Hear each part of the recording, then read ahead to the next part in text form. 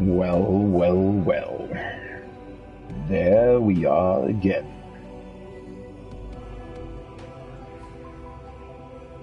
Hello to you too, Midgardsormr.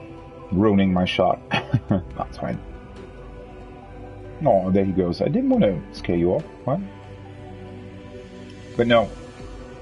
Welcome back, everyone. Yesterday was a ride. It really was. And now here we are. Just on the moon. Close to Zodiac. Or what's left of him currently.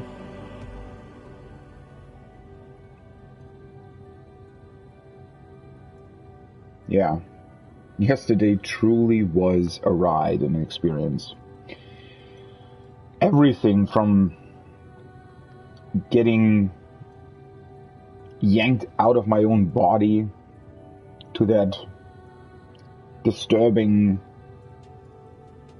duty that we did in order to come to the aid of our friends in time in that other body, presumably the one that Xenos was in before he regained his own. And then to that dungeon with that mind-blowing last boss. Now we're here. Teleported to the moon with Fandaniel and Xenos apparently being obstructed by Hydaelyn, who, in the form of Kryl, just in time arrived to divert the teleport to the moon. And I'm not entirely sure how that works exactly. How do we have to think of this? Are Fandaniel and Xenos now just on another point on the moon and are walking to this place? Are they literally just walking? That is, I don't know, so many questions, so many things that are just mind-blowing in this whole regard. And even though we knew we would visit the moon, I mean, it's literally in the title, or on the title screen, and you know, behind the title itself. There's always the moon, but still, just, I guess it was the sequence of cutscenes that were playing that made this whole journey so incredible and so mind-bending, because it was constantly something that you did not expect. And something that feels like it hinted at something else than what was actually happening at that precise moment in time. And then also, again, Fandaniel trying to actually apparently resurrect Zodiac. It had nothing to do with Anima. Anima just seemed like some weird distraction, but still built with Varys' body parts for some reason in order to influence the Garleans, but then in and of itself wasn't really all that important. Whereas now,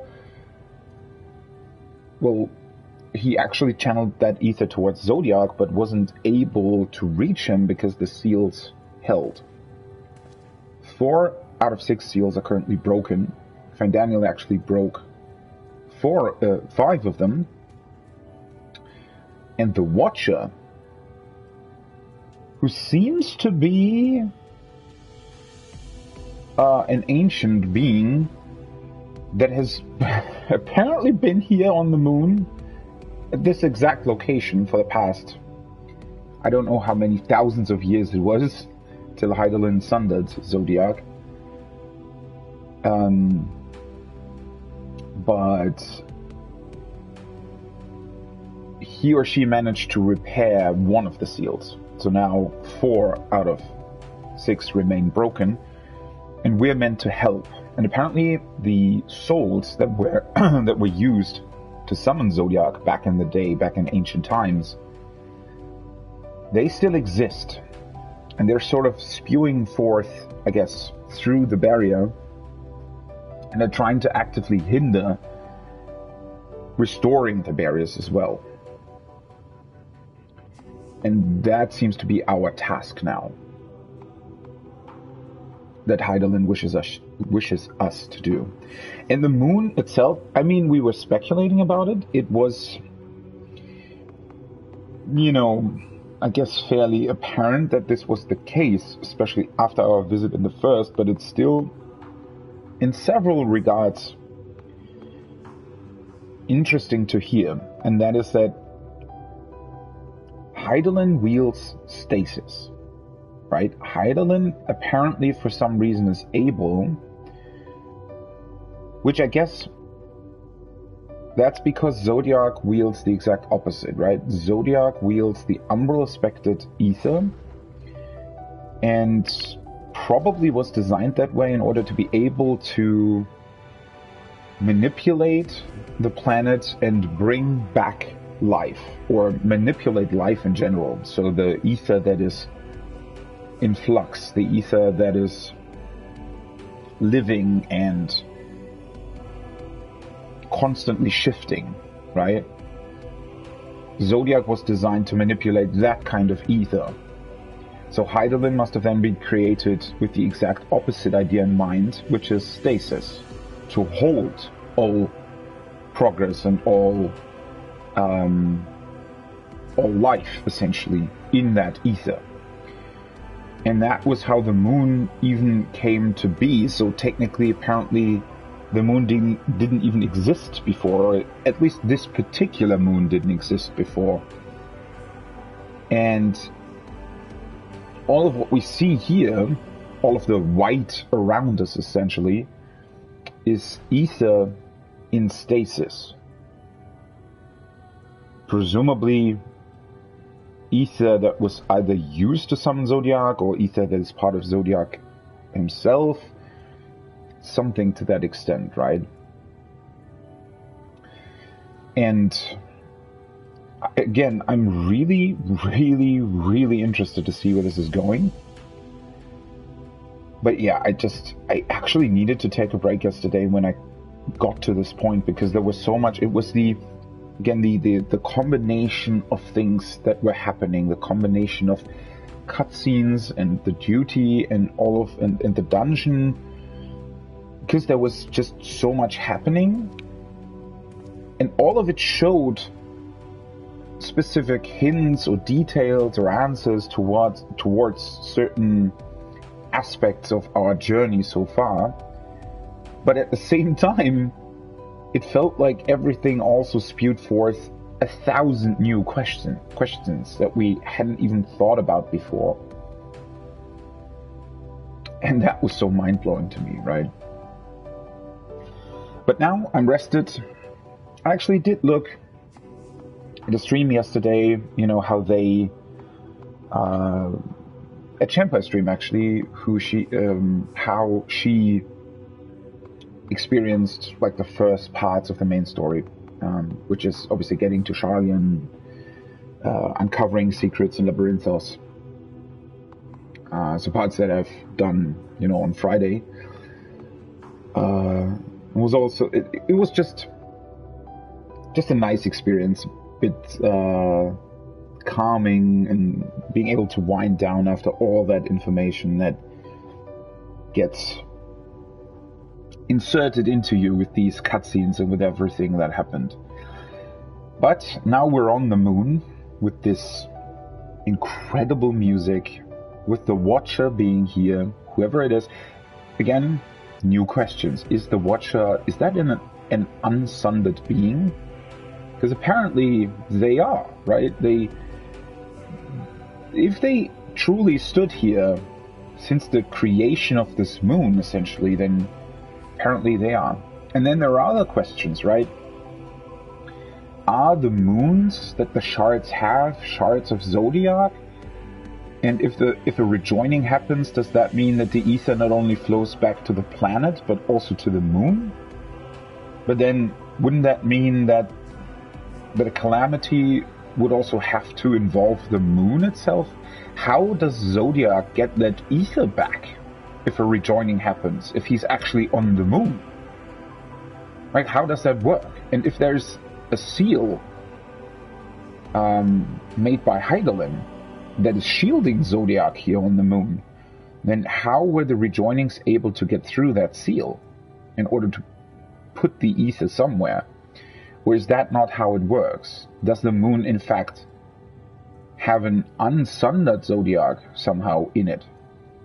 Although I don't think so, because the projection apparently that we're seeing here on the moon is clearly sundered still. It's not whole, it's missing substance, right? It's this weirdly ghostly Zodiac that doesn't, at least yet, doesn't have a full-formed body again, I guess is what you could call it.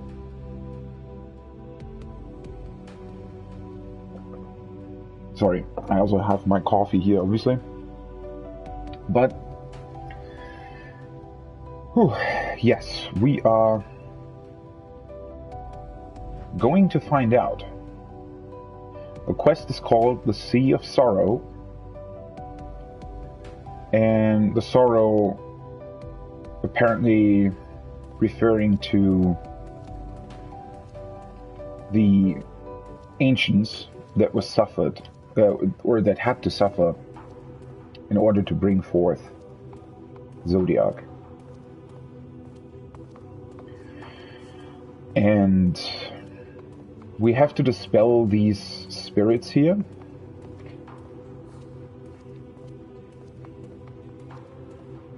Let's see what they're saying, how they react, what they want, what their thoughts appear to be. Which is also a concept that is equally interesting in a lot of ways. Because when Emmett first spoke of people, or I guess it wasn't Emmett, right? It was Hathlodius. I need to get down there. Is there a staircase here? Why isn't there? Wait a second. So there is a platform here, but no door. Wow. Ooh, that is also, I think, when I arrived here yesterday,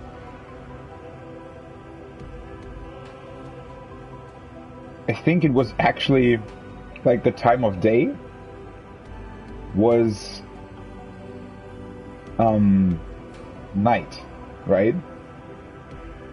And I think what they've actually done is that the skybox, instead of, obviously we're on the moon, so there's no time of day here really, apparently. Although now that I think about it, that's actually a very interesting point. So I was just wondering, now we see the planet Heidelin lit up, right? And from the angle of the light, it seems that the sun, I don't know, would be somewhere there? The light here on the moon apparently comes from a different source, which would be... How does this work? Is that just... Where does the light even come from? We have to have a sun somewhere, right? I hope I'm not suddenly discovering that the sun is also some kind of primal or ancient being that is somehow distributing light in a weird fashion. But I do think that apparently what happens if there's night on the moon, the thing that actually gets dark is the planet in the background. I think that's how it works.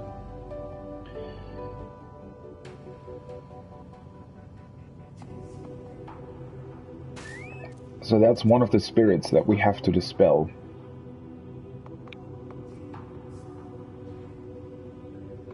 And those are, apparently there are big swords that have been driven deep into the moon, which again invoked a lot of questions, because the Watchers spoke of Zodiac, or at least of what we see here, as some kind of projection of what's in the moon's core, right? So then, first of all, how does this projection work? Why does it exist? And why is the seal specifically here? I wonder. And then these swords, while they do appear to be quite large, they don't look like swords that, you know, go all the way to the moon's core. I think. But again, I don't know.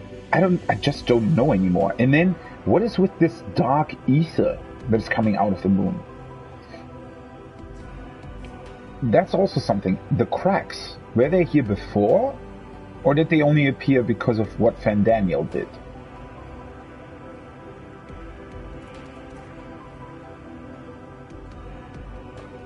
So many questions. But yeah, I just noticed that the light is a bit weird.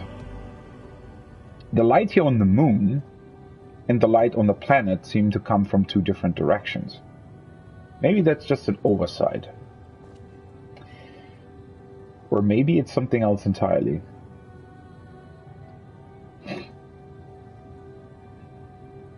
I also wonder if they specifically thought about modeling the planet in the background according to, well, what it's supposed to be, really, right? Because, I don't know, if you look at the top of the planet,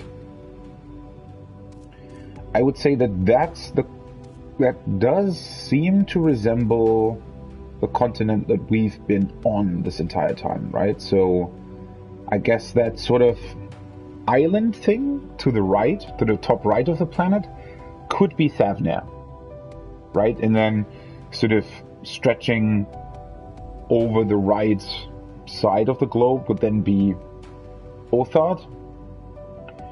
And what we're looking on the top of the globe, that's Ilsabad, and then Eorzea would be to the left, currently in the shadow, right? But then, what is that continent that we're seeing in the south? Wouldn't that then be Mericidia? Technically. And just at least applying sort of real-world physics to it, that almost looks weird, right? I mean, just from this picture, we can't really assume any kind of axes that it's spinning around. Also, the moon, I guess the moon on the real world Earth, right? Always, because of the way it's rotating, we are always facing the same side of the moon. So the moon is rotating in a fashion where it's rotating exactly, in a way that corresponds to the rotation of the Earth. I presume that something similar is at work here, so that sort of this seal area is always facing the planet. Then again, I mean, this is not...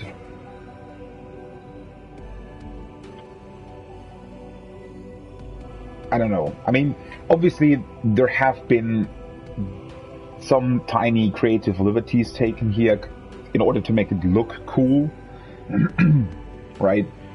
Because technically Van Daniel obviously was shooting the ether pretty much straight up to the moon, whereas where we are now, at least just from this perspective, it looks like that we're sort of off to the side of the moon, right? We're not exactly, because otherwise, obviously, the planet would be right on top of us, or like What is that called? The Zenith? Zenith? And not where it is now. But again, obviously, I don't know. Although now that I look at it, the planet is spinning, right?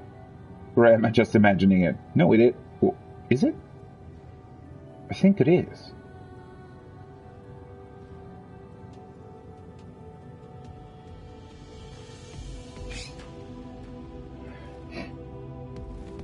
But wait, wasn't it complete in darkness yesterday when I arrived here? Or am I remembering that wrong? But it does appear to be spinning.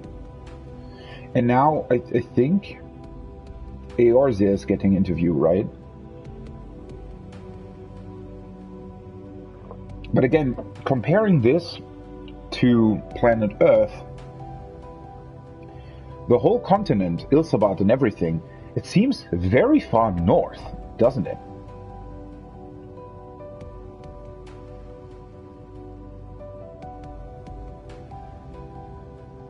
Which I guess would explain why Garlemald is as cold as it is, because it almost seems to be the North Pole, or close to it.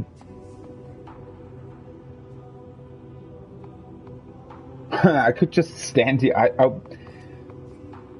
I could just literally stand here for hours just looking at the planet and trying to figure out where all things are. But yeah, they seem to have modeled it exactly like it should be. So now Eorzea is getting into view.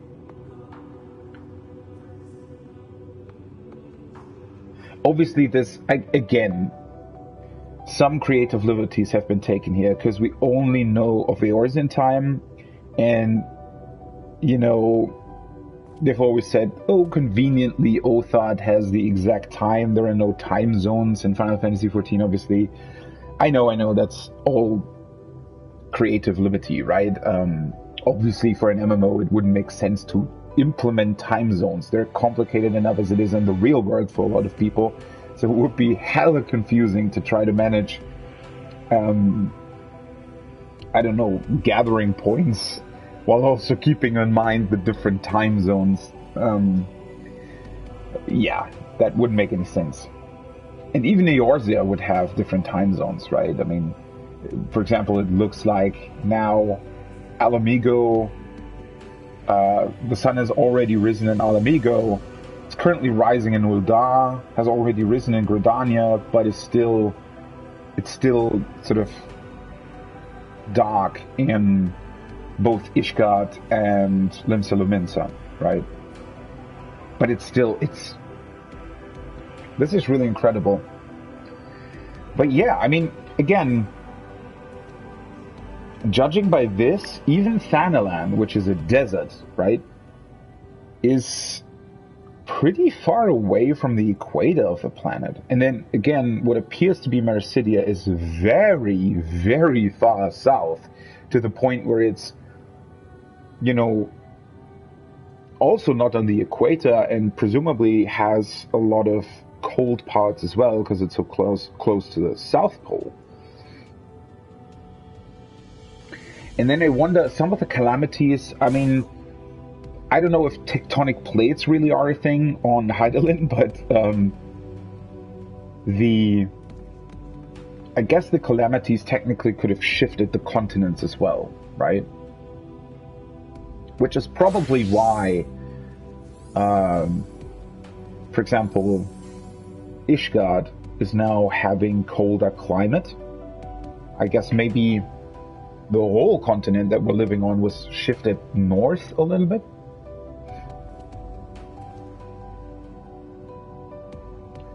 What I would really like to see is, if I stand here for like another 2 hours, which I'm not going to do, but if I would be, what is on the other side? Is it just a big ocean? The new world has to be somewhere, right? But as far as we know, those are the only 3 continents on Hydaelyn. Huh. This is all, I don't know. Again, there are so many questions, so many things that are now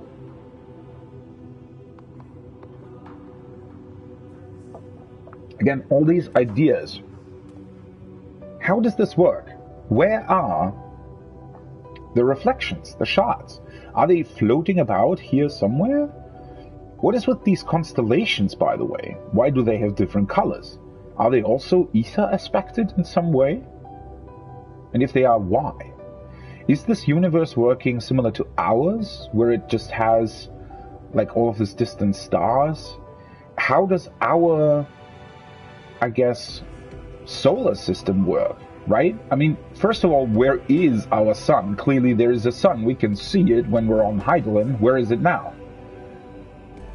And do we have other planets in our solar system? If so, where are they? Did those planets get sundered as well? Did our solar system get sundered? Did the planet get sundered? Are the sundered shards somewhere here? Are they somewhere different?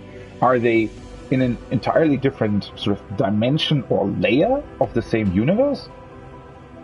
Does that mean if we theoretically would build a starship both on a shard and on the source and would fly into the same direction to, I don't know, the next solar system, would the solar system that we flew to from a shard be slightly different than that from the source? Is everything sundered? How does that work? Would Hydaelyn even be strong enough to do that? Or, right? I mean, how are these things really working? And then also, I know I'm just rambling on, but what about Hydaelyn's seal? Why does it look like the exact same seal that we sort of stood on with our blessing of light and with the crystals that we had? Were we the seal? And if so, how was the state of Zodiac, or how was the state of this place when we were still missing those crystals? Or what happened when Midgardsormr took it away? Or did that not influence this place in any kind of way, and it was just that we are somehow connected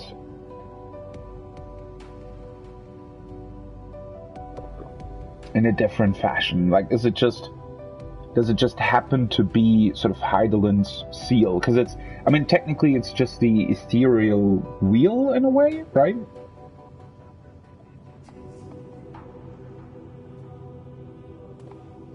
And I guess it was just symbolizing how Fandaniel was able to break through most of the aspects of the ether within Hydaelyn's shield, but not all aspects. I don't know. That was a big chocobo. Yeah, now Eorzea is in full view, by the way. So I presume if I stand here a lot longer, then it'll probably turn and show us the New World as a continent. And interestingly enough, there's a lot. Like, the oceans are way, way bigger. There's a lot more water, actually, on Hydaelyn compared to our real world Earth. At least that's what it seems.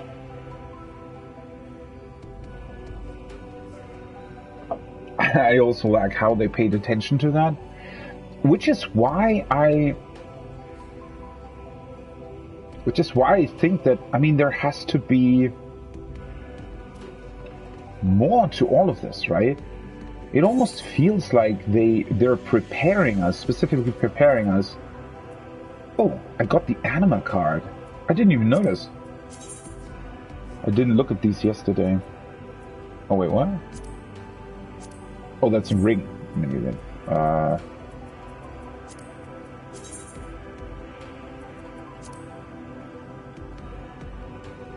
wonder what gear this is. It does look cool, though.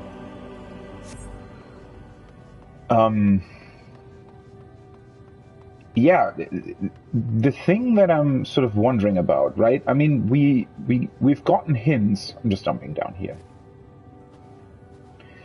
We've talked to Vitra, right? And for the first time in a very long time, we actually got more information about Midgardsormr and about the First Brood, and why potentially Midgardsormr chose Hydaelyn as a destination, right?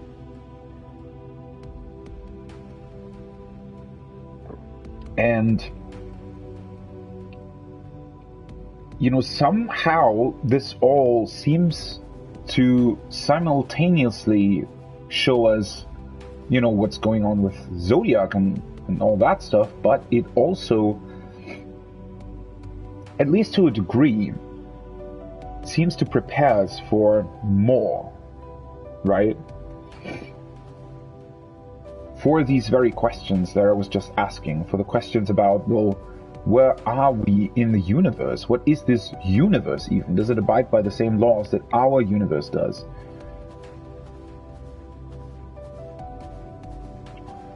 Maybe I'll remember to look up at the planet a couple more minutes, and then maybe we can see the new world as a continent as well.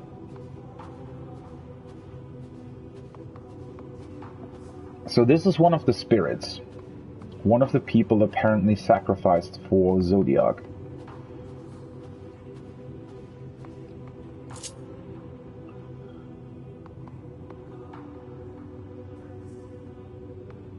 What's up with you? Where? When? How long?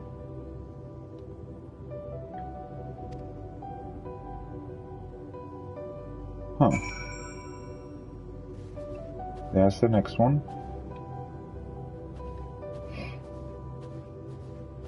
This is also quite a bit larger than I thought at first, just looking up from the tower.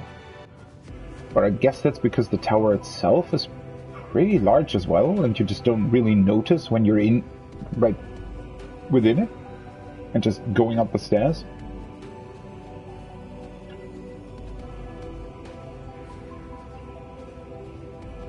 Zodiac.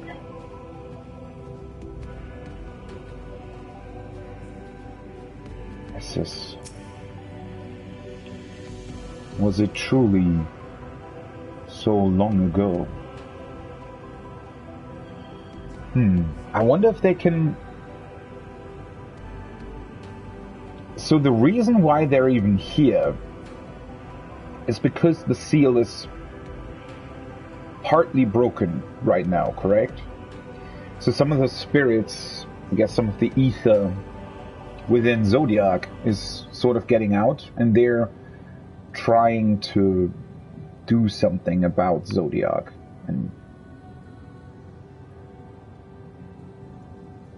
But at the same time, they seem to be somewhat conscious, discovering where they are and asking themselves, well, how long?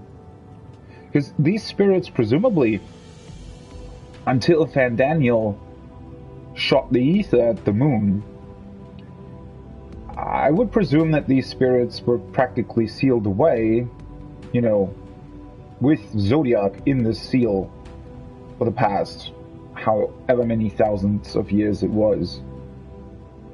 And now, for the first time since the Sundering, are wandering here, and at the same time wondering where they are and how long it's been.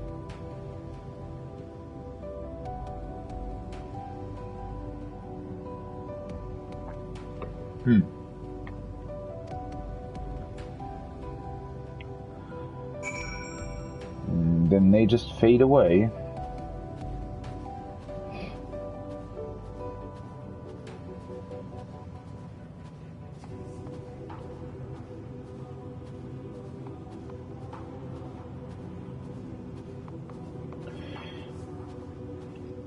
And once again, you know, being closer to these swords, the swords themselves, everything here doesn't really feel elegant. It feels more ancient, but at the same time it does have some resemblance to elegant structures. Somehow. We were happy, at peace with the star. We nurtured it, helped it grow with our will, our creations. Huh. Maybe you didn't, right? There's the question, I guess, that we're here trying to answer is, well, why did the star cry out, and what was it that cried out? Again, referring back to the events of yesterday with Anima, what is Anima? Why was that thing suddenly there? Right, I completely forgot. I actually got the card from the dungeon. Let's quickly look at the description. I don't think that it really will answer any of my questions, but Anima. A primal housed within the Tower of Babel, Anima was brought forth with the corpse of Varustos Galvus and granted its unearthly power through the patriotism and fervor of the Empire's citizens. It sat at the center of the Telophros's web, siphoning rivers of ether through the spires built in every far-flung corner of the world. Well, yeah, this just tells us, as much as I was expecting, only the things that we now know through the story, nothing else. And by the way, the new world is coming into view there in the distance. In the darkness, dark side of the planet currently. Interestingly enough, the New World seems to be a much bigger continent than the one we're on, or at least similar in size. It's kind of crazy to think about.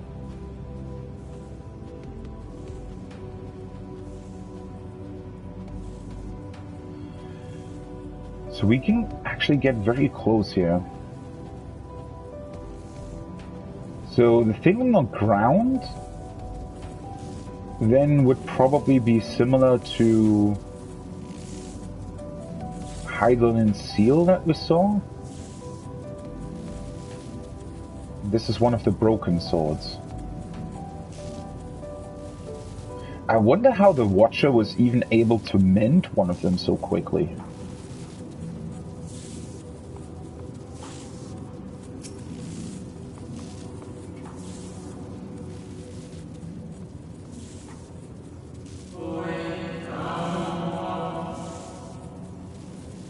We were the star's beating heart, its life.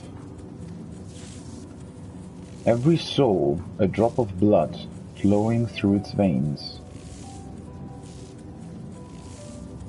It's a very interesting description here.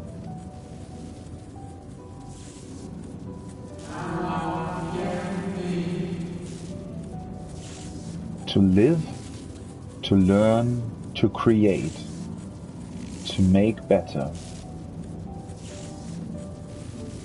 The star flourished, as did we.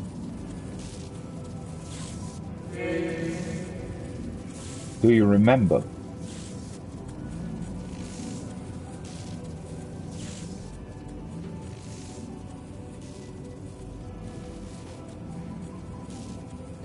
As the whispers die, the final spirit fades.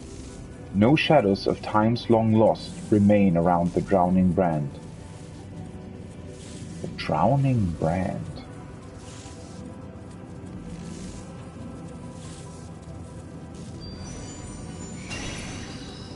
What? Who are you?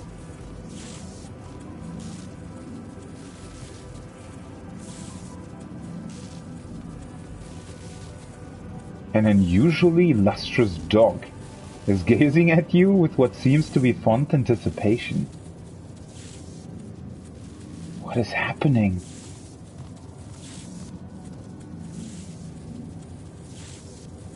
It appears to be waiting for you to follow it. Oh God. My mind's already on the edge of collapse here. What? Who are you? Some kind of guardian spirit of the seal or something? Follow the lustrous dog and try not to fall behind.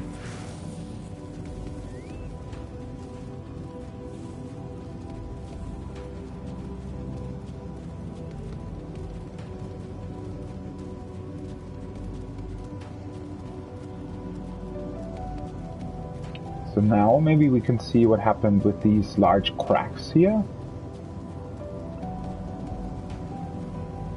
Ooh. What the hell is going on here? What is this? What? Wait, I want to look at this. What the? Whoa. Alright, I definitely... What were we just running over? What the hell? Where are we? What is this? What? Why? Wait! What is this? Some kind of ether cave?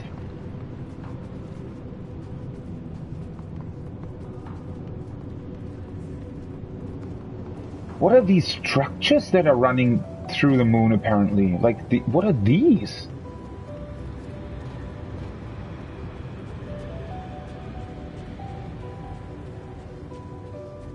What the...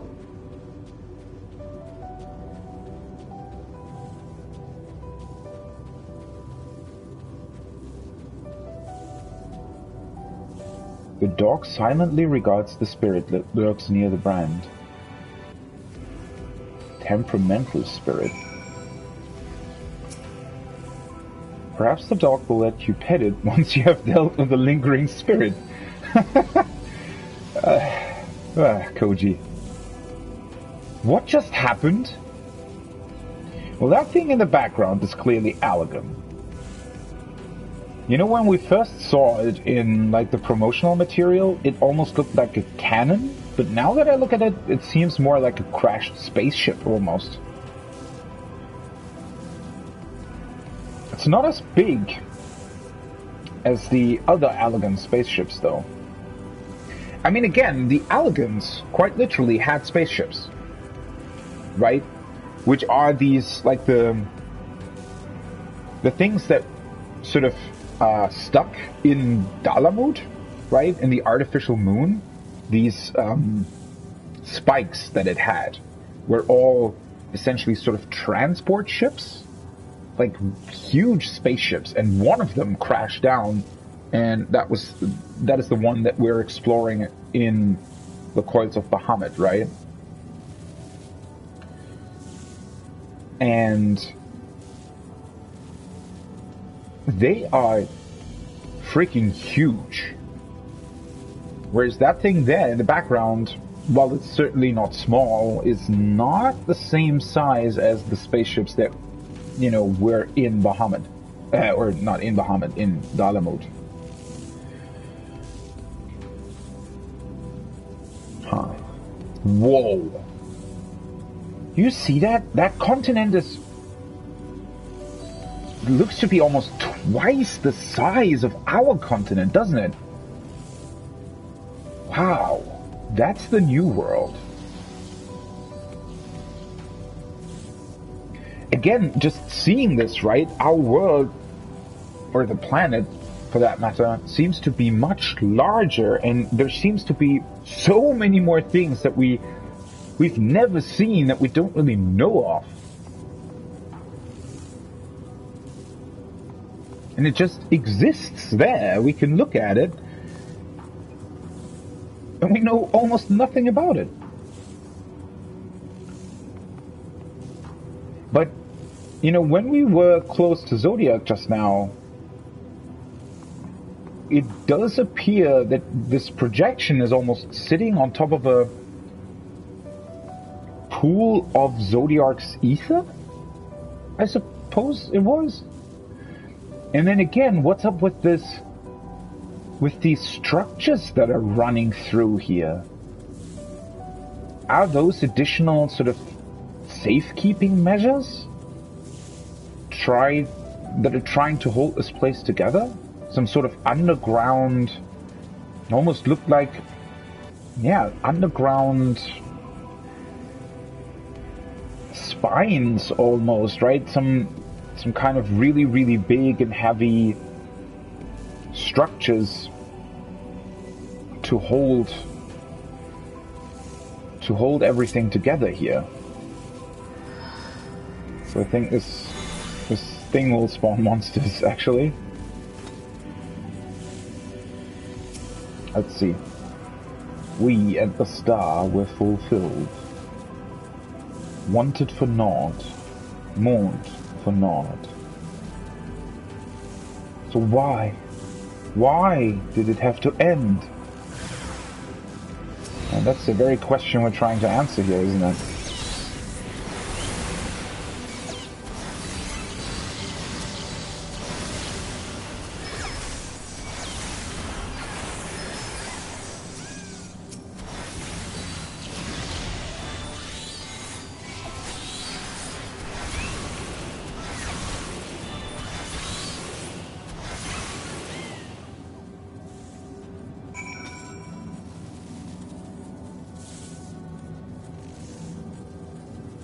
The numbing brand. What's wrong with you?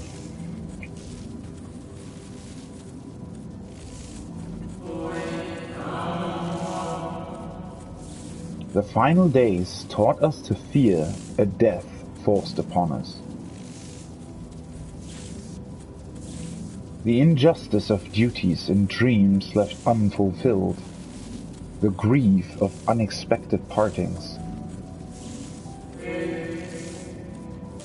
Swift as darkness, cold as ash.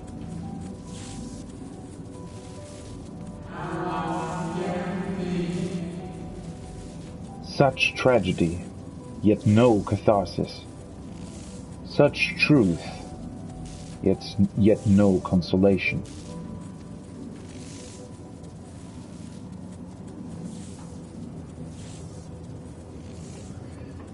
And again, we're seeing all of these mind-blowing things. We're literally standing next to Zodiac. And still, it seems like we, and the ancients for that matter, don't even know why all of this was necessary, why all of this happened in the first place, right? As the whispers die, the spirit fades. All is silent and still around the numbing brand.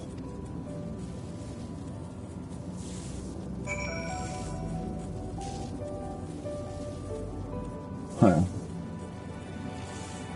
Umbral wind. The weather is called umbral wind?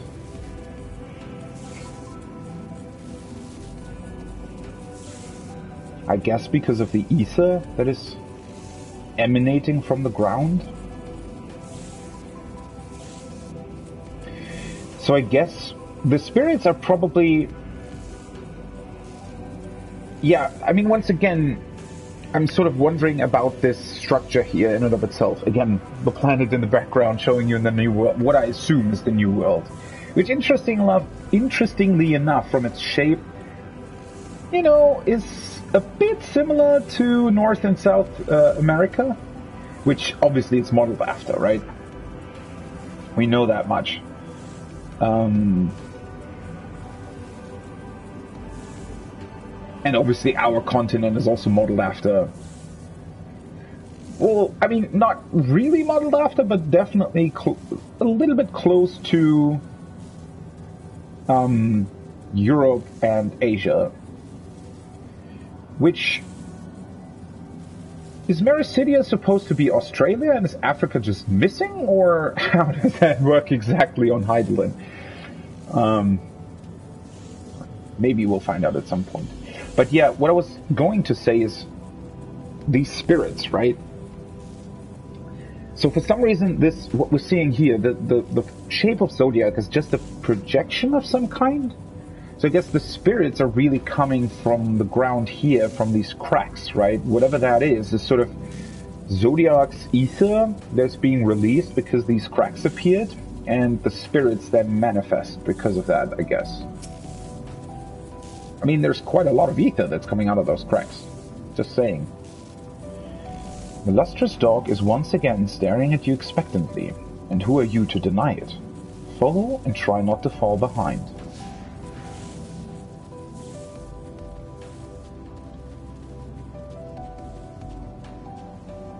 Trimmer.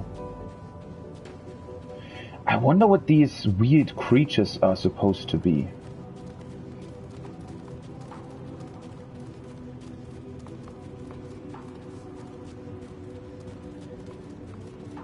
Like, where did they come from? Why do they exist specifically here?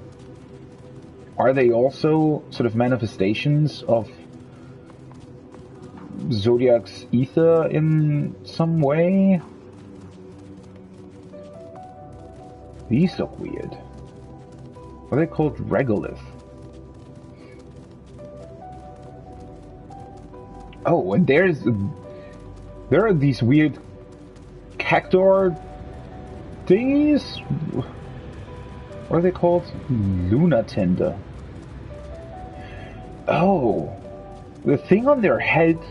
Do you think that's the same flower that we're carrying around? I'm confused. What is that supposed to mean? It looks like it, right? It looks like they're... The flower that we're carrying around is on their heads. What's that animation? What?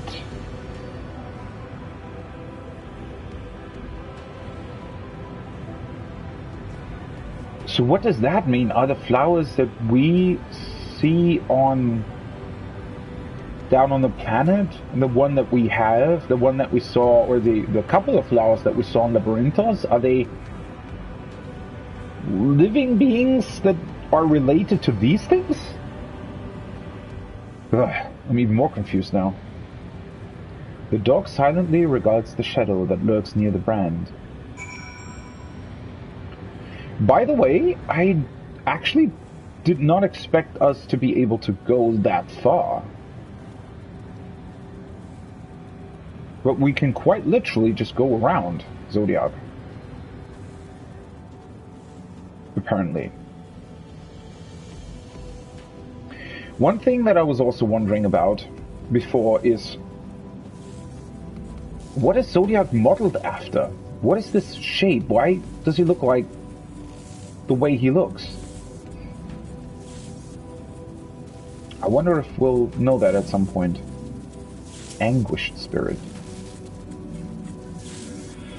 Oh boy.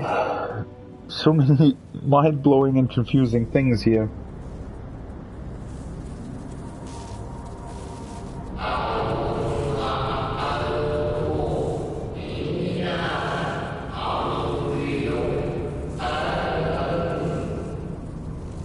Our perfection came crumbling down.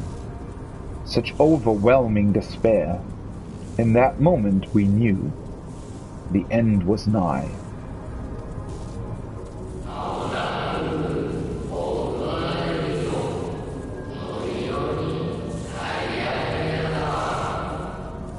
The faintest glimmer of hope remained. We gave our lives that others may live. We gave ourselves to Zodiac.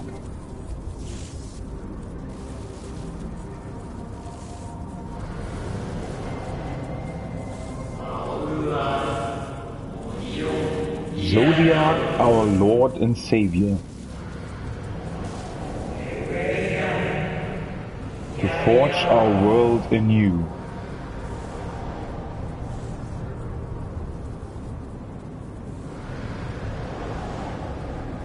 There are a lot of you.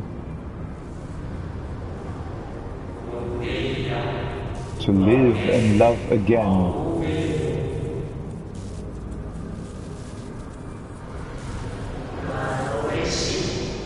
Become one with the star.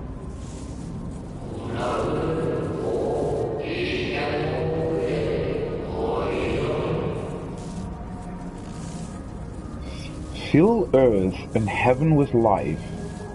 Birth paradise where fear is distant memory. That sounds like what they were wishing for from Zodiac, right? When they sacrificed for the second time, they wanted him to restore life.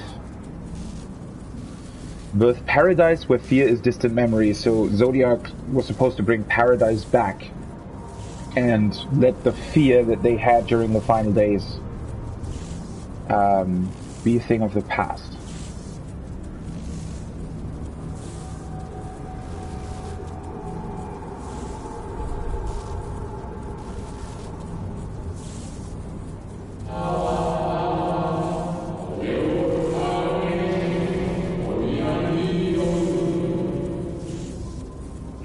What is this now? Pardon me, but would you be so kind as to step aside?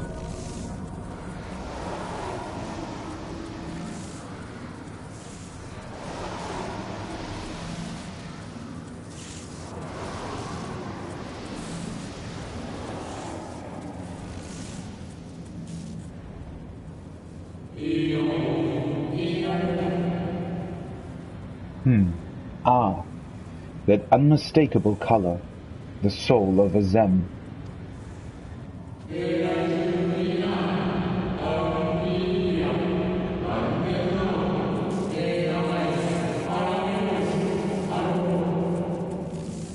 But not the friend I knew, I think. Nevertheless, you are you. With the music in the background. Brilliant.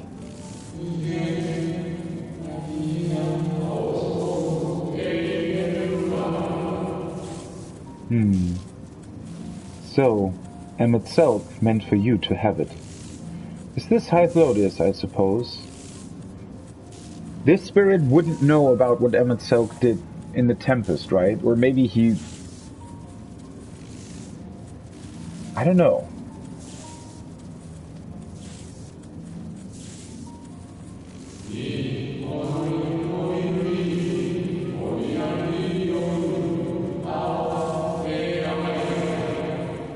You seem surprised.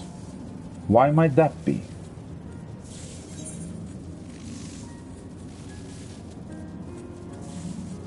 We meet again, Hythlodius.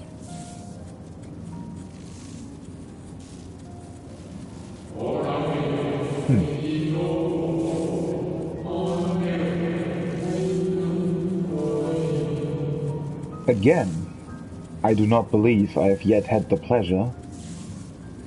This is... wow. So this is the real Hythlodius, right? The real spirit of him.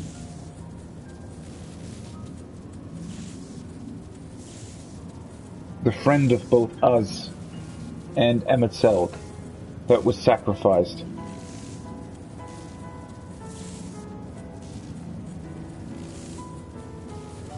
Definitely one of the friends that Emet-Selch wanted to bring back. Yeah, as I suspected, he doesn't know about what Emet-Selch did. Because he was sealed away. We're circling back around the planet.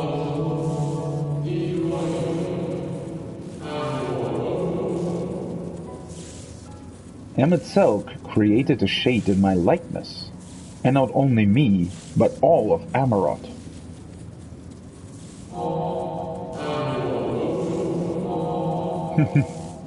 How very like him.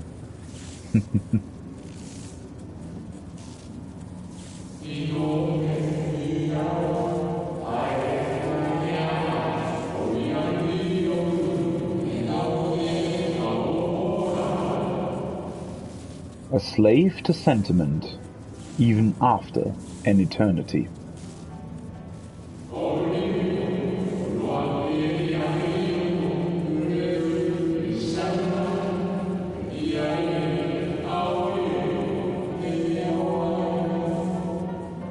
As you may have guessed, I am different from the shade you met before.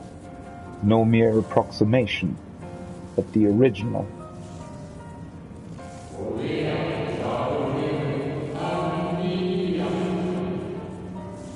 A soul sacrificed to Zodia.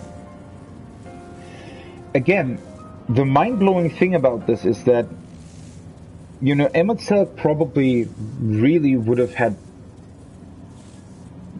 liked to have this opportunity to talk with his old friend again, right? He wasn't able to because the seal that bound Zodiac was still intact. But now, with everything that Daniel did, these spirits are, well, not exactly free, but I guess they can at least, wander here where it's very close to where the ether is stored that contains their souls, right? So now we can actually talk to them, which, interestingly enough, wouldn't have been possible without everything that Daniel did. I wonder what he would think about Daniel.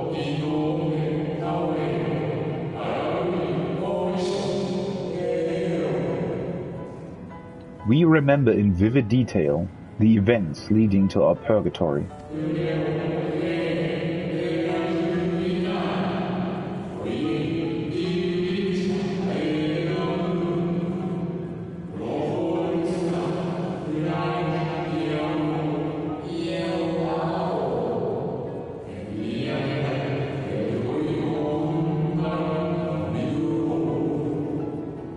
The plans and plots for our resurrection, Heidelin's intervention, and Zodiac's and the stars' final fate.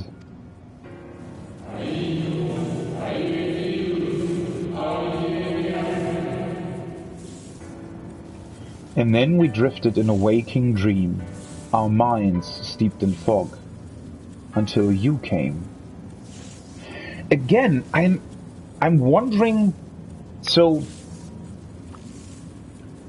clearly they are part of Zodiac's ether, or of Zodiac's being, however you want to describe that.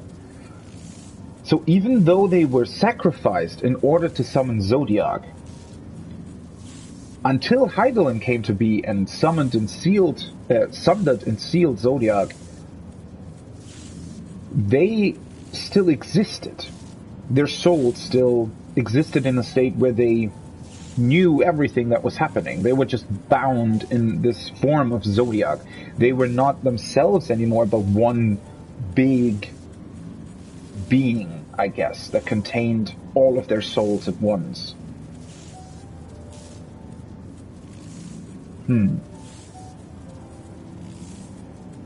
That's just a bit crazy to think about. I mean, obviously in a way it makes a lot of sense, and it is, in line with what we know about all of this, but at the same time, when Emet-Selch and Hythlodius spoke about sacrificing one half to save the other, I guess I sort of just presumed them dead. I didn't really think of the fact that their ether, their very souls, were now in Zodiac. That Zodiac was practically half of their population just sort of crammed into one creature. So they sort of still existed. They weren't dead by sort of our definition. They just... well, they weren't individuals anymore. Nobody you could talk to, right? Nobody, not your friend that you knew, but just this big creature made up out of their ether.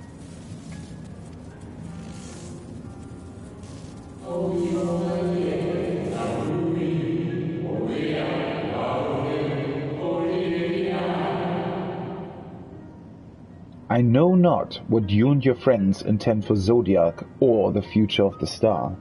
Nevertheless,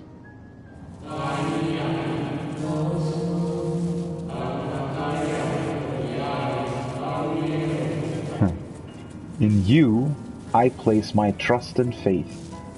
In you, I choose to believe, as Emet-Selch did.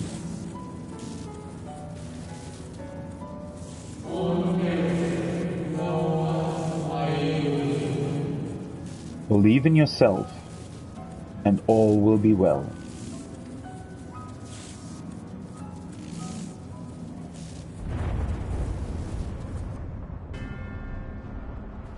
Ooh, that doesn't sound good.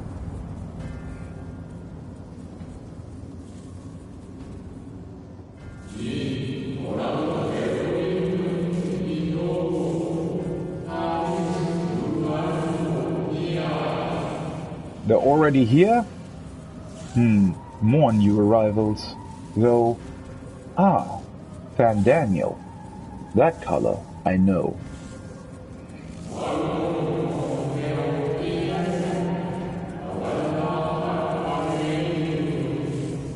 And another I do not.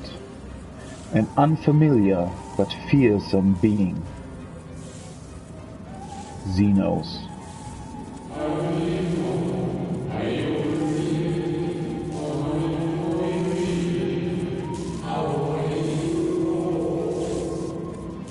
I have kept you from your duty. By way of apology, I will ensure that the shades hinder you no more. You can do that?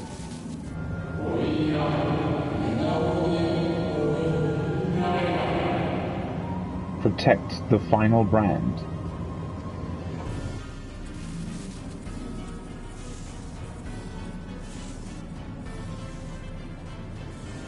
I mean,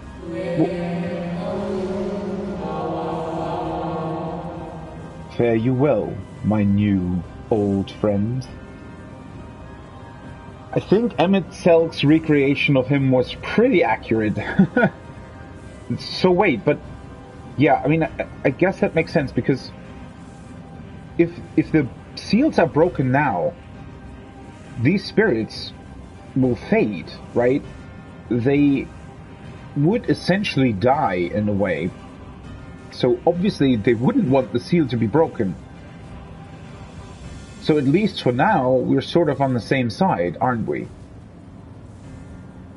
By making sure that Zodiac remains bound and shackled and sundered, we also make sure that, at least for now, the souls contained within Zodiac's ether don't dissipate, right? They still exist as long as Zodiac exists. And freeing Zodiac now would just, I don't know, create an abomination? I honestly don't know what would happen.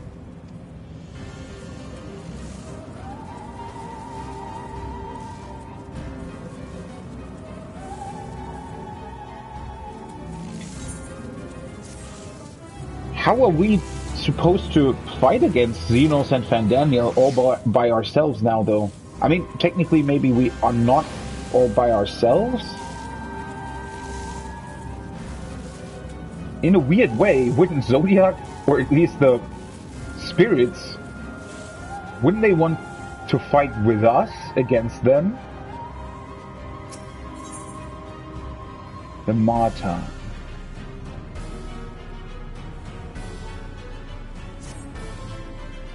The dog growls, agitated.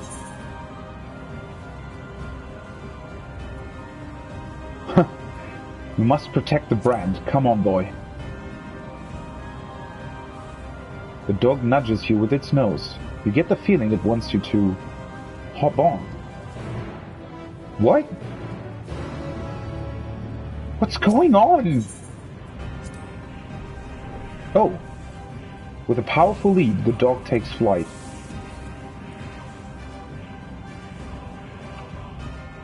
Yeah, what is that? What is that? Why are there these weird... The cave had some of them too. These weird things here. Why is there vegetation? Oh, you know what it is? So, because the seal is broken to a degree, I think what is happening is that the stasis that Heidelin put on the ether is slowly waning, right? It's slowly... The ether is starting to be alive again. I think that's what's happening, and that's why there is vegetation there. It's essentially ether that is no longer in stasis.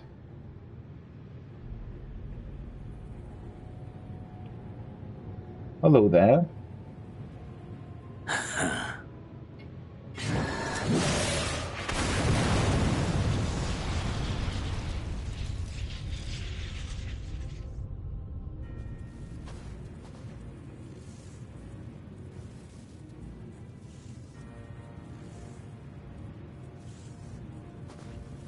In the nick of time to savor the crowning triumph. Unbound and free at last. Arise, Zodiac! Do you even understand how he works? What?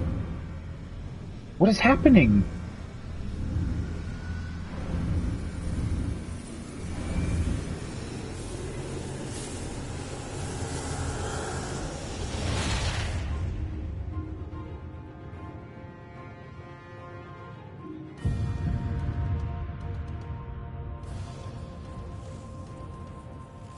He's still sundered though, isn't he?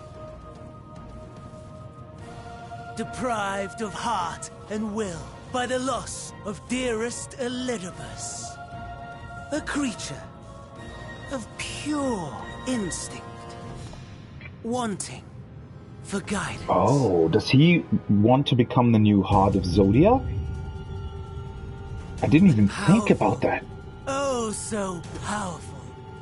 More so with every passing moment.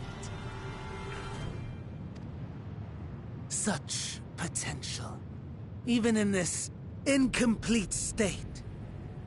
Still the savior who delivered a world from certain doom. So, here we stand. But Xenos wants to... Wait, how would that... Wasn't... I don't get it.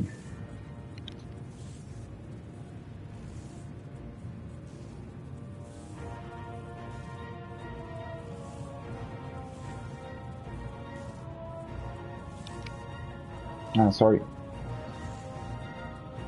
So, wait a second. The Xenos plan, as far as we knew, was to feed on Zodiac's ether. But again, Zodiac is still sundered. Zodiac is still missing quite a lot of ether, in fact, right? From quite a lot of shards that haven't been rejoined yet. And what would it mean for Fandaniel to become Zodiac's heart now if then Xenos wanted sort of to feed on it? What? I'm just confused. You know my intent. Consume the god, then the world.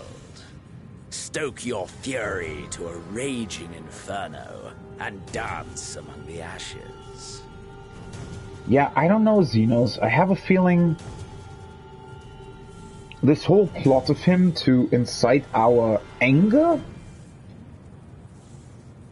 I think he kind of misunderstands how...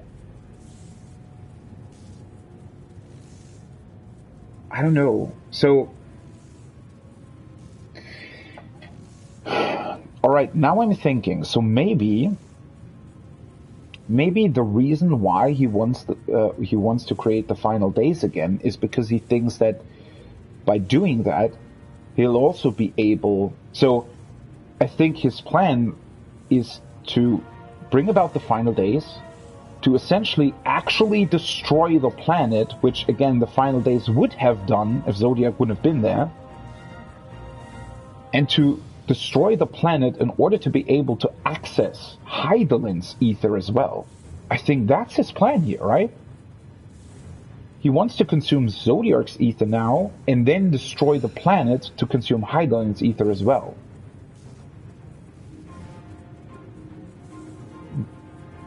But again, Zodiac remains sundered. Or maybe he doesn't perhaps care. Would face me here and now. A lesser but welcome amusement.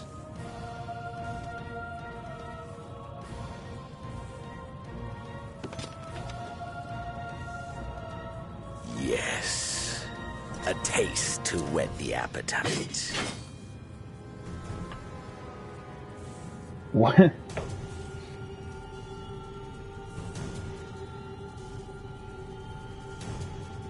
Sorry to spoil the moment, but might I ask that you postpone the slaughter until I've said my piece?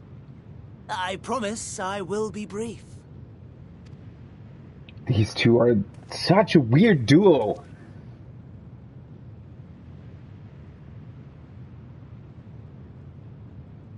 Do you remember when I told you that I wanted to die? and take everyone with me. I meant it.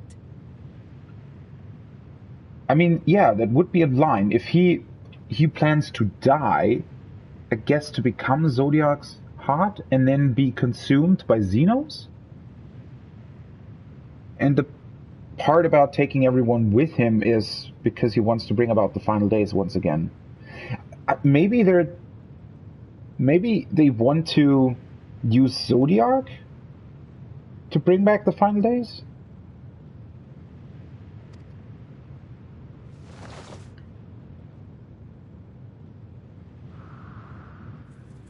There he goes. I have a feeling he's not quite dying.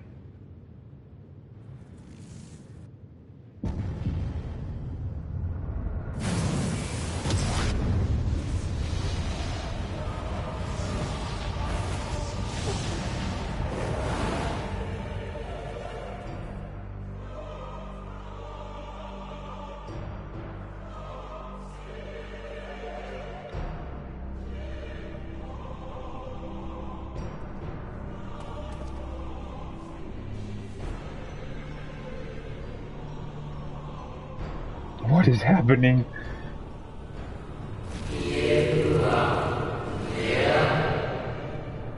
We are the savior.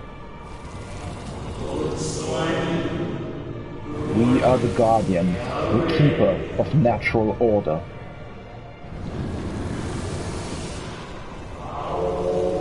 We are the martyr, the bestower of new beginnings. We are...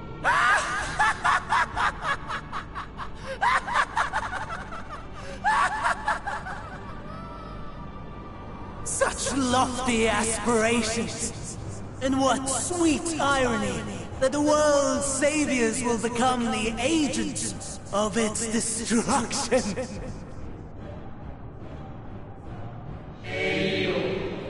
It cannot end this way. Well, suddenly we're on the same side, huh?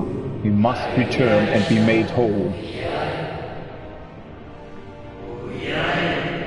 We are the will of the star, now and forever. For the greater good, for the sake of the world. Wrong, wrong, wrong, wrong, wrong! Lies and delusion! The dead have no power over me. You will be silent. Silent as the grave!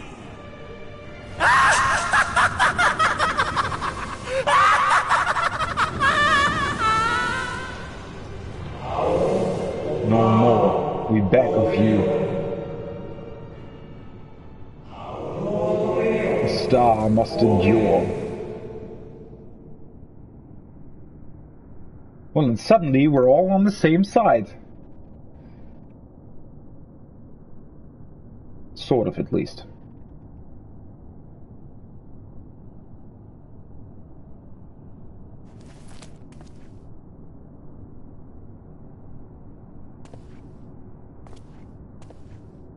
Believe and walk in faith. Let the light of your soul shine for all to see. Hi.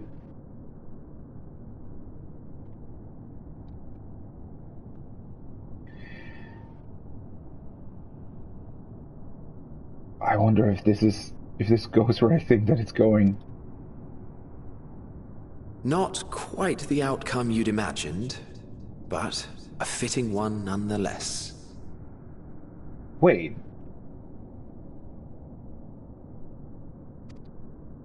Don't you think so, Hades?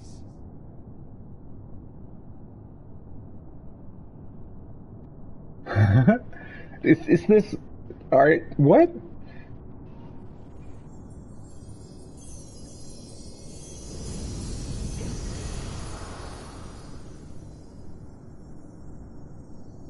Was that Heidelin? What? Wait, what?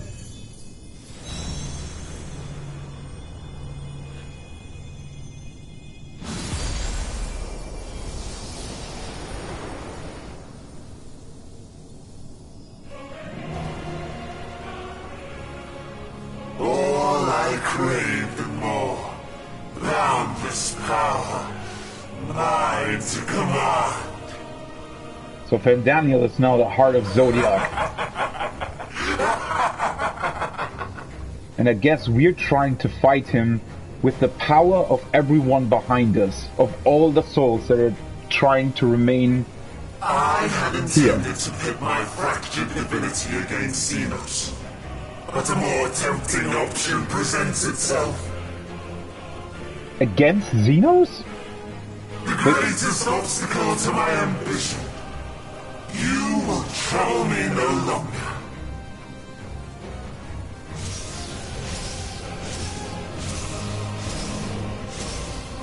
And we're once again summoning other heroes to our aid.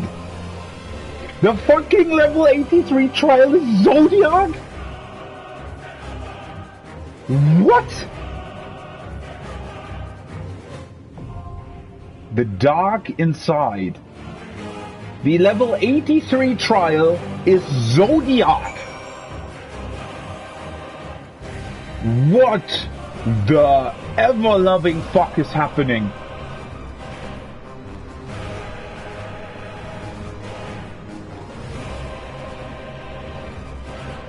What?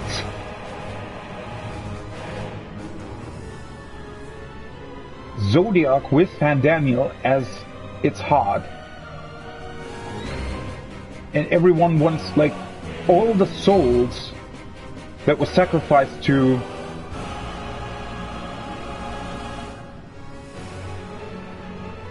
bring Zodiac to life now want us to defeat its heart.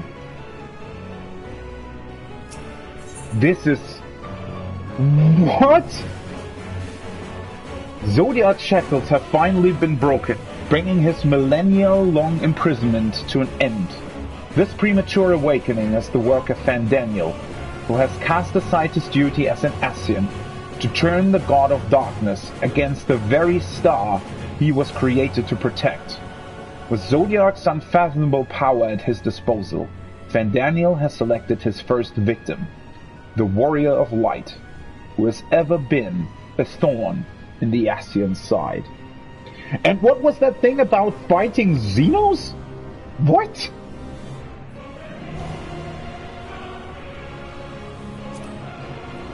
What the hell is happening?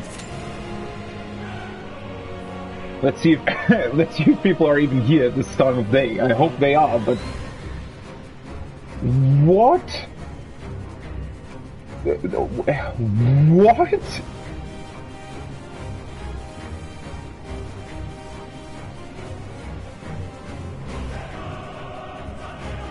What? What is happening?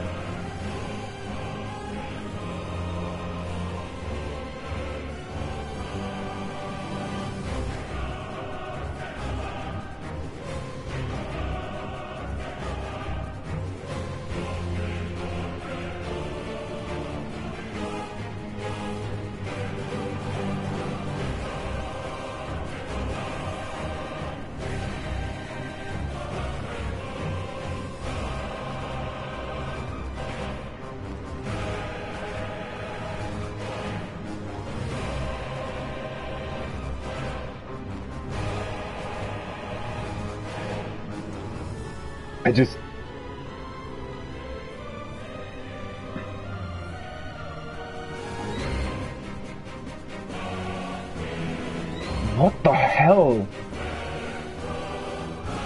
So this is, I guess, the Sea of Ether beneath the surface of the moon, right? We're literally just beneath the surface of the moon. Or in its core? Something like that.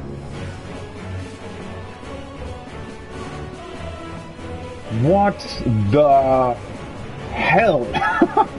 What?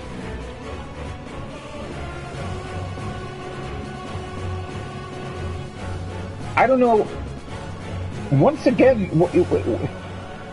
what is even happening with Fandaniel and Xenos? Not only are they sort of... They're not even on the same side, really. Why do they work together? And then... What? I mean...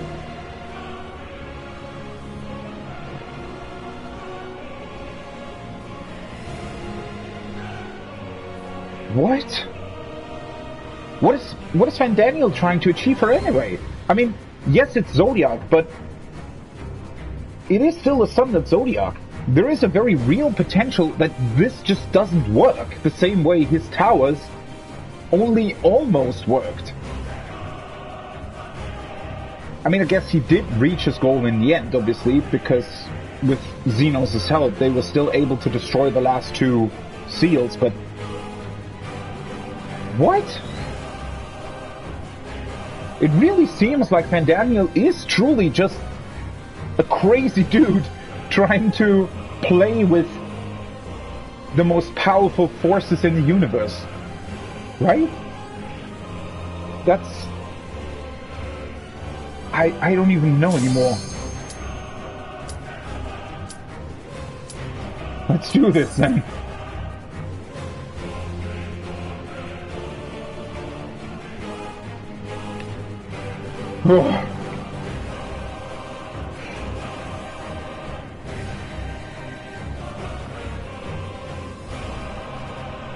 I don't... What the hell is going on? What the hell is going on?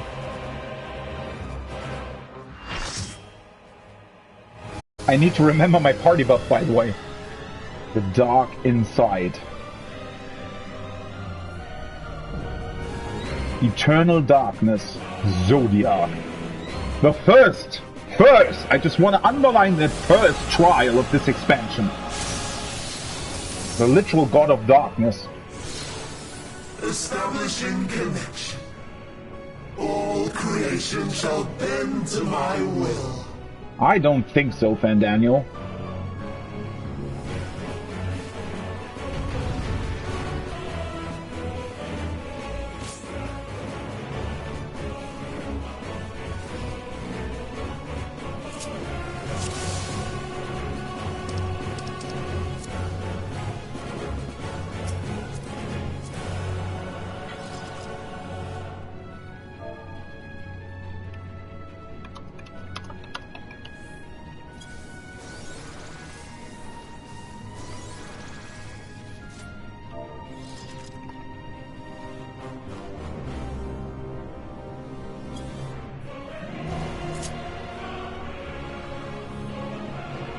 All right.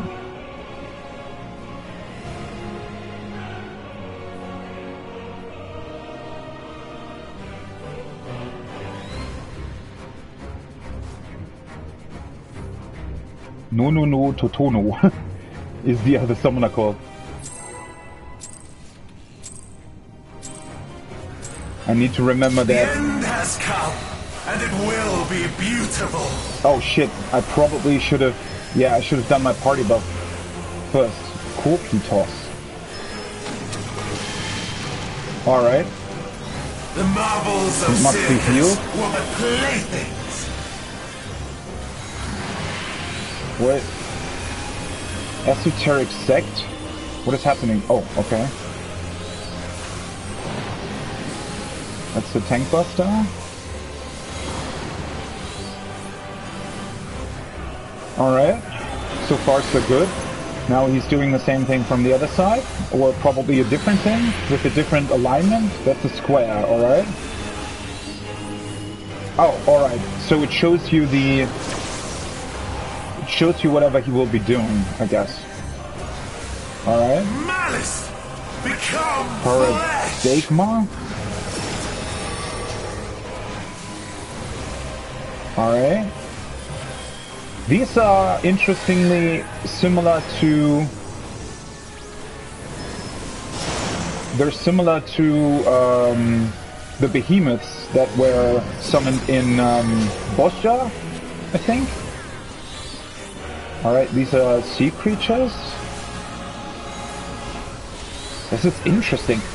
It's interesting the shapes he's bringing forth, right? Because you wonder where they come from. Phlegethon. Whoa. Will you live to see the end? Those are 2. Or, wait, are they? Oh! That's a new marker for having multiple hits in a stack marker. Nice! Oh, wait. That's cool!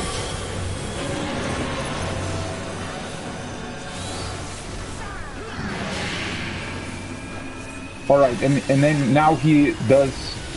Oh shit. Whoops, that was a triple weave. Still trying to figure out my rotation. Zodiac shall be complete. So he's doing these things like in different configurations. The different summons that he did. Complete control. I wonder if this... Yeah, I was expecting that. Face change.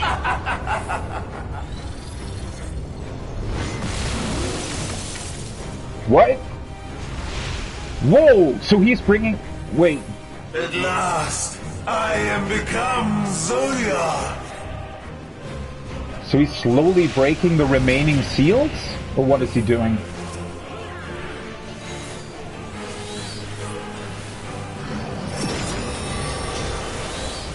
Alright. The natural order overturned. Astral flow? So they're rotating, right? Yeah. I think so. All in existence. Or are we bend to my rotating? will. Oh, the... Oh, whoops.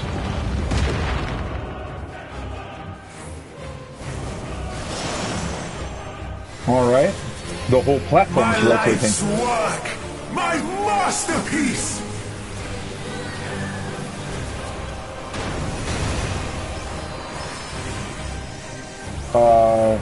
What was that? Alright, so the whole platform is literally rotating. Triple esoteric ray. That was first, right? Alright. How I've That waited came for this day. quicker than I thought. To the side, alright?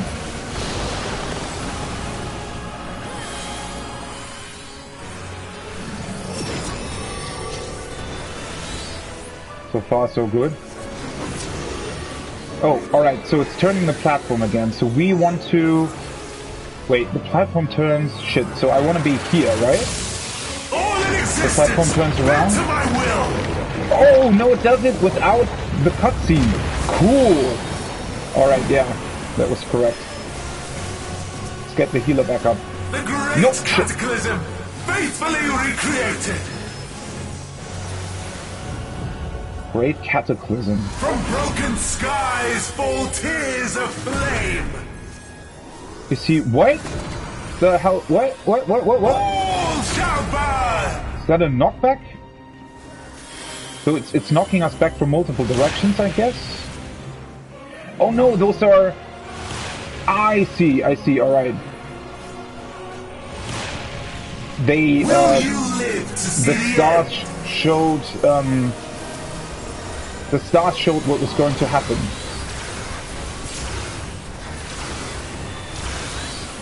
Whoa.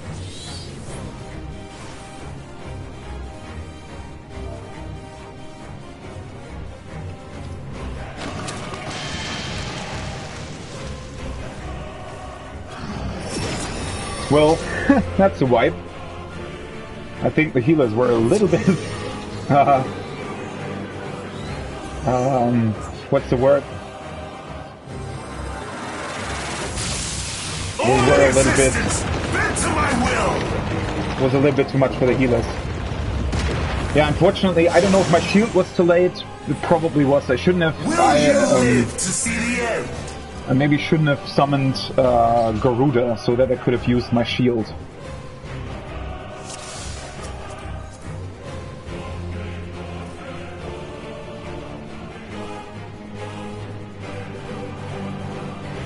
wouldn't say that it's harder. It's more about that there are a lot of mechanics in this that are just completely new.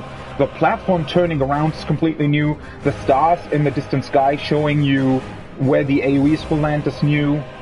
The markers themselves that he set around the edges are new.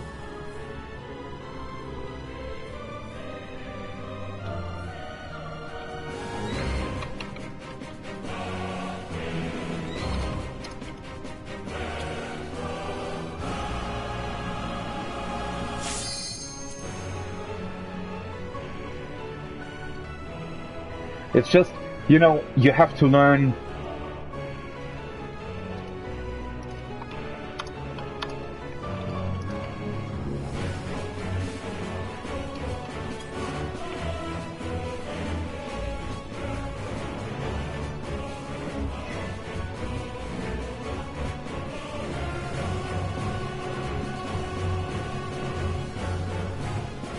Yeah, so far so good. Was really, really cool.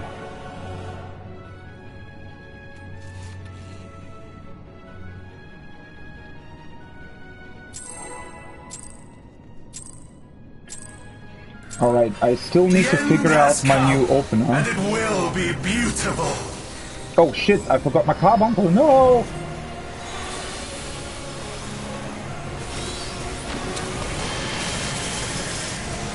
Alright, this is just healing. Circus were but playthings. And this is always just... Oh, yeah, it's showing the triangle, alright. Yeah, once again, that's quite self-explanatory. Obviously you need to learn it, but that's the tank buster. I probably should keep my shield for... That's gonna be the square, right? Correct. Yeah, I should probably keep my shield for when I really need it. For the stack markers and stuff. Malice! Become flesh! And then these two are just, once again, really, really cool how it's showing you the different things. I maybe shouldn't automatically just heal with my Phoenix ability. I should probably try to save that, maybe. I mean, I obviously can only use it during the Phoenix phase, but you know, it probably makes sense to keep it. Will you live to see the end? See, now I can use the shield. Probably wanna... I don't know if that addle was too late, maybe. Yeah, this time the healers were much better prepared for this. I mean, once again, nothing against them. You need to learn these new things. There's quite a lot of new sort of markers here. So now it's combining the behemoths with the triangle, alright? We need to go to this place.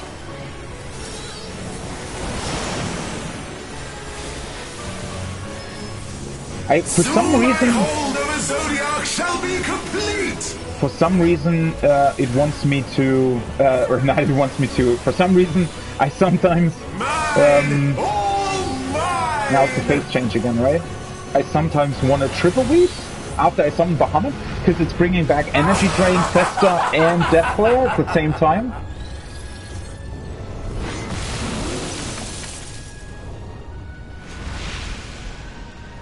Alright. So far so good. I am become Zodiac.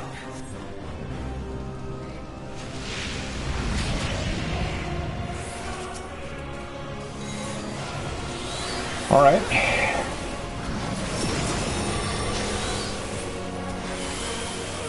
The natural order overturned. Alright, so now they are rotating, right? Okay. All in existence, bent to my will. So far so good. This animation is incredible, by the way. And I really love also that they're only doing the animation once, and then the next time it happens, it just happens naturally sort of during the fight. That's really, really cool. So that's just him. Oh yeah. Alright, that's just him hitting the platform.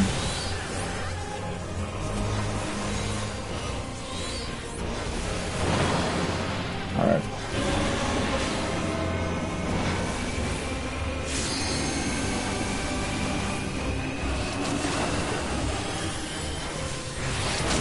Ah, shit. Oh, I've waited for this day. I moved too late again.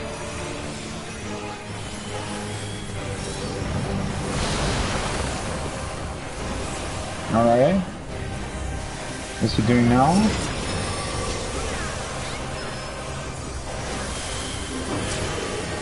Alright, so now he's rotating the platform. Alright. All in existence, bent to my will. Oh, stand still. No! Maybe? No. Shit. Alright. The great cataclysm, faithfully recreated. It's kind of, you really have to, it's not a hard mechanic obviously, but you have to sort of think a little bit. Because this is first. Then we have to go to the edges. Alright, to the edge. And then to the middle. Alright. Will you live Get the healer up. No! I should have... Shit! I should have summoned Phoenix. Whoa, that does a lot of damage. Holy hell. Let's just heal myself for now. That was really, really close. But I also have to damage up stacks, so that's why I did so much damage. Alright, once again he's turning the platform, so he's turning him away, right? Is he doing something else as well? Bent to my will. But you can't move, which is interesting, right? It keeps the fight going? Will you live to see the end? No! Heal!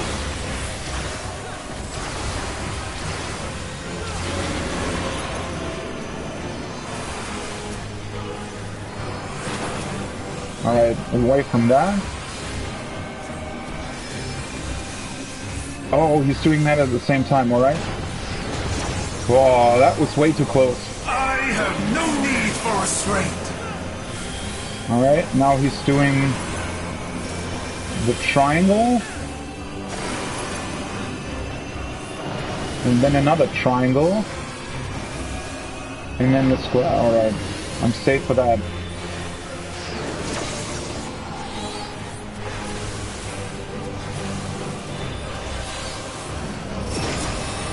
This is quite a fight.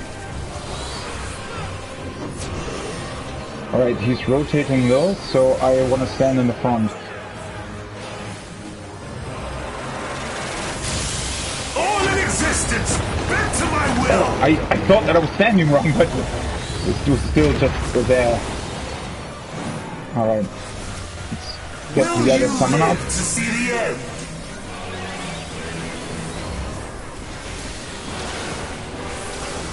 Heal. Alright, that's good. Let's heal him. It's a triangle again. Triangle, but this, alright. These are quite the mechanics. Ah! Why did it hit me again? I really need to get that down. That does a lot more, or is a lot faster than I thought at first. Alright, so we'll go this way first, and then, alright, fair enough. There's a lot happening! Will you live to see the end? Let's get the summon up.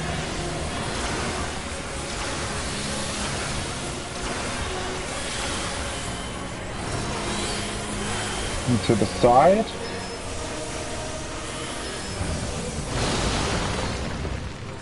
Shit. I want my shield, I want my shield. Let's get the summon up again.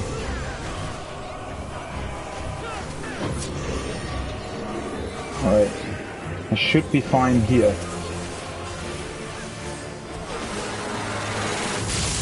All in existence, bent to my will!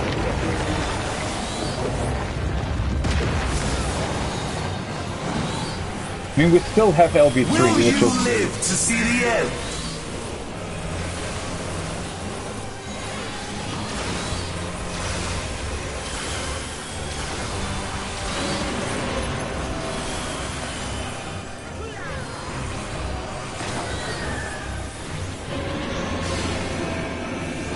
Okay, once again to this side.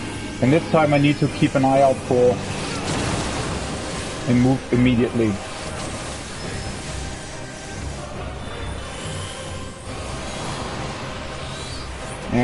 I mean, I wasn't really able to utilize my heal all that well. Let's do this and bring back the samurai. Alright, first this one. And this one. Now it's a square, alright? Will you live to see That was the close. end? How much damage is he putting out? Holy hell!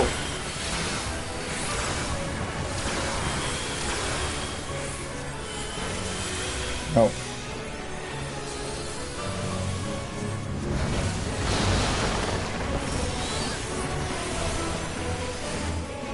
I don't have enough mana.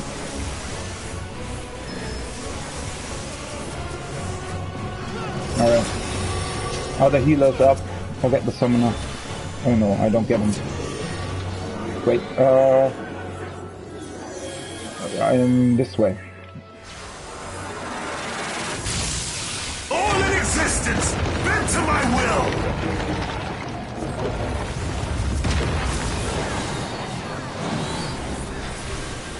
Will you live to see the end? I have my shield on, right? Yeah. Whew. The white mage doesn't have any mana.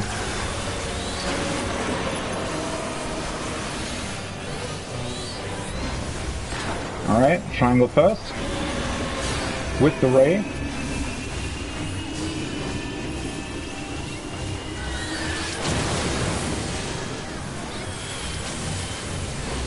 I need to get my mana back. Tank buster. Heal the white mage.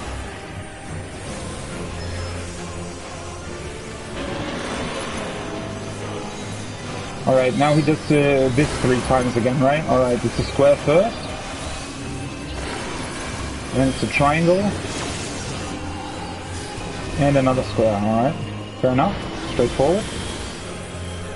This is really something though. Will you live to see the end? No shit! I need my shield.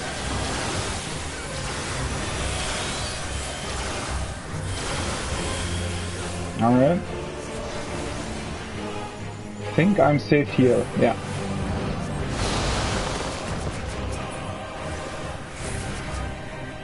Shit. Come here. Where are you?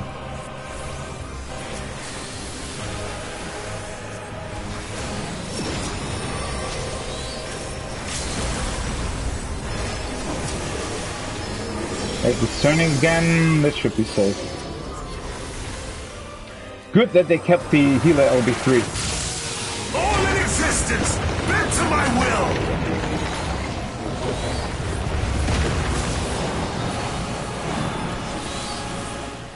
Will you live to see the end? Oh, good that I have Adol. Finally! We made it! Whew, this is... Wow! Limit of your power? Is this how it ends? I'm really looking forward to see what they're doing with that in the extreme version. There's so much potential there for really, really cool interactions. I mean, obviously... Oh, sorry. Obviously here, it repeats a lot of mechanics.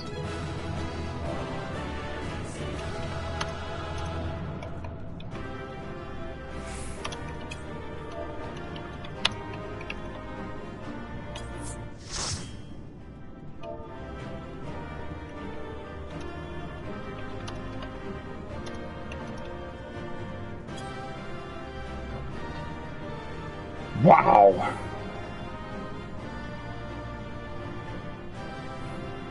Shit, I should have commended my, like the tank. The tanks clearly knew what they were doing. That's a lot to take in, by the way. Like, it wasn't difficult, but you definitely had to look out for a lot of things. And if you don't want to die here, you really have to look out for, like, you have to very quickly adapt to new markers, and you definitely get, especially with the platform turning, that's something to think about. That's not that easy. And yeah, with everything else going on, especially what was surprising to me is how quickly raid damage followed after those AoEs, right? So you really, really have to be on your toes. You have to heal up quickly, and even if you don't die making a mistake, that's for sure gonna sort of come to bite you in the ass, right? Because especially with like a damage upstack or something, that hurts. That freaking hurts.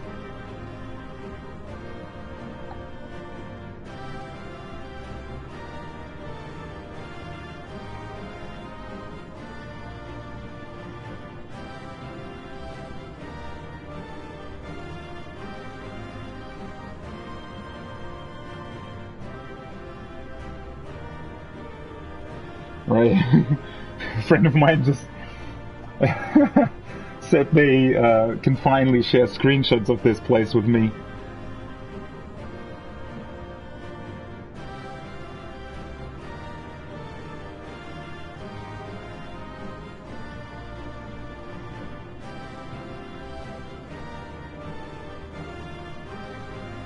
Sec. Let me just reply to them real quick.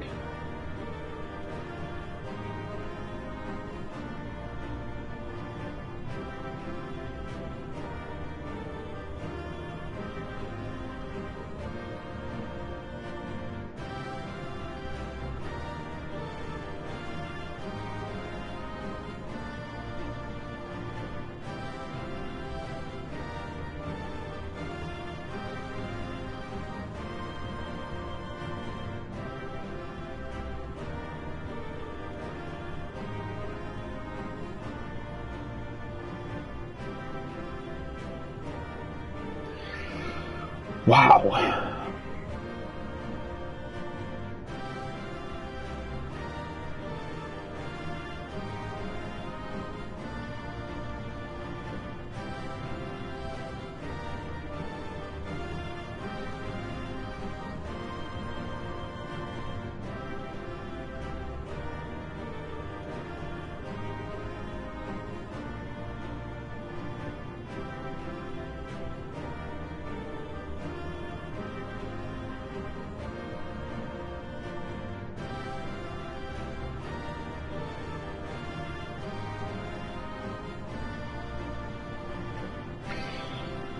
Oi, oi, oi, oi, oi.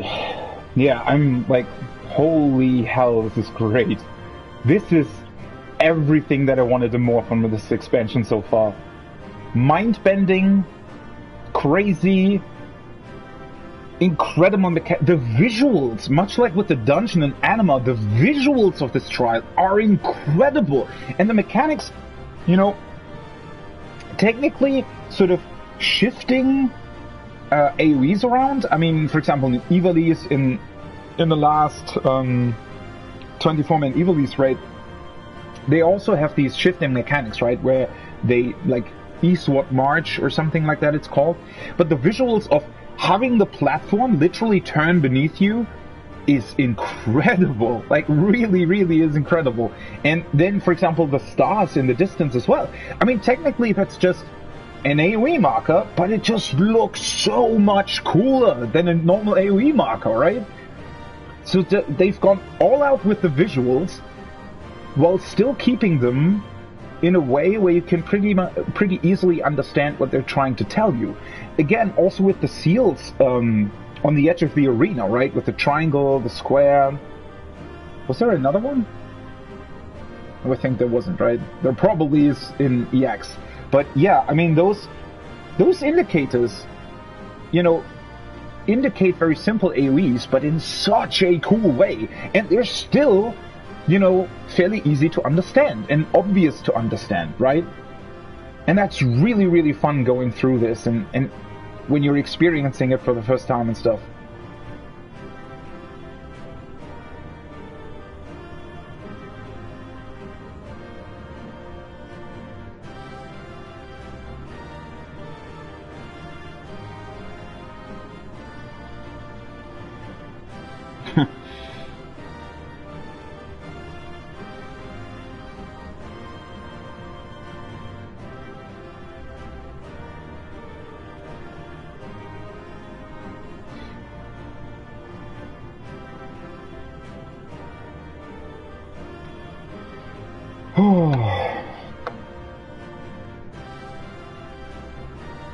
Wow.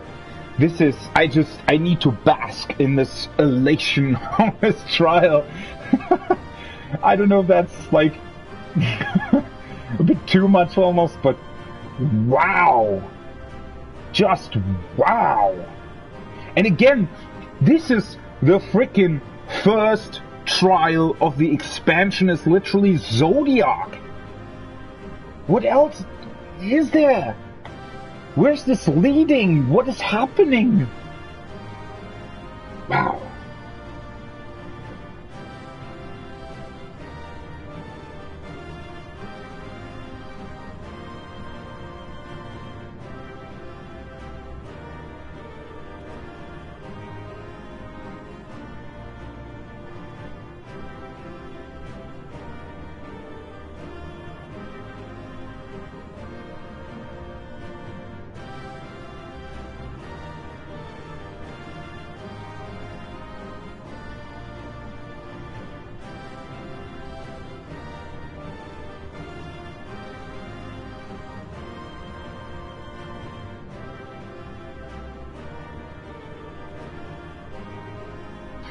Well, sorry, I'm still, like, I need to share this with my friend. This is, wow.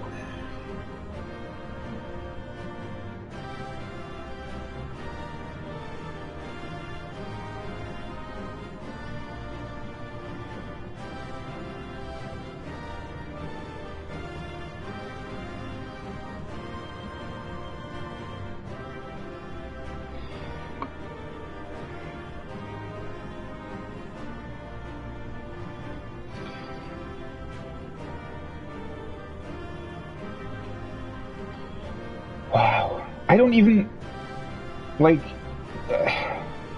it's obviously I want to continue, right? But it's just, this is just so much more already. Then, I mean, I wasn't really, you know, I knew that Endwalker was going to be amazing. I knew that because Shadowbringers was, and I just trusted them to really, really pull this off. But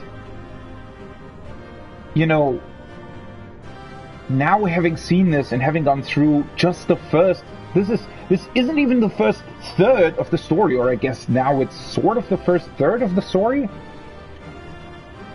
And it's already, it really is more than what I could have come up with, right?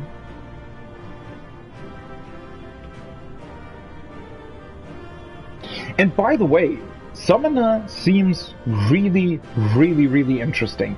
It does seem, I mean, again, you know, in a more structured way, if you're doing this, like if you're playing in a Savage scenario, the thing is that those fights tend to be very structured, right? You know what's coming up, you know what's coming next, and after a while, you know, when you get very familiar with the job as well, it definitely, you know, it's going to be interesting to see whether or not the way they've designed Summoner now is,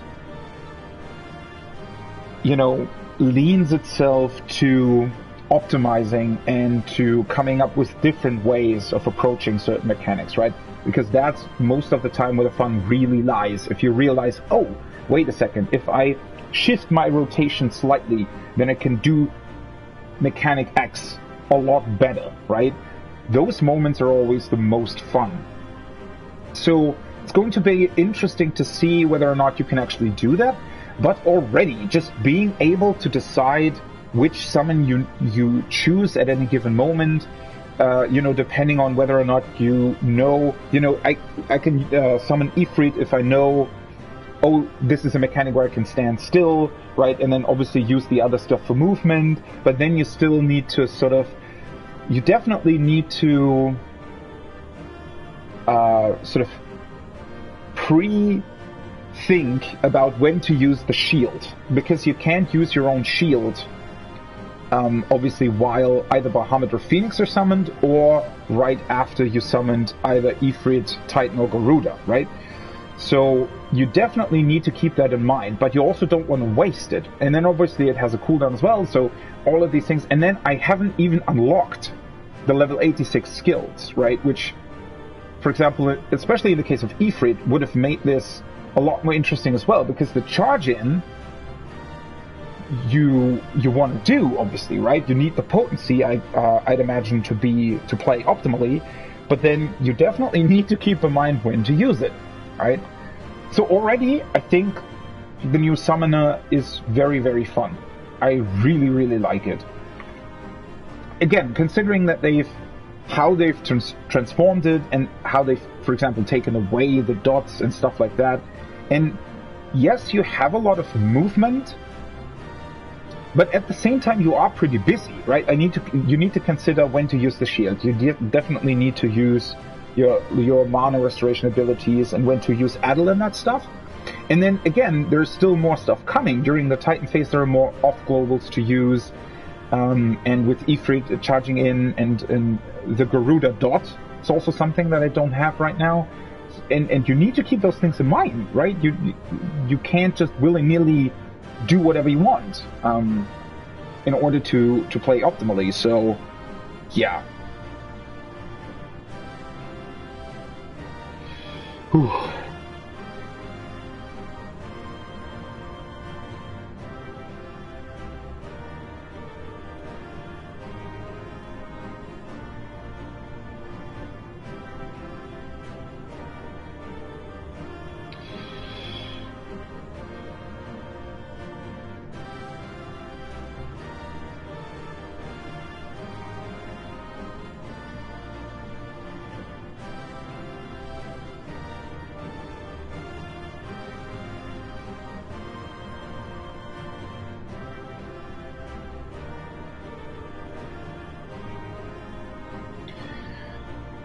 Whoa.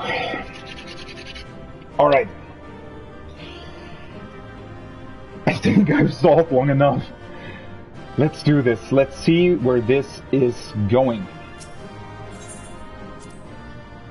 Because I have absolutely no clue what happens now. Absolutely none.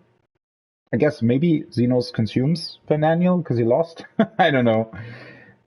Absolutely no clue.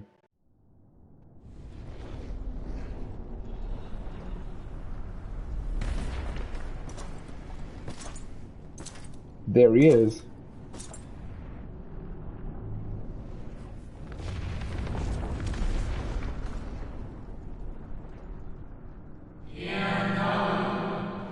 Well done. My preparations are complete and I stand ready to seal Zodiac once more. The Watcher. Withdraw now from this place. The teleporter will deliver you to safety. I don't know if Xenos really wants that, though.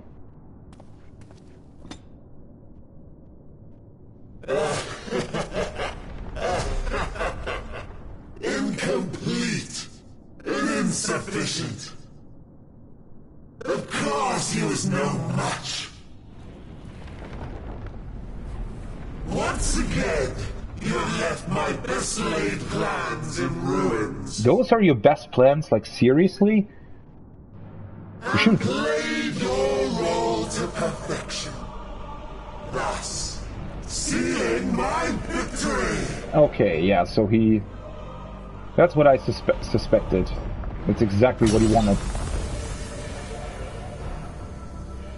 From the first, all I wanted was for you to kill Zodiac. 'Twas but one of many methods to achieve the desired effect. It would have been the same had Xenos died in my place. What? But what better and more satisfying way to ensure success than to take control myself? My sole regret is that you lived to tell the tale. Even so, I have fulfilled my heart's desire. Okay. Let your murder mark the beginning of the end. The coming of the final days! So, I guess by killing Zodiac, whatever brought the final days will be released once more?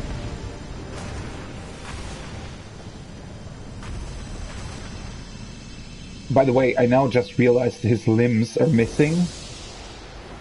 I mean, I noticed that before, but just the way they've done that is... How quickly strength fades, and blood cools. Old familiar sensations. So many lives, so many deaths. No different this. I close my eyes and slip into the dreamless slumber.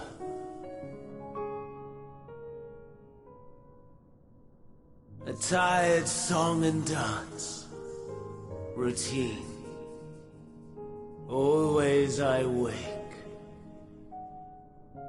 What? But not this time. Nothing left unsaid. Nothing left undone.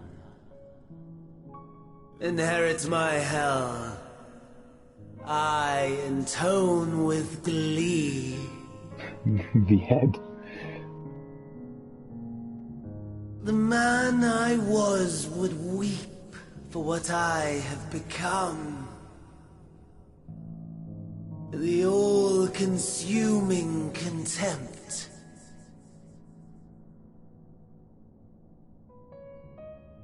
But I've the wisdom of 10 millennia to justify my answer to the question. No value in their existence. Not a whit. For all that I looked. None that I did see. A final chance, then, for Heidelin and her faithful. In Cataclysm, prove me wrong. I snare. All shall return to nothingness, as was your will, Emperor Sunday. That's why he did this? I, the star, and every living being, consigned to your oblivion.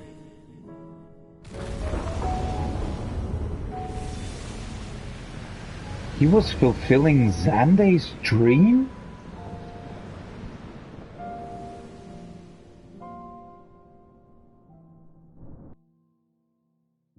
What?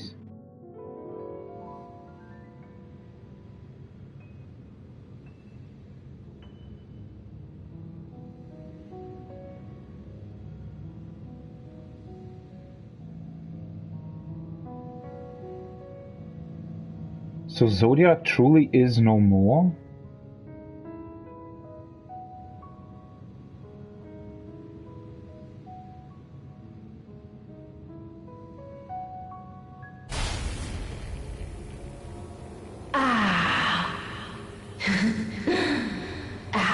last.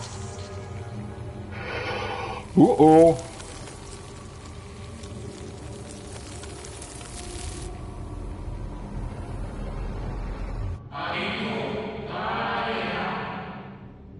Deep breaths, slow and steady.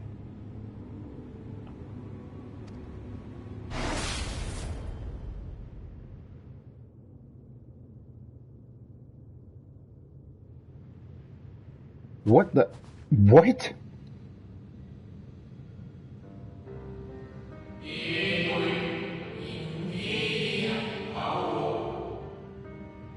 You saw it too, yes? The blue star below, thrown into turmoil.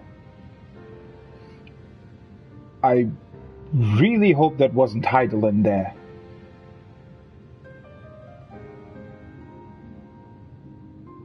But then again...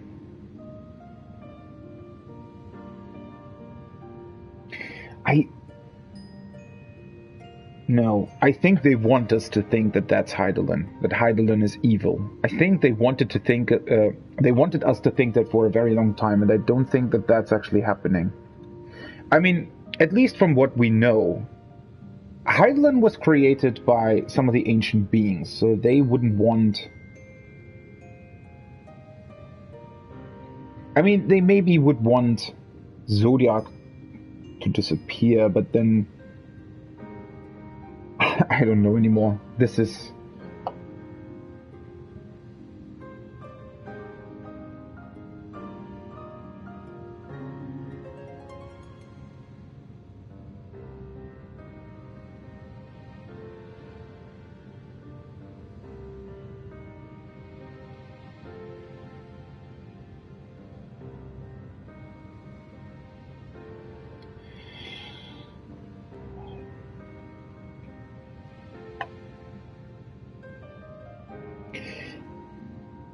Because, you know, that doesn't necessarily have to be Heidelin. It could also be whoever brought the final days, right? But the thing that we just saw probably was the ethereal sea. So I guess, much like with here, right? So from what we just saw, the moon itself is in stasis, or was in stasis, but beneath the surface, the core sort of still had flowing ether of Zodiac. And, well, obviously, there was also ether released because the seal was broken, right?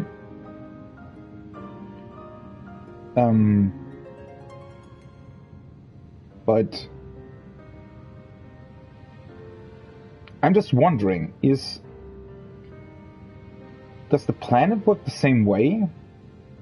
That's what's so weird, right? Because we still don't really know the nature of Heidelin at this point in time. We now know the nature of Zodiac. Most of it, I think. But how does Heidelin work? Because the moon apparently did not exist before. It was specifically created to seal away Zodiac, right? But the planet existed before Zodiac and Heidelin came about. So what did they do with Heidelin? Infuse the planet with her?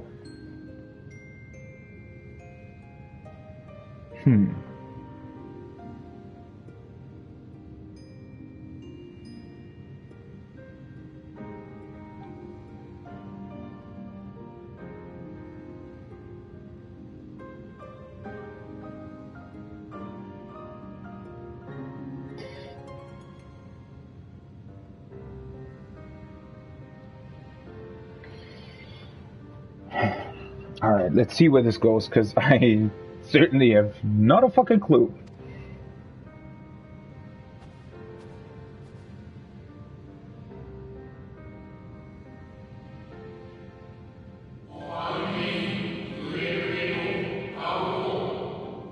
But what happened with the souls of all the sacrificed ancients? Do they still exist now? Or did they dissipate? Then it was no illusion, all was truth.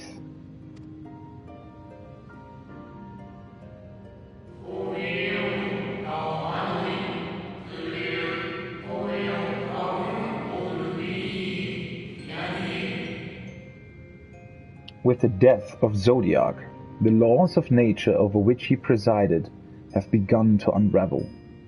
The final days are upon us.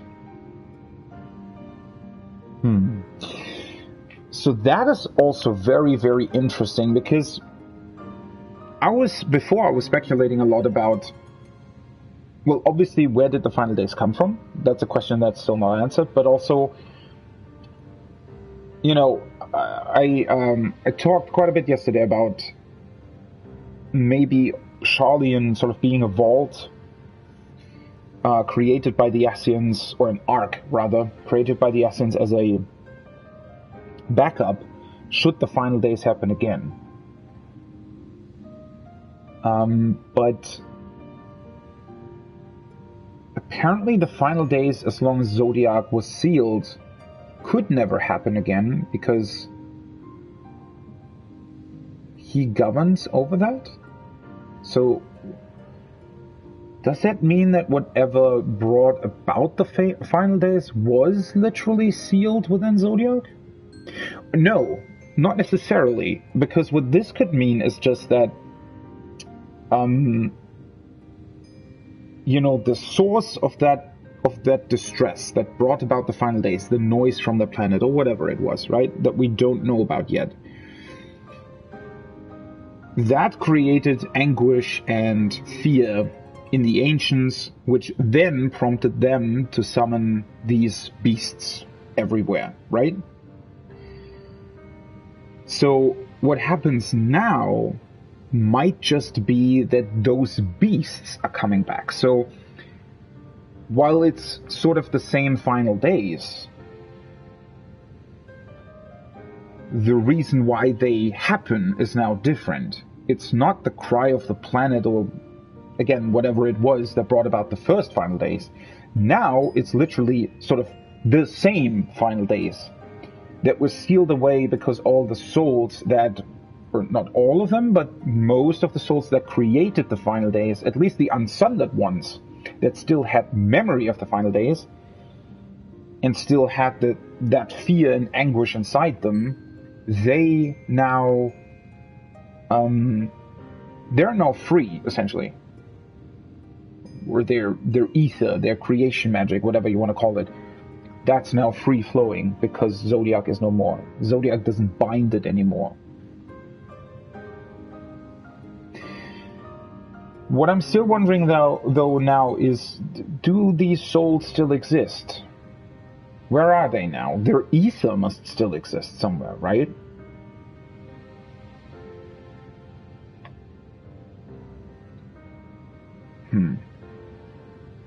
Finally.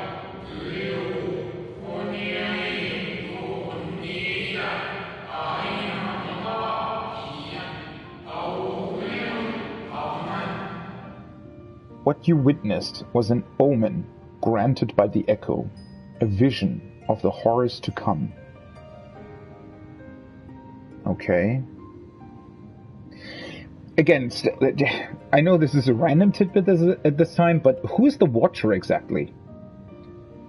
Because he very much seems like an unsundered being.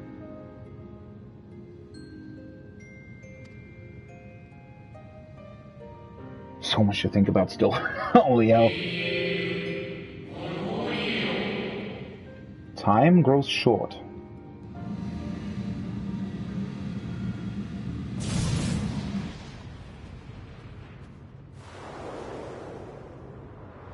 Xenos.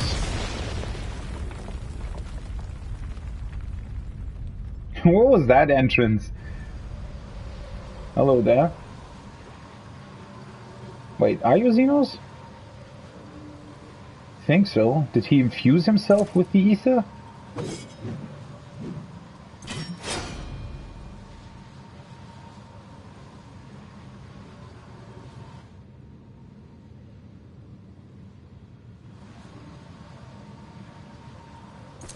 No. I'll find no fulfillment in a contest with you this day.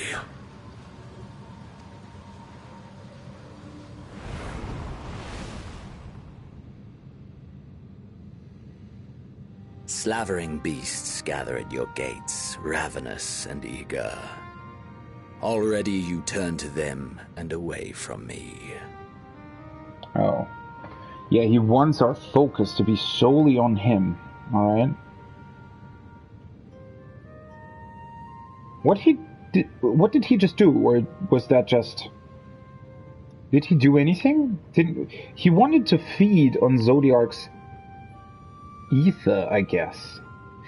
I'm still really confused why Xenos was even close to Fandaniel in the first place, because was it just so that he could see what this is all about?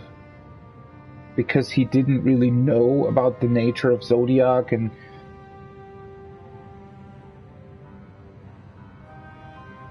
I'm really confused.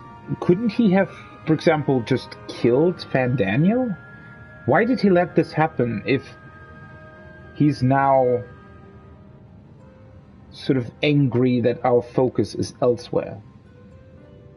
Seems like Fandaniel wasn't really doing the things that Xenos was interested in.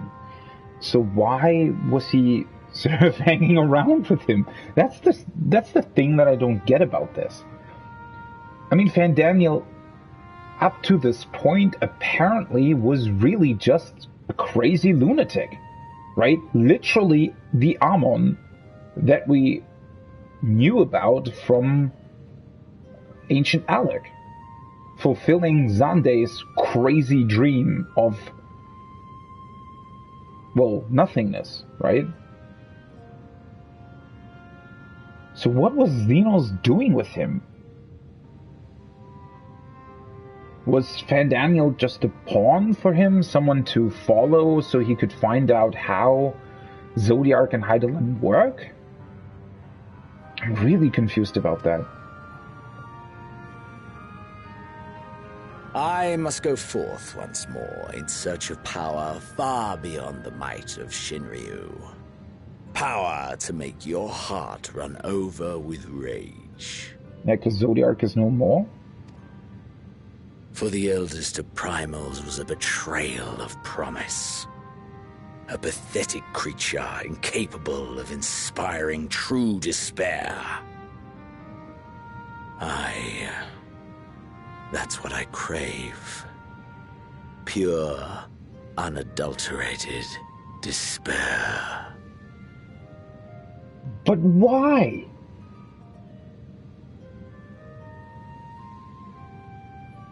Does that make a difference if what?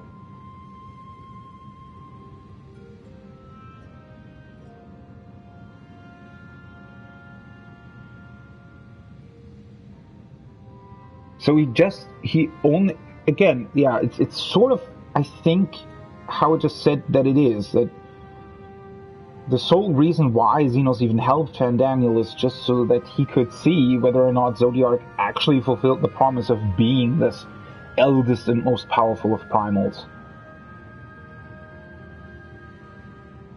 But what I don't get is, wouldn't the more intelligent way to go about this for Xenos been to rejoin the shards first? And then free Zodiark?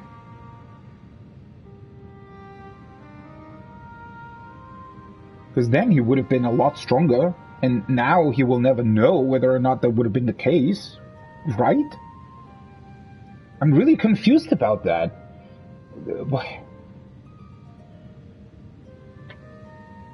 Weird.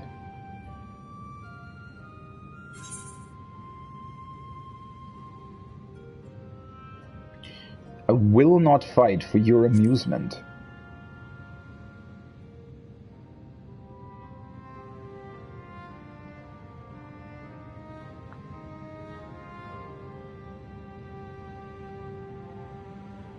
We shall see.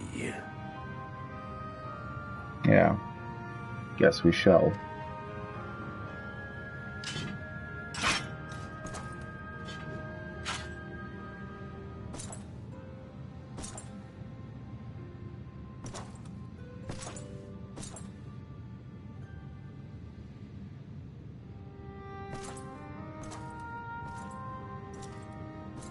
What the hell? What are you doing, Xenos?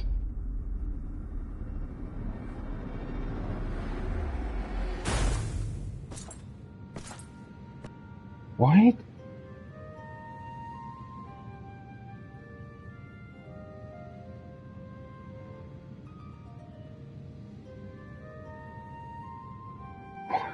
What is happening?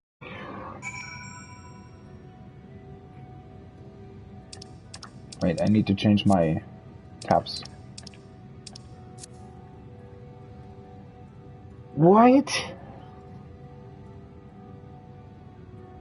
So now, well, what we're seeing now is, I guess, the ether of the final days, or the memories and all the anguish and fear being released. Though, I mean, I know that we'll see about that, right? But if Zodiac wasn't complete right now, right? And therefore didn't even pose that much of a threat or challenge to us because he was not complete. You know, I'm really struggling to think about what this means for the final days. I mean, technically, Zodiac was sundered. He was incomplete. So, whatever is being released right now, in theory, should be lacking the memories and ether that is still bound within the parts of Zodiac that are on the other shards that currently still exist, that haven't been rejoined, correct? So by that logic, wouldn't the final days that appear now be essentially only about... wait, how many shards still exist? 6, right? With one of them being the Void. Which, at the same time, how does that work now? What does the Void mean? Does that mean that... I mean, I guess if you think about light being stasis and dark being... what did they call it? Well, life, I guess. What does it mean if a shard is completely in darkness? Because light or stasis doesn't mean that the ether doesn't exist. It still exists, right? It's still there. It's just it can't move anymore. So what does darkness mean? What does that mean for the pieces of memory and ether from the ancients that had been sundered and is still stuck on the 13th? I mean, it obviously means that it can't be rejoined in its current state with the source, because the form that the ether takes, it's in a form that somehow isn't really compatible with the ether of the source, right? But what does that mean for all the memories and all these parts of ancients that must exist on that particular shard? I'm really wondering about that. And then I just remembered that we did,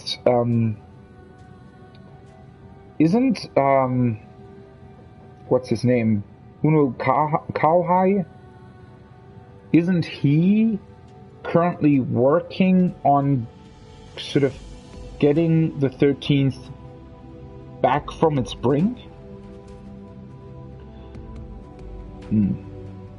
But again, I mean, Zodiac was still sundered. There are still the other shards. They still exist.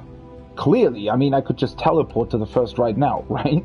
So it still exists, and whatever ether there was, whatever memories there was, that were on that particular shard and on the piece of Zodiac, that must still be... well, it must still exist somewhere, because it clearly wasn't here. Right? Zodiac was clearly not complete, so it's not here. Still somewhere on the shard. Yeah, no clue. How does that work? And how, what are these final days that are now apparently appearing? And what does that mean for Hythlodius, for example? And by the way, who was the person that we saw there? Was that the actual Emet-Selch? Or the actual Hythlodius? Or... No, wait. It wasn't Emet-Selch. It definitely wasn't Emet-Selch. I forgot about that. Because it was talking to Hades.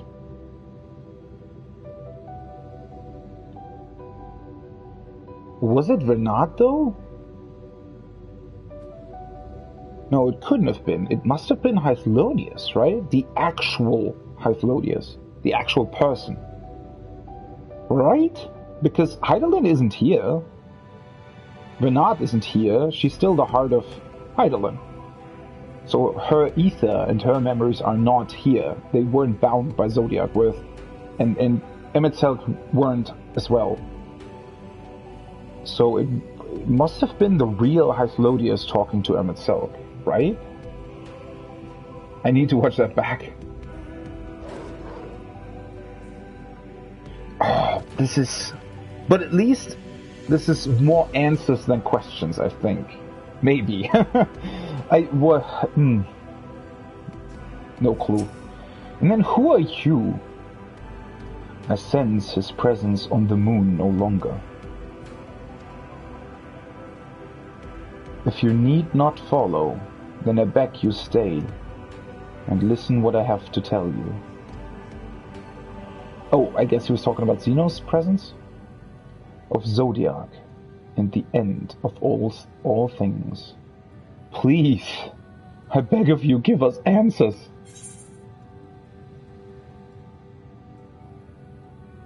That's why it was called the Martyr? Because Fandaniel tried to be? I'm still just confused by this. I mean, Fandaniel's character, I thought at first was going to be something different, but he clearly was just a crazy lunatic, apparently. Fulfilling what he always dreamed about.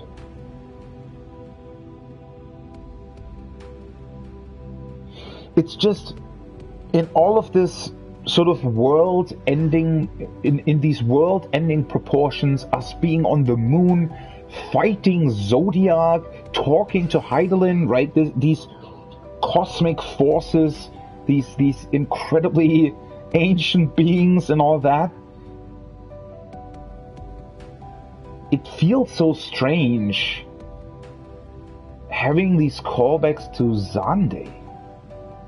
Because while clearly that was a very important part in history of the planet and of the, well, specifically the Third Astral Era and the Elegant Empire, I mean, it's probably the most important part of the history of the planet after the Sundering, because the Elegants were clearly the strongest and most powerful force that ever existed, as far as we know. Again, after the Sundering. But at the same time, again, it just feels weird that for some reason Xande and Amon played such an important part in the story up until this point. I mean, I guess now that Fandaniel seems to be dead, maybe, you know, there's definitely gonna be a lot more other very much important and probably more important stuff coming up, but I'm just... whoa, my voice. I'm just wondering why those two, Xande and Amon, played this part, right? Why they were here in this state. Or, well, I guess Xande wasn't here, but was Xande maybe more than we think that he was? Were the Elegants more than we think that they were? It's just so weird that it's... I don't know.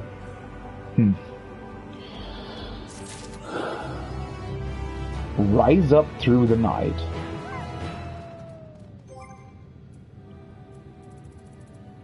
Huh.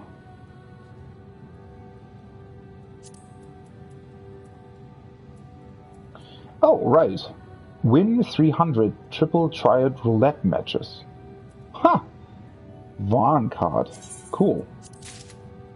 That was the achievement that I got yesterday when I was playing against the dude with Quintus's card down in the station in Garlemald.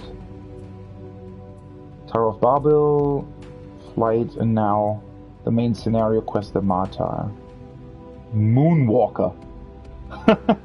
That's a cool title. In Shadow's Wake, and now we're level 84 main quest, alright? The Watcher would discuss grave matters with you. Please do! I finally want answers! I want to know what just happened. And why? Before we speak at length, I believe a change of surrounds is in order. I have more than ill tidings to share, you see. I sensed others arriving not long ago. What? Though my communions with Heidelin have grown infrequent, I have learned enough from her to know these are your comrades. Oh! Wait, what? They managed to get to the moon? And as luck would have it, they've already reached my abode. Come, let us join them. Well, I guess... I mean, they could just use the teleporter as well, right? If we can do that, then so can they.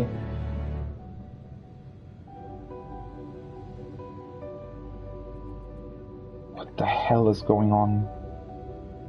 Let's take a screenshot of this. I should have taken a screenshot of Zodiac as well. Probably. I mean, not that it matters. A million people will have done that. But, yeah. Let's see what happens now, but this is...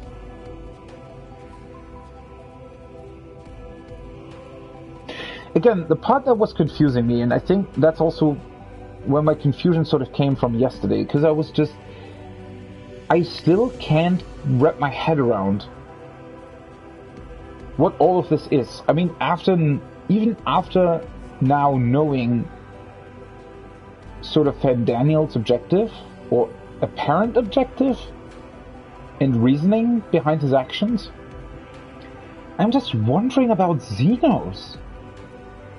Shouldn't have Xenos' plan been to just rejoin the shards? And, I mean, as strong as he is, there was a real chance that he could have done that, right?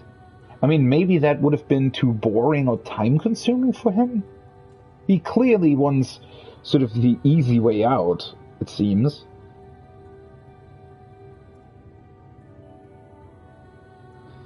But still, I mean, yeah, Xenos...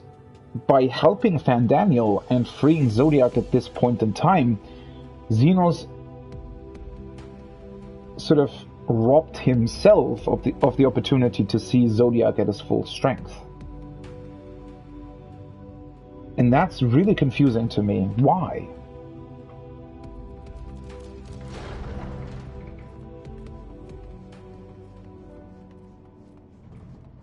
There they are. Where's the rest of you? Still down on the planet, I guess? Yes, they are indeed the three I sensed.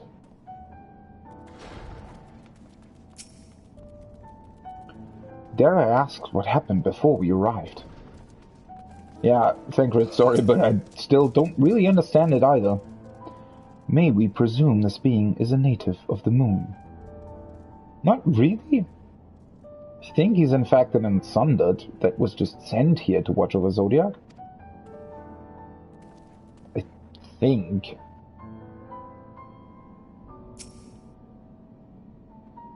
Maybe he'll tell us. I hope he will. Or she, or they, whatever. Thank goodness you are unharmed. We did what we could to subdue the Tempered before making our way here. Not without casualties, unfortunately. Some few detonated explosives, killing themselves and others. Holy fuck. That was what I was afraid when we were attacked by the First Legion, but apparently the Tempered are a bit more ruthless than them. Understandably. The contingent's healers had their hands full, tending to the injured and enthralled when we took our leave. Lest you wonder, Mistress Kryle hath also been delivered unto their care. Serving as a conduit for Heideland's power has taken its toll, but she will recover in due course. As for Alphino and Alisaie, they insisted on remaining in Garlemald while we three rushed to your aid. It appears, however, that matters here have already come to a conclusion. If you want to call it that.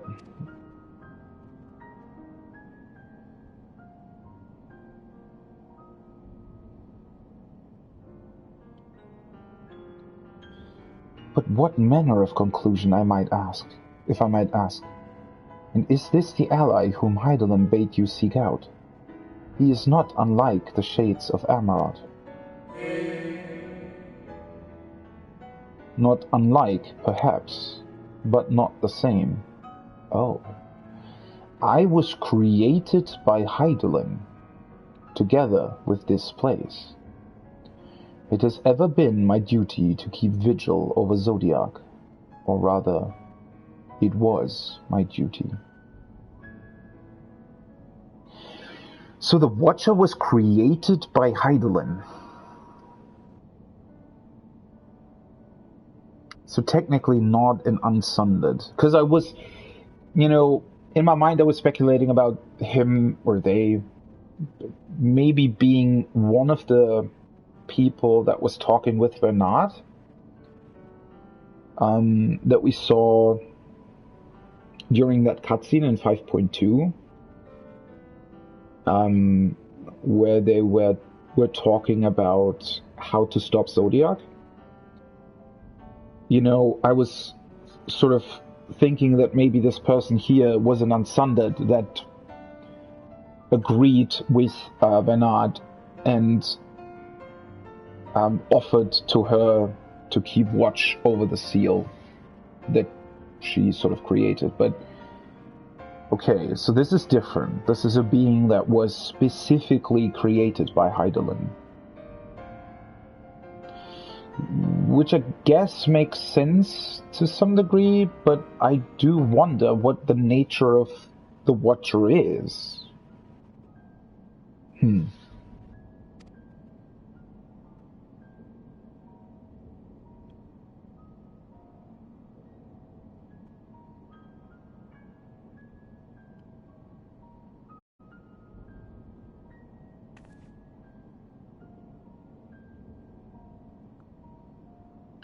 Then Zodiac is no more.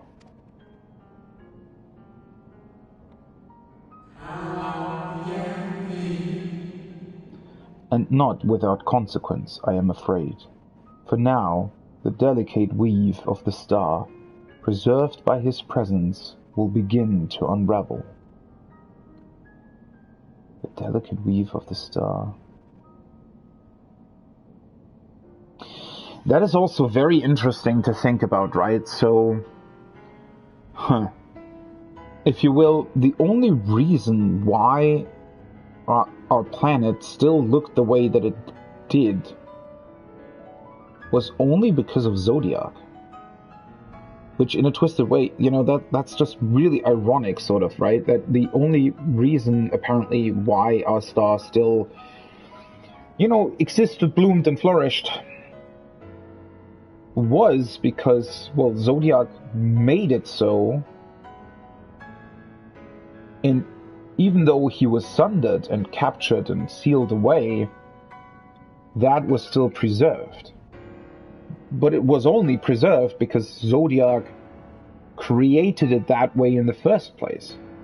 And now what's happening is sort of that it goes back to the state that it was in before Zodiac helped, I guess. If you mean to avert the final days, you shall have need of... Ooh. Are you alright?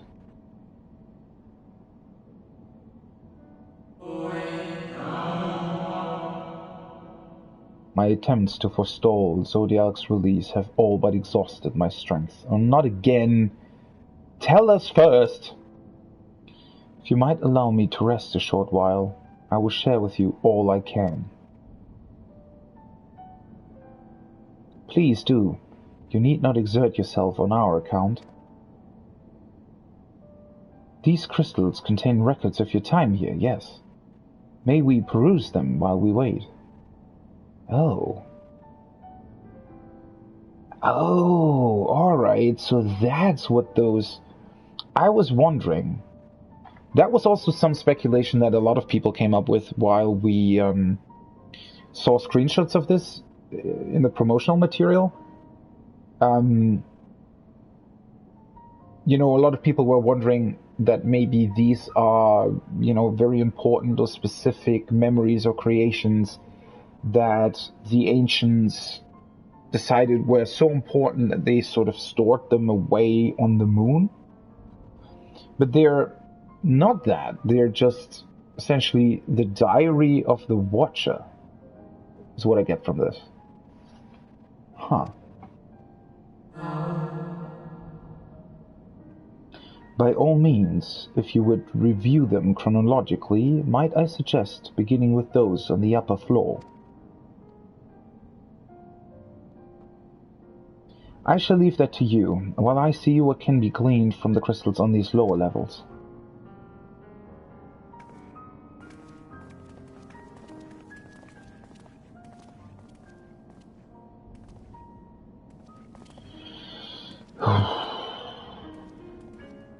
Alright, let's see what answers we find here.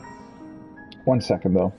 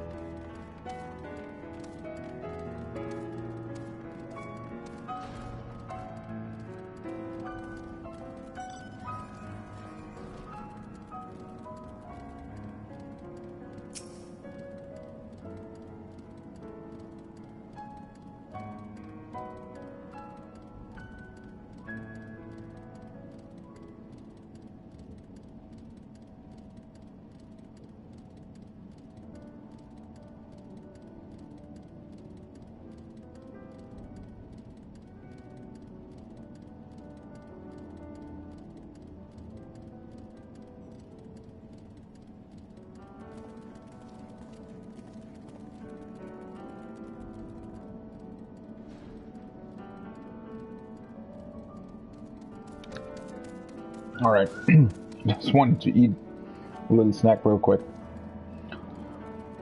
A moment longer, friend.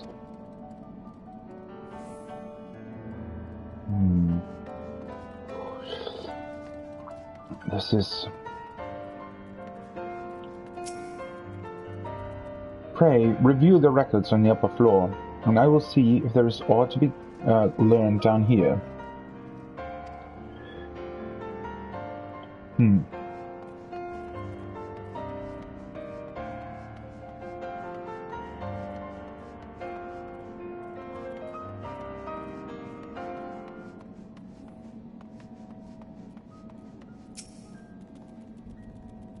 Zodiac defeated. While he may have been in an incomplete state, that's nevertheless an impressive feat. But even if you hadn't, his demise was inevitable. And Daniel would have seen to it one way or another. That said, he probably would have wielded Zodiac's power to wreak untold destruction before taking his own life, making this the better of two unfavorable outcomes. I guess so, but... I mean, well... Yeah, Fandaniel was really twisted in a way, right? Meaning that he seemed to definitely enjoy to just bring about chaos without any kind of rhyme or reason behind it, right? So I guess that might have been the case, because, I mean, it makes no difference in the end, right? His idea was to destroy Zodiac, to bring about the final days, which, in his mind at least, would destroy everything and, you know, basically all of creation, right? Just obliterate all of it. So technically, it wouldn't make any kind of difference when or how he killed Zodiac or himself in that manner, because it will always just result in the same outcome, right? But having said that, I think Fandaniel probably was twisted enough to sort of enjoy the chaos that might have been sparked by a Zodiac wreaking havoc on the world. Dost thou suppose our host hath maintained his solitary vigil since the very beginning, without rest or relief? If so, these records comprise the sum total of his existence. We must needs handle them with care. Once again, though, these records can only contain events after the Sundering, right? Or rather, from that point onwards. They won't contain information about why the final days came to be in the first place. I think, probably. As you gaze into the crystal, ancient knowledge of Zodiac flows through your mind.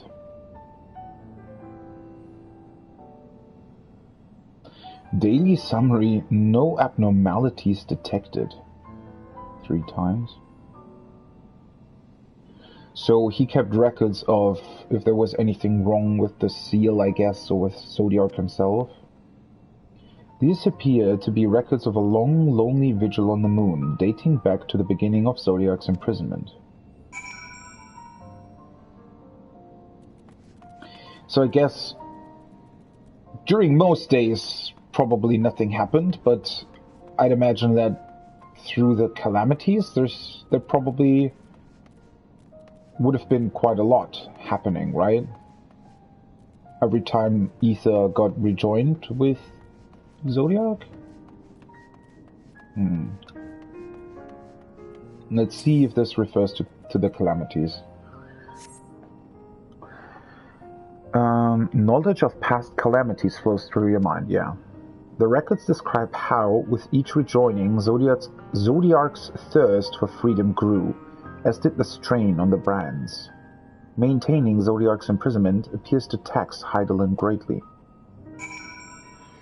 Okay, I actually would have liked to learn more about the calamities, but alright. Like when they happened, for example. Like specifically happened. Interestingly enough though, and I mean we sort of knew that, I think we knew a fair bit about the length of a lot of astral eras, right? I think the only astral eras that we never really got a hint towards were the first and the second one. Who was it just now?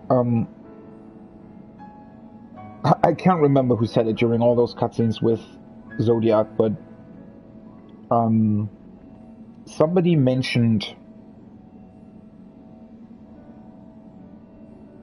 like 10 millennia or something? Was it specifically 10? Which would be 10,000 years, right? Which I suspect that's about the time that when the final days came, right?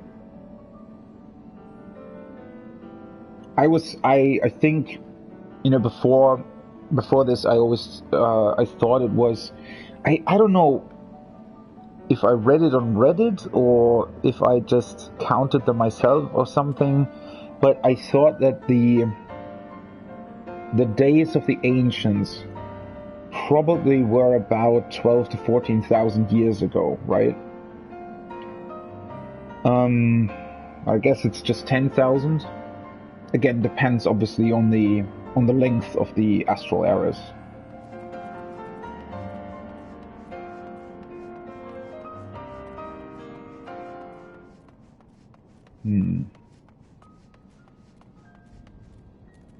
Oh, wait, did I run past something?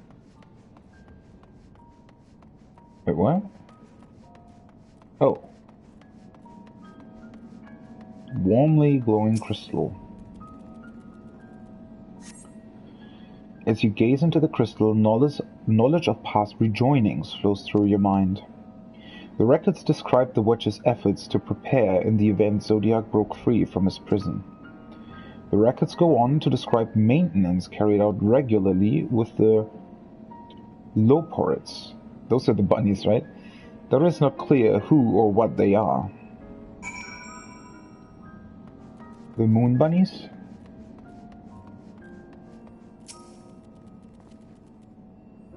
Were they created by Heidelin as well, then? As you gaze into the crystal, record of an unexpected visitor flows through your mind. The records note the Watcher's musings when Elidibus is spotted on the moon, though clearly not for the first time.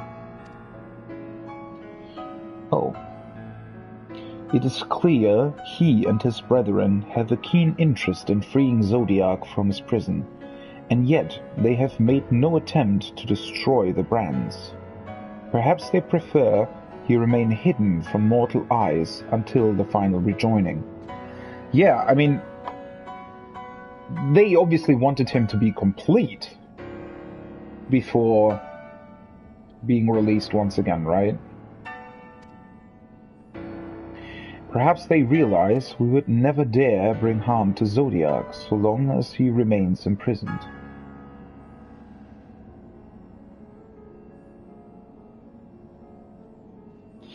How did that work, though? I mean, with Elidibus being Zodiac's heart, but not part of the imprisonment.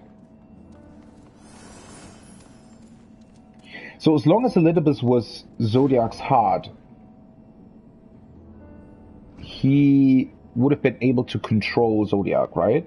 And to control what Zodiac would have been doing, I guess. I mean, that goes back to a question that I was also speculating about a couple days ago, I think, which is... Oh, right, I think that was the day before Endwalker came out, or rather the day before maintenance.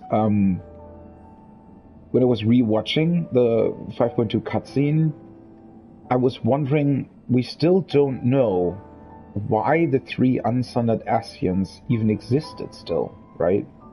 Why those three specifically, and how did they manage that? Why were they unsundered? And I guess that also goes for, like, I feel like that question obviously ties into how it was possible that Zodiac's heart was still free, even though Zodiac himself and all the ether comprising him was captured on the moon.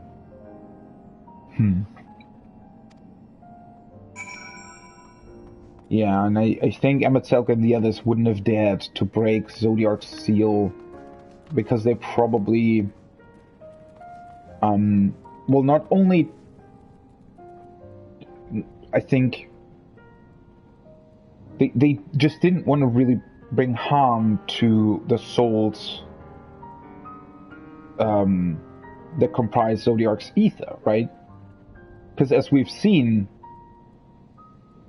opening up the seal meant that the memories of the sacrificed ancients now roamed, not exactly free, but they roamed around, right? And they probably felt, they had questions and they felt anguish and all that kind of thing, and they probably you know, that can't really be a healthy state of being, I guess. Which, you know, naturally, the Unsunned Asians, Emetel Galidibus, and La Habrea would have tried to prevent an existence like that, right? So they probably wanted Zodiac to be whole before being released.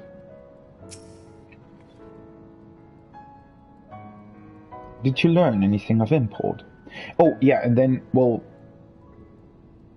But the fact that Zodiac was rejoined a couple of times still meant that he obviously grew a lot stronger.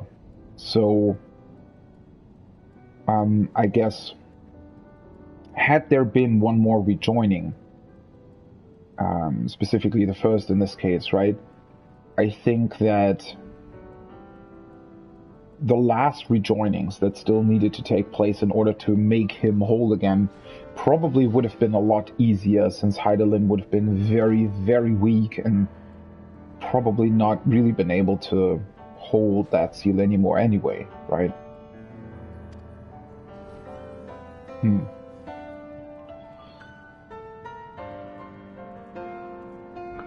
So it is as we suspected. Maintaining the brands requires a great deal of her energy and focus, and this cost has grown higher with every rejoining. That would explain why contact with her has become rather infrequent since the 7th Umbral calamity. I too made a rather startling discovery. This heavenly body we know to be the moon was in fact created by Hydaelyn. Yeah. That I discovered as well. When the Watcher said he was created together with this place, I thought he only meant this facility. Truly, Hydaelyn's powers are far beyond anything I could have imagined. And still, I wonder how that even came to be. Like, how were they able to do that? Think about it, right? So Zodiac... I mean, I know I said this before at some point, but Zodiac was only as powerful as he was because they literally sacrificed 3/4 of their people. Right? And that strength then flowed through Zodiac. Now, again, I wonder if maybe the strength to bind Zodiac there isn't actually that much required, because Zodiac itself sort of spent his strength on the planet and on restoring it, right? After the final days. So I wonder how that works, but still, how did Bernard and the others how were they able to not only summon Hydaelyn, but then make her powerful enough to both create the moon, seal Zodiac within, and also keep his shackles intact, right? What kind of ether or power did they use in order to accomplish that? There must have been something else that they either found or were aware of, or... It's just weird, right? Couldn't they have used this power as well for something else? Or maybe it was because it was specifically done through a sundering that they were able to do this? Or maybe stasis just in general requires less power to be able to be performed?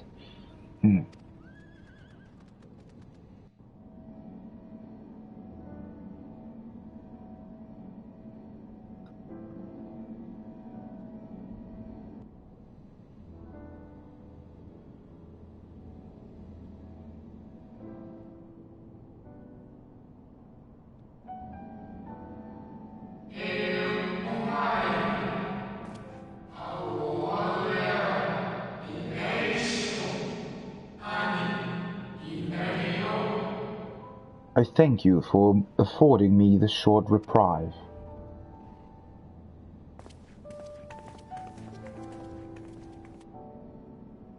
Let's see what the Watcher has to tell us.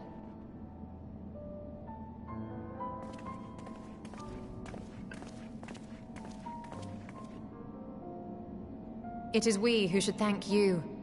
The records stored here are nothing short of extraordinary. There is much we could learn of Zodiac and his imprisonment. but perhaps you could offer us more focused guidance. Pray, tell us of the calamity that came before, and comes now again.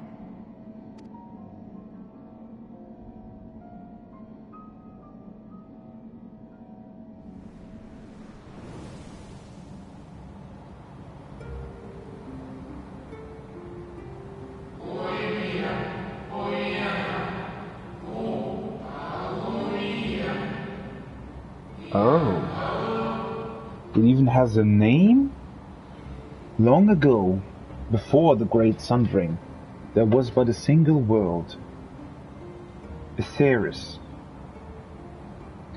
So, that's the actual name of the planet then. Aetheris.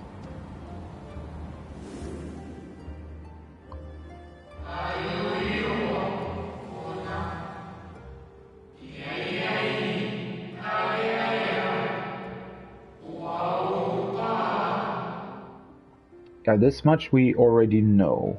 I mean, not the first part, obviously, but this. One day, from within the earth, a terrible cry issued forth, affecting a profound change in all manner of life.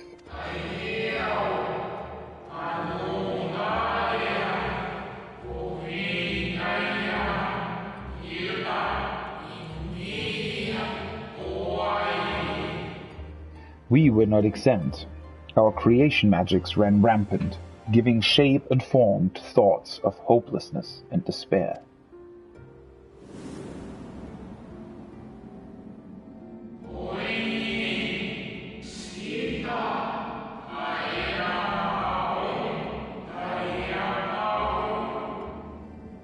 At first, the phenomenon was limited to a single region, but quickly, so very quickly, it spread and engulfed the whole of the star.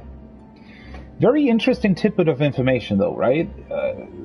So that almost hints at maybe somebody specifically summoning this? Whatever it was? It's weird that it originated in one specific place, apparently. Were the ancients ever able to deduce its source? The big question.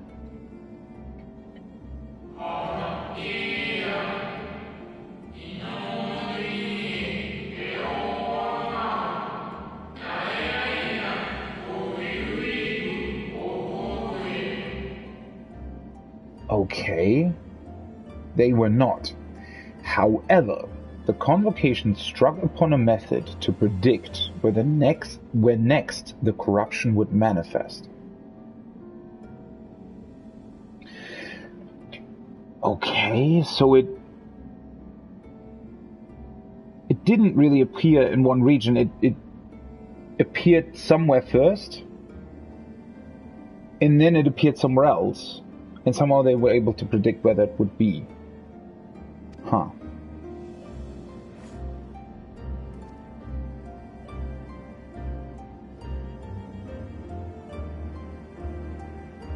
Oh, that's where these devices come in?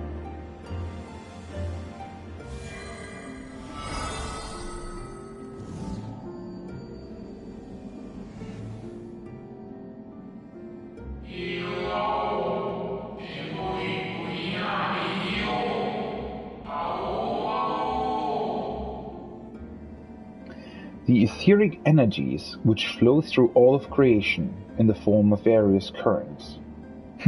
By the way, I just realized this is interestingly close to our real-life planet, in a way. And that's because, I mean, there is, I think, an ozone hole, or well, there's definitely a region that is currently, I think, east of South America or something, where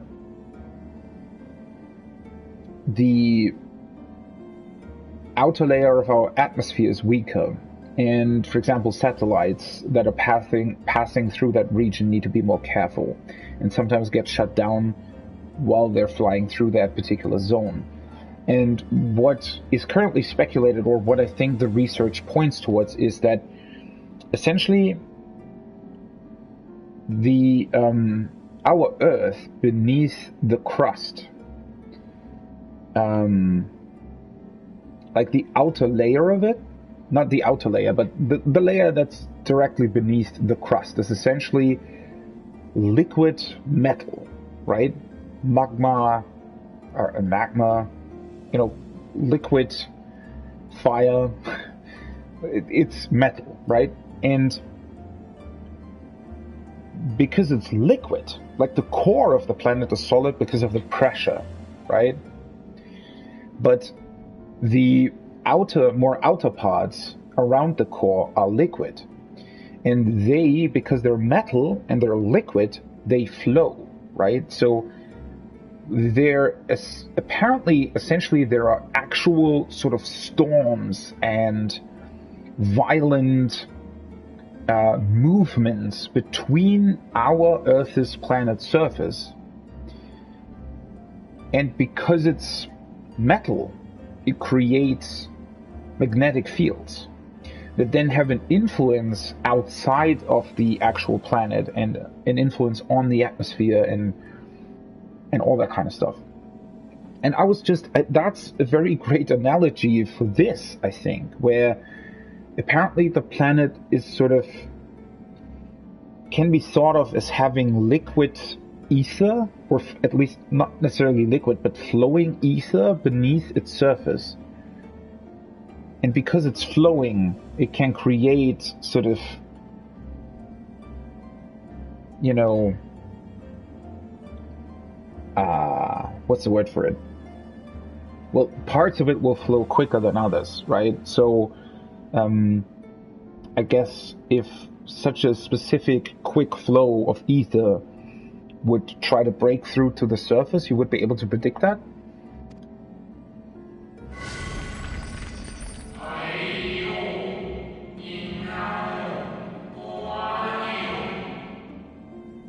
The currents which course through the land and seas. And also, obviously, some of them would be closer to the surface, some of them probably more beneath the surface.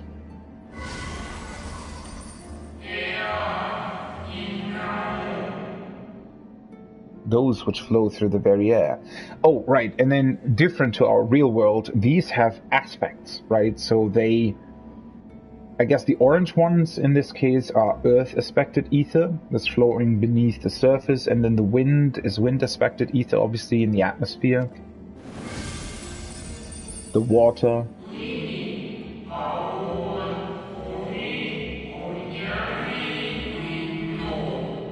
Oh no, that's, and those of a celestial nature, which encompass both our star and this moon. Celestial currents. I cannot say I am familiar with the concept. Again, making comparisons to our real world, I guess this would also be sort of the magnetic field that our Earth has, right, can sort of be thought of as a celestial current, if you will. And obviously, it's not only our Earth, but every planet and the whole solar system has, you know, magnetic fields flowing everywhere and sort of interacting with each other in a lot of different ways, right?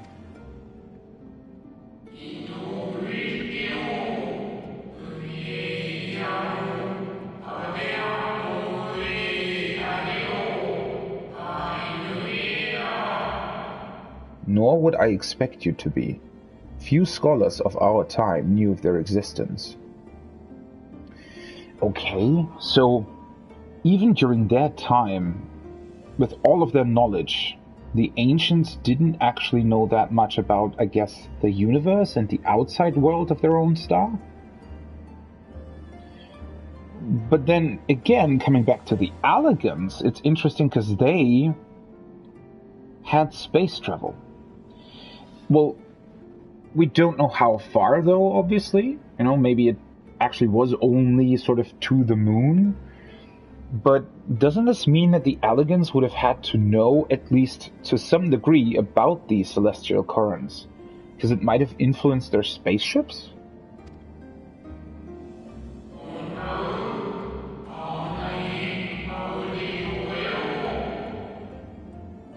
Their invaluable knowledge helped us to better understand the nature of the calamity.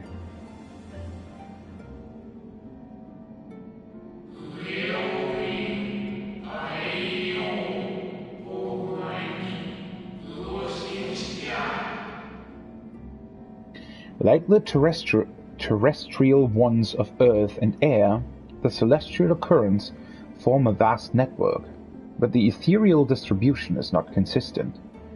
Again, almost being like, if you think of it as, for example, gamma rays from outside of our galaxy, or even solar winds, right? Those are all things that influence our planet in very meaningful ways, and in very dangerous ways too, for our existence. So, again, neat parallel here, right? You can maybe think of these currents as some form of magnetic currents that influence the planet.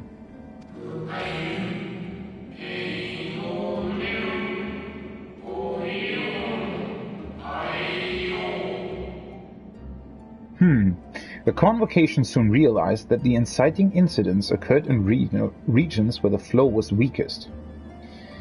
So almost like our ozone layer, or layer of atmosphere, so where it was weakest, where there was no sort of celestial shield to shield the planet, maybe something from outside the planet struck? Or maybe I'm on a completely wrong path here.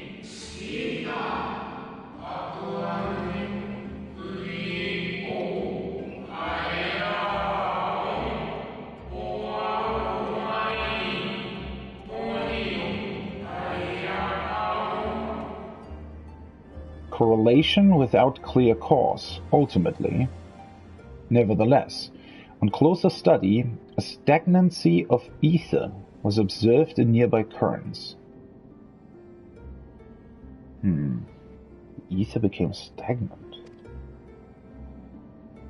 And so they sought a means to harness the forces of darkness, of activity and growth.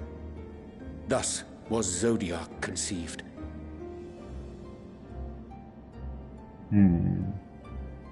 So it comes back to that. That is interesting. Because that makes it seem a lot less scary, almost. I mean, obviously it has devastating impacts on life on the planet, but this almost seems like it was just some sort of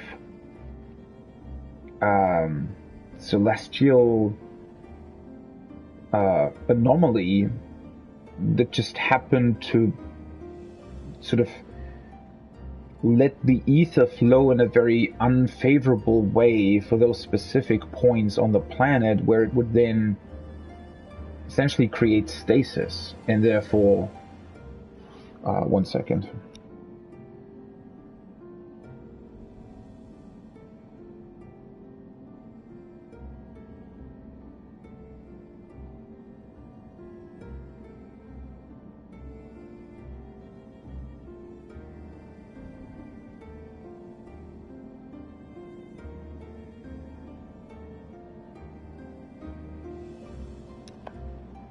Right, sorry.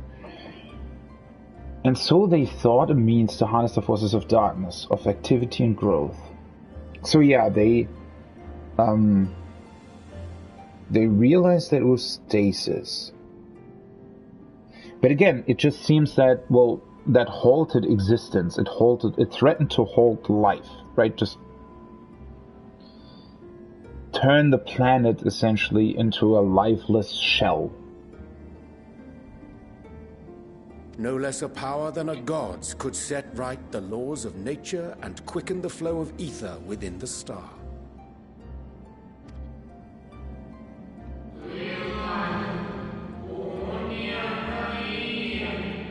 Precisely.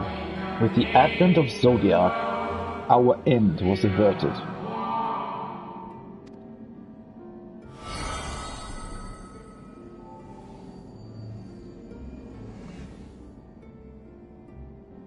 Emmett Selk claimed that those who summoned Hydaelyn did so because they saw Zodiac's power as a threat.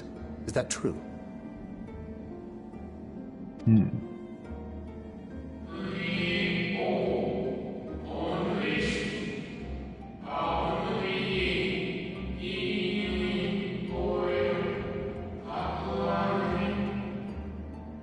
Indeed, there was a faction opposed to Zodiac's creation, but their aim was never to unmake him.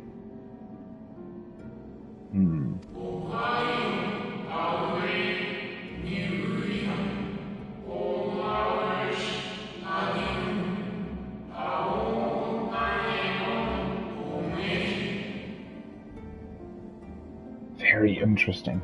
They understood the continued preservation of the natural order was dependent on his very existence.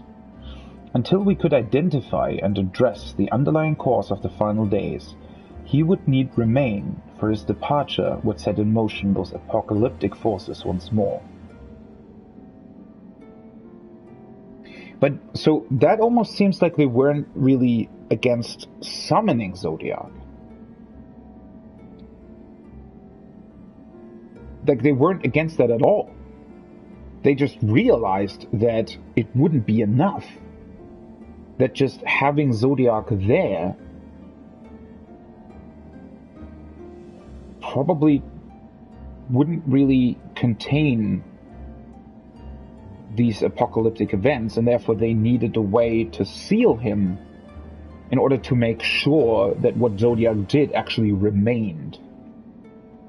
But I guess that was in opposition to what Emmett Selk and the others wanted, because they thought that there might be a way to get the souls that were contained within Zodiac back, to get those lives back. But I think that the creators of Hydaelyn probably realized, well, if we try to attempt that, there is a big threat there that we might once again activate the final days, because, you know, that's how Zodiac works. So they didn't create Hydaelyn to specifically see the way Zodiac's power. They created Hydaelyn because they realized that without sealing him away, the final days actually wouldn't be stopped.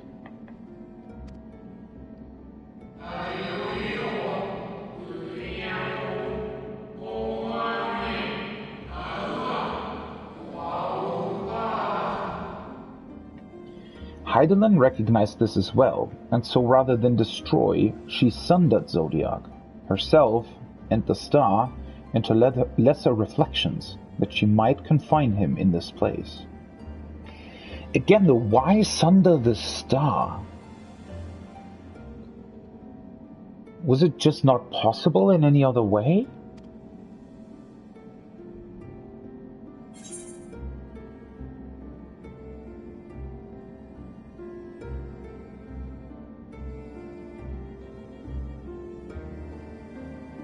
Wait.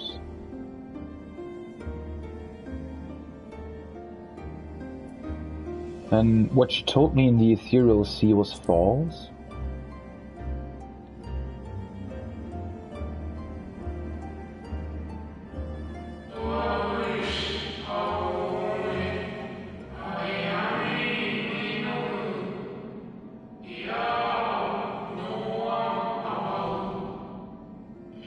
That the two once dwelt as one, until Zodiac grew hungry for power, upsetting the balance twixt them. Not quite a lie, though a rather gross embellishment.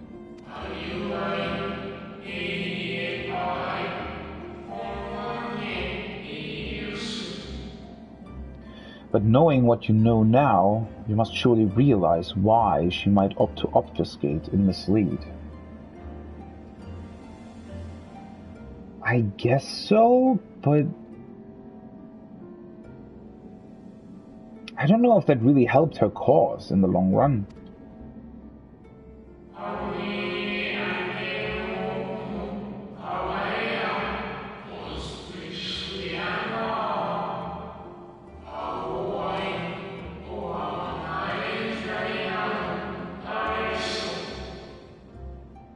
Hydaelyn and Zodiac are both constructs of man, approximations of perfection, limited by our own imperfection. I mean, that's really interesting. Obviously, they couldn't be more than what the creators that created them were, right? So yeah, they carry on those imperfections as well. They're certainly, by a long shot, I think, not perfect beings. But thinking about, especially, was it during the cutscene with the twins when they were captured in Garlemald? But, you know, thinking about all the suffering that has happened and endured, and all of the suffering people had to endure, surely there must have been a better way to Heidelin to communicate what she wanted, right? Or what we were actually working towards. Because if we had known, then maybe we would have been able to help her better?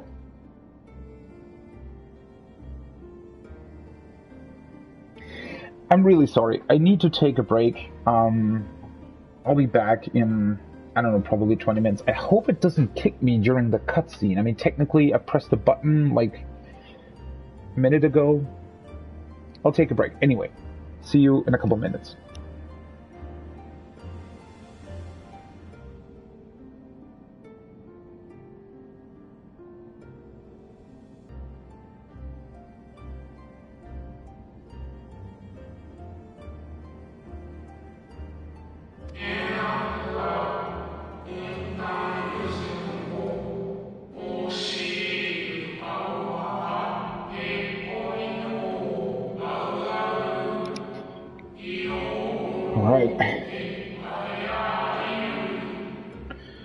This was a bit of an unexpected break, but I'm back now. I just advanced the text by one so that I don't get locked out. I hope I don't, but should be. Okay, so we were talking about the Heidelin and Zodiac were both sort of imperfect, which I guess we already knew. It kind of just makes sense. You know, obviously, the ancients could only really go on what they knew about these problems, right? And they didn't even know the source or the origin, so obviously that means that they couldn't quite tackle this threat directly or in a way that really, you know, would have completely solved the situation, right? I mean, that's what this imperfect being means. Or being imperfect means is what I was trying to say. It just means that, you know, you're not really... They didn't know, essentially, what they were even really facing. So, they could only construct Zodiac in a way where it would combat it in a way where they would both know that it would help them, and at the same time they would also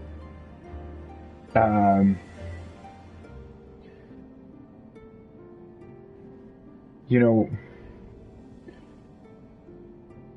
they could only construct him in a way where as far as they knew, right? They couldn't obviously do more than what they knew about. But this tidbit is this tidbit is also really interesting, and it goes, you know, this does apparently, hopefully, explain a bit about the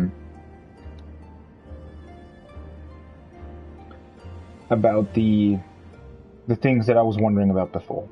Zodiac was, without question, the more powerful of the two, having been born from the sacrifice of half Aetheris' population. So how then was Heidelin able to contain or even sunder Zodiac, if Zodiac was a lot stronger?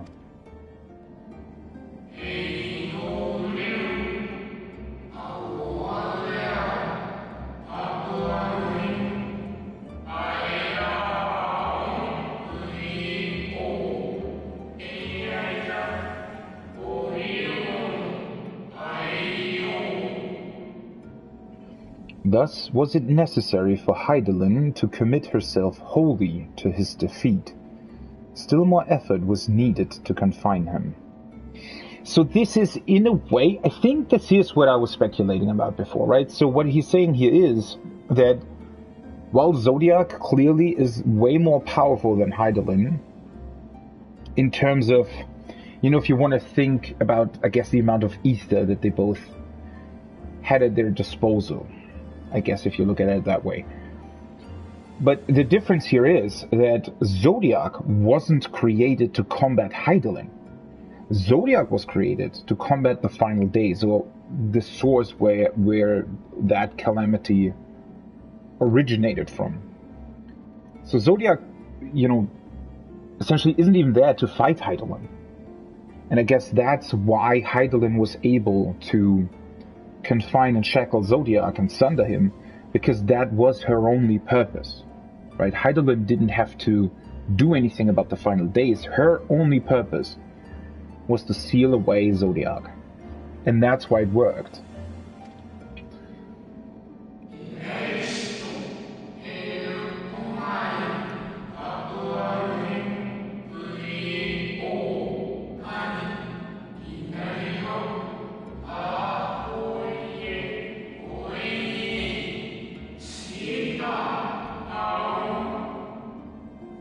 Aha! Maintaining the brands taxed her greatly. With what power she dared spare, she cried out to any who might listen, and offered her blessing to those who heeded her call. So that was what she did then, or why she did it the way she did it. It was because that was her only chance, really, of keeping Zodiac at bay. And it wasn't enough. Very clearly wasn't enough, because over the course of history, and without, I guess, meeting us, without our intervention, even after thousands of years, there would have come a point where the shackles would have been broken, where Zodiac would have been freed, right? Because Hydaelyn just wasn't strong enough to contain him for eternity.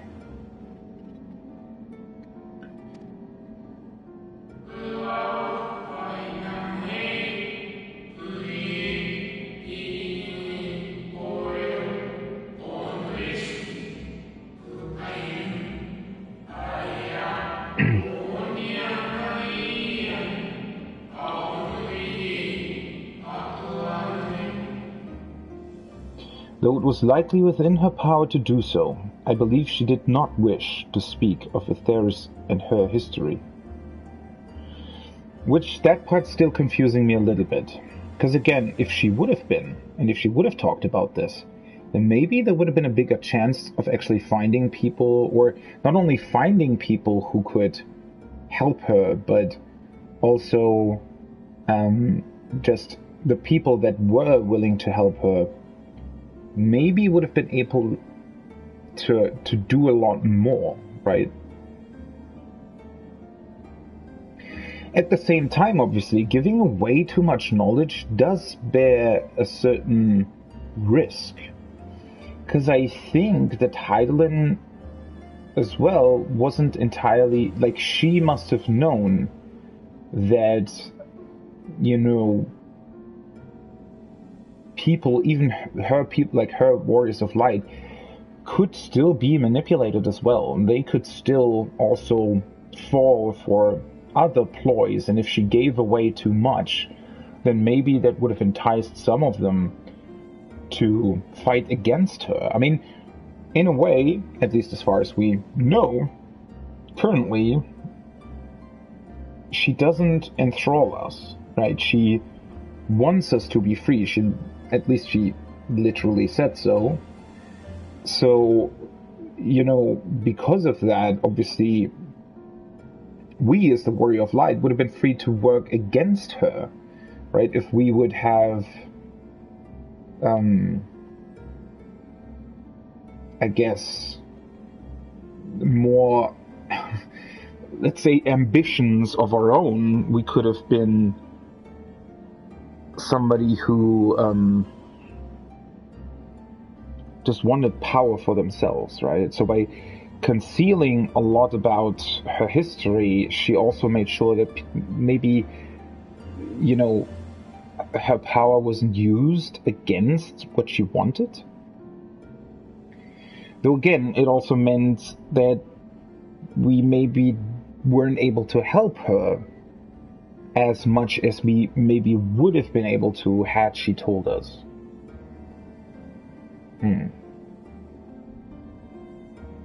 Yeah, it's quite interesting. And some other thing that I wanted to say is that, weirdly enough,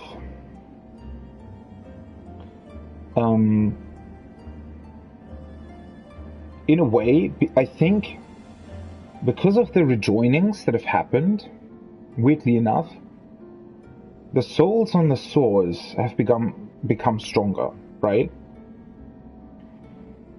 And through that, in a twisted way, the Warriors of Light that Hydaelyn contacted,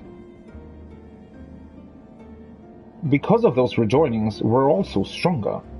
And I think that's the big reason why at this point in time, sort of we finally were the first Warrior of Light.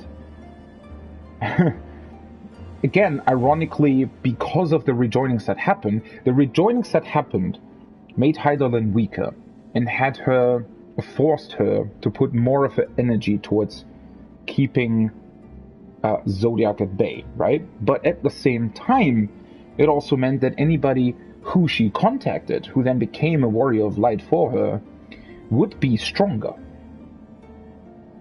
and therefore more able to help her. And now, in a way, we ourselves have become, well, not unsundered, but certainly very, very strong to the point where we actually rival, at least, you know, incomplete version. Clearly, an incomplete version of Zodiac was not really a match for us. So, yeah, that's just a very, I feel like, ironic point about all of this, right?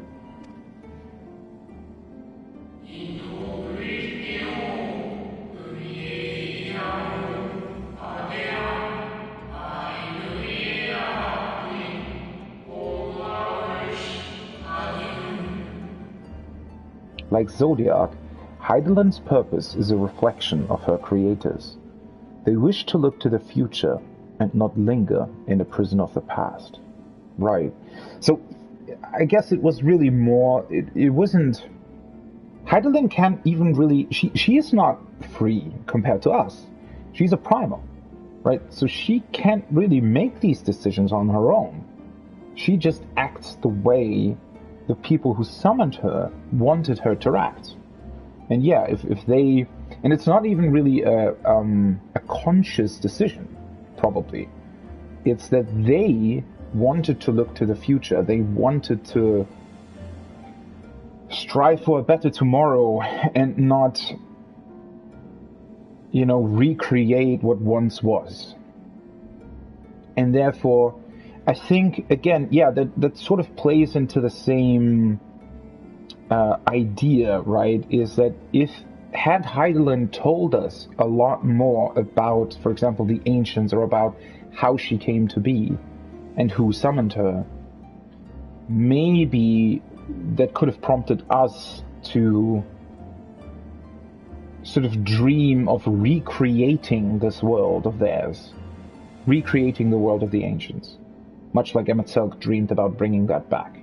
And that was not the intent of her creators, right? So, similarly, she then didn't disclose anything about the past because she wanted us to look to the future, not to the past. The Ascians set in motion 7 rejoinings before we came to oppose them. How many more worlds would have been lost had we not placed our faith in her? How many more souls living in the present would have been snuffed out for the sake of those long dead?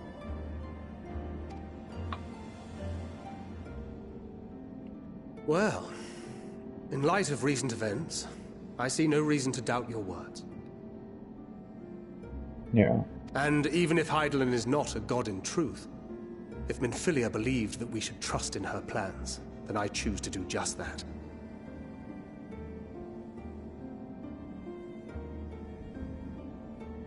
It's just that...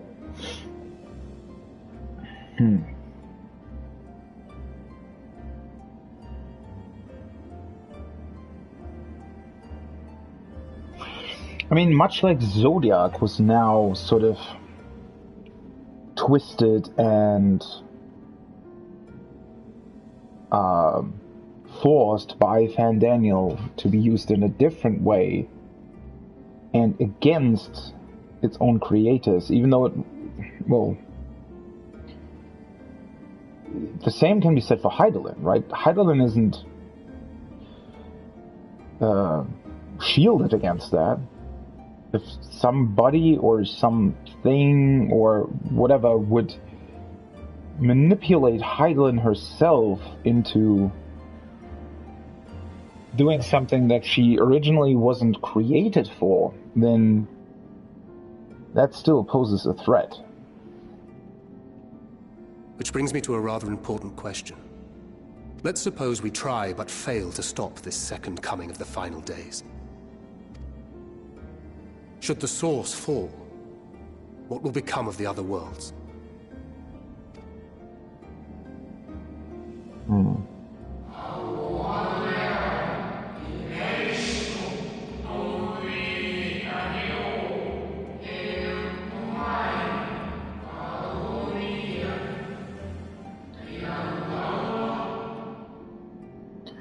The nomenclature is more fitting than you know.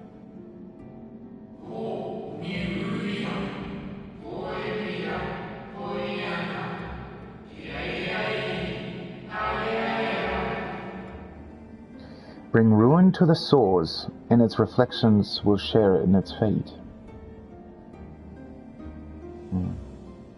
Maybe... We still don't know how the shards are even connected to the source, or, like... I mean, it obviously is called the source, because it is the original planet, right? And the reflections just look the same, but they originated from the source, which is why it's called the source. But I wonder if there's more to that. If the source... like, actually contains more than the reflections? Because again, where is Hydaelyn, really? Is the ethereal sea only the core of the source, and does it flow from there to its reflections? I feel like there's more there that we still don't know.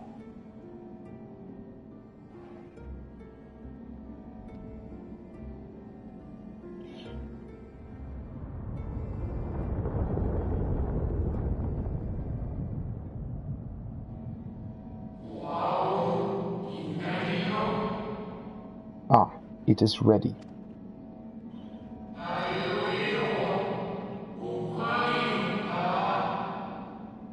This way, if you would be so kind.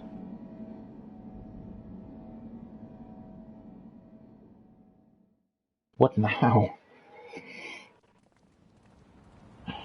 I mean, once again, that dialogue sort of didn't really answer any of our questions. Oh.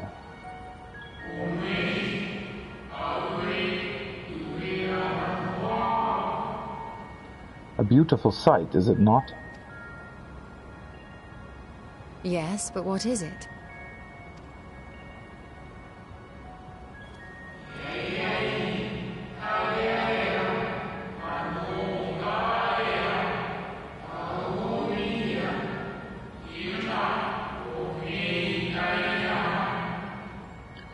Hydaelyn knew better than any that her power was not absolute. Indeed, she has ever struggled to hold Zodiac and his faithful at bay. And now I had a different thought. Maybe it was Hydaelyn who... Yeah, that actually makes a lot more sense, doesn't it? Maybe Hydaelyn, somehow through the ethereal sea, brought this quest to Sharlayan. and told them about the fact that she isn't really able to contain Zodiac anymore, that there's a definite threat that Zodiac will break free at some point. And therefore Hydaelyn maybe was the one who instructed Charlie and the scholars and the forum to literally build an ark with our knowledge and everything from the source in it to be able to escape the planet, should it come to that?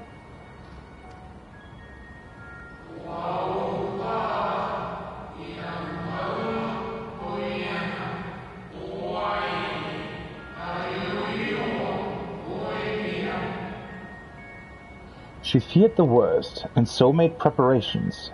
In the event of his demise, there would be a contingency.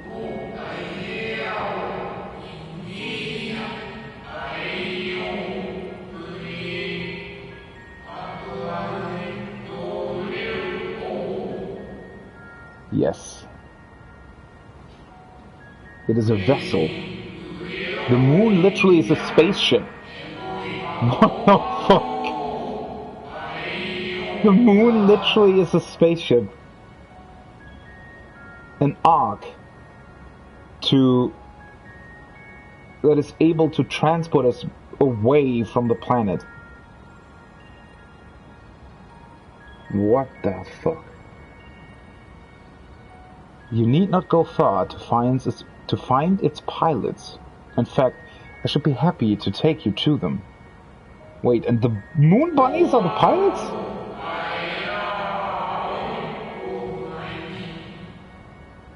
And fulfill my final duty as Watcher in the Dark.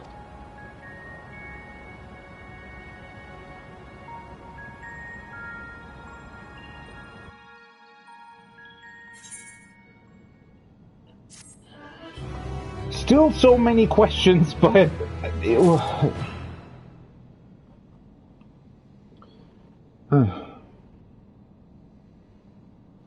this gets more convoluted by the minute. I guess it's great to know that there is a spaceship on the moon capable of transporting us away from the planet, I guess. But that would still mean that the planet gets destroyed, and why?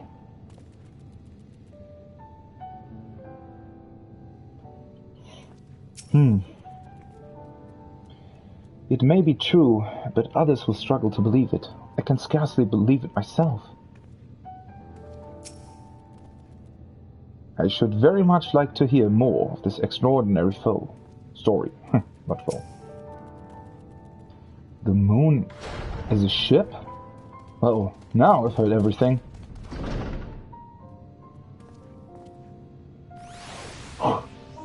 What the hell?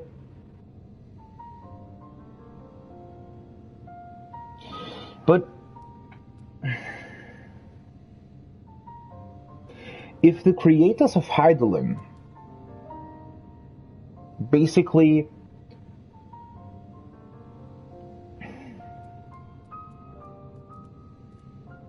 well, I mean, I guess that's the point, right? Or the problem, I guess, is that most of the Convocation, they only looked to the past. They wanted to bring back that which was lost.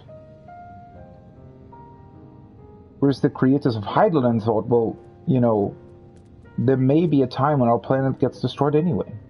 Might be through this, might be through something else or whatever. Right? So they sort of this escape route. The only thing that I'm wondering about is, I mean, they could have just fled right from the beginning, right? Why not, I guess, if they created the ship even back then, they would have been able to use it as well, right? So, I guess my question is, they could have just left the Convocation and the other ancients to their dealings, essentially, right? They could have just said, well, if you want to bring back the Lost Brethren, and if you want to destroy the planet in its in that way, then sure, do it. And they could have just left.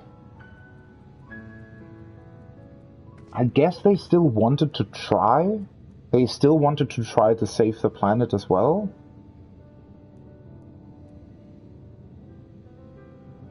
I'm just wondering, right? I mean, technically they themselves could have just flown away, not caring about what happened to the planet. Or maybe there was a different reason why they didn't do that, but now they want us to?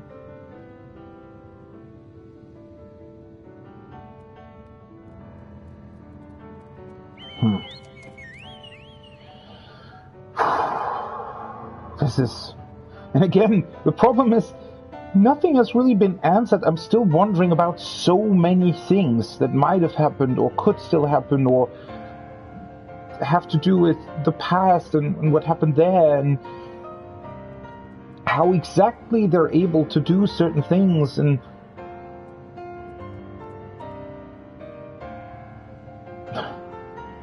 I mean, I guess maybe we'll find the answers at some point. Helping hands.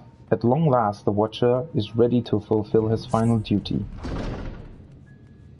The time has come for you to be on your way. The crater at the heart of Mare Lametorum, where Zodiac was imprisoned, is not so easily traversed. However, let us call upon Argos, the familiar whom you met earlier. Argos. He should have no trouble bearing you across.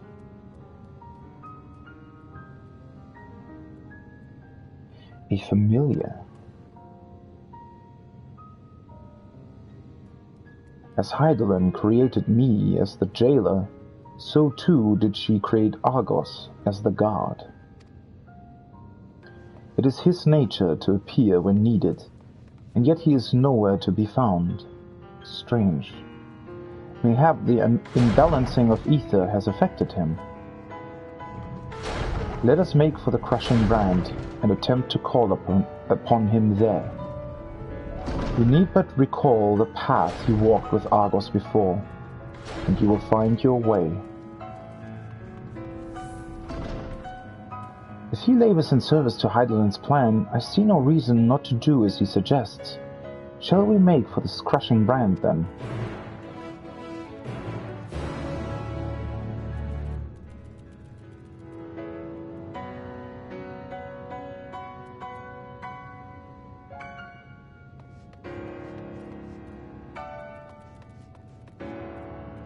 Why is there no way down?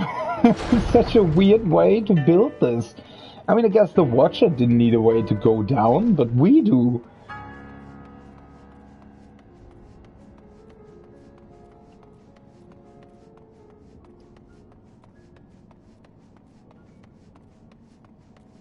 One thing that I'm also still wondering about is why we can breathe here. I mean, clearly this doesn't work entirely like the moon that we know from our Earth. So I'm wondering if... But the ether is stagnant here, right? It's in stasis. Well, I mean, then again, Thancred and Minfilia, or Reen rather, were still able to travel through the empty in the first, right? So maybe that's similar here, that while there is, you know, a lot of really stagnant and ether and stasis, maybe it's still just enough wind-aspected ether there for us to breathe? It's interesting that they didn't really touch upon it, but maybe it'll be... I mean, there's all kinds of ways in which they can still explain that, right? I mean, if the bunnies that apparently are here on the moon will be a beast tribe later on, then maybe that's during the Aquests, for example. It's not really a big deal at all, right?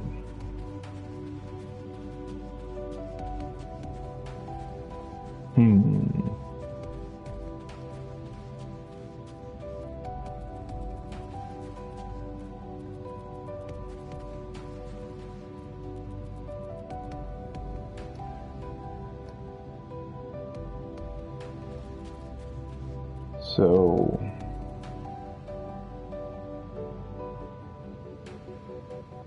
I don't know.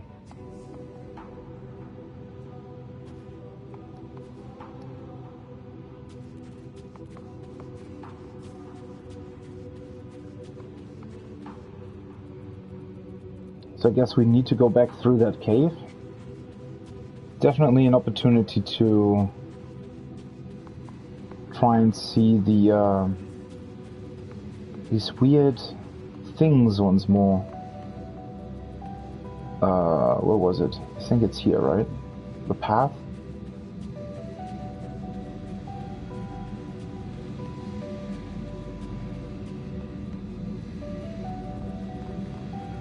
Yeah, these things.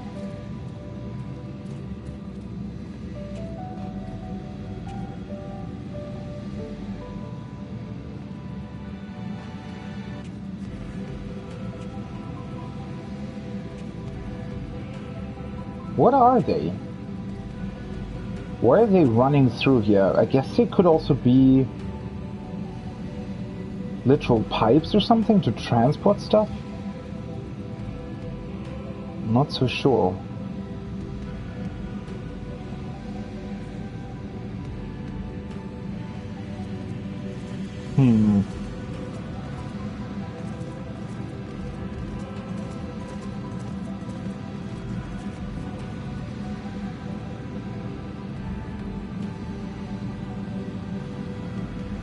And then I was also wondering about the cave. So this...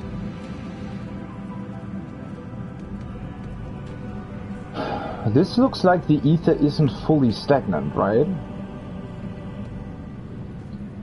Both the vegetation and also the crystals seem to suggest that some of the ether has already sort of broken free out of the stasis and is trying to regain its former form, I guess.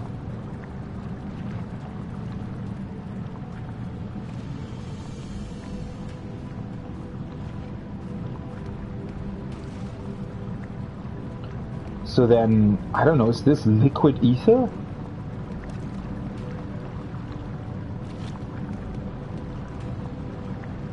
It does look very strange, doesn't it?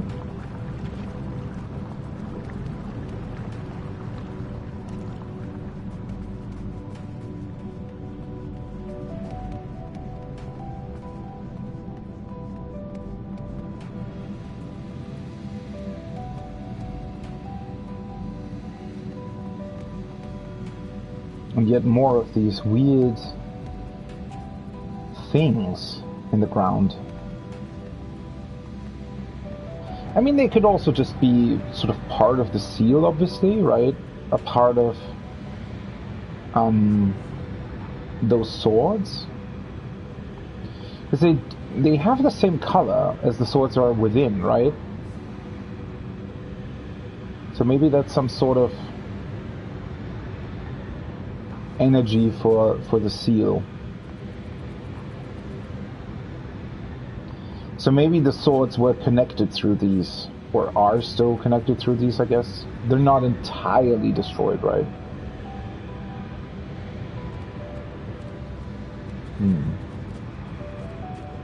That's sometimes it's, you know, I wish there was a way to sort of go back to the state the zone was in before.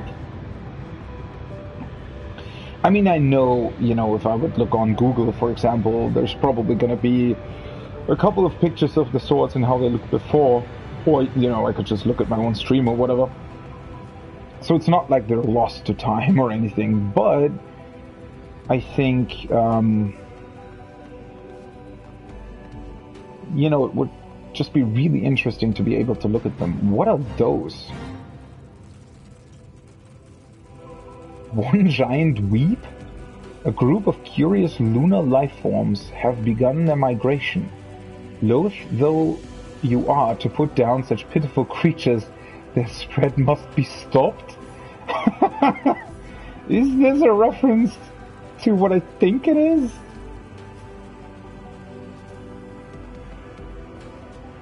Those fate descriptions, really?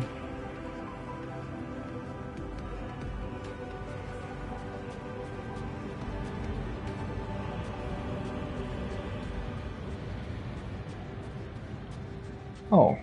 Oh, that's the... I still wonder then... So... Maybe the flower was a hint all along. Maybe there is a reason why we specifically found it down in Labyrinthos, right?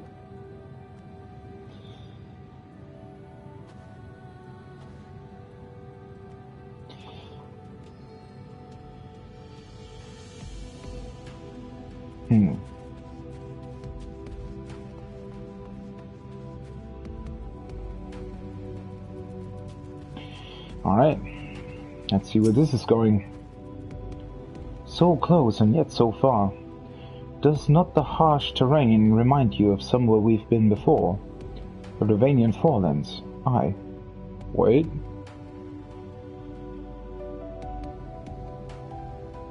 The Dravanian Forelands? A place that rejects the intrusion of outsiders, where solitude reigns supreme. At the very least, it sounds suitable for Zodiac's prison. Because the dragons didn't want anyone to come there, or what are you referring to? Naught could prepare me for the boundless beauty of Atheris, shining, shimmering, amidst a sea of stars. A blue sapphire, and but one of countless other jewels brimming with life, no doubt. Yeah, and still, I'm wondering about this. Like, in a way, this is just one planet, right? With a little preparation, it might be possible to traverse that gap on foot. Then again, it would be a long, long way down if one should slip. Perhaps another time. Probably a good idea, Thancred. The place we seek is just ahead, at the Chlorophosgrot. Chlorophosgrot. You see, Argos cannot manifest without sufficient concentrations of ambient ether. You would be hard-pressed to find a greater confluence than inside this cavern. Follow me. Okay.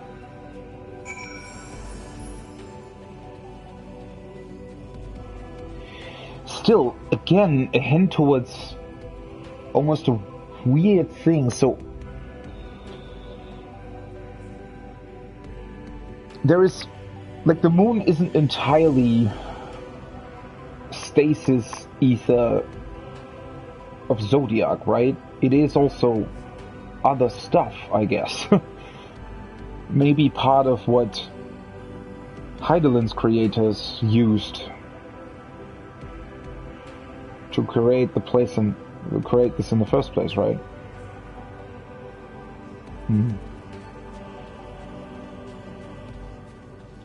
Another one of these caves. The Chlorophosgrot. Weeper. What?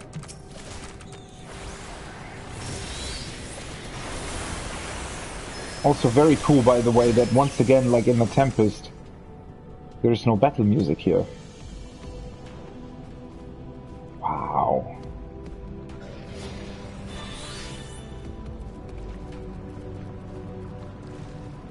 In a way, this does look, well, not necessarily similar, but certainly a bit like the Tempest on the first.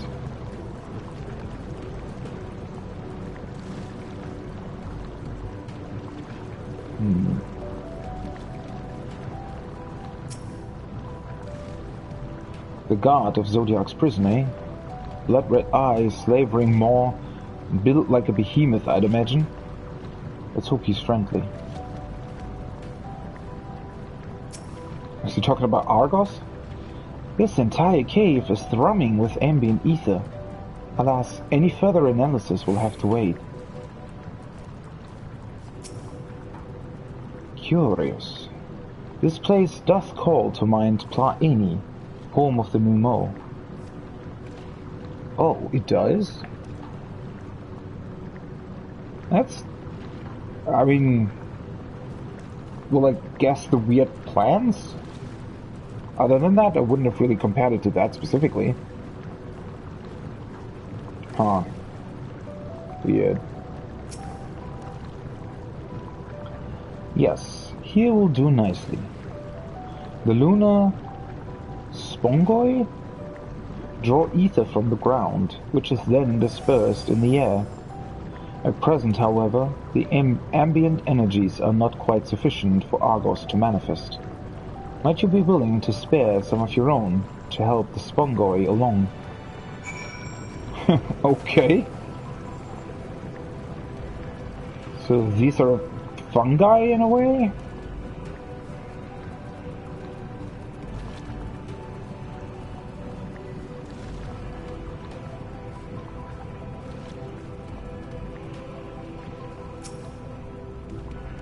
Lunar spongoi.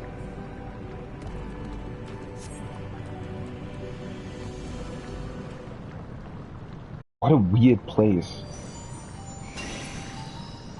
Ah, there you are.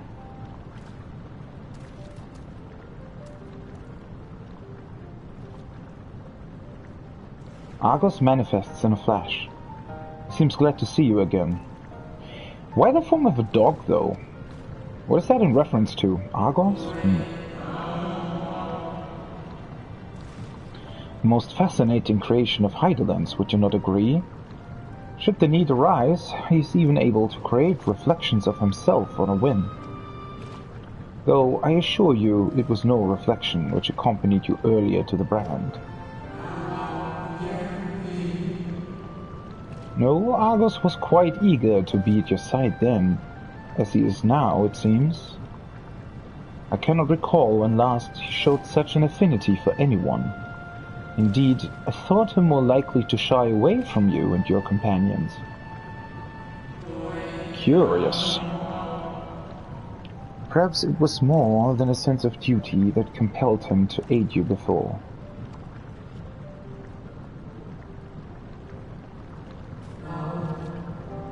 As for your companions... Alright, so those are definitely reflections. Unexpected, but greatly appreciated.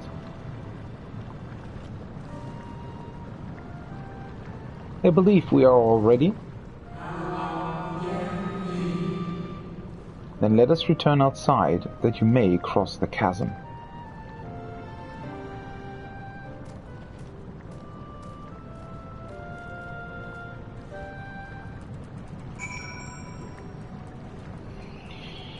Okay. Guess we're going back the same way we came in. Or am I supposed to go somewhere else?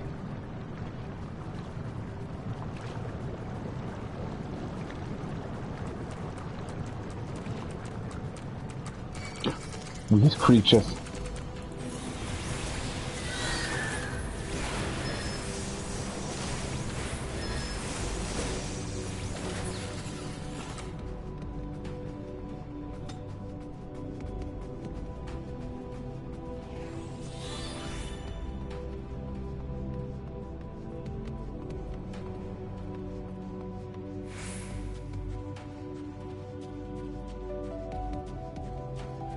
I wonder what else is part of this zone, because it already looks quite big, but at the same time, I mean, in terms of, I guess, if you want to look at it as an MMO zone, that also sort of needs to contain gameplay? It is rather interesting in that regard.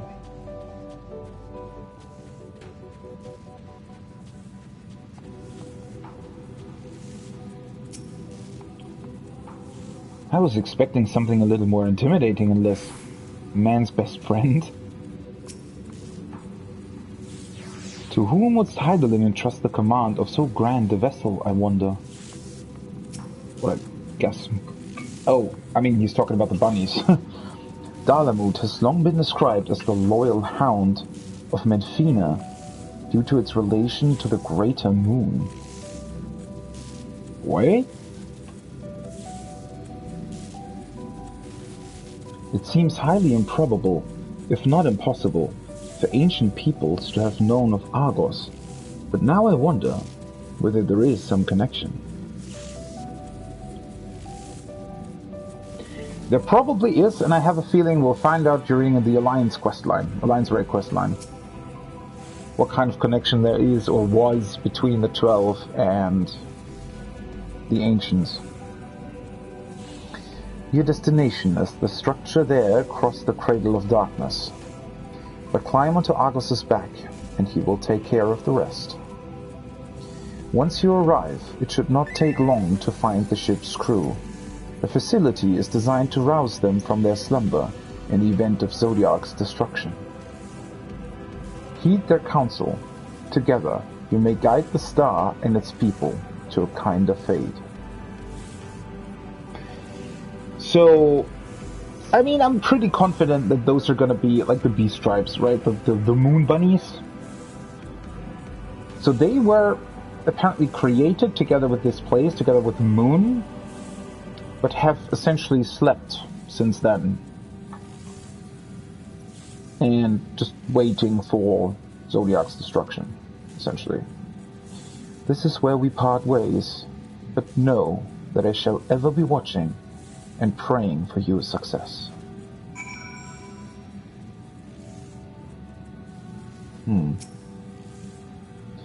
Argus favors you with what could almost be described as a conspirational grin. Okay.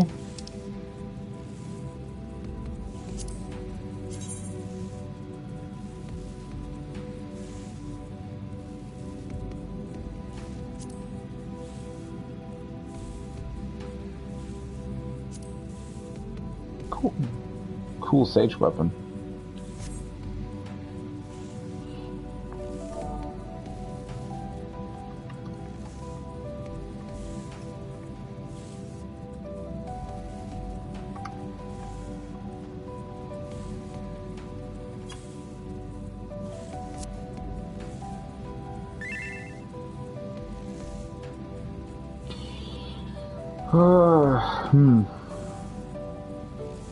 I'm still this whole situation with the moon and everything.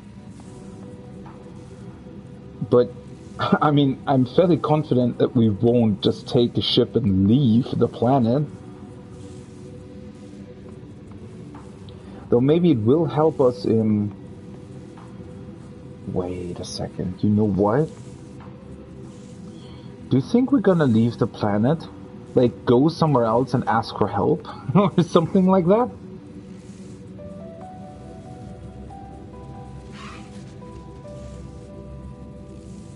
Huh, I wonder.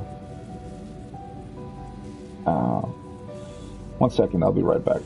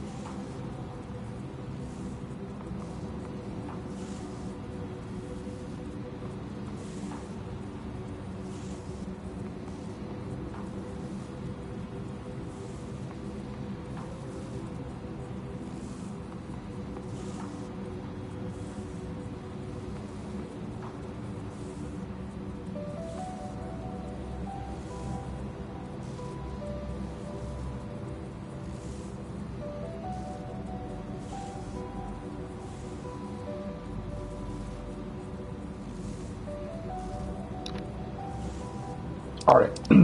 Sorry about that. Let's continue. Stola? Our allies' reassurances notwithstanding, we cannot be certain what awaits us on the other side. So perhaps it would be best if we did not all go at once. I propose the two of us cross first, while Thancred and Urianger wait here. Sure. Onward. Malefic ether yet permeates from the crater. Remnants of Zodiac, most like. Yeah, there still seems to be a lot of ether left, though, right?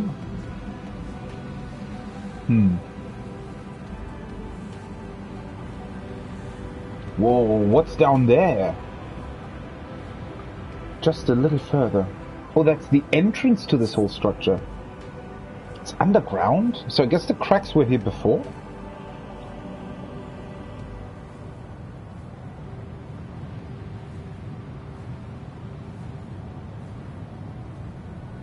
It's interesting that it's sort of cracked, right?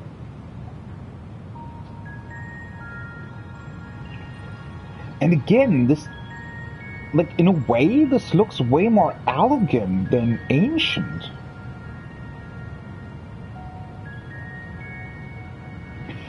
Although, I don't know, then again, I mean,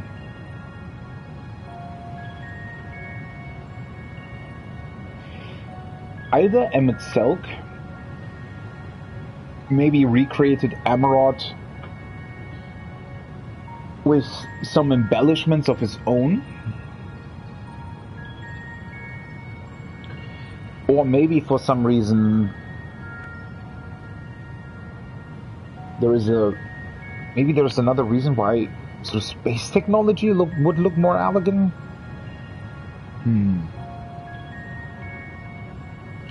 This structure is enormous.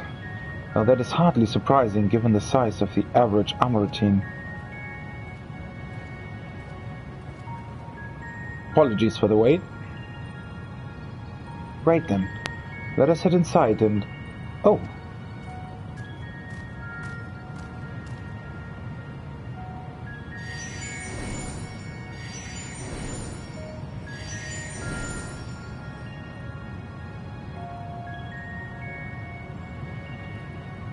Most intriguing. Means by which he can serve as energy, mayhap. Well, I certainly wouldn't want him to blink out of existence on our account, helpful as he's been.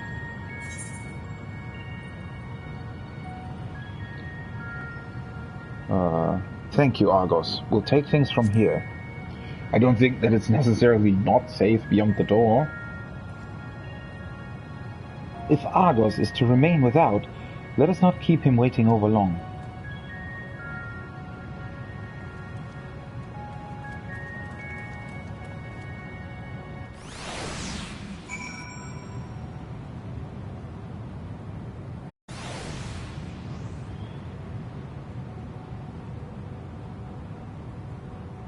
So with Argos, I guess we would be able to get back.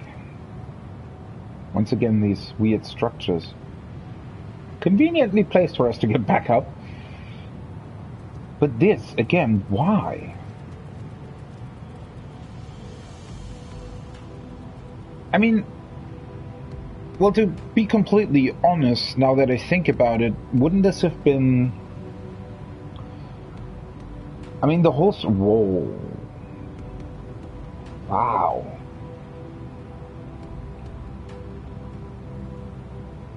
This whole structure would have likely been built when the moon was built, right? So I guess a lot of these cracks probably appeared throughout the different rejoinings, not necessarily only because of what Van Daniel did. So...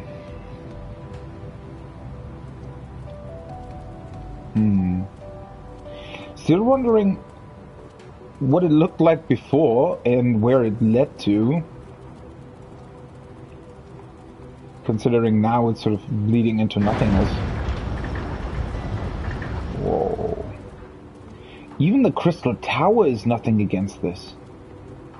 What the hell? This is much bigger than anything else. Best ways burrow. Wow.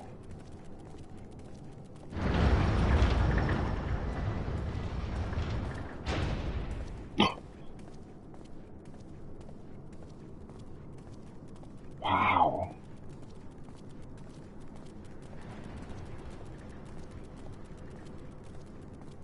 So what is this? A rocket? Or...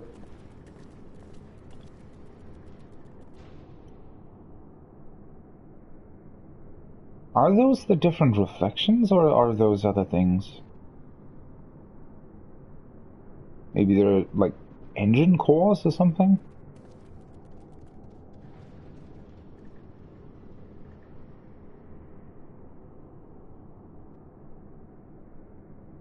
This place is huge. Holy hell.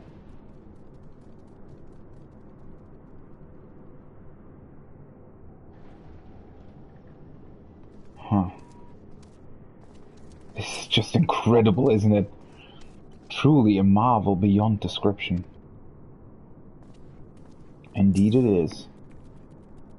Its scale is reminiscent of Amarod, or rather the replica we visited on the first. It seems even grander in scale, right? Wait. What's with the ominous music?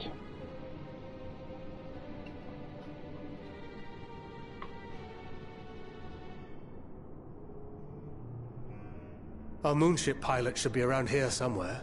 Is that right? Should be.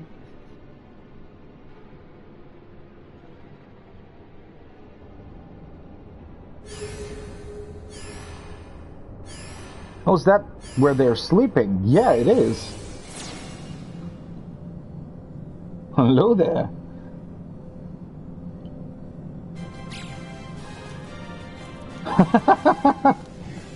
What's with the music? Yeah, those are like their homes, I guess? Or not? Well, what the hell is happening?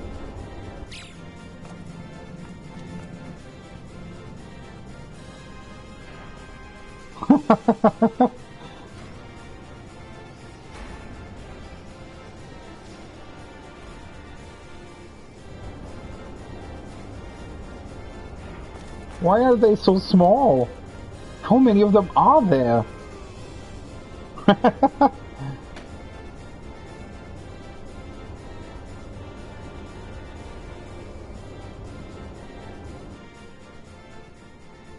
Oh, they have a leader as well? Maybe that's the captain? Look lively, everyone! I know. This 1243rd inspection is a mite ahead of schedule, but it is of the utmost importance. For Zodiac, alas, is no more. Okay. Zodiac's no more.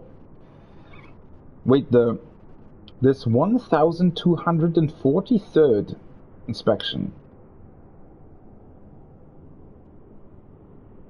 So they're doing an inspection every, like, what, 10 years or something? Interesting. I guess it made sense. So they didn't actually sleep for the whole time. They wake up regularly, inspect the ship, and then go back to sleep, I guess.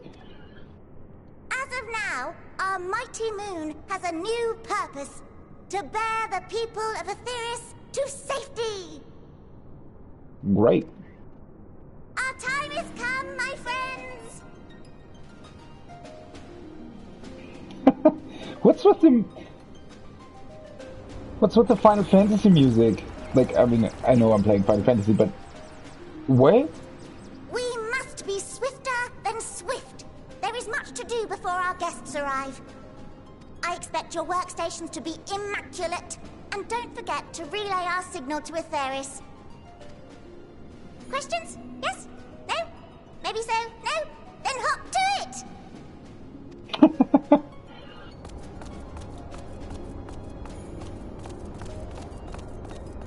This is like... What?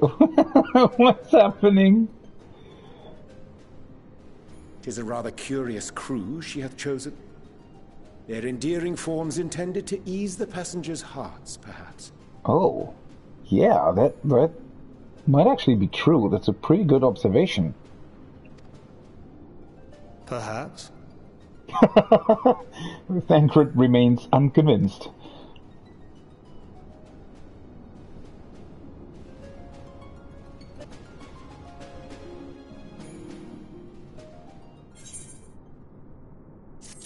Well then.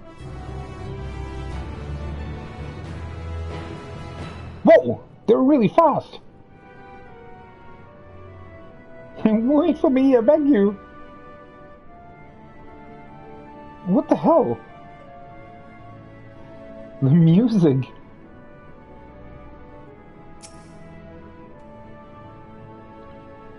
Given the present crises, Heidelin doubtless sought to facilitate cooperation betwixt pilot and passenger. Indeed, 'twould require hard as diamond to raise one's voice in anger to beings possessed of such profound... Saturinity? God, Urianger with his words. I find Urianger's reasoning somewhat flimsy, but the crew seems amicable enough. Whoa. A hairy situation. Really? 533, alright? They must be the Loperids mentioned in the Watcher's records. Not at all what I expected, but the Watcher did bid us heed their counsel.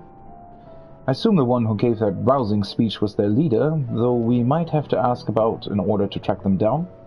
Come on then, let us be about it.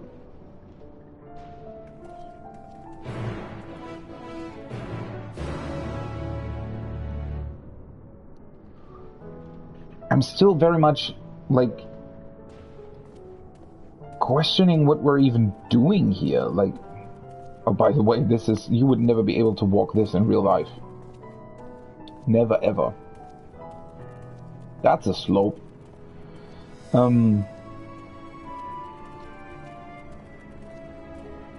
I'm still wondering, so we're building an arc, essentially, and...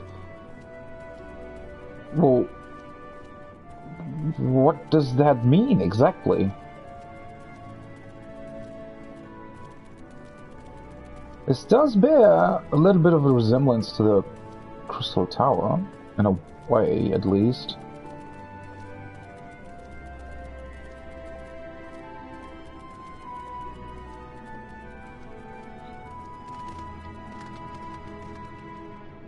This thing is huge! The Loperids all appear to have set about their tasks. Whither is their leader, I wonder?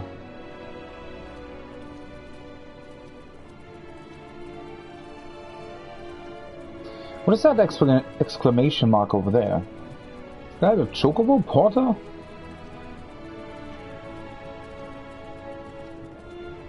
Or something similar, at least.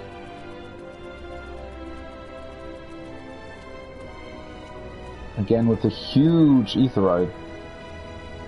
Wait. What?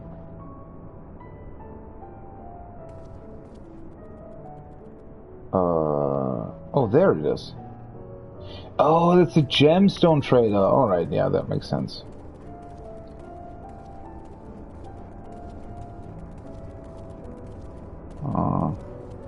What are you guys doing here?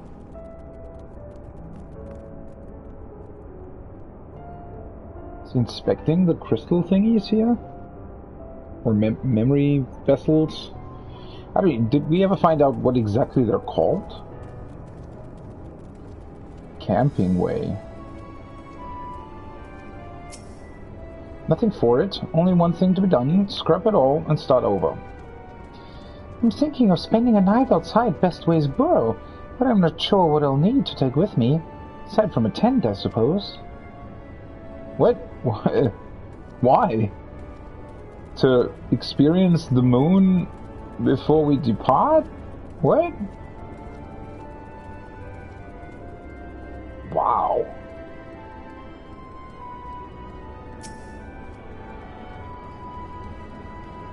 This one's even more grandiose than the other one.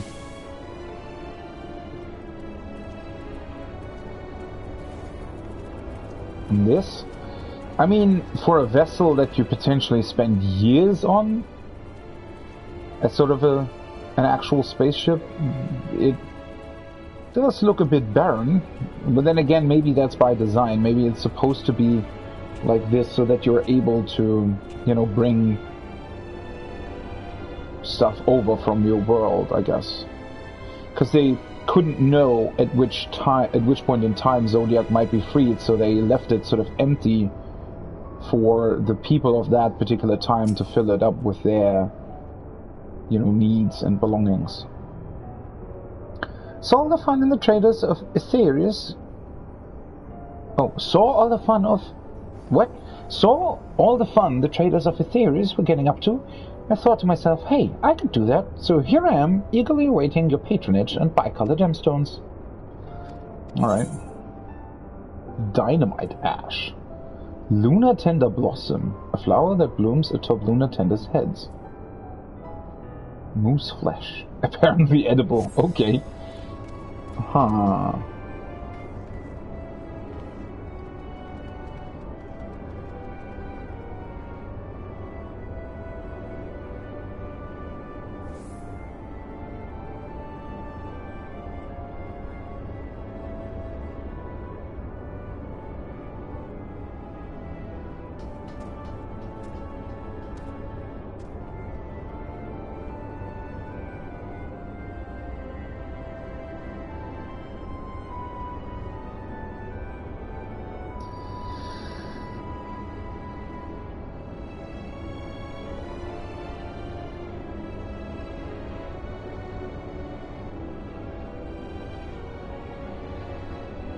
1 second.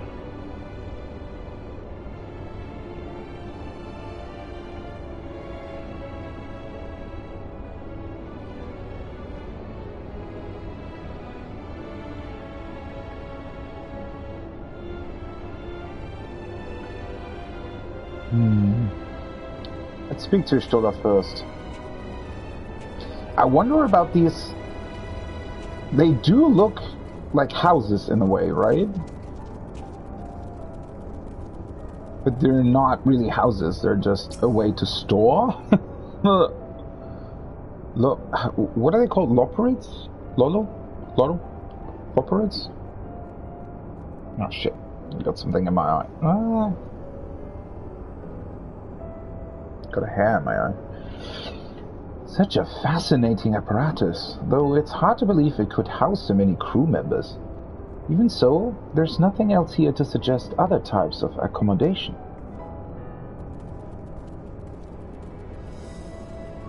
Oh! A wind ether current. Huh. Right, I never really, with all of the things going on, I never actually looked for wind ether currents on the moon. But I think I looked for one when I first came to the first etherite. It was like almost 900 yards away. So I feel like,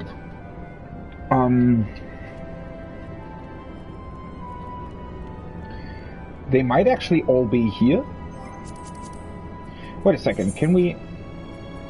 It's still not showing, but I guess that's because I haven't actually found a single one so far.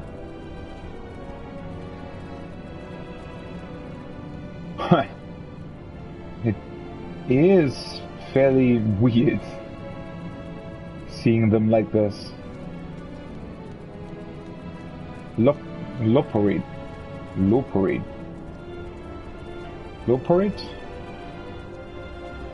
I have no clue how you pronounce that.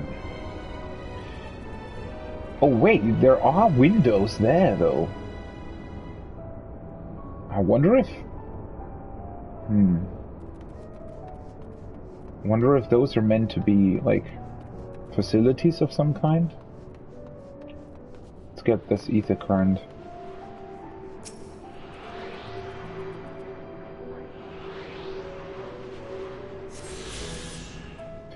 Dancing way, fighting way.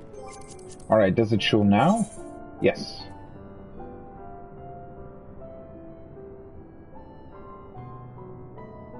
What is this?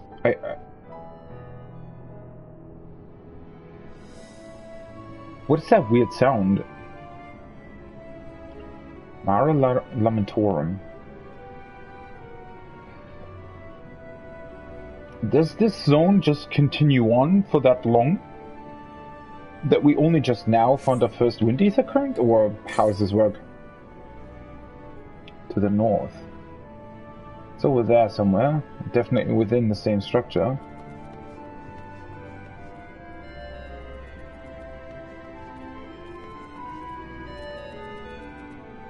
What is this sound?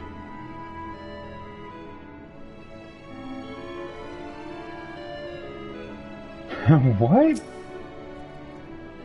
I heard that your kind hop about when they hear music. Is that true? Can you turn it off?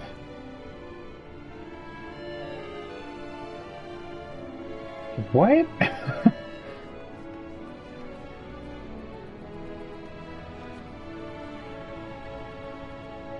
What the hell are you eating? That thing is as big as you. I've decided to form a fellowship of protectors to escort people as they arrive. So relax, you and yours are on safe paws. Very, very safe paws. Thanks, I guess?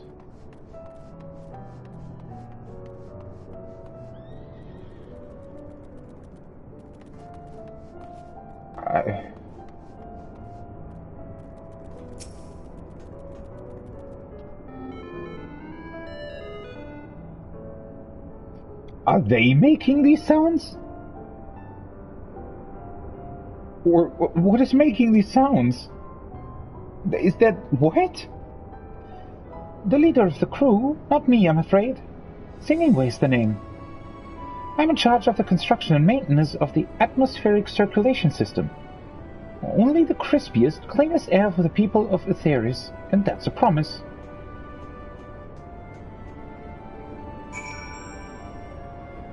Wait, if this thing has an air... Well, okay, it has that system because it needs to go out into space, right? The moon apparently in this case does have some kind of atmosphere and air that you can breathe.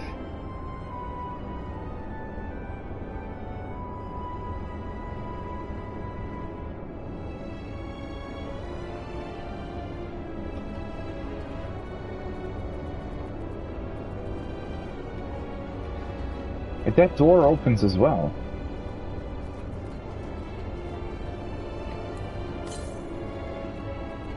Northwest. What?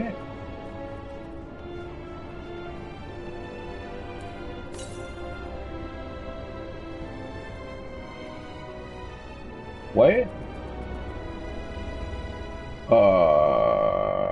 I guess there's still like a...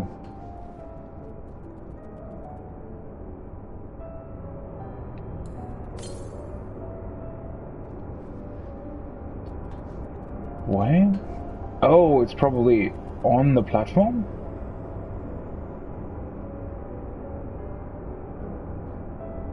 I guess? That's unfortunate. I'll grab that later then.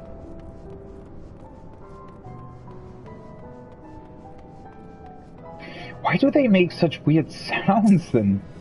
Weaving way. What do you think of our clothing? I have you know, I'm the mastermind behind its design. Dozing. Later? No. Sleeping way. My job is... Perhaps I'd better ask. Sure, you do that.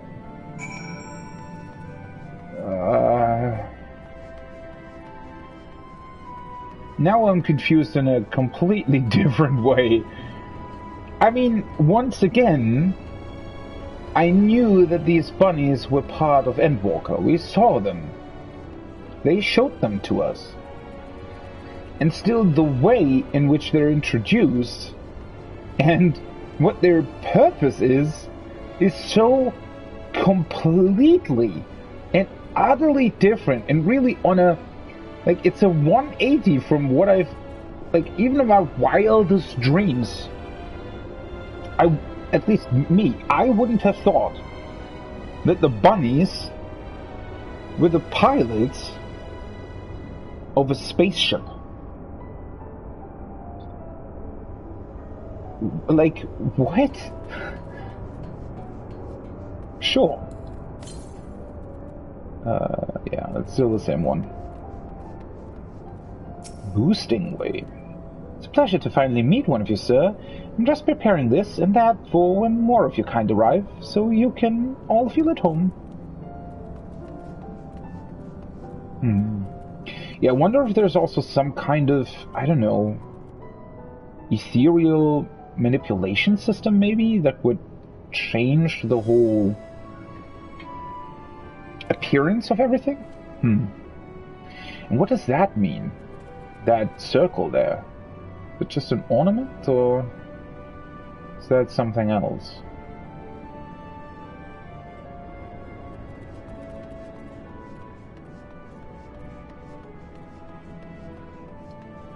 Recording way. Oh my, but isn't this exciting? I've never seen one of your kind up close before. Would you mind if I take some measurements of your body? Just for reference, of course. Yeah, they'll, I think they'll go great with the scholars of Shralian. Is that him?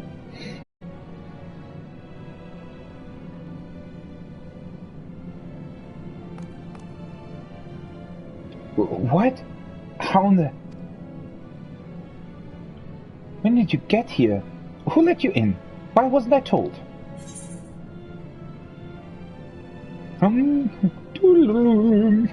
What was the sound they made? Were you the one giving orders earlier? Me? Oh, yes, of course. As the only one around here capable of doing anything properly, it falls to me to take charge of the others.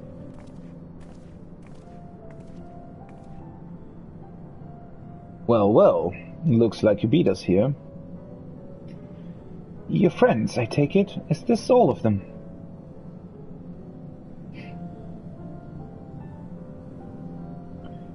A group comprised entirely of children. What must the parents be thinking? Oh, right, they think we are still, as tall as the ancients. This isn't a nursery, after all. Though perhaps we should build one. Or did we build one already? No matter. You needn't worry your pretty little heads. All will be well, I promise. But goodness me, we shouldn't be standing about gawping. I must take you to meet the others. Shouldn't we tell them that we're not children? If you could run along back toward the entrance, you'll find a path that leads to the central platform on the upper floor. There's no wrong way to reach it, but it's the large glowing ball at the center if you should find yourselves lost. I shall gather the others and meet you there. Well then, back to the upper floor it is. This is so... okay.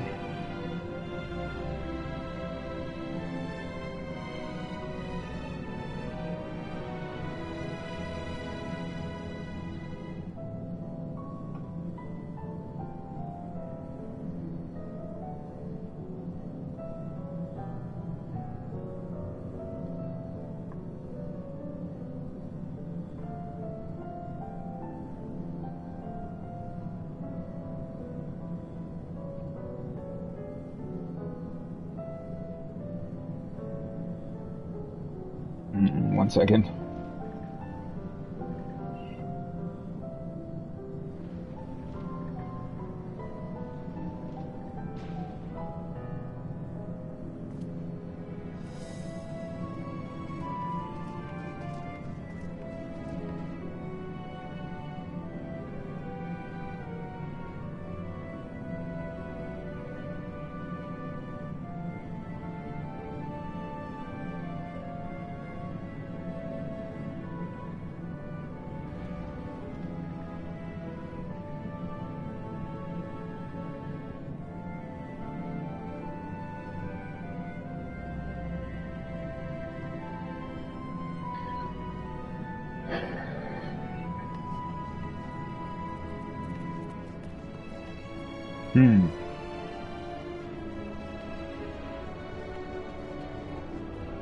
Whoa, I didn't really realize, I hadn't gotten a clear look at this. What is this?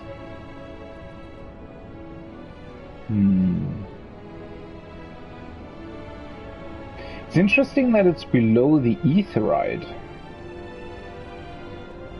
So maybe the aetherite here serves as more as some kind of teleportation, but the actual core of everything? Maybe? Interestingly enough, there is only this one path up, right? Even though the top platform is in fact accessible from 4 different directions, this is the only way up and down, I think.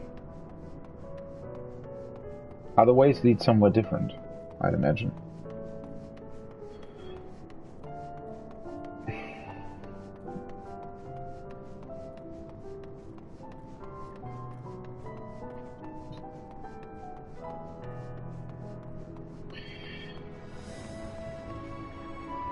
There they are again. They're hopping along very, very fast. Oh, I didn't realize that the long arms and bridges connecting the centerpiece were actually sort of on intercardinal positions.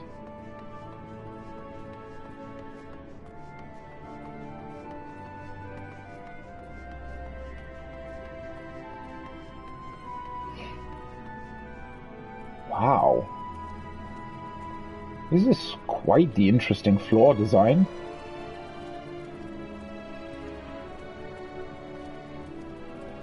Again, but I guess...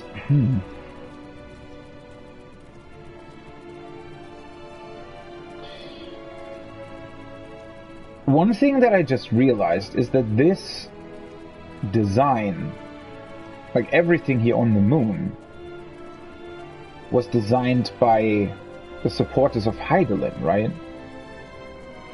And also, in a way, I guess a bit more advanced than Amarot itself, right? Because it came later. In a way. Amarot was probably... well, we don't really know when Amarot was built, but it was definitely built long before...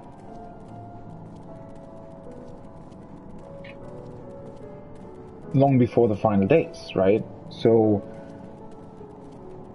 I mean, well, they obviously would have changed a whole lot about Amarot over the course of, you know, hundreds of years, but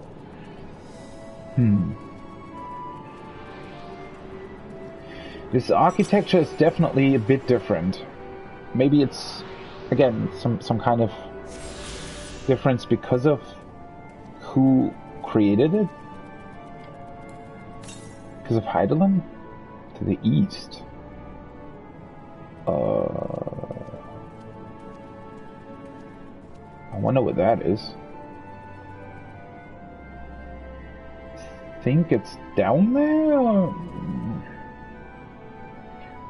Nah, shouldn't worry too much about the ether currents right now. Flopping way? Ooh, what is this?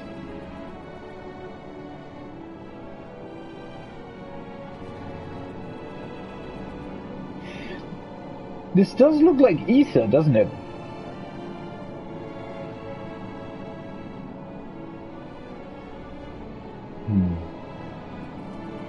Wonder if we'll find out about the purpose. Me? You're speaking to me?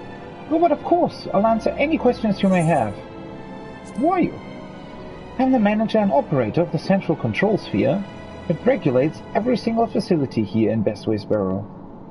If anything were to happen to it, the whole place would stop working in no time. It's very important, and so is my job. Okay. Bestway's Barrow is where we Loporites live and work in honor of Hydaelyn. We're all doing our best to make the moon a suitable ship to transport everyone. You'll be able to ride someday soon, don't you worry. Okay. Oh, dear. I hadn't expected to meet a people person here. Whatever shall I do?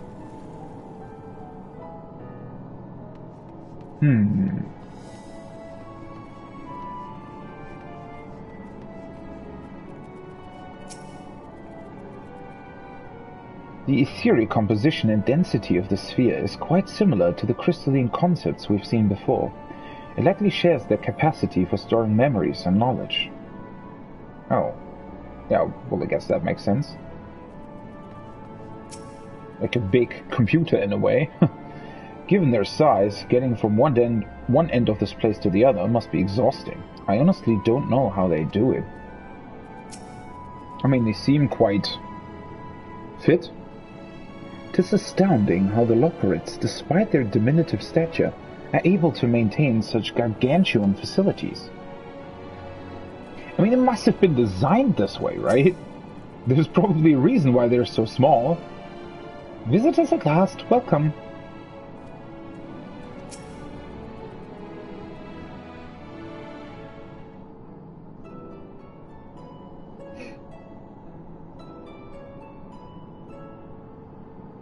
Right, of course. Introductions are in order. So, this voice is something else?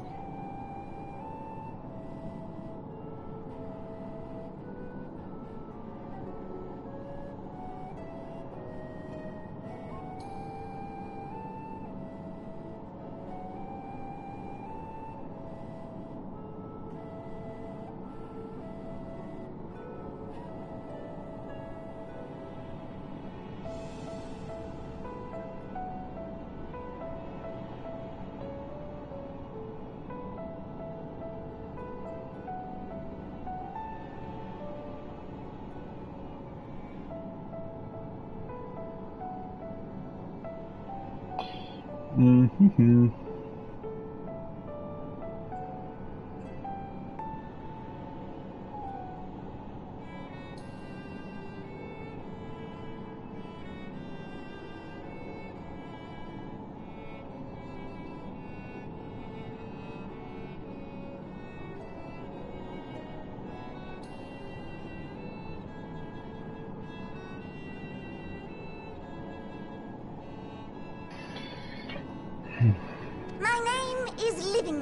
And we are the Lockerites, created Lockerites. for the express purpose of commanding this ship and bearing the people of Aetheris to a brave new world.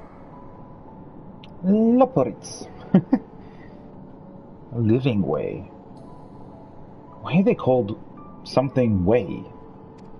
Am I missing something? More specifically, I am the one whom she charged with the execution of her most vital plans. You might say I'm her right paw. Okay. Loving Ways, the name. Map reader and navigator of the heavens. Mapping way. Pleasure to meet you all, but I'm still trying to make sense of this. You're not alone in that, Tancred. Confusion and bewilderment are completely understandable. Fear not, I shall walk you through it. Please do. The people of Aetheris, through no fault of your own, I'm sure, set in motion a series of events that, unfortunately, culminated in Zodiac's obliteration. Very matter of fact. Acutely aware of the imminent crisis, your parents said to you little ones, on ahead while they began the necessary preparations. I wonder what they'll say if they find out that the Forum in Charlian is also of the same size as us.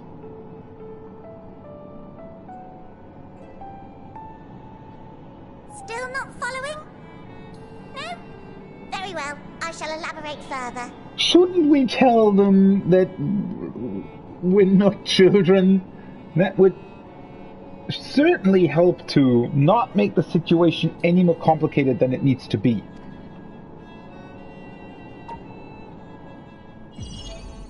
Whoa!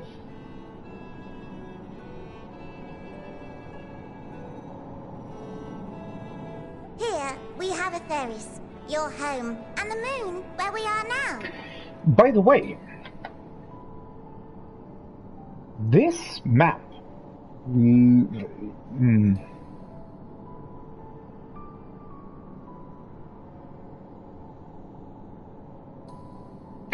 The moon looks rather big, doesn't it?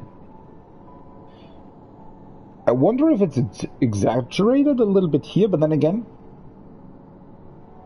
considering how it looks in the sky from Eorzea, I guess it would also be a lot bigger than our moon on Earth.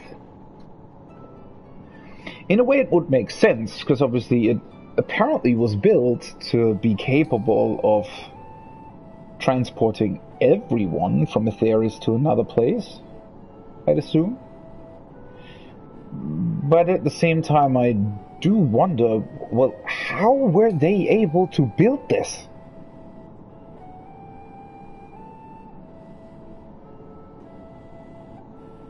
Where did they get the materials for it? Because even if, you know, Heidelin used her power and ether and whatnot to build this place, wouldn't they still have just needed material all the same?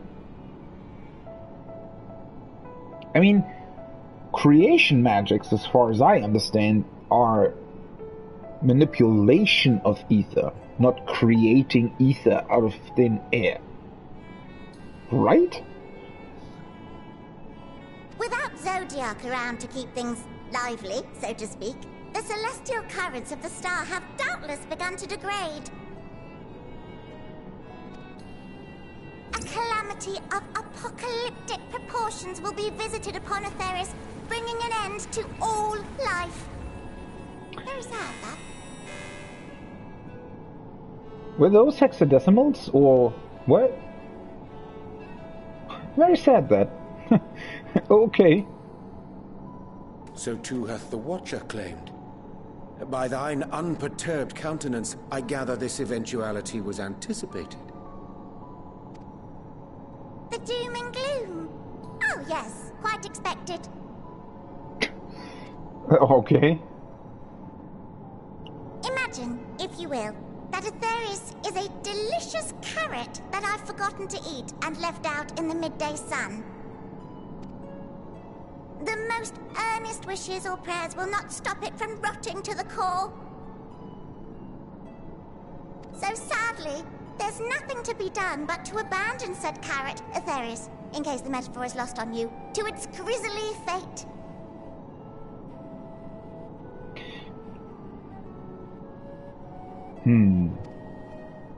And this moon will serve as the vessel to deliver us to a new home.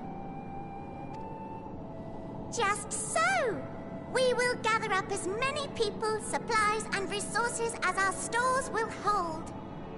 Which, considering the size of the moon, should be plenty. And then, once everyone is aboard, it's off to another star. Just... What is happening?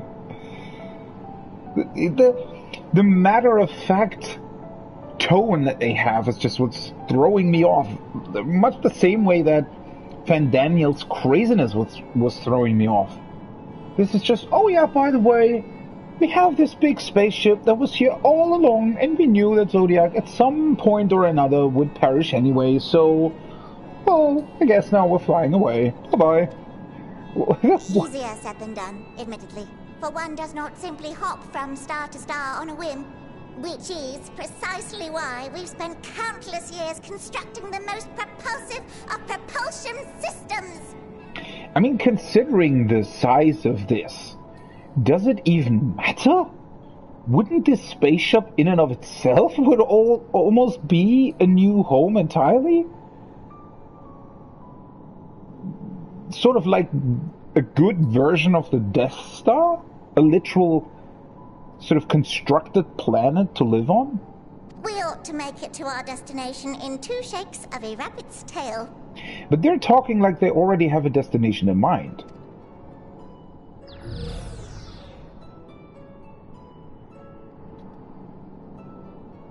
Impressive technology. I dare say it is beyond anything we have ever seen. to shower us with praise.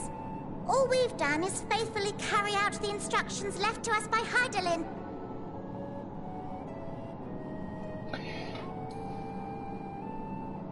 I am still wondering about that, though.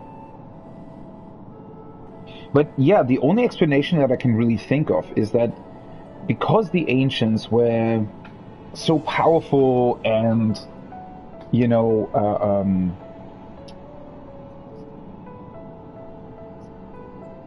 because they were what's the word? Well, they couldn't die, right? Or didn't die, rather. So I guess, I mean, that's also reflected in the way they constructed Zodiac and the reason why they tried to bring back Amarot and sort of reverse time in that way. It's just that most of them apparently just weren't overly concerned with other things, right? They thought themselves perfect, or near perfect, and didn't even conceive a life outside of what they knew. I mean, they still, much like Sharlayan now, you know, were in the pursuit of knowledge, and they, you know, debated a lot, almost philosophers at heart, right? And they did experiment quite a lot, apparently, with creation magics and stuff, but it does seem like they didn't really care for anything beyond their own, I guess, sphere of influence, you could call it. I mean, again, certainly interested in pursuit of knowledge, but not necessarily willing to leave the comfort of their perfect world, right? So I think that this technology, maybe there was a smaller group, probably the ones that opposed Zodiac around Vernard, who devised other technology and other things that would broaden their horizons, right? That would allow them to, well, visit other stars, for example. So I'd imagine that's maybe why, because it seems strange, right? It seems strange that they wouldn't use their own technology to maybe bring people to safety, although the final days apparently were pretty swift and fast approaching. And this seems like a structure that was built later, so I guess Hydaelyn left the instructions for this, but they weren't able to construct it before the final days began or during that, right? They just left instructions for how to do it and then devised these creatures to carry out their plans.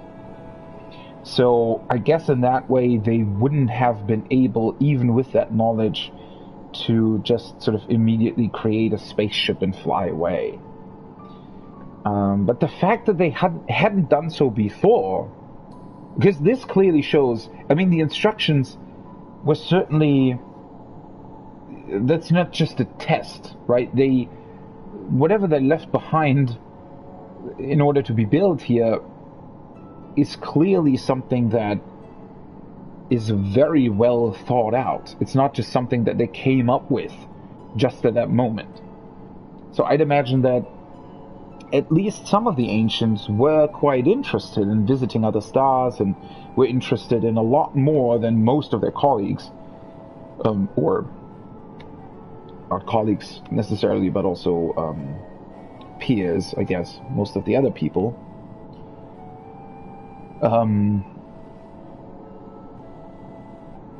Yeah. But for some reason or another, probably because they just didn't, maybe they didn't have the funds, or they didn't have, just in general, the amount of people needed to really start some sort of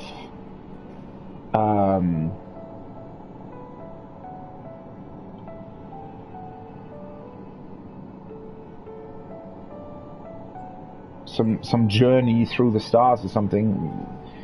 Maybe they just, they just didn't have the support that would have been needed in order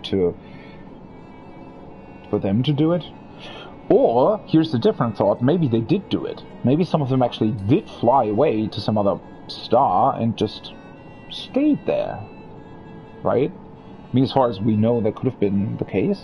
They never said otherwise. But again, this...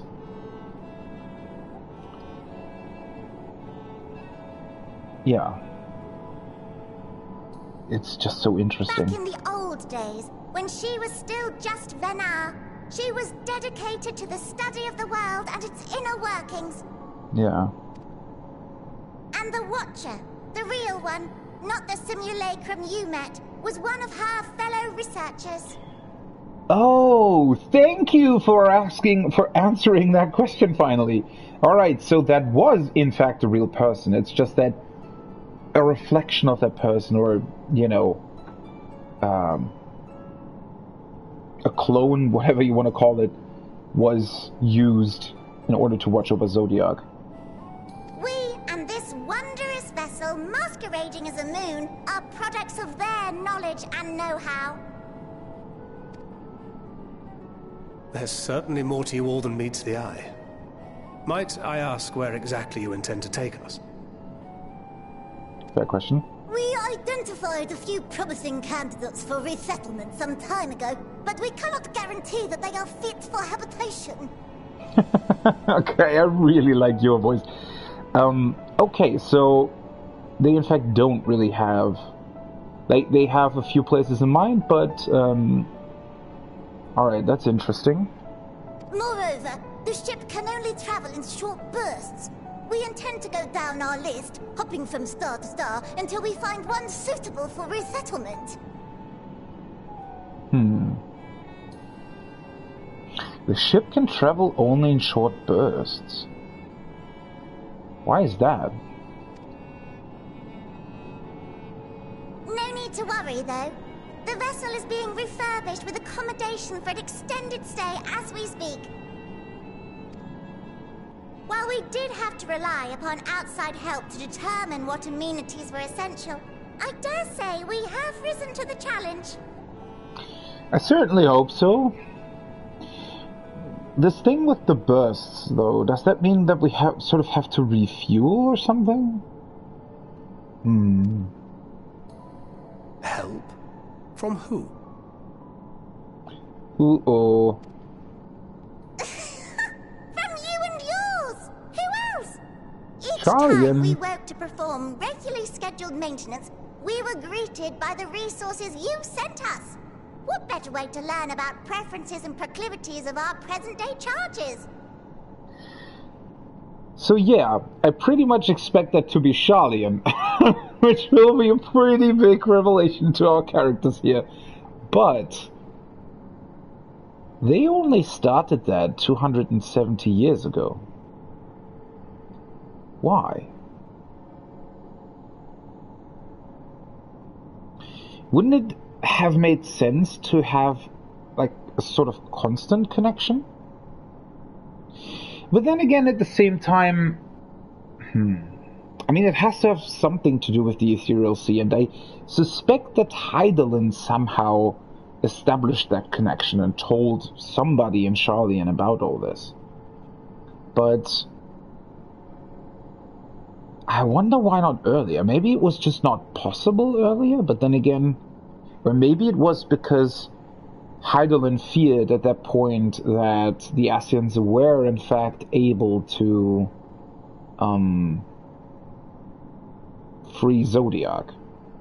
And so at that point she decided, you know, it's time to tell everybody, not everybody, but to tell a few people that they need to send resources to the moon. I mean, I suspect that we're gonna get those answers as well, but I really wonder what this means. Again, some of the details are quite weird, where you just sort of ask yourself, well, This is all nice and good, but why at those specific times, right? I mean, this isn't... I would have understood, for example, if Hydaelyn told the Sharlaeans about it sort of shortly after they established their colony, right? I mean, Old Sharlaean was pretty much established right after the 6th Umbral Calamity. Wouldn't it have been a perfect time to tell them, oh, hey, by the way, if you're already building this nation of knowledge, why not make sure that, you know, things are being transported to the moon?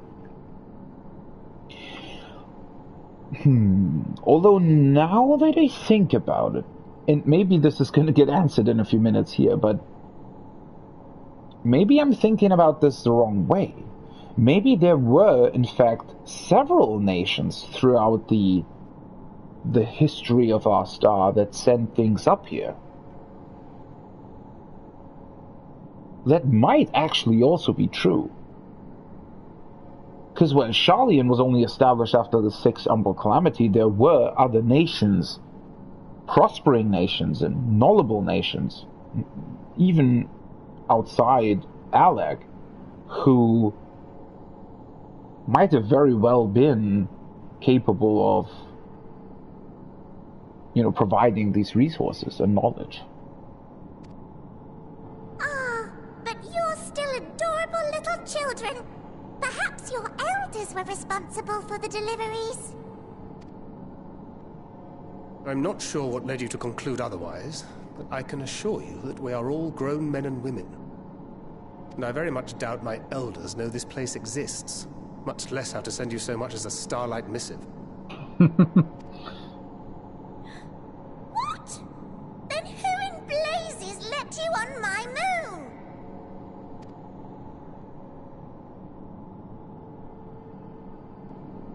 Hydaelyn herself led you here. You don't say! Well, that's really not children. Then why are you so small and stunted? Like little baby carrot people.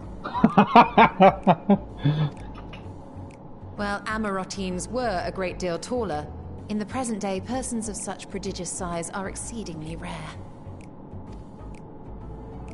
So, you're saying everyone's not like the Watcher? Correct.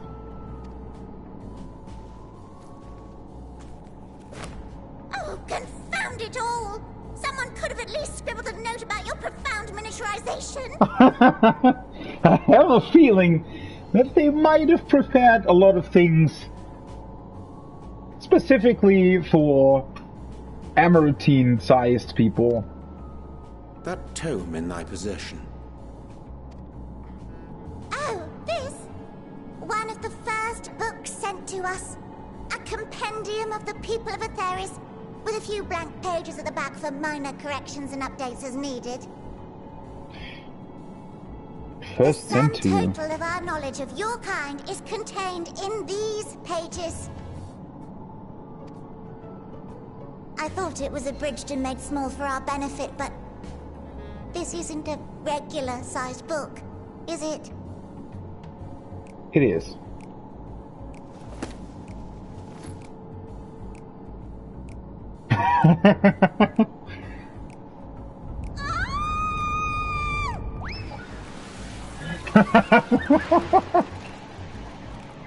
I mean, at least we're smaller than what you thought. That's better than the other way around. Can you hear me? Yes, we're all very busy. What is that? That looks great. I wonder what? Change of plans. I need you to rebuild the domiciles at 1/3 the scale. All of them. Yes, all of them, and but me no buts. See to it with all speed. Perhaps you could tell us a bit more about your terrestrial collaborators. Yes, in due time. But first, I'd like to hear more about you, if it's all the same. I'd rather not risk any other complications due to outdated knowledge of our passengers-to-be. Although I do wonder if it's indeed Charlie, and wouldn't they, like, did they just miss forget to tell them who they actually are? Or was it the... I mean,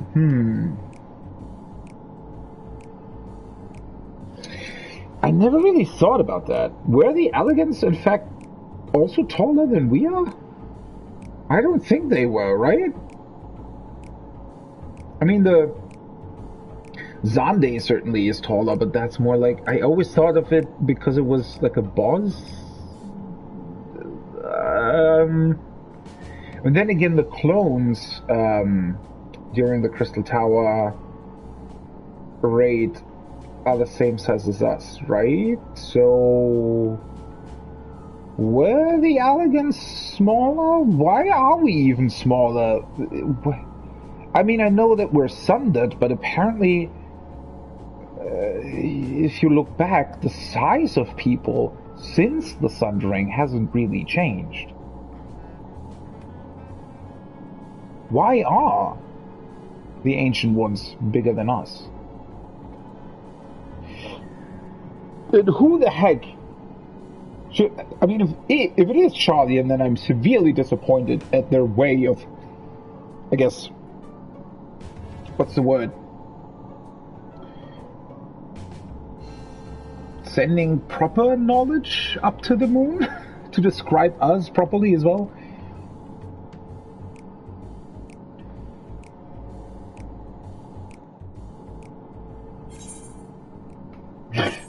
That's why that quest was called that.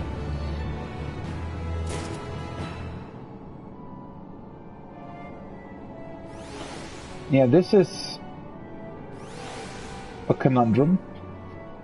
Right, 1 second.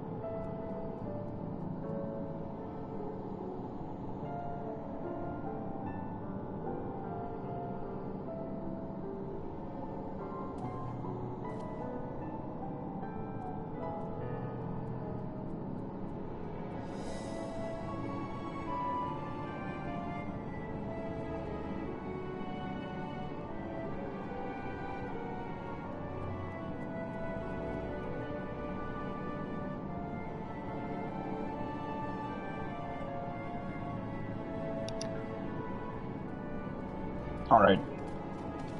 Well, at least we finally told them that we are, in fact, not children. I was half expecting that misunderstanding to be carried quite a lot further. I should have realized something was amiss when Livingway referred to us as children. What other delightful misconceptions do they hold, I wonder? Well, yeah, at this point in time it's quite amusing, but won't be as... But, though, then again, if they build, for example, living quarters in a much grander scale, or like 3 times the scale, at least we could still live in that. The other way around would have been a lot more complicated, right? To live in living quarters that are way smaller. than what we need. Why do I get the feeling we're going to have our hands full dealing with the Loperites? Yeah, I do get the same feeling, Thancred. 'Tis unfortunate that the domiciles were constructed in error, but their willingness to perform such sweeping renovations is a testament to their commitment. I can't fathom the resources required for a facility so vast. Yeah, not only required, but also where are they getting them from? Is what I'm wondering. Oh dear, I certainly hope Buildingway can complete the renovations before more guests arrive. Or perhaps you should leave them as they are. That way you'd have more space to lounge about. Yeah, that's what I'm saying. I mean, certainly not the worst fate. Ooh, what is this? Oh, purple carrot juice. Oh, sure. A hearty and healthful beverage prepared from the pulp of purple carrots and pixie apples.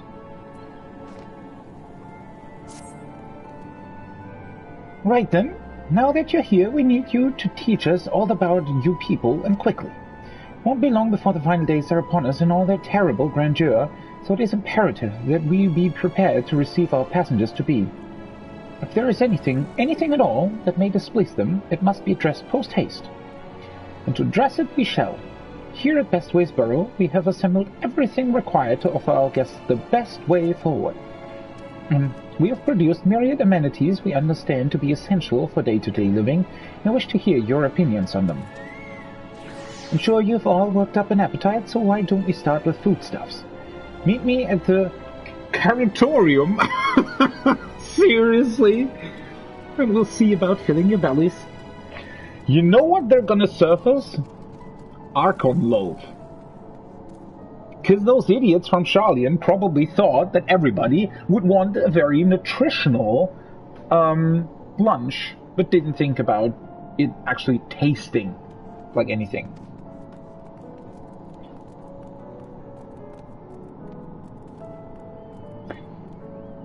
She does not want for enthusiasm. The notion of Aetheris rotting to its core being a matter of course is rather concerning, though. Nevertheless, let us take this opportunity to learn more of the Loperites and this vessel. I mean, I'm sure they'll tell us when the time comes to, I don't know, evacuate. Oh dear, I certainly hope Buildingway can complete the renovations before more guests arrive. Or perhaps you should leave them as they are. That way you'd have more space to lounge about also. Whoops, I already read that. South? What? What? That's where I came from. Okay. Where am I supposed to go anyway? Down? Or am I supposed to stay up?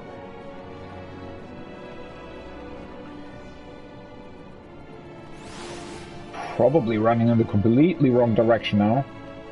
Oh, well. The quest marker certainly pointing down. Now it's showing me to the what? Let's go down then, I guess.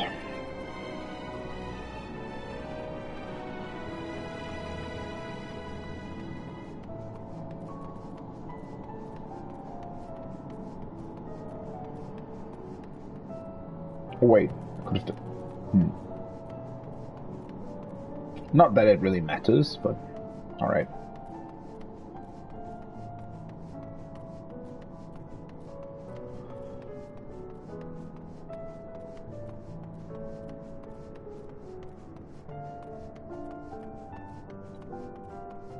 At least the music's very calming.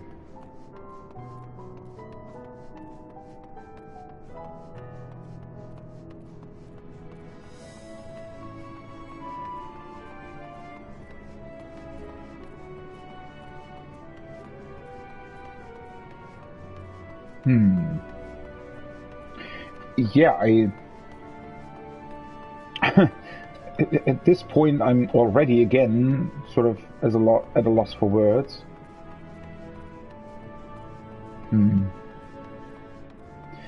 Because where's this leading us? Like, What? Are we truly leaving the planet? That can't be.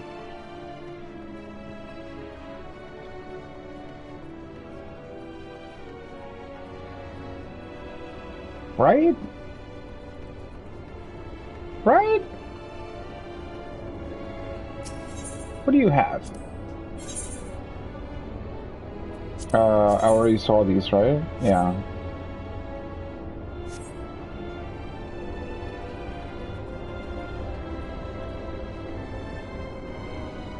Boosting way. It's a pleasure to finally meet one of you, sir.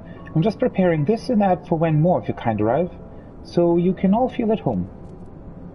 Cool. Why are you called boosting way then? Recording way.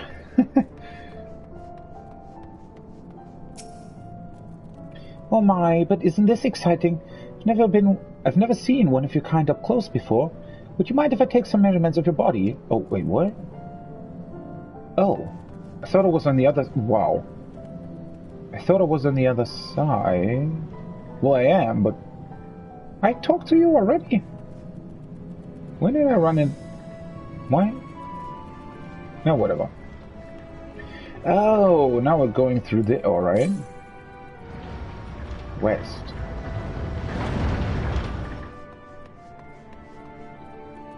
What the hell is that?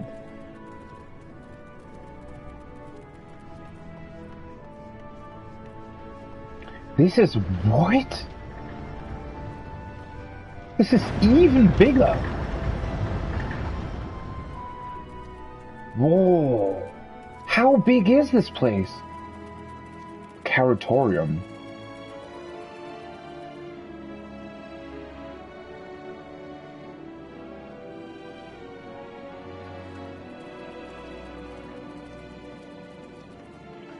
Yawning way. Must have dozed off. What was it that I was supposed to be doing again? Hopping way. What's your task? I'm delighted to see you, but I'm very, very busy. Perhaps we can chat another time. So this is supposed to be... Oh, no, those are... Let's see here. So those are growing plants, if I see that correctly, right? So this is all to harvest crops, essentially. Wow. But this is actually all, like, it's not just background. Are there mobs down there? What? Yeah. What?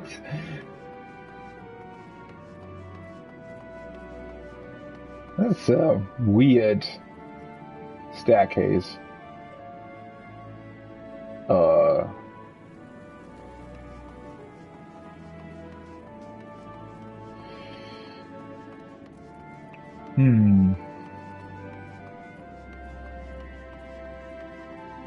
Why are there mobs down here that you can fight?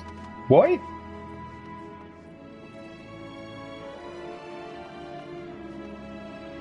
Supporter. So they're like drones and other things that are here to harvest plants, I guess. What's going on?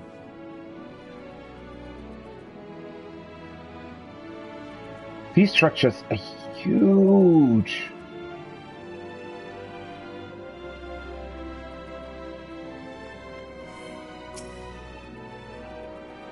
Given their earlier confusion regarding our size, I cannot help but wonder if they even know the first thing about us.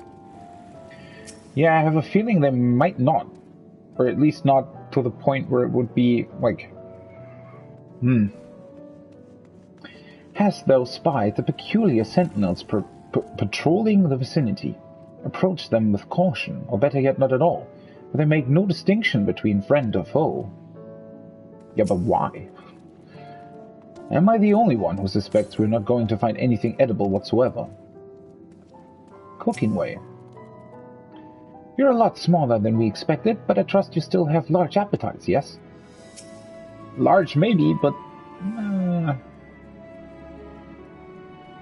Welcome to the Caratorium. Here we create prototypes of the various sundries required by our soon-to-be passengers. Allow me to introduce the head of foodstuff production. Why do they always call it foodstuff? Cooking way. Pleasure to meet you all.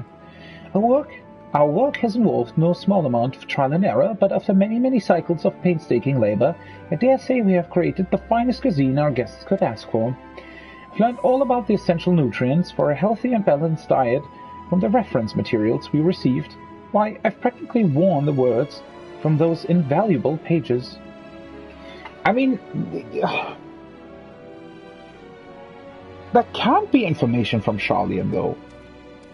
Because if it would be Charlian, then they surely would know about the sizes of our meals, at least. Naturally, we've also considered ease of growth and production. We will not want for ingredients. I must insist you try some. We have fresh stock recently prepared on account of, well, because we just woke up and we're all quite famished. So they eat that stuff themselves? Hop along the platforms here and you'll find a storage unit full to bursting with delectable delights. Help yourself to anything you like.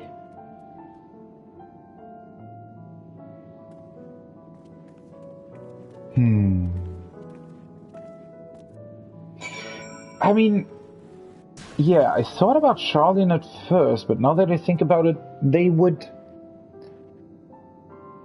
I mean, they would surely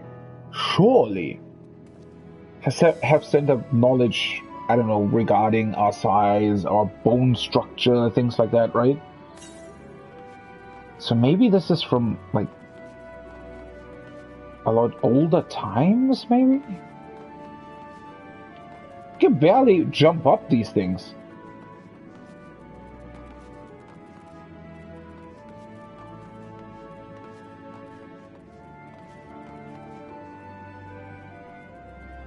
That door's pretty small. I guess that's for the Luperids? Why is this door so small? Huh. What are those? Or is that... Oh, I guess the thing in the green thing in the middle is just to, it's like a sprinkler of some sort, I think.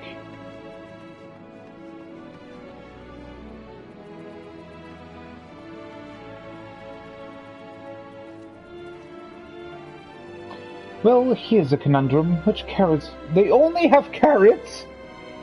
I vote Philosopher's carrots. No, iron carrots first. Why do they only have... Or is that for them? What? This doesn't require debate. We have work to do, so quit dragging your feet and get to it. You open the storage unit and find a rainbow-colored assortment of carrots. The unassuming orange carrot, the peculiar-looking blue carrot, the vibrant yellow carrot, the ominous crimson carrot. Take a moment to reconsider. Let's go with the orange one. Let's see if it actually tastes like the carrots that we know. From front to tip, no scratches or blemishes mar this immaculate specimen. Nevertheless, if not for its excessive length and girth, oh God, one might think it was an ordinary carrot. Yes. On second thought, you elect to simply take an obscenely large carrot for now. Due to its bizarre qualities, it would be prudent to ask Cooking Way whether it is safe to eat first.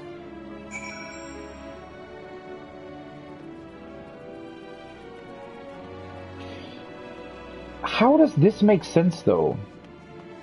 Just because they eat carrots doesn't mean that we do.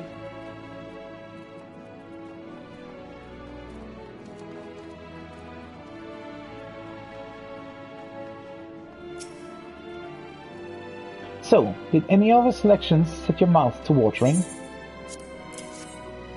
Obscenely large. Ah yes, a fine choice. One of my personal favorites, actually. Please dig in. I'm eager to hear what you think.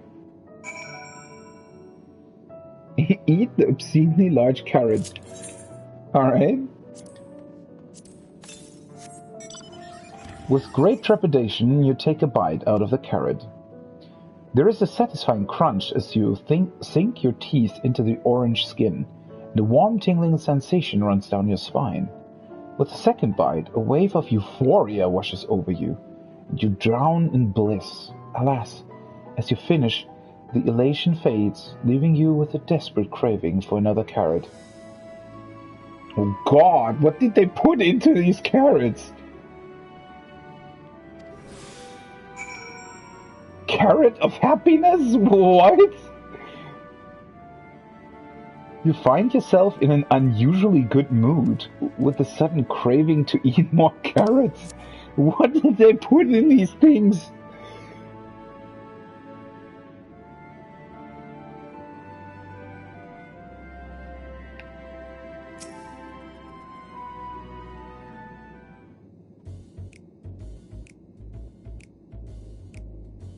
What do you think? I like anything you've ever tasted, yes? The carrot of happiness is full to bursting with nutrients and is guaranteed to leave you feeling satiated. It's a staple among loporids. We have plenty of other varieties too. Bleeding carrots to improve blood flow, dream carrots to help with sleep. So you see, we have a carrot for every occasion.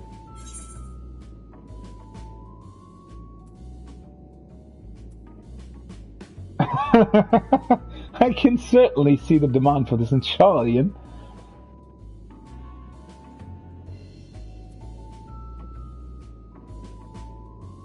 But what if I don't like carrots?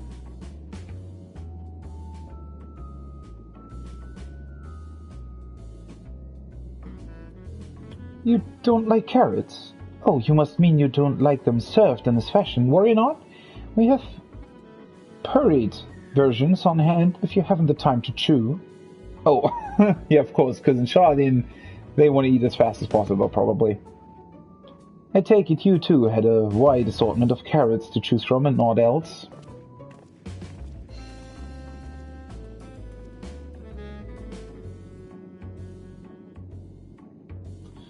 If I may ask, what exactly did these collaborators share with you about cuisine on Aetheris? Surely you are aware we have an abundance of dishes and foods you could emulate. Of course we are, but, well, it was only quite recently that we established contact. Even holding a conversation was a struggle at first, so imagine our surprise when they sent a mountain of books and documents with no clear instructions. The sheer amount of information was overwhelming. If it wasn't for that encyclopedia I found, we would have been at a loss where to begin. What did you find exactly? And so we decided, rather than divide our resources to prepare a variety of middling and potentially unsatisfying meals, it would be more efficient to devote our efforts to the production of a single perfect food. I mean, that idea isn't too bad. That's all well and good, but man cannot live on raw carrots alone. Have you considered cooking them? You mean steaming, boiling, roasting, and the like? I suppose we could prepare the carrots in other ways, but our primary concern was efficiency, and what's more efficient than sinking your teeth into a carrot fresh from production? A rather strange approach to take for one named Cooking Way, isn't it? Well, technically speaking, Cooking Way isn't my given name. When first created, we were all named in the old tongue, you know, that otherwise impenetrable parlance the Watcher speaks. After we received a great tome of words, a dictionary that is, from our collaborators, we learned your language. Adverbs, gerunds, present continuous verb conjugations, just the basics. Is that an actual, like, English term? Gerunds? Not familiar with that. Then we found the terms related to our given tasks and used them to form new names. Aren't they helpful? But no, not really, but it does explain a great deal. I mean, I do think that they're helpful. It's just weird to be called cooking away when you don't cook. Wherefore didst thy kind deem such a change necessary? When the rest of your people arrive, we want to be certain they understand immediately what each of us does. You'd never be able to pronounce our original names anyway. It's true. I see. I hope our critiques, such as they are, were helpful to you. Though, if you should decide to preserve flora and fauna from Aetheris as well, you would be able to offer the passengers a more balanced diet. Until such a day, one I pray comes sooner than later, I would appear there is naught but carrots on the menu.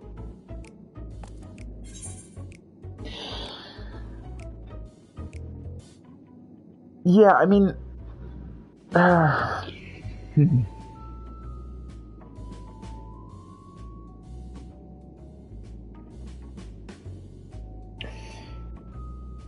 I think we can pretty much be fairly certain that it is in fact Charlie who's sending these informations. I wonder if...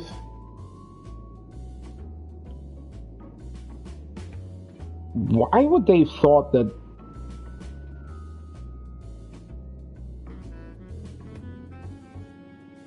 Who did they think was here? I mean, maybe they just assumed that there was... I don't know, a human here? Somebody who is very similar to us and would immediately understand what all of this meant?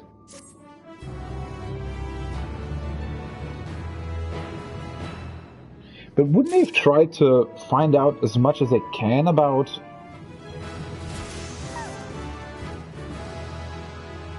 who they're actually talking to?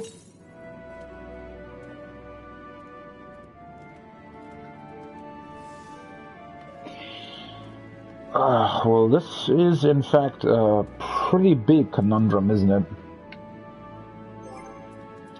Yay! Elemental Mastery grants Ifrit's favor upon executing Summon Ifrit, Titan's favor upon executing Topaz Rite or Topaz Catastrophe, and Garuda's favor upon executing Summon Garuda. Enhances astral flow according to your current elemental favor. Crimson Cyclone, Mountain Buster, and Slipstream. Nice.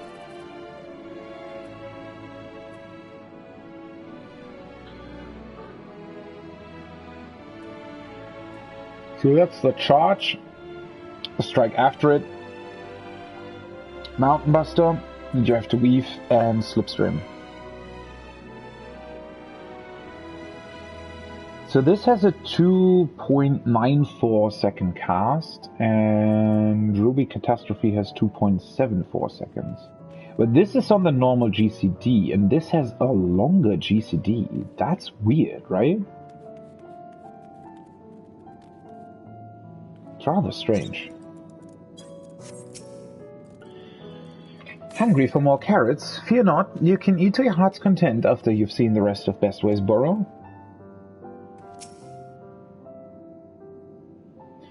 Well, I'm sure the Lockerids would hop at the chance to expound upon carrots in exhaustive detail. Perhaps it's time we moved on? I hate to admit it, but I did rather like the carrots. I mean, if they have these properties, it's probably cool, but, you know, only carrots for the rest of your life, that would be quite concerning, I think. He's realizing, I think, who sent this information. Yeah.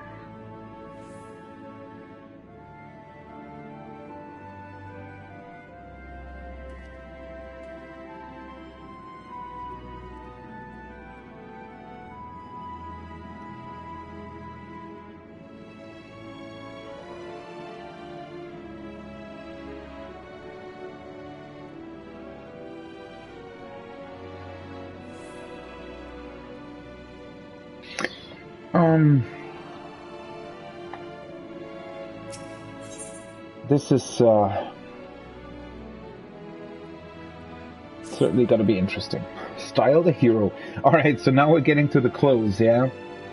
I think we've had our fill of carrots for now. Let's move on to other necessities, shall we? Our clothing production is sure to impress. This way.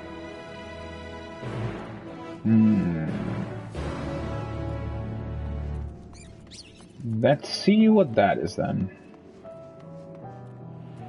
Why are these mobs attacking though? Ooh. Why is there other music here? What?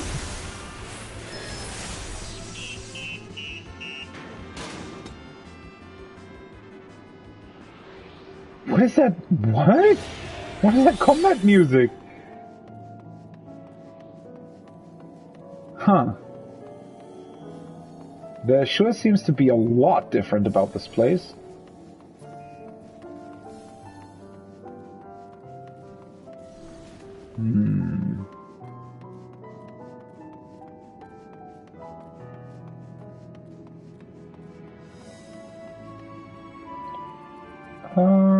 I think it's still further ahead.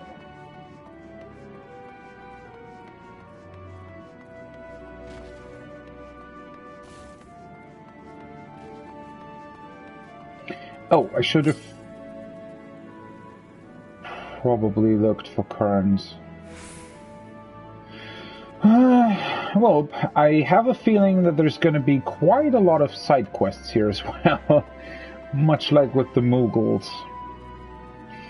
So I think that's going to be ample time to actually collect the Wind Ether currents.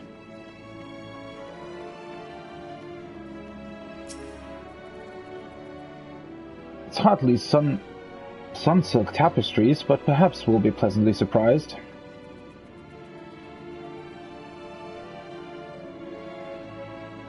Alright, so the colorful things? Do you suppose the clothes they prepared will be as grossly oversized as the carrots? Alright, yeah, right, they probably will be. Garments born of the heavens, crafted with methods ancient and forgotten. Dress befitting we who walk in shade, stewards of the esoteric. Why? Yeah, sure. Here we are, the April production station. We've chosen to employ more traditional methods for this task, creation magics. Heidelin, in her infinite wisdom, blessed us with the self-same affinity for magic her people possessed. We have other amazing talents, of course, and I know you're dying to hear about them, but I will regale you with the details another time. They're capable of wielding creation magics? That can't be as powerful as the actual creation magics, though, right? That said, we did run into a spot of trouble at first. Our magic alone was not sufficient to see our work done. In the end, we discovered crystallized ether with a wonderful catalyst that could provide us with the extra V if you need it. My, how resourceful. Ah, the sweet sound of recognition. You will also be impressed to hear we've read all about your habit of changing attire to match your chosen profession. For the sake of efficiency, I suppose. This has also been taken into account with our designs. But why take my word for it when you can simply try on our clothes? Make yourselves known to the workers and they will see to the rest.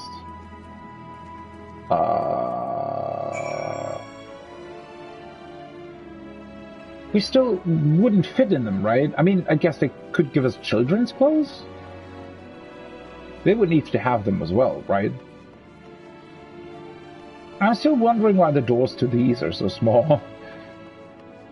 But I guess maybe it's because only the Loporits would be required to enter?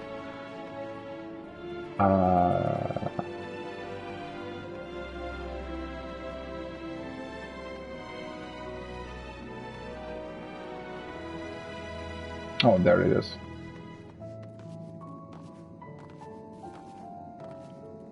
Quite a lot of distances to walk in here, certainly. Southeast. Oh, yeah. Alright.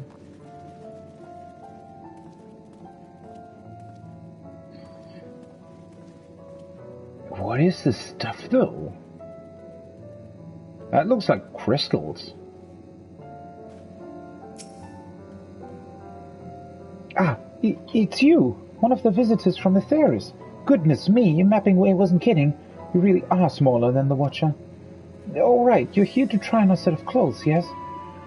What would you have me fashion for you today? An outfit that embodies my bloodlust. Something simple yet functional.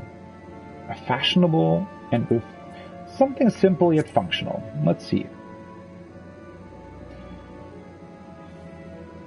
Simple and functional, right. This will only take a moment.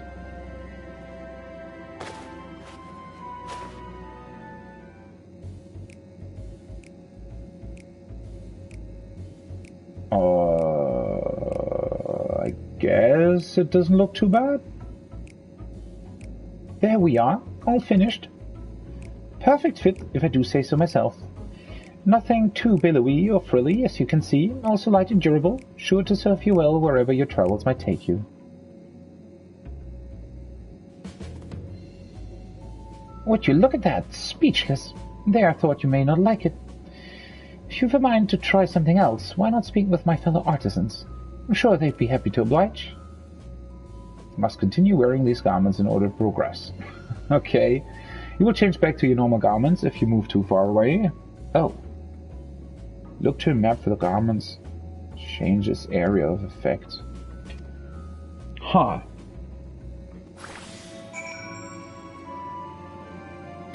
I mean, these aren't too far away from what people usually wear in Eorzea. It's very simple and, you know, all in all fairly boring to look at, but certainly not bad.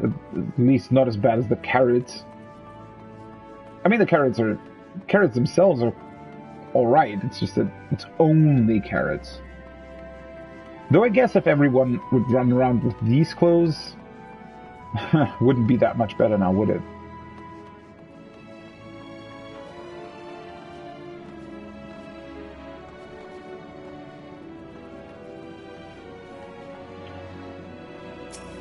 Let's see, what do you have? Ah, no one said you'd be coming. How can I help you? You wish to try my clothes, really? Of course, it would be my honor. Did you have anything in mind?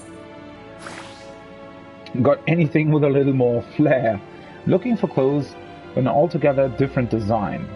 Or surprise me. Alright, let's go with the first one. Got anything with a little more flair? Let's see what they come up with. I think I can handle that. Let's see. Uh-oh. This should do.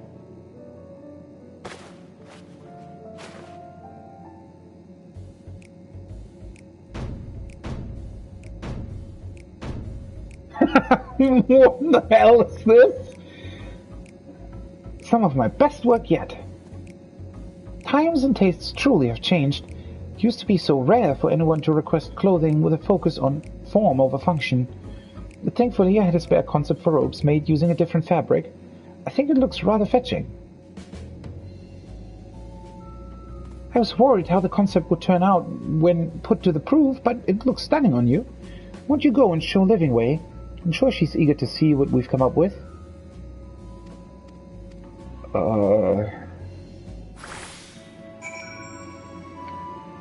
This is...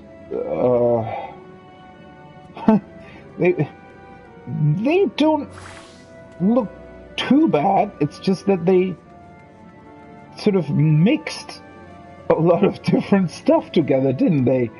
It's not really all that, what's the word? Oh, right, that's... So this is Slipstream. Yeah, that longer GCD there at the end is quite interesting.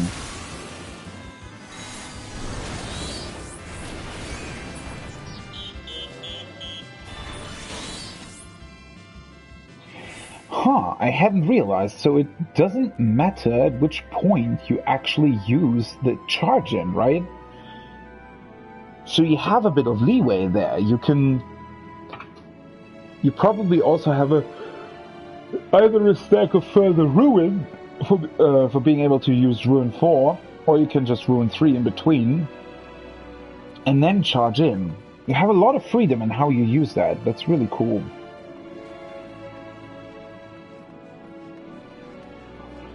Yeah, what did they do? They just mixed all kinds of different styles together, right?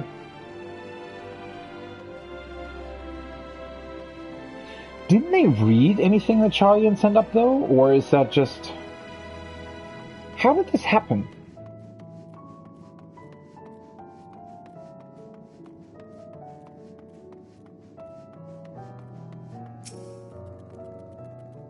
My, don't we look splendid?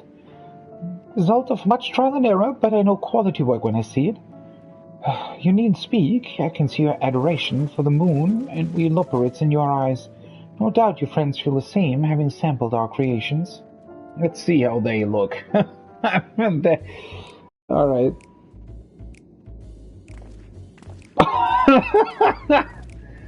Well, all in all, not too bad.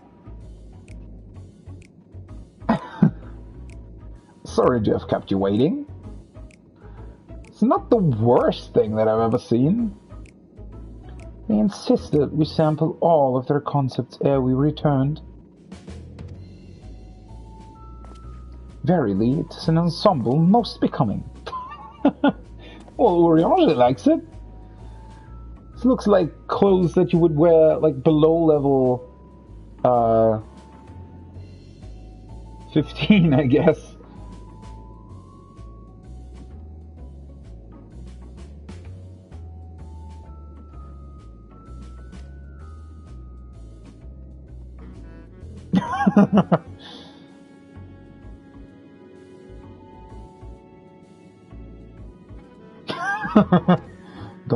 Dot. I think it's past time we return these clothes.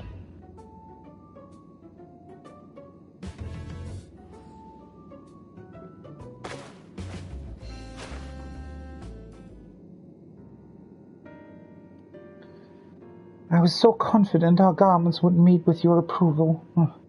Whatever are we doing wrong? Aw. The Watcher taught us that, in his time, everyone wore the same robes. To do otherwise was against social etiquette. We thought we could appeal to modern tastes by tailoring the robes to specific professions, but... Please, you mustn't be so hard on yourself. Should we resort to evacuating the people of Aetheris, they will most certainly have need of your attire. 'Tis clear you spared no effort in addressing our needs, but you must understand that we are not quite so homogeneous. Speaking for myself, what I wear now better suits my tastes, even if it is of inferior make. But there are others whose choices may be influenced by traditions or personal experience. Rather than make assumptions for the whole, you must consider the individual and their potential preferences. I fear we've underestimated the complexity and diversity of your people. Even if we'd memorized every tome we received, I doubt we'd have fared much better. Maybe we're doing you a disservice trying to shower you with our baubles and frippery, thinking it was for your benefit when you'd better off on your own. There are some who might agree, people who prefer to keep others at arm's length, even when they know they shouldn't. As one such former fool, I'd like to ask you a question. This plan to evacuate and escape the final days, did it account for the reflections of the source as well? Not that I'm aware of. Wait a second, that seems like a pretty big oversight, though. So, there are two possibilities for that. Either Hydaelyn originally only planned to sunder Zodiac and something went wrong and the world got sundered as well. That would be one possibility, because then they wouldn't have been prepared for this, right? They were prepared for the original plan. That does seem unlikely, though, because Hydaelyn herself very well knows that the world is sundered as well. I mean, she specifically sent Minfilia to the first, for example, right? And then brought her back. So that's unlikely. And the second reason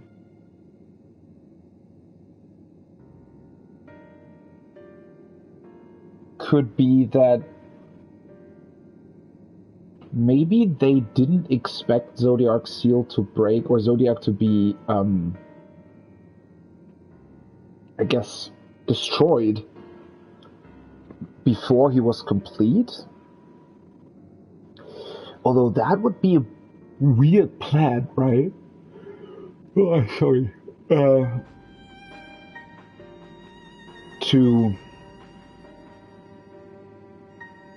To sort of assume that Zodiac would in fact be whole again before they had to escape. That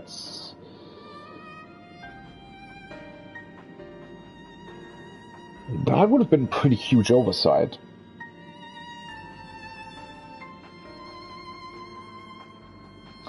But this seems weird in general, right? We were born of Heideland's love for Aetheris, and the salvation of the people on that star, and that star alone, has ever been our aim. Surely it's better to devote ourselves to saving one world than to divide our efforts across 14 and risk failing them all. I mean, that is true, but the worlds are so closely connected, right? I mean, in a way, by only saving the source, you're forsaking essentially what's part of their original souls, right?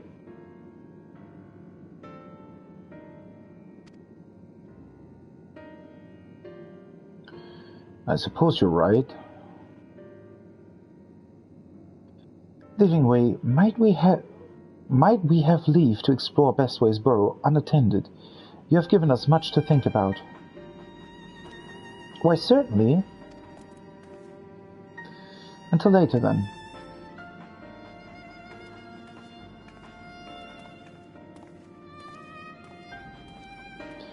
If I may, I should like to accompany thee a while longer. Really?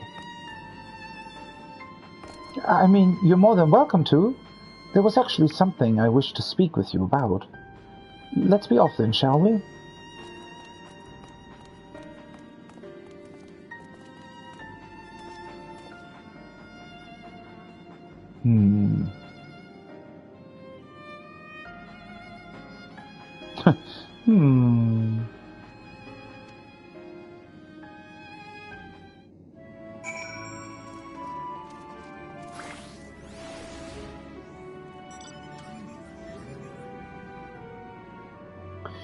I mean, you know, even if there are shortcomings here, and even if they, for one reason or another, misunderstood some of the things that, or some of the pieces of information that they received, it's still a spaceship for our escape, so it wouldn't really matter in the long run if it would mean that we would survive. But yeah, it's a rather strange idea to leave the shards behind.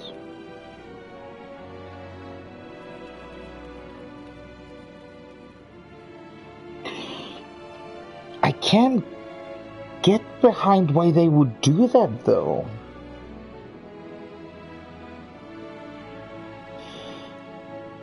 First of all, we still don't know why everything was even sundered. Wouldn't it have made more sense to just sunder Zodiac? Why sunder everything? I don't know, that just...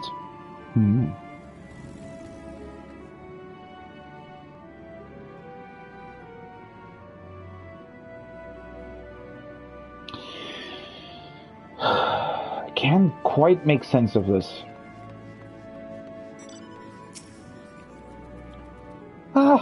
My apologies, I wasn't trying to spy or anything.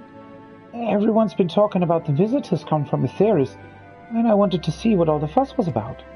I was excited at first, but now I'm worried. What if the people of Atheris refuse to come?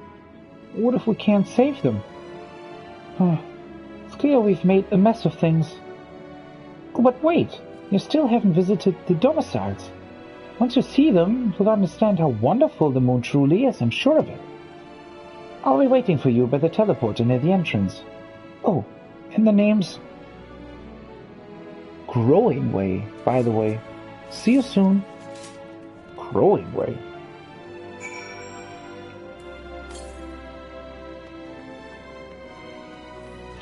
Well, that gives me time to grab the Wind Ether Current.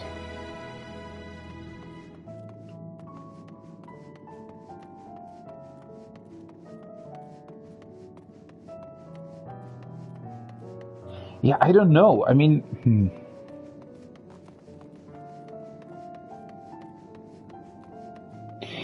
there's just so much that I don't understand. Again, the whole notion that even if Sharlayan is responsible for this in a way,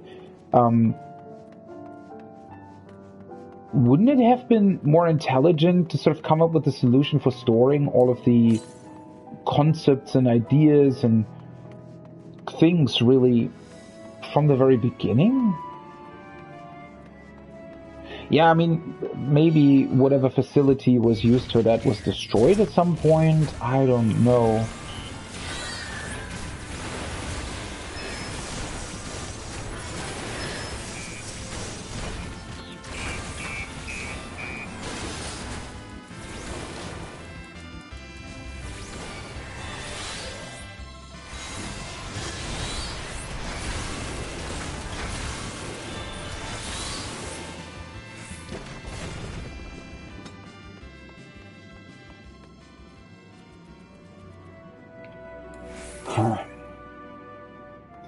Yeah, I really can't quite make sense of this.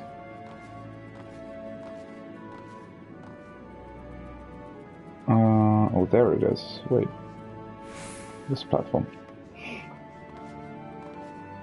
That's a platform that I went to first, right? With the carrot box? Yeah.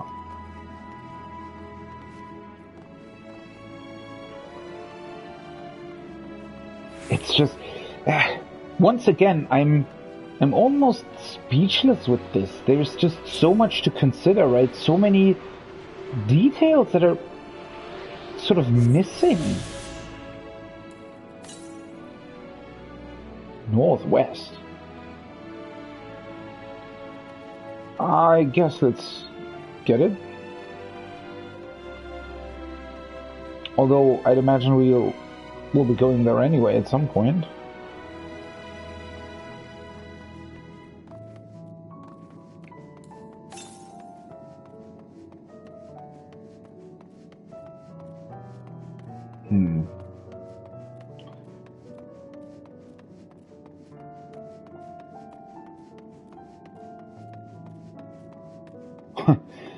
I just can't quite make sense of this place. It's this weird feeling of, I guess, this place being both, I think it's there, right? How do I end up there? It's this weird feeling of both knowing exactly what this place is and what its purpose is, and where it came from and who thought of it, but at the same time, there is so many details missing, so many little things that just seem sort of off about this, right? As if once again, there is a big piece of information simply missing. And weirdly enough, I still feel the same about Fandaniel. 900. Alright, yeah, that's very far away. I mean, you know, what I mean by that is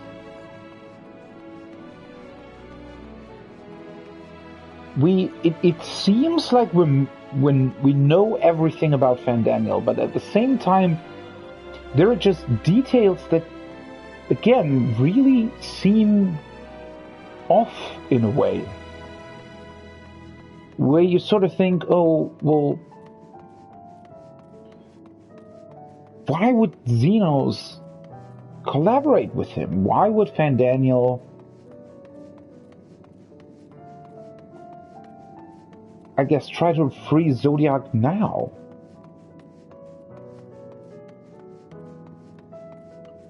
Because again, I was speculating right after we defeated Zodiac that these final days that he brought upon us now, aren't they technically also lacking in strength? Simply because Zodiac just wasn't his true self, I guess?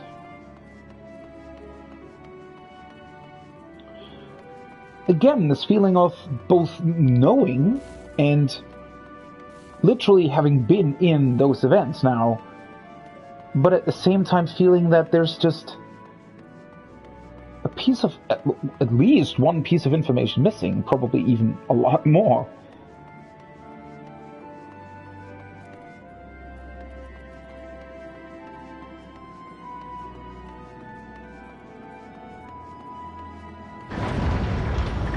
These doors are ridiculously huge.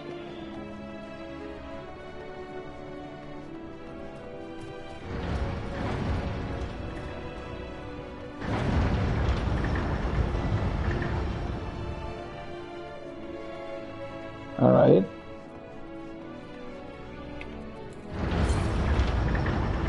Southeast.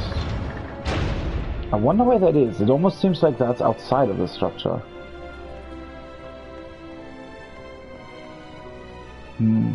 I think there was another one north.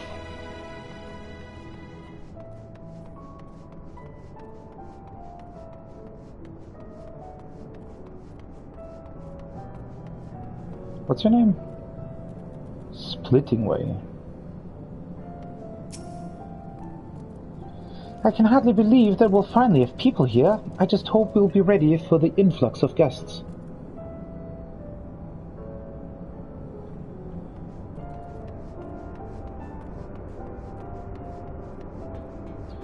This is where they live, though, right? Or are supposed to live, I guess?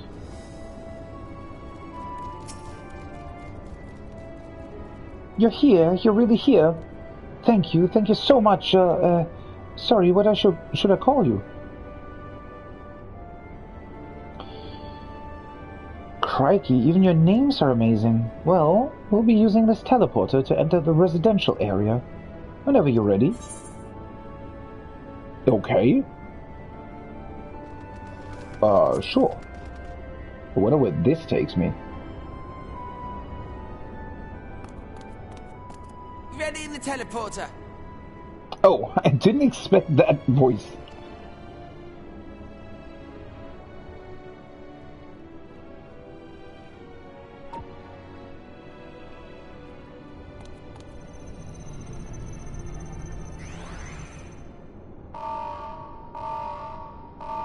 Uh-oh.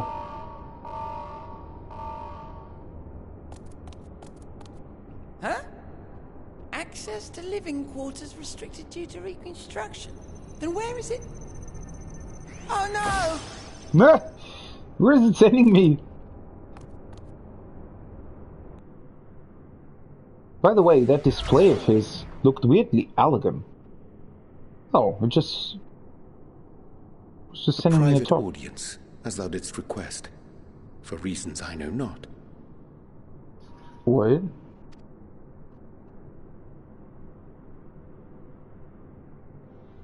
Once again with Urionje. Just a precaution.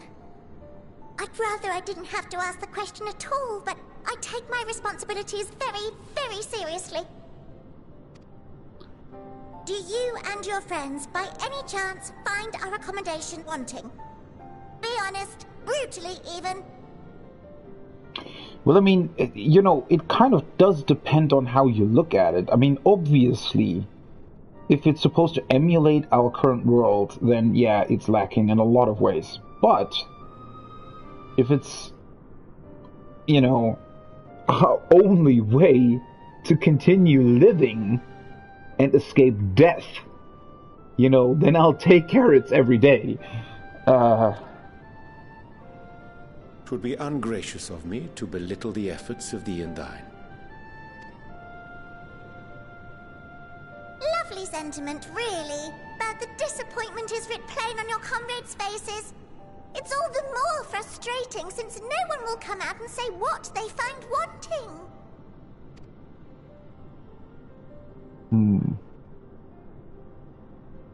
If there are faults in our work, we need to know. We can, we will do better. But time is not on our side. The final days will wait for no one. If your people are to be saved, we must take quick and decisive action. This vessel must serve as a home for as many passengers as possible, for far longer than we may like. Which brings me to my request. Our collaborators on Atheris are doing what they can to prepare for the voyage. Would you be willing to go and lend them a hand? We tried, but they refused.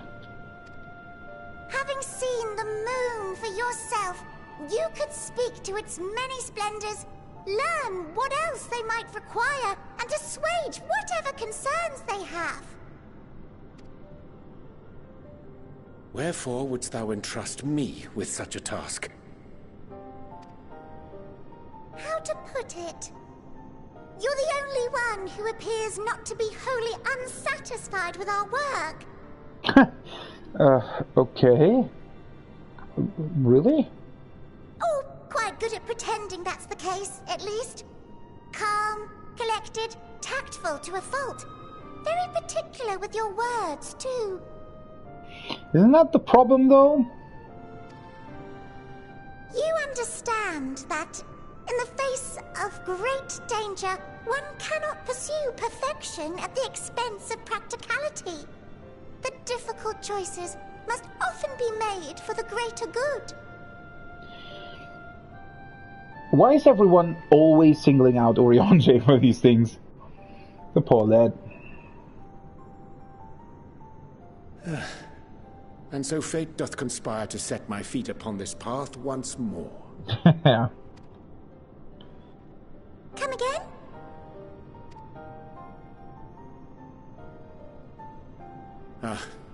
Idle musings. 'Tis no trifle thou dost ask, yet full well do I understand the urgency and necessity.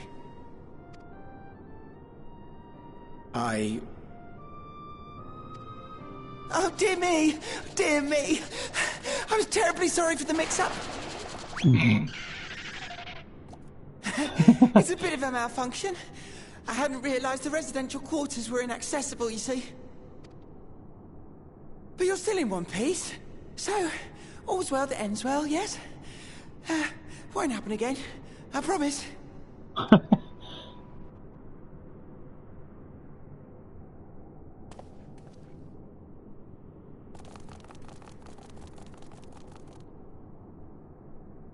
Huh. They really want to keep us in the dark, don't they? Huh.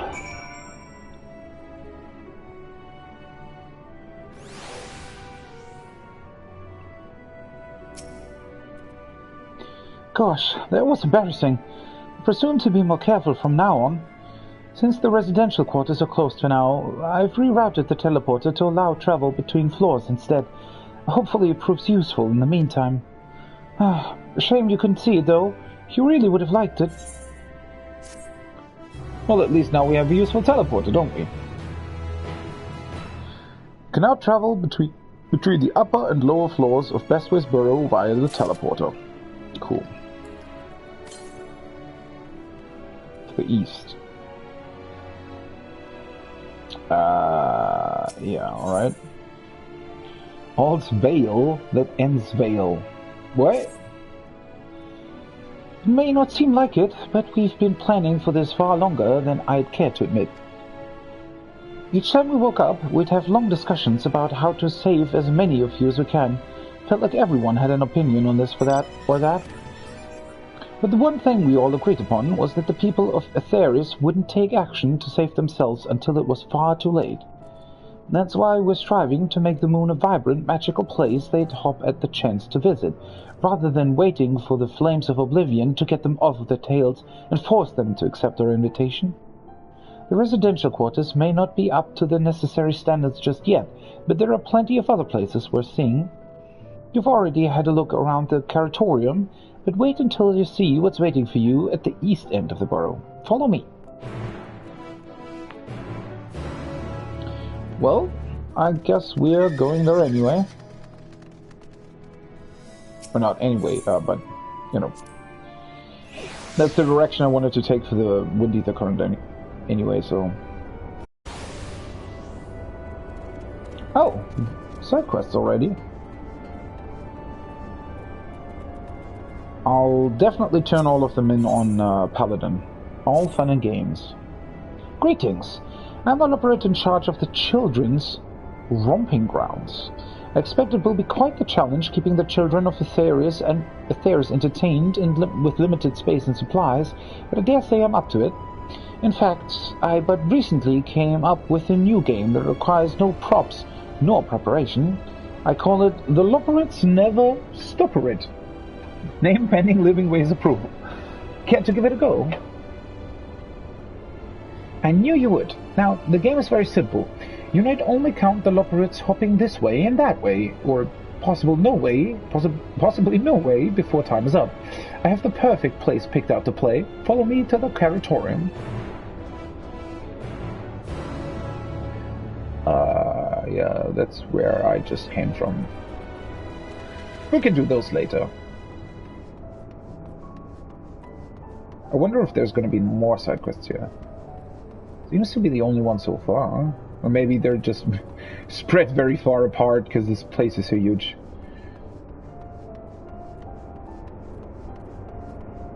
Yeah, there's another one.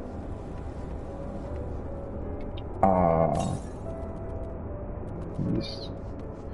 So it's going to be at the entrance to whatever we're looking at now.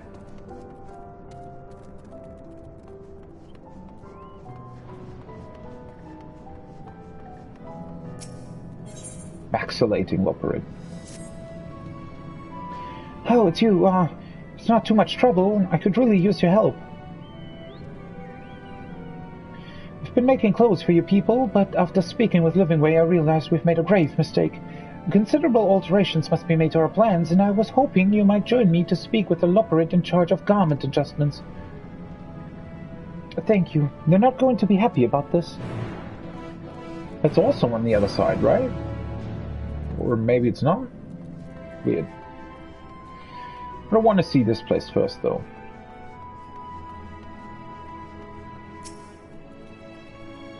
Good, you're here. Through this door is the greatest Ends Vale. It was named as such because it's the veil to end all veils, the most beautiful forest you'll ever see. We understand the people of Aetherius enjoy taking leisurely walks through natural spaces and the like, so I'm sure you'll enjoy it. How about we start with a nice stroll to the fountain, this way? That does indeed sound promising. What? Well, I can at least see the Aetherite. You know what? One thing that I just realized, though. On the new summoner, the slipstream, for example, in this case, that stays, weirdly enough, without a countdown or timer, until the next summon, that is, probably. It's an interesting way of doing it. Where is the forest, though? Greatest Ends Vale.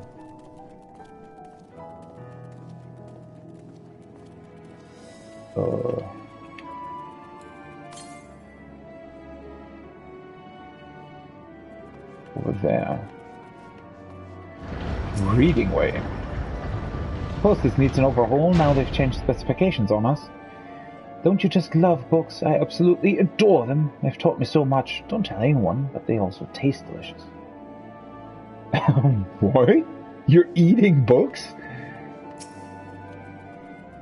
Do these floors look clean to you? I don't know. I feel like they could use a little more polishing.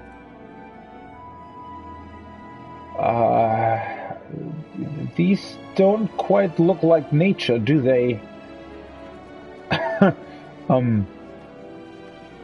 This is supposed to be a forest. Oh, what a pleasure it is to actually meet you. I've read so much about you. You did. I mean, I guess if you have to create an artificial park, then it's good as far as artificial parks go. I don't know.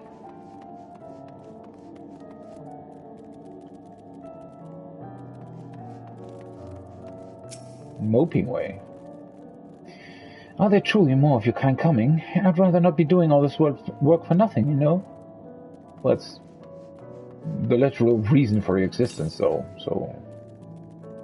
Oh, well, there it is.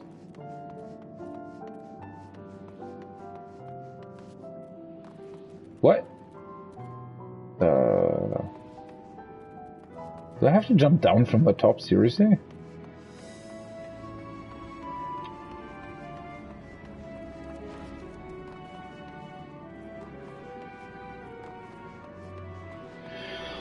Ether current.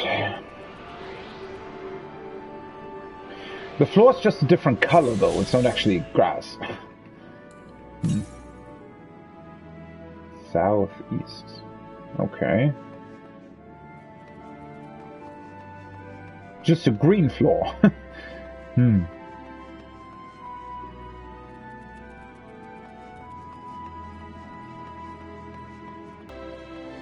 Where's that one?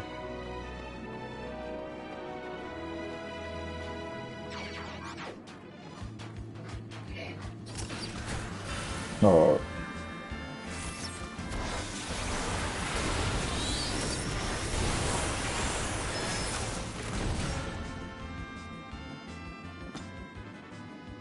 I wish they would have upgraded the animation for Slipstream a bit, though.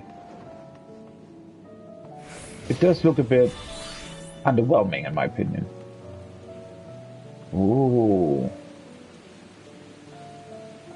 This is nice, at least.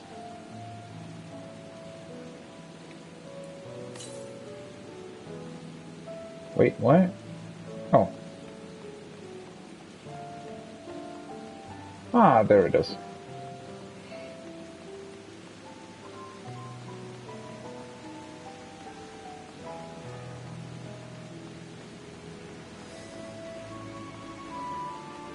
It's interesting, they seem to have placed almost all of the ether currents here.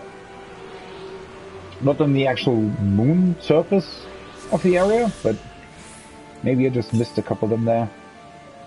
South. Alright, that's clearly somewhere else.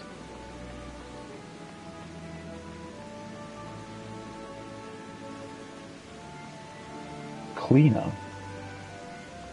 I still don't quite understand why these things are attacking us, though.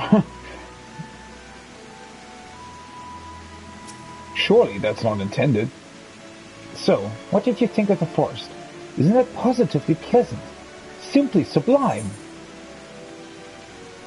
I couldn't see the forest or the trees. I didn't see any... Wait, you don't mean those crystals out there? This is transcendent as burying your face in a chocobo's plumage and taking a good long whiff. What the fuck are these answers? I didn't see any... Wait, you don't mean those crystals out there are... Right you are. Our forest is made of crystals and constructs, dotting the landscape as far as the eye can see. Building this place was a challenge, let me tell you. Since we were born here, we've never seen trees in person before, let alone a forest. The information sent by our collaborators was quite enlightening, but after much deliberation we decided to use crystalline constructs in place of living trees. And thanks to our atmospheric circulation system, this place produces air as clean as that you'd find in a forest on Earth. The fountain here behind us, powered by the rather large crystal adorning its top, plays a vital role in supplying us with the fresh water.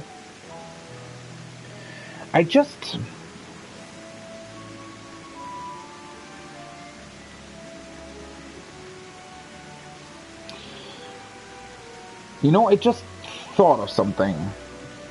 I'm not quite sure if that's realistic, or...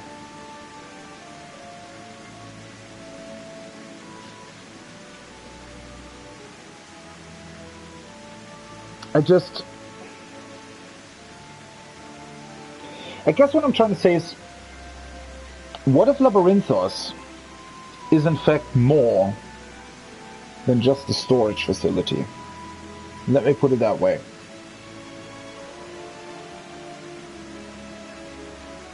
What if somehow the Sharlians were actually able to build sort of their own spaceship that they would try to dock to this one or something? I don't know if that's a bit out there. Maybe they realized that their information wasn't really properly coming through. I mean, this isn't bad. Again, if you purely think about the information given, let's say about the Earth, or in this place, Atheris, right? And you think about, well, how would you translate that into something that would both work inside of a spaceship and also would last and be very efficient in terms of how much energy it needs and also how much time it needs to be tended to? Then obviously you would sort of go for fake plans as long as they fulfill, I guess, the basic need of what plans fulfill. And again, there is a sort of psychological component to that obviously can't really be talked about all that well, which is sort of the calming influence nature has on humans, I guess. That would be very hard to translate, you know, in a book and convey to somebody else. So in a way, I do really understand what they were trying to do here, and that it's not bad, certainly. And you also have to think about, well, if people would truly be coming over, right, and living here for an extended period of time, it's not like these things would be bad. They could be used as a foundation to then build other stuff around or within it or something, right? I mean, there's enough space here. Well, I mean, I think there is enough space at least. The fountain here behind us, powered by the rather large crystal adorning its top, plays a vital role in supplying us with fresh water. Much time and effort was spent making it the most spherical of spheres, and I dare say the unparalleled roundness speaks for itself. Sure. I enjoy nothing more than a nice long stretch at a spot of relaxation where I come up here. You look like you do a stretch yourself. Okay. Sure, let's stretch.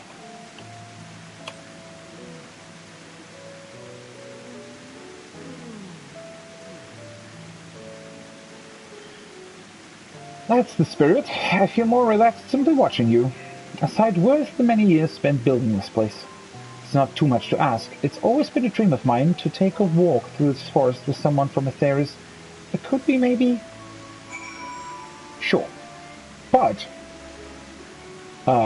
before we do that, I actually want to stretch in real life. I want to take a short break. So let me sit down here. It's actually quite a nice atmosphere, isn't it?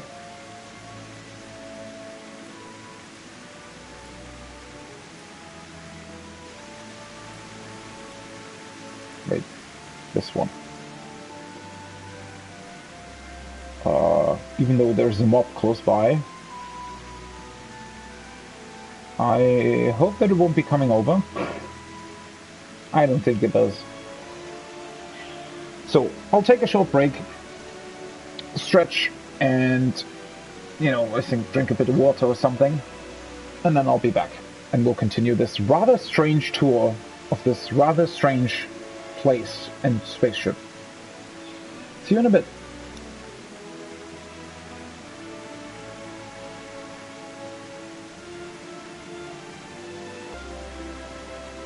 Alright, let's continue this.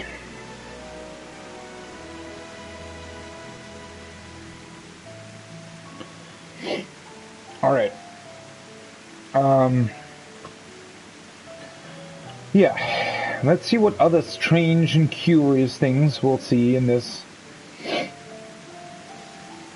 spaceship. You will. Oh. What? Be still, my quivering whiskers.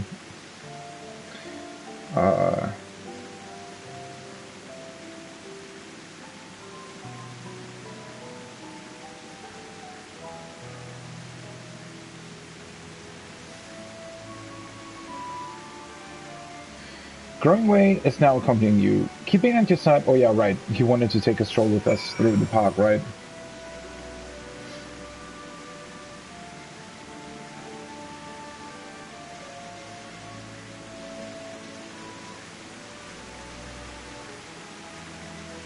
That's where we're supposed to go.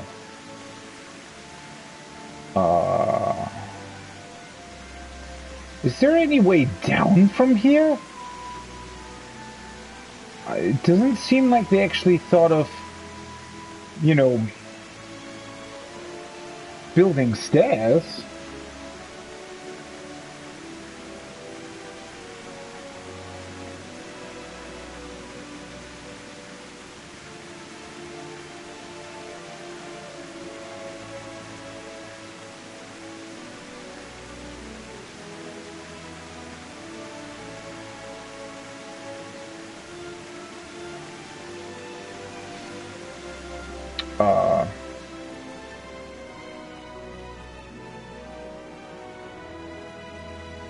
I mean, it doesn't really look like there would be any other place to take him.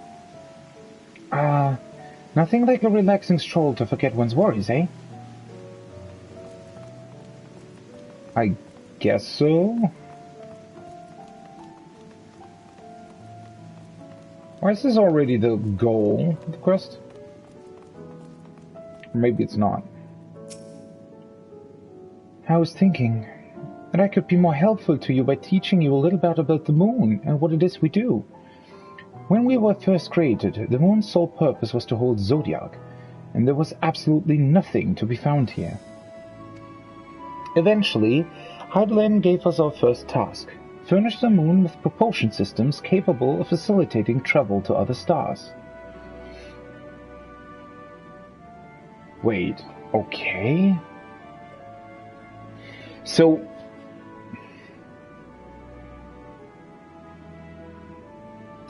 Heidelin was instructed to relay these specific instructions later on, then? Because this sounds like when they received their instructions was already after the whole Zodiac thing went down, right? That sounds impressive, and I suppose in some respects it is, but as it was only possible thanks to all the knowledge Heidelin shared with us, we also had a lot of time to get it done. 6,000 years, give or take. That is a lot. But anyway, let's keep going.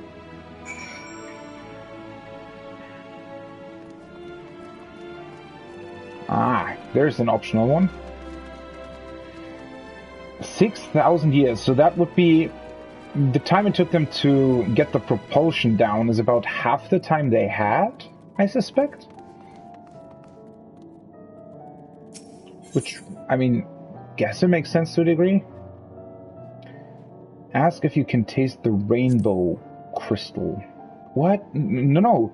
I'm not sure what it is you do with crystals on Aetheris, but we don't eat them, and certainly not this one. It's possessed of all 6 elements: wind, lightning, fire, earth, ice, and water.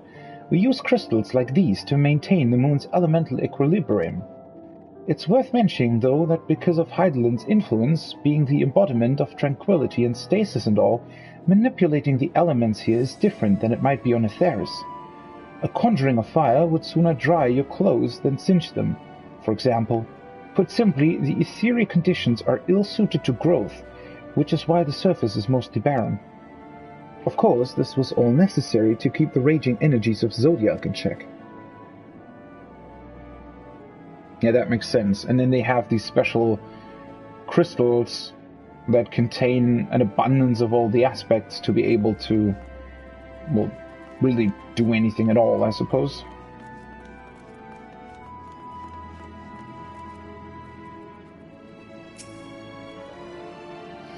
This may come as a surprise, but we didn't begin building the habitable areas until after the propulsion systems were ready. Makes sense to a degree. Considering how long it took, I wish we'd started sooner. Who would have thought we'd need 4,000 years to make all this? So that's 10,000 then. It certainly wasn't work you dare rush, either. We had to create infrastructure and countless supporting systems, some of which wouldn't be operational until hundreds of years later. And then there was that brief period where our productivity came to a screeching halt, when that bizarre red satellite was sent up from Aetheris. The Allegan's mischief, I think. Oh, because they had to, I don't know, navigate around it or what? We thought maybe some new nefarious actor was colluding with Zodiac. All we could do was stand by and brace ourselves for the worst. Why does that sound? Why did they make that weird sound? I can't tell you how relieved we were when Heidelin informed us of its destruction. Oh yes, there was much joyous humming that day.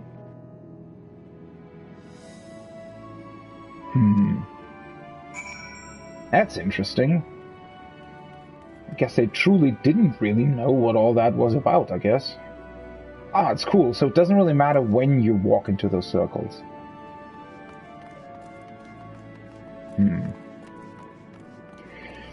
So, I mean, much as I suspected, it's actually been about 10,000 years since the Sundering then.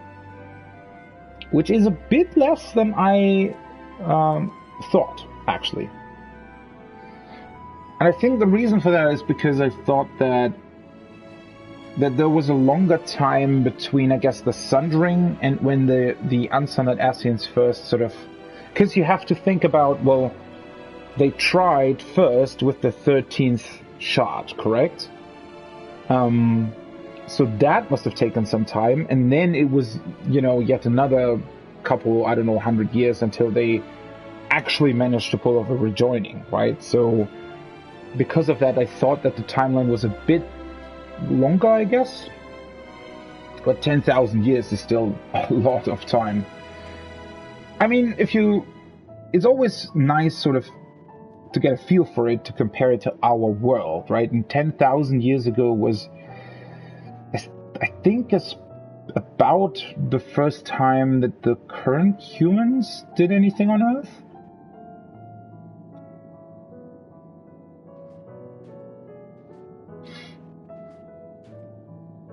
I think.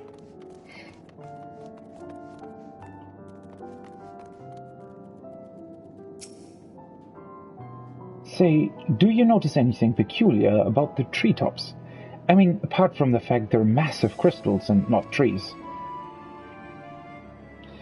I'll give you a hint. It's the golden rings emanating from the glowing spheres. Along with the devices fixed near the ceiling, they fulfill a role similar to our sun, and do so better even. The sun and similar celestial objects in the great expanse radiate energy that is harmful to your bodies. Much like with our world. Interesting though that the sun really does just exist. These rings shield you from that energy while allowing you to bathe in the perfect amount of sunlight, or rather, a close-up approximation of it. Pretty impressive, wouldn't you say? Oh, and if you look closely, you'll see different types of trees have ever so slightly different curvature. Yes, indeed, this forest truly is the greatest. Oh, is he talking about these, like the actual sort of energy rings that you see protrude from them? Interesting.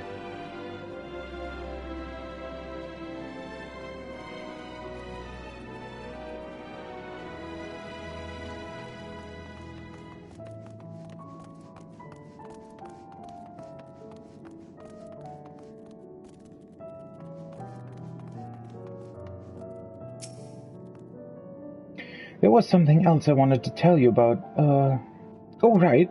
The propulsion systems and habitat facilities were completed around 2,000 years ago, and with that, the most important features were fit for purpose.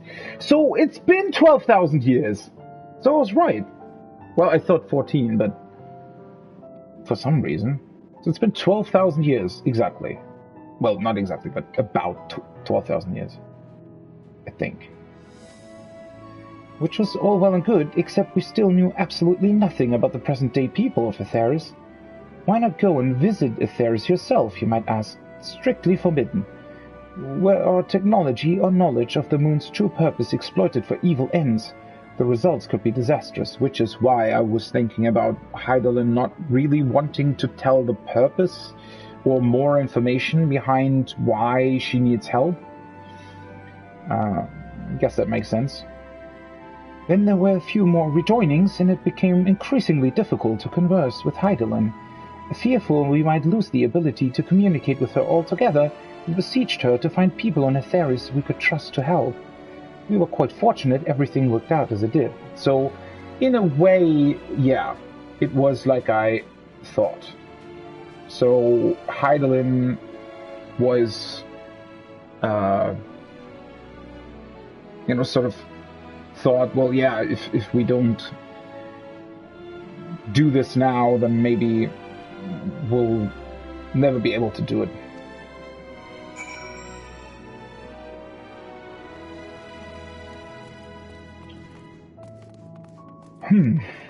I wonder if the reason why the Sharlayan scholars were able to find anything in the Ethereal Sea in the first place was because they were tipped off by Hydaelyn about that. The only thing that, again, it's sort of a weird detail that irritated me about this was that it wasn't, like, it was a long time after a calamity had happened, right? Because the 6th astral era was about 1,600 years, was it? Or 1,200? No, I think 1,600. So, at the point where Hydaelyn asked for help, it had been quite some time since the last rejoining. Which again, it's sort of a weird timeline, right? Because you would think that maybe right after the 6th rejoining, she would realize, oh wait, I'm really getting quite weak here. Maybe, we should start this whole thing.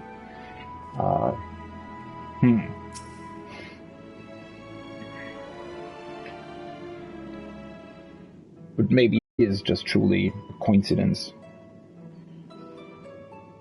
Well, not really coincidence, but, could have been 400 years, could have been 270, it doesn't really matter all that much. With the exception of routine inspections and maintenance, we remained asleep and waited, hopeful Hydaelyn would find someone who would help us. Eventually she did, and though her power was waning, we were able to speak to them directly for a short while. We shared with them everything we could, including our knowledge of the heavens and a means to travel here to the moon. They certainly didn't waste any time with what we taught them. No more than a few years after that, our collaborators found a means to convey messages and supplies to us from down below. With all the letters, books, and other resources they sent, we learned enough to start making more meaningful changes to the moon. And now you're here, hopefully enjoying yourself as much as I am. I knew you would like the greatest Ensvale, I knew it. I thank you again for coming here, by the way. I know it was just a walk through the forest, but it meant a lot to me. There you are. I take it you've already received the Grand Tour. Shame we missed it.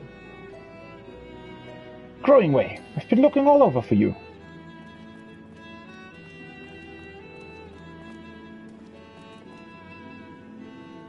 Oh, is this about the teleporter to the residential area? No, never mind that. We have more pressing matters at hand.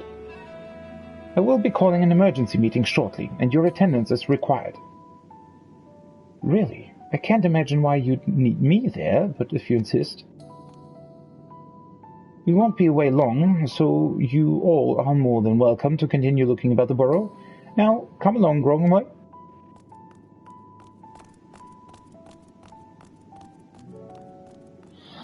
The only thing that I'm wondering about is truly, well,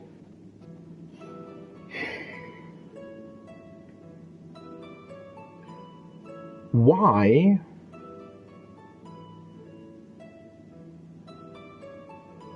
these misconceptions about us? Right? If the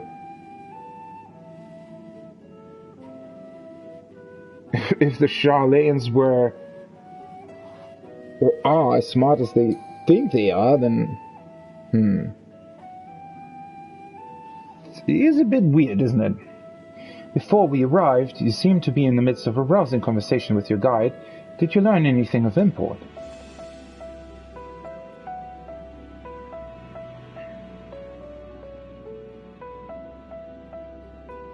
They've spent 12,000 years preparing for this. With the appointed hour fast approaching, I can certainly understand their restlessness, but still. It remains to be seen if the people can be persuaded to evacuate when there are yet no signs of the final days. What's more, the technology of this place defies imagination. I doubt there are many who would readily come to terms with living in such surroundings. Whoever these collaborators are, unless they are possessed of the world's most charming personalities or a means to forcibly evacuate people, they will meet with a great deal of resistance. Indeed, even if faced with annihilation, the decision to forsake all one knows cannot be made lightly.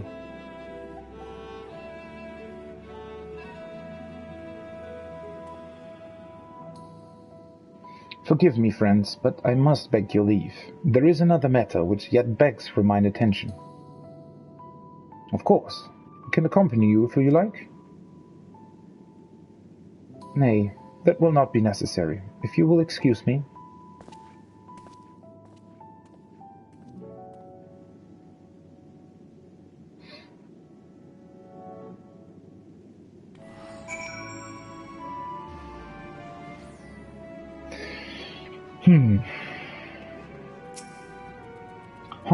What do you suppose he suddenly tickled his What do you suppose has suddenly tickled his fancy? Well, it's Urianger. 'Tis clear now that difficult decisions lie ahead of us.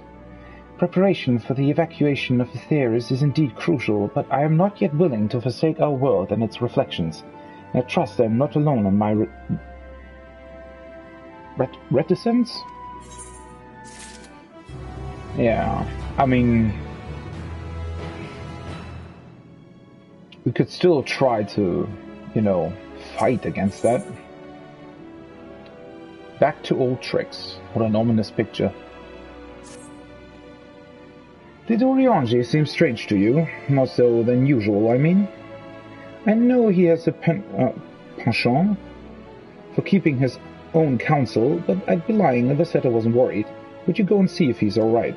Shola and I will remain here and see what else we can learn about the final days. If you hurry, perhaps you can catch up to him.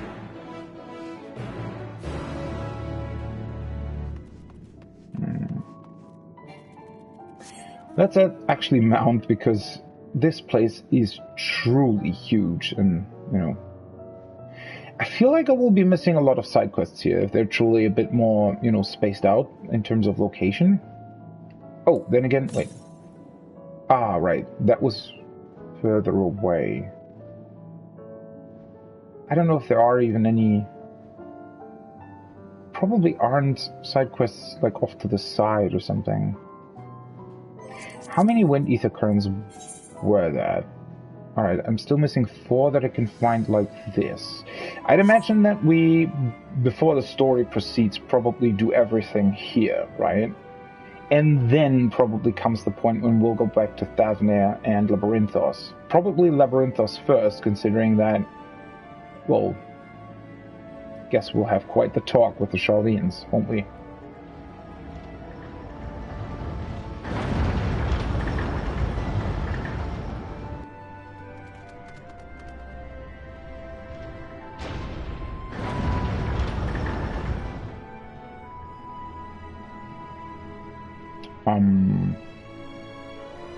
That's not the main story.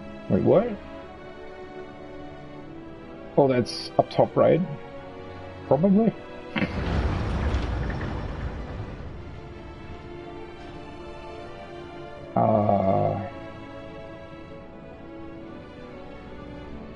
Are those the only 2 side quests? That's quite interesting.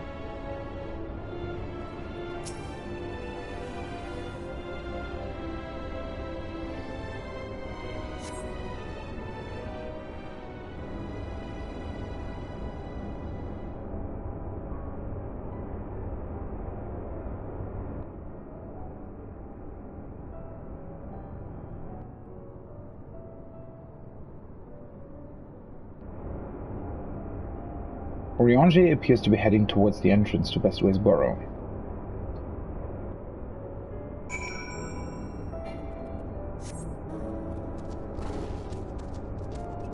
Let's see here. Don't seem to be any quests here.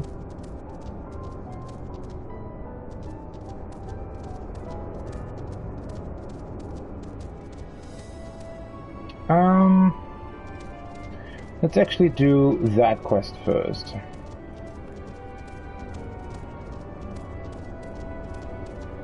There's another one.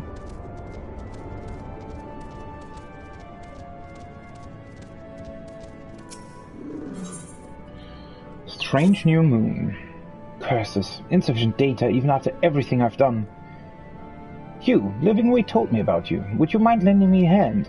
As you know, we Loperites only awakened recently. While we were sleeping, Marilla Lamentorum has undergone a number of bewildering changes, one of those being the appearance of strange walking fungi. Thinkers, we call them. An elegant vessel crashed here many years... Oh! An elegant vessel crashed here many years ago, you see, and some part of it pierced through the wall of our underground bioplant. I believe the spores from within eventually made their way to the surface of the moon, where they went on to mutate and evolve in our absence. I mean to study these curious new life forms, but I need more data before I can draw any real conclusions. Would you be willing to retrieve a sample of fungal filaments for me? Yes, a single sample would more than suffice. If I remember my culture studies correctly, you will expect some form of payment in exchange for services rendered, yes? Bring me that filament, and I will see you are duly compensated. So, an elegant ship crashed here? I would have thought if they were able to actually build a huge thing like Dalamut, that they... Like, shouldn't they have been able to...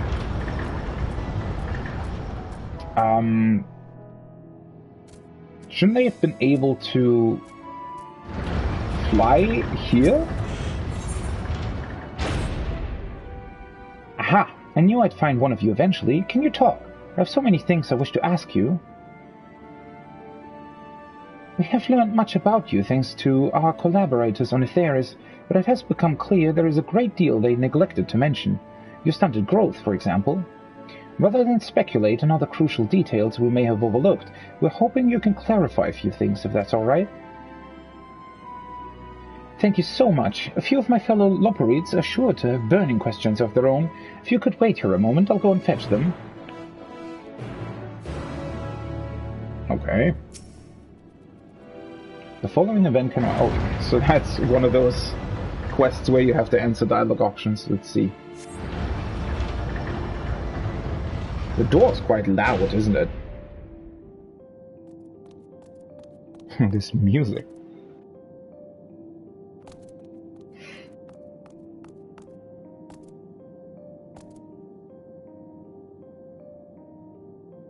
Is that how they greet each other, with the ears?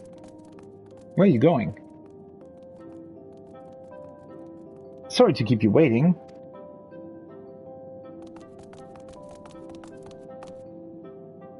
Now then, shall we get started?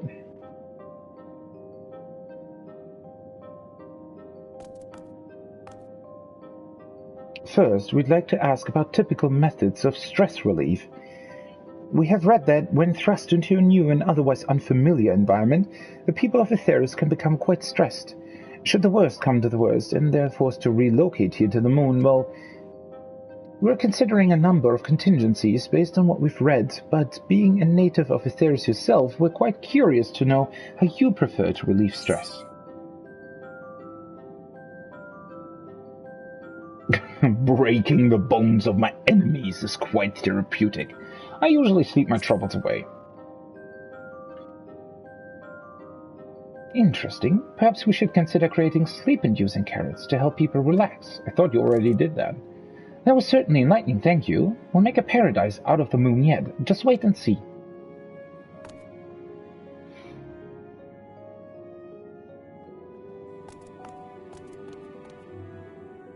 I, too, have a rather pertinent question. What do you people do for recreation? We have pored over every book provided to us from cover to cover, but the answer yet eludes us. Yeah, because they neglected to send anything to you regarding that, I guess. As such, we're quite certain what few ideas we had for entertainment are wanted for inspiration. So, tell us, what do you enjoy? Eating always raises my spirits. Well, I mean, that's true, but that's not really recreation. Travel and exploration of the unknown can be quite exhilarating. The carnage of battles makes my heart sing. Travel and exploration of the unknown can be quite exhilarating. Oh, good. There are myriad places to visit on the moon aside from Mare Lamentorum. They all look more or less the same, though. I think I have a better idea of what needs to be done next. Thank you.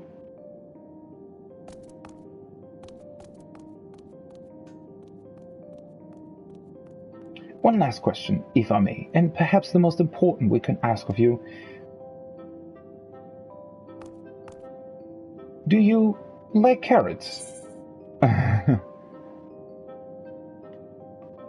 I mean, I like carrots, I do, but I don't love them. But this is not true, so I say I love carrots. I mean, they are quite delicious, don't get me wrong.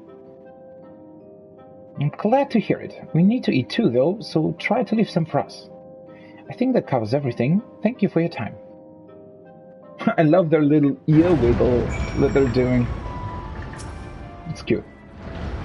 That was awfully nice of you taking time to answer our questions. It was more helpful than you know. Every word of what you said is here in my notes, and I plan to share it with everyone. Mark my words, will transform the moon into a marvel unlike anything you've ever seen.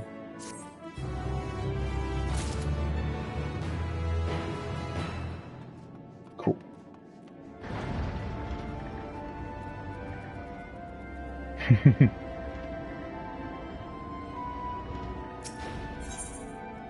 True carrot crimes. Excuse me, sir, have you by chance seen any thieves crawling about with ill-gotten iron carrots? The crimson, tender, surprisingly heavy. The carrots, that is, not the thieves. If you haven't seen them yet, I'm sure you will. We've been told that you adventurers are quite good at solving crimes that no one else can be bothered with. Yeah. Thank you for reminding me. Wonderful. I'm relying on you to solve our carrot caper. Honestly, what manner of fiend would deny a lopperit their dinner? Anyway, a culprit, or culprits, took 4 carrots in all. Those are not easy to carry about, so I dare say they can't have gotten far. Okay.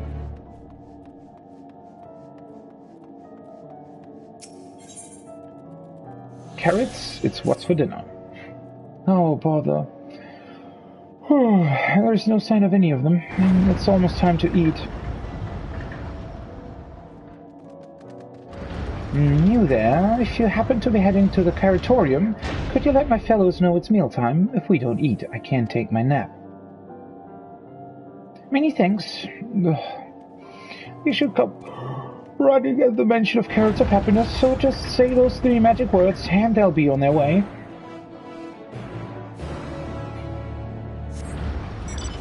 Okay. Oh, yet another quest here.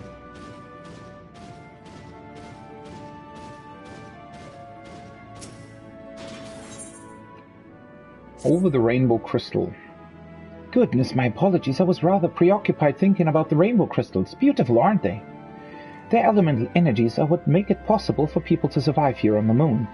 From the air we're breathing to the gravity that keeps us from haphazardly floating about, it's all thanks to those crystals. They require regular maintenance to maintain equilibrium, though, and that's where I come in. If you've a mind to see how it's done, I could use an extra set of paws, or hands, as your kind seems to insist on calling them. My friends will take care of the more delicate work, so all you need to do is bring us a few aspected crystals. How about it? Sure. It's so nice to know people from Aetheris take an interest in their own ability to breathe. Now, what we need to get started are lightning and wind aspected crystals, one each. You can find them at the respective sparkling supply stations. Once you have them, you'll have to deliver the lightning aspected crystal to the Shine Supervisor to the north. They're in charge of shininess, you know.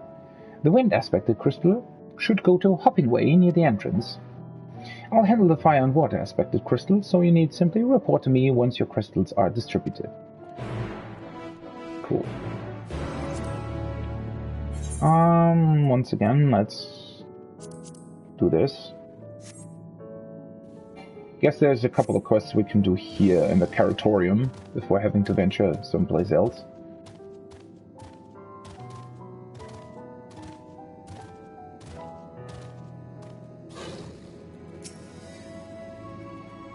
Take the square root of the root and you get...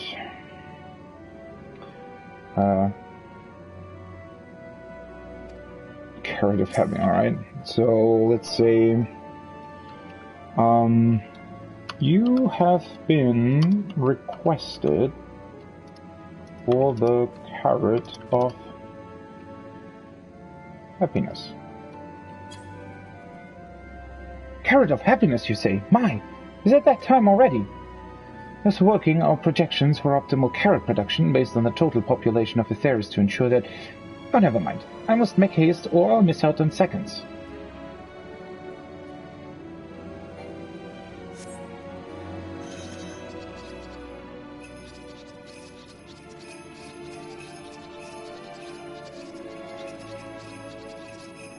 You think there's going to be more quests than this? I'd imagine the last MSQ here will have the wind ether current, right? Probably.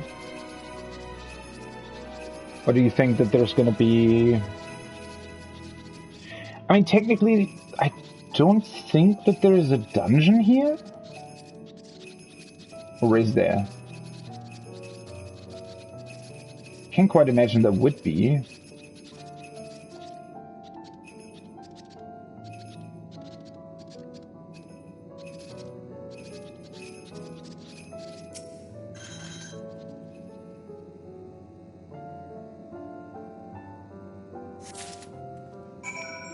That's the wind aspect. It's I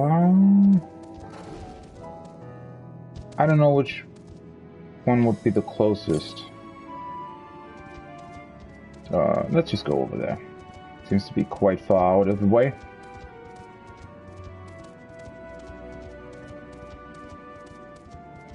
Digging way. It's a bit annoying going up these stairs, but whatever. What are you doing here? Did I talk to you already? No. Beautiful, isn't it? Bet you can hardly believe those crystals are natural.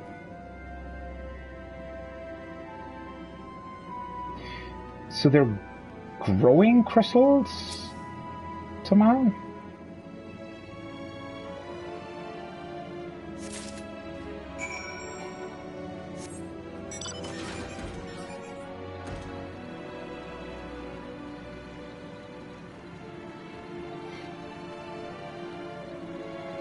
So many quest objectives.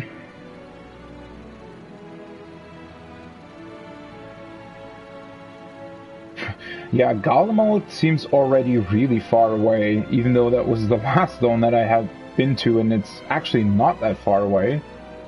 And it was just yesterday, but, you know, it's been some time.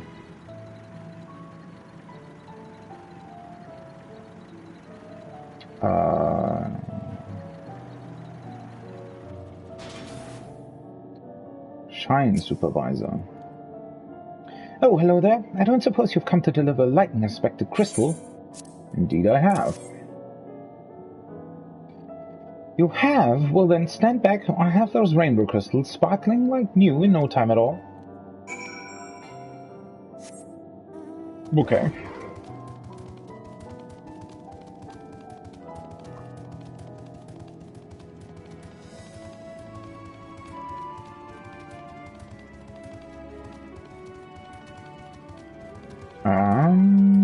do I have to go up here? This is the big one. The staircase is slightly annoying. I don't know why they built it this way.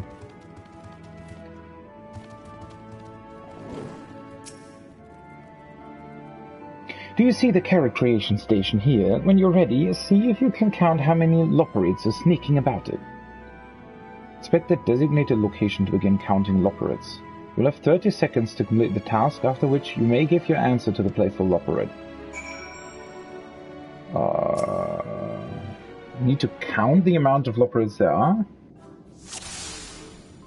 1, 2, 3...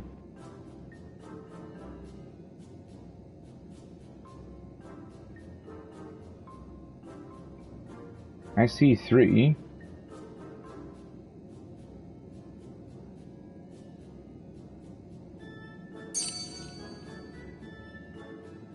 Four.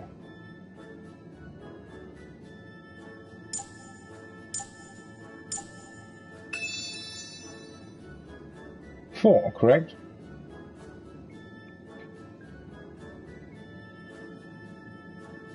Well, at least 4, but I would say 4. So, do you think you counted them right? How many Loporrits did you see? 4. Ooh, so close. How about giving it one more try? What? So it was 5?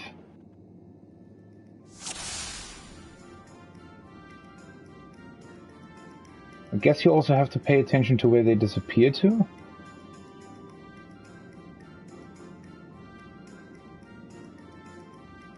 So far I only saw 3, correct?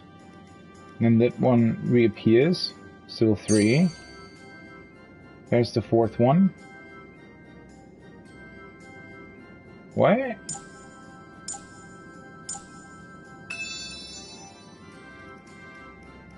What? I'm pretty sure that was 4. Or am I blind? What?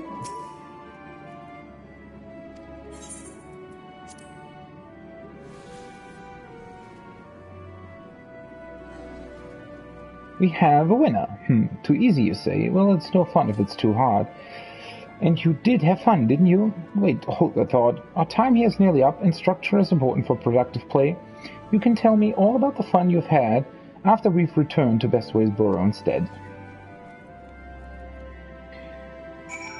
I need to rewatch that. I'm pretty sure there were only ever 4, but I think what they mean is that they, like, one of them must have gone behind something, and then from another place another one appeared, so overall it was 5, but it was only ever 4 at once. Still weird.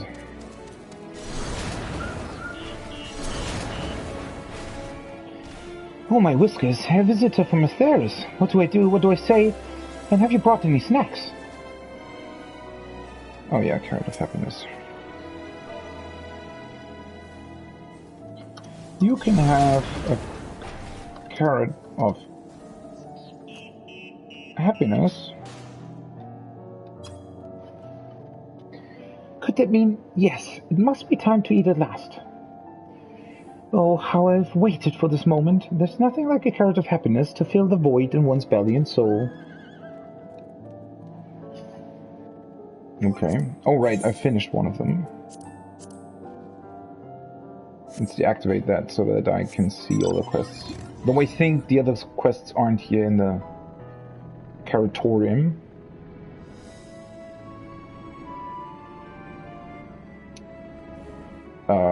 What am I looking for?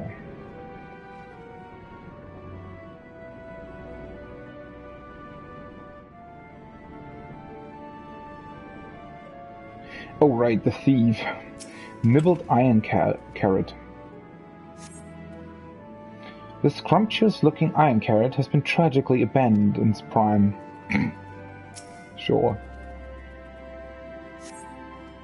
Based on the primer you but recently received, you can say with relative certainty that iron carrots are not blue. Oh, so I need to follow the iron carrots.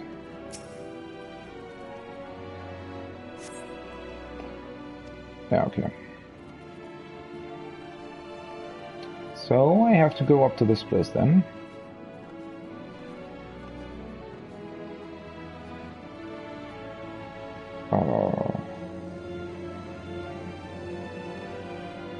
Maybe not. If I mix this carrot with that one, then... but wait, perhaps mixing it with this one would be better. Oh, confound it. I was planning to mix what... with what again?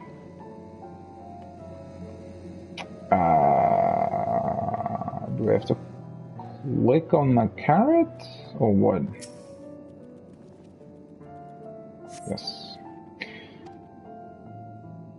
Or not? Wait.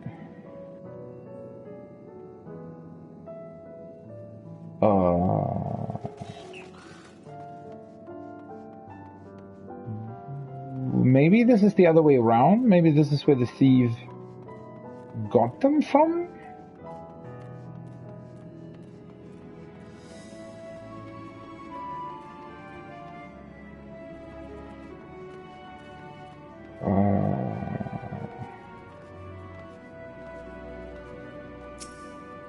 I thought I was looking for iron carrots.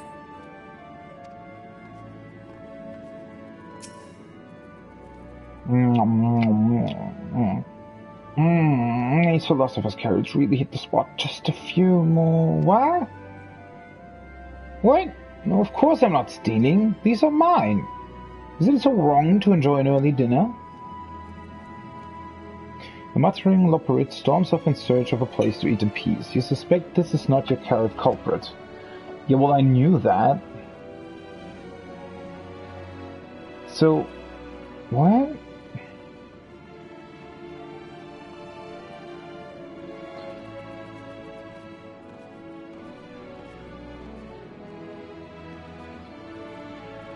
But there is no one here.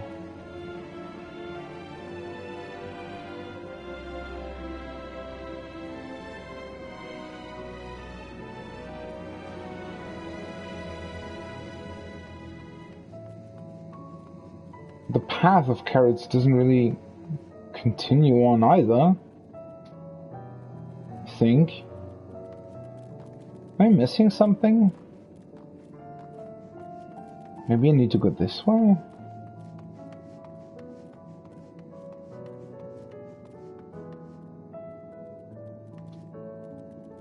Pretty sure that I'd have to head up to that spot, but maybe not.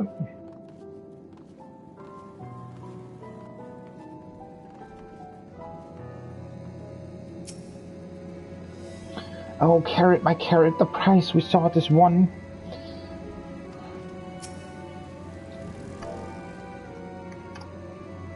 Wait. Would you be interested in a carrot of, not happiness? What? You're serving carrots of happiness today? Deep, luscious orange, the tempting, slender silhouette. Wait for me, my darlings, I'm coming for you. Alright, there, calm down.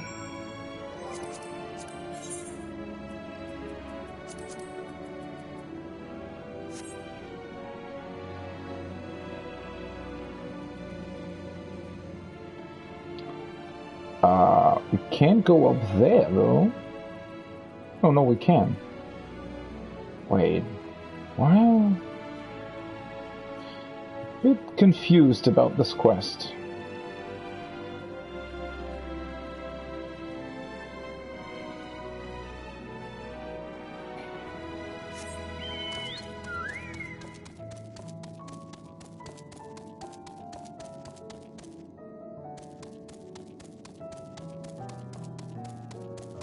I mean, the carrots are only lying over there, so...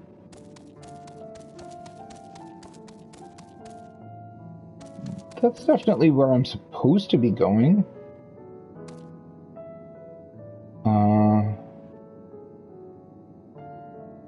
Search for the iron carrot. Maybe I have...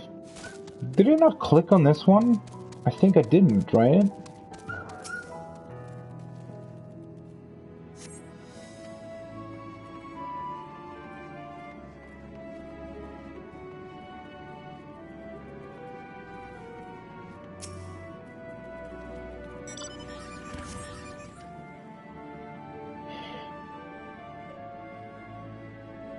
Search for the iron carrots.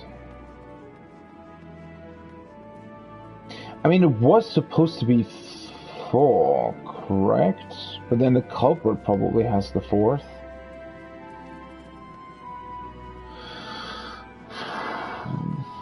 What am I missing?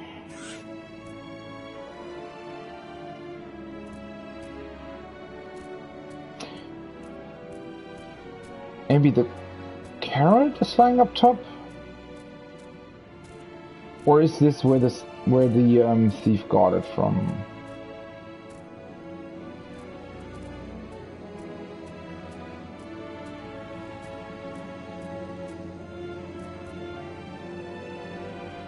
I'm confused.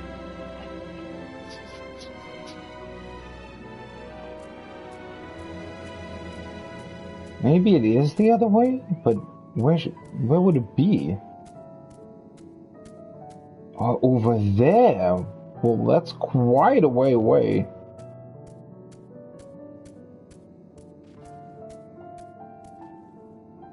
There's the culprit. Carrot supporter. Insufficient stock of iron carrots. Iron carrot detected. Initiating iron carrot procurement. What? Oh. Okay.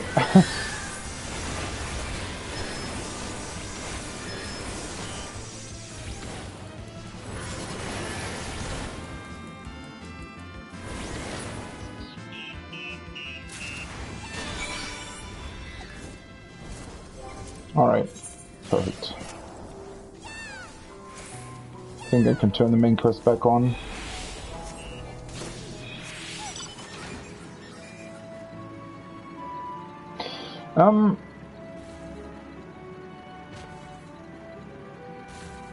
That was a bit weird.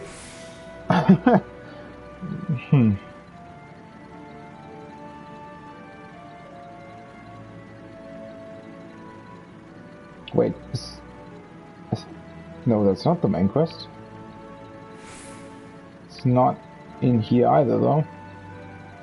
Must be one of the other ones. Right?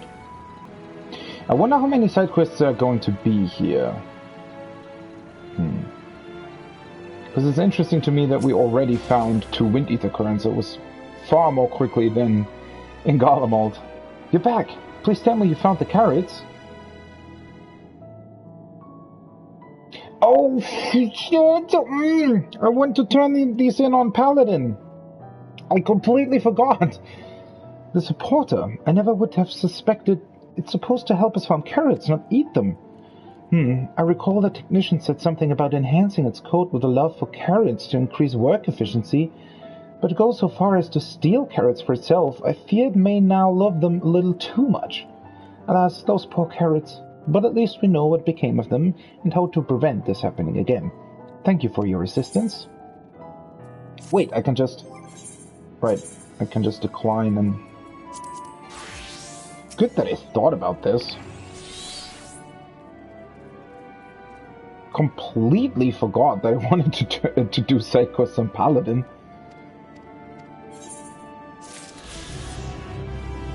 Nice. It's you, you're here, which can only mean you have a crystal for me.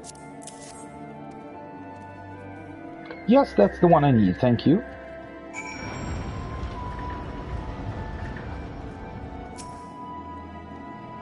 Ah, you've returned. Oh, and everyone else is accounted for. Sustenance is essential for slipperets, though I suppose people are the same. In any case, we expend a lot of effort in raising a whole variety of carrots. Carrots of happiness are a new cultivar that are particularly comforting, though. It seems almost silly to have our workers consume so many carrots just so that we can produce more carrots. But that's a problem that can be solved with even more carrots. No need to worry about the details. I'll work out the figures just as soon as... What were we talking about?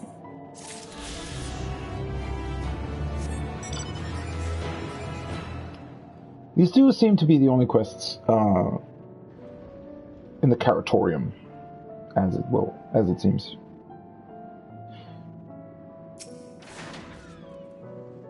You're back. I take it everything went according to plan. Then Mara Lamentorum is safe for another day.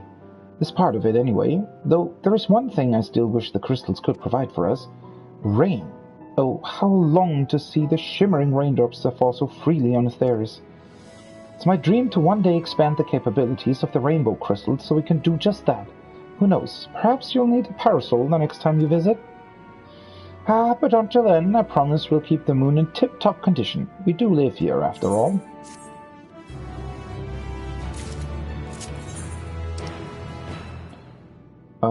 So this is 533, right?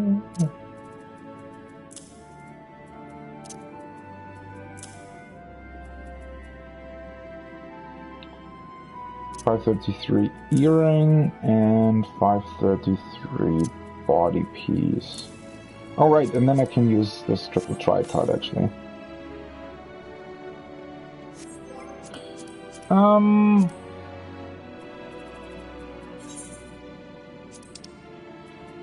It's this one.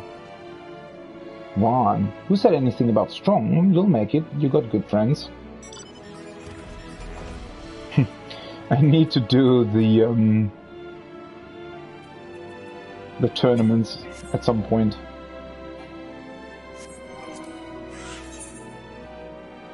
Oh, not the duty finder.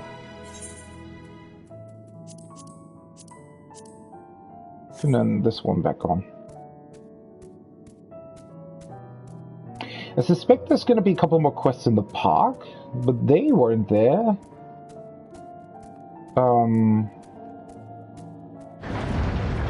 When I walked out of it, so maybe I'll need to do a bit more MSQ for that.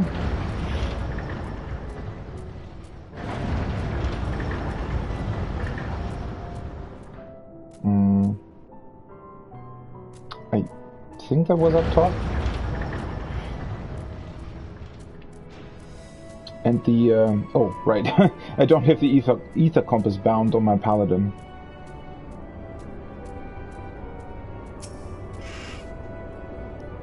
Now, tell me what you think. I'm confident the children will like it, and it cuts back on equipment cost as well. I see no downside, so I want to hear your honest opinion. How was it?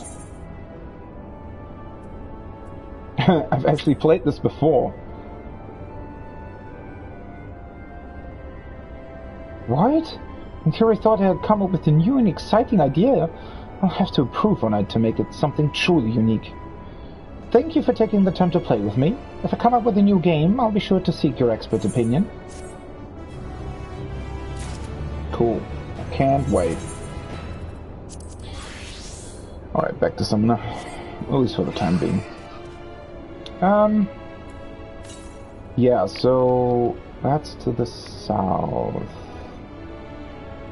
I'll have to look for that when I go back to the top. Then again, I think I have to go to the top, right? Aren't those quests all further up anyway? So I don't think I've missed any side quests so far. I hope. And then again, might always be that there are also other side quests outside somewhere for some reason, but I guess we'll see. So, alright, that's definitely outside of the structure, right?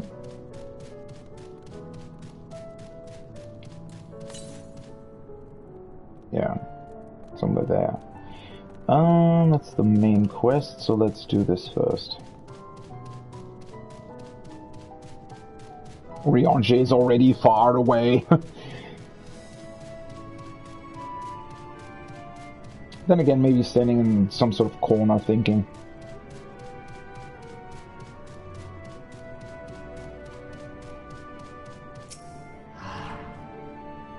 How are we supposed to resize everything when we don't even know what to base the alterations on? Oh, you must be the model then. I see, you really are like a baby carrot. What? Perhaps an explanation is in order. You see, we'd like you to help us redefine the style of the clothing we create. We believe comfort and familiarity are key to accommodating the people of Aetheris, which is why we thought masks and all-purpose robes would suffice. When Livingway claimed the fashion trends of Aetheris are far removed from what we were anticipating, I was incredulous, but meeting you made everything painfully clear. Indeed, I see now that our plans won't do. Your garments are so vibrant and unique. Yeah, sure, I'm wearing all grey, but alright. Guess you're referring to my book, but I don't know. Still need to decide what adjustments to make, so would you please stay a while? Thank you. I'll be a dear and strike a pose for me, will you? I want to get an idea of how the fabric moves with you.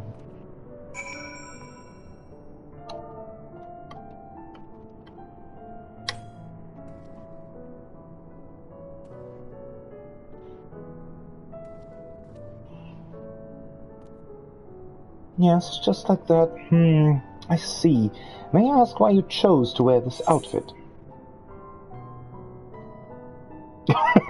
Not sure what I was thinking, to be honest. I like how it looks. So people find designs like this aesthetically pleasing.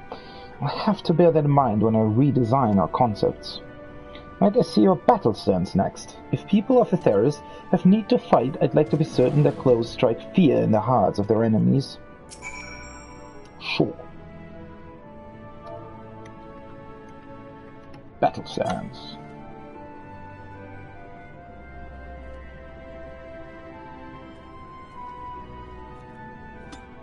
Yes, I believe I have a solid grasp of what our designs were lacking before.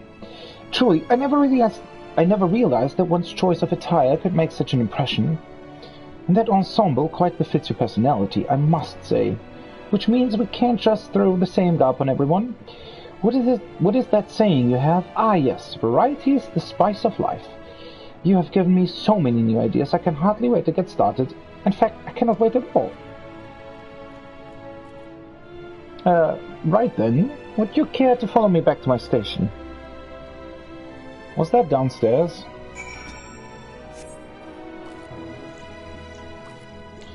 The fungal thing is outside too, right? So let me switch back to Paladin.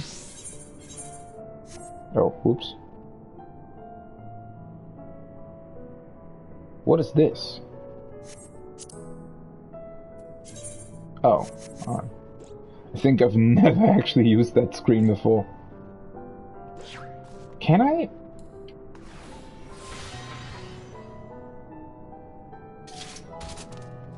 Nope.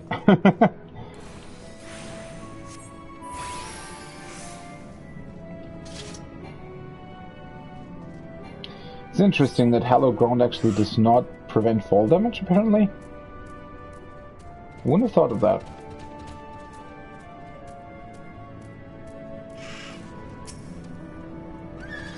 I do believe that we have a much better idea of what we should be making now, and the necessary alterations should prove little trouble. Just you wait, someday soon the people of Aetheris will be clamoring for the latest fashions from Bestways Borough, assuming I get back to work, that is. Thank you for your help.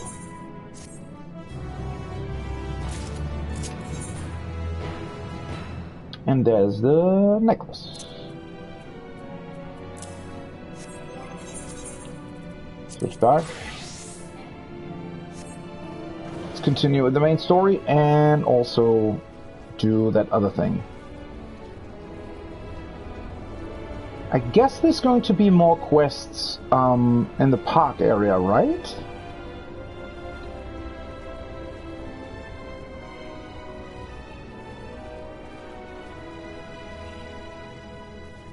Just because that's really the only area where we haven't really done quests so far, except for the main story. I wonder if... I mean, there must be a couple of main story quests more here, right?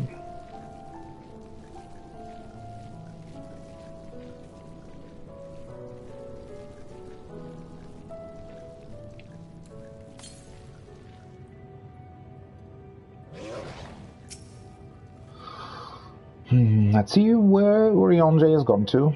I really hope I don't overlevel the main story too much at this point.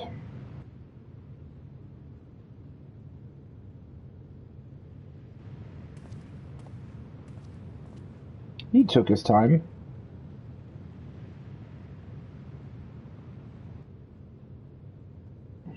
Urianger ventures off into Mare Lamatorum for reasons unknown.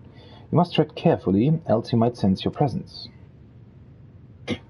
Now I'm tailing Urianger. Can't we just go and ask him, for God's sake? He has promised us to never lie to us again. Twice, I think. Follow Urianger from a safe distance, yeah. Is there a place where we can hide, though? Oh, Argus is still waiting here.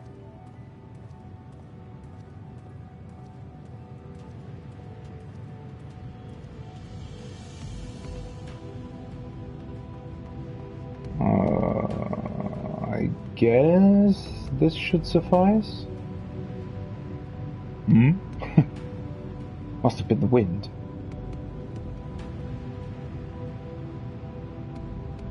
They're really proud of this quest design. I mean, I do agree, it's quite interesting. Yeah.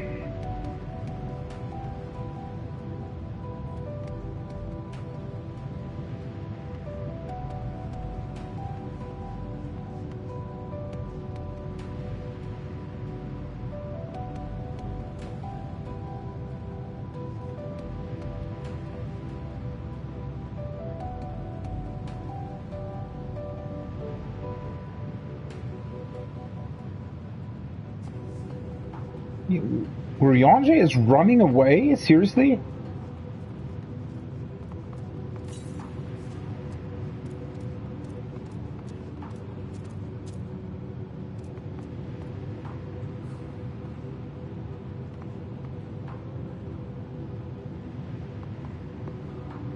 Nobody's following you, Urianger. Absolutely no one.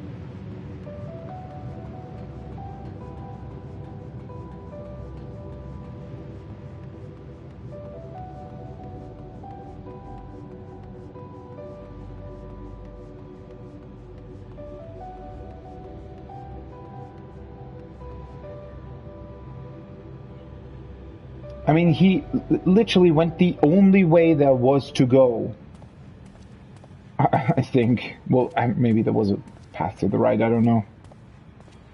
Still, this was very straightforward. And now we're confronting him anyway. Thine arrival is timely as ever.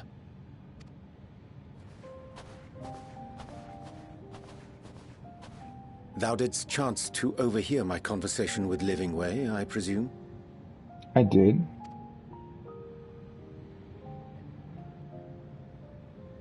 'Twas not mine intent to move in shadow. Nevertheless, I have been asked to do that and more yet again. Is it so plain that these strangers could intuit it at a glance? My capacity for silence and secrecy and duplicity? I guess so. I mean, at this point, why not, right? Why not do that if you're good at it? We know that something's up. It's not that you're betraying us. Hartier did contrive to deliver the first at the price of his own life. I was complicit in the scheme. A sacrifice averted for a mercy. Would that I could say the same for Minfilia. One life for one world. And by that bloody bargain brokered by my hand were the scions robbed of a dear comrade and Flamine, her beloved daughter. Well, that was her decision, though, not yours. Two souls, whose selflessness was beyond measure, whose resolve was unshakable. They would not be moved even had I thought to protest. Correct. But protest I did not. Far from it. I pushed them forward. Because you knew that their decision was right. No effort did I make to seek out alternatives. Ones that would not demand such terrible costs. We can't always do that, and we don't always have the time to do that either. That resignation weigheth heavy on my mind, as does the memory of another lost to mine inaction.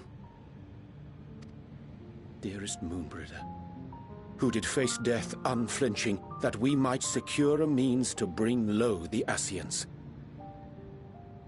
How would you have been able to prevent that, though? In her hour of need, I did naught. Dutiful disciple of Louisoix, ever looking to the greater good.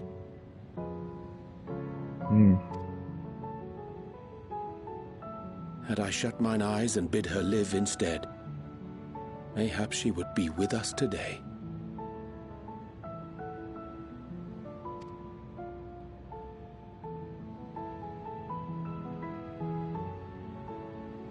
Selfish wants, born of everlasting regrets.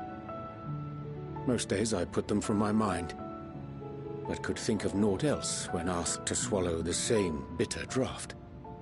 Subterfuge and sacrifice. Mayhap the right moral choice, but one I regard with great trepidation.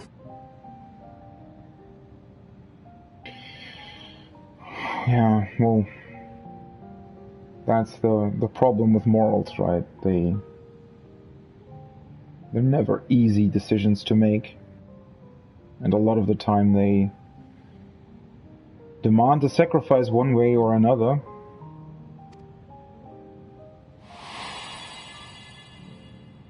The calamity of Amarot was a tragedy beyond reckoning, one which must never again come to pass.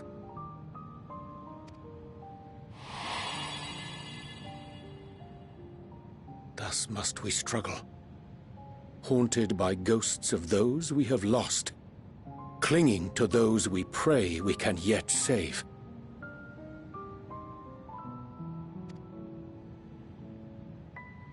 But what of those we cannot? How do we make peace with the dreadful algebra of necessity? How? Coming in with the deep questions, Urianger. Well, we can't, right? This... Because morals, even if they can be, approximated with math, at the end of the day, there will always be a decision to be made, right? A way to try to put a number on life, I guess. That's something that's impossible and yet still asked in certain situations.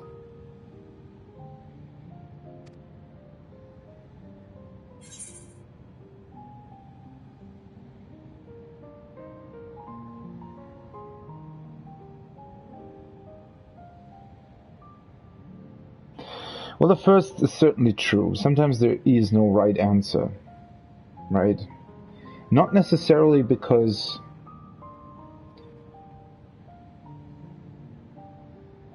the right answer doesn't exist, but because we can not know it, right? There's just an amount of uncertainty that prevents us from knowing the right answers most of the time. And only looking back can we grasp the right ones and try to,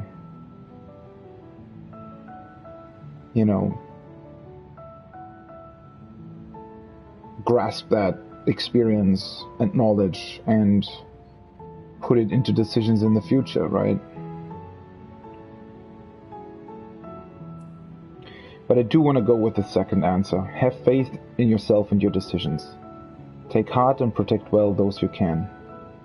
If you make decisions based on what you think is right, and if you truly put an effort into, weighing options and trying to make as best as a decision, as best of an educated decision as you can, then, even if that decision wasn't the right one looking back, it was the right one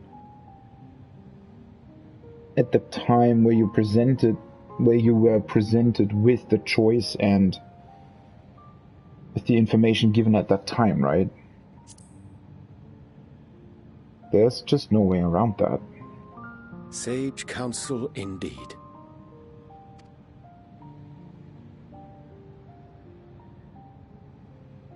I see. Wisdom as befits a great worm. Curious that he should think thee in need of such encouragement. I completely forgot that that was also the thing that Vitra said to us. Right. Strange. Scarcely can I remember when last we spoke alone, and so candidly. Yeah, because you always run away instead of talking about these things. I thank thee. For all my supposed skill with words, I find it difficult to express such private thoughts. As for the Loporrit's proposition, I will take time and consider how to respond. 'Twould be to our mutual benefit if we could converse more openly with our aspiring caretakers. A concern I should be glad to address on the Scion's behalf. I would be glad if you'd do that. To dispense with all pretense and bare one's heart to another is a frightening thing indeed. But we cannot move forward ere we take that bold first step. A lesson I have learned many times before. And today. Very hard lesson to learn as well. And one that, you know, sometimes you don't really even realize is, you know, present in a given situation.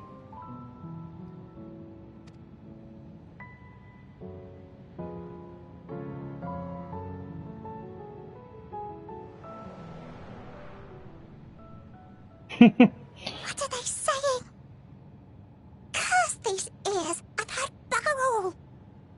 Wait, shouldn't you be able to hear very well with those giant ears? No matter. We've got our plans.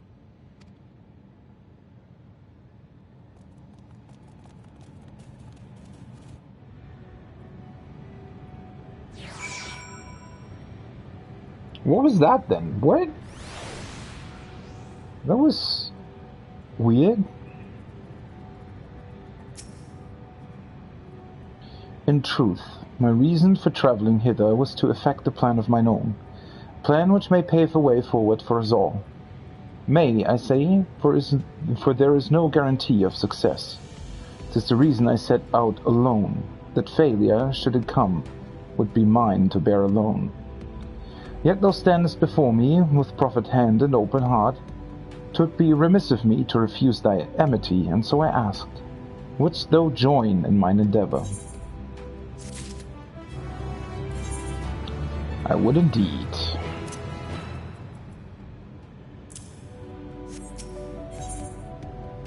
Setting things straight.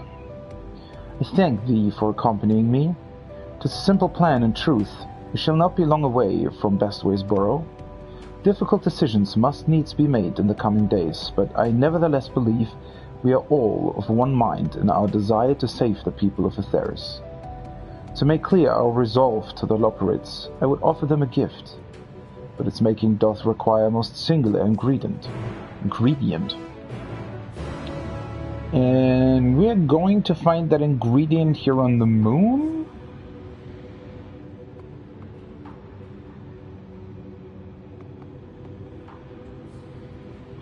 By the way, that elegant spaceship, are you telling me that it literally crashed right next to Zodiac? Or was that deliberate? Maybe that was the most interesting place that they could discern from somewhere, and they tried to come here, and then somehow maybe they crashed?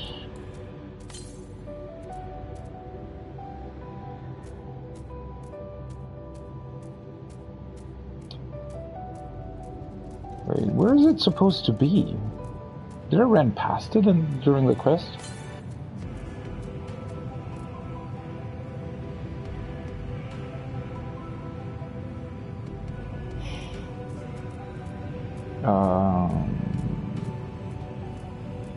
It's probably on top, right? Yeah. Wow. That's why I didn't see it.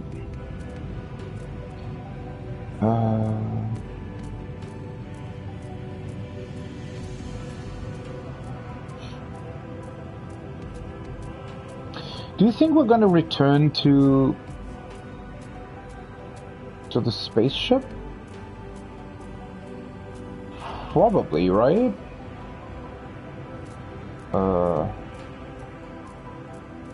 Oh wait, completely forgot what I wanted to do. I want the wind ether current.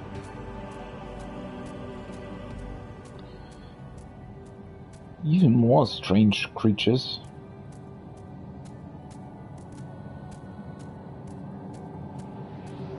Alright, let's see. So I think the last ones should be outside somewhere then, right?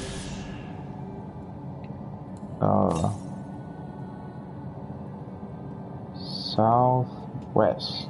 That direction, alright?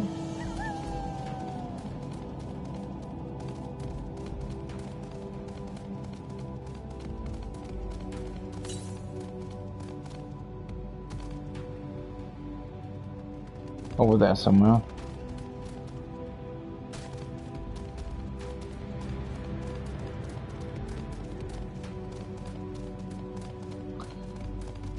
Is this also where we're meant to slay? Yeah, these things. Alright. Ooh, what is this? Is the current in there? I think so. This looks interesting. What is this?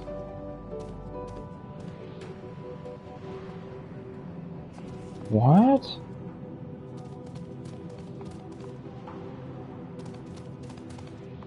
Why is this outside of the ship?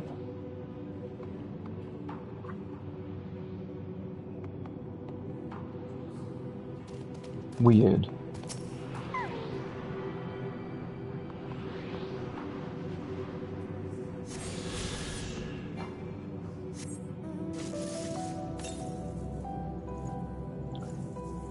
Southeast, so it should be towards the main quest then? Southeast. Maybe in that cave over there?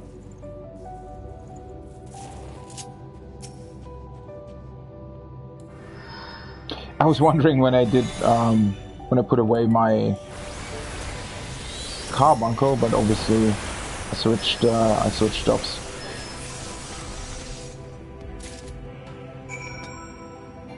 Great. Do we want to turn that in? Nah, I think there's going to be a couple more quests at some other place. I could always just teleport back as well. So this wind ether current should be in this direction.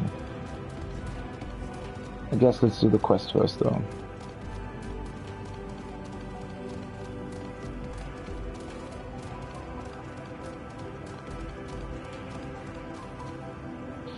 Loving Ways Darlings? So these things came here with the Elegant spaceship?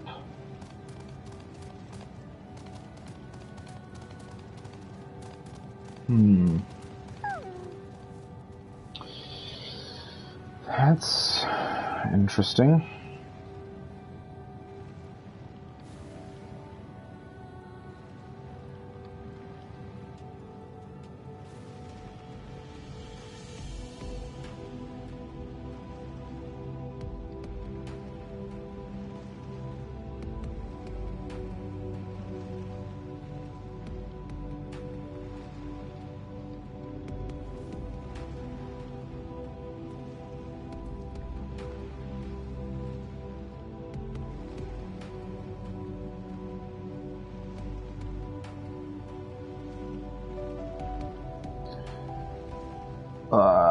1 second.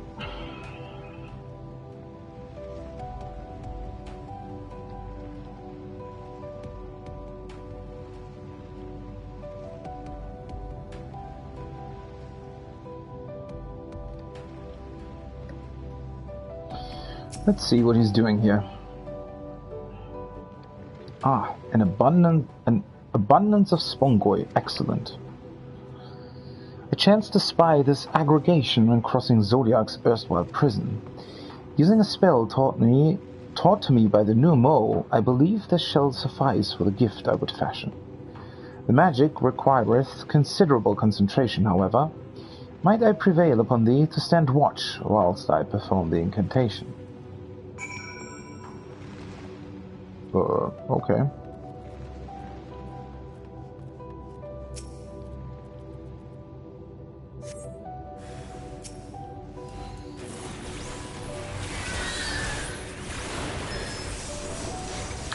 I find it really interesting that there is no battle music here, but there's battle music, you know, down there, in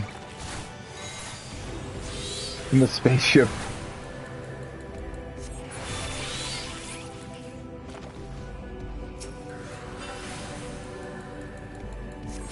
Charge in! Bam! Kaboom! That's fun. That's really cool.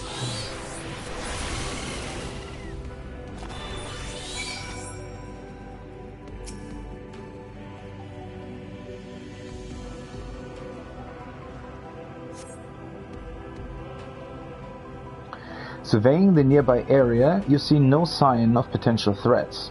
This would be a good opportunity to see how Orianji is faring.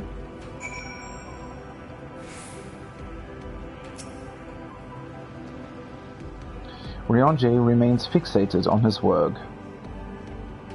Okay. Oh. There, 'tis done. Magicked ink, every ounce as efficacious as that crafted by the new Mo. Rare is the occasion I would conjure mine own, but is nevertheless a most useful skill. The resulting product is, admittedly, possessed of no preternatural properties, but its hue is one of mine own choosing, which I pray the Loperids will appreciate. Thank goodness, I thought you had been eaten or had perhaps fallen into a crater.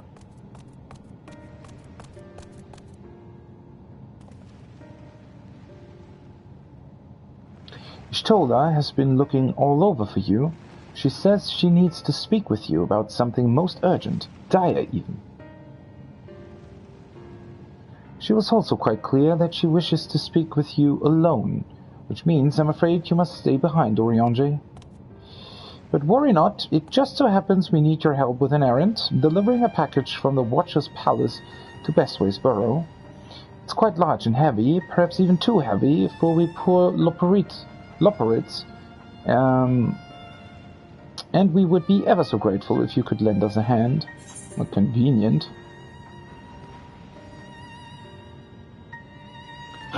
It's convenient, suspiciously convenient. Well, I suppose I should be going then. Ugh, I just saw that the plants in the background apparently expand.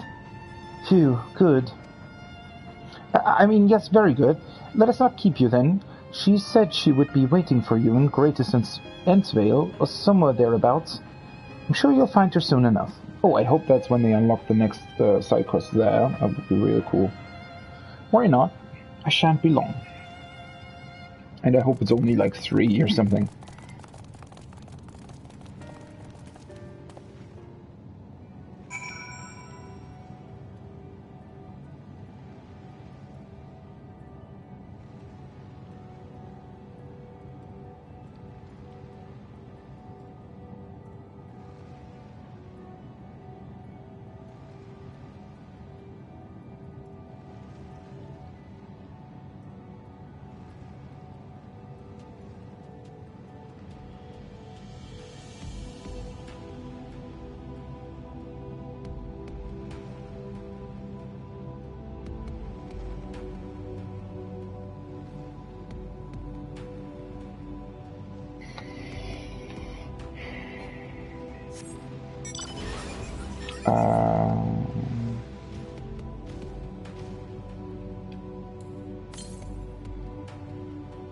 That's pretty far away.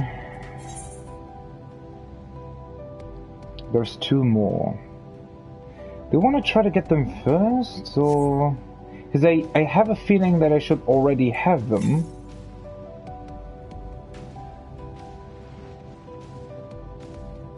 Maybe. Let's just get them. I mean, it's not the... I can just teleport back, to be honest. I can also run back. I mean, it doesn't really matter. Whatever.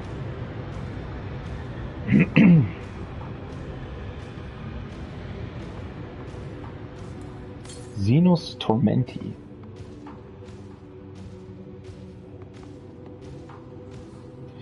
This zone is quite large. I mean, I guess it's not necessarily bigger than any other zone, but... Can I not jump down here? That's weird.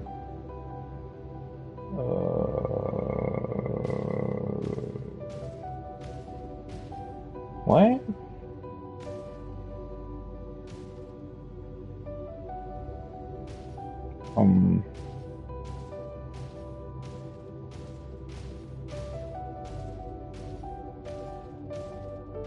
Can you actually go to the spaceship? Seems like you can. Yeah. Huh.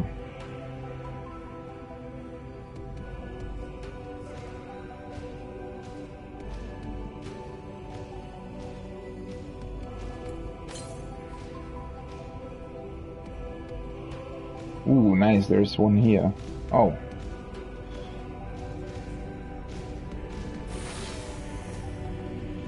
Heimdall's last sight. Still making a sound. That's ominous.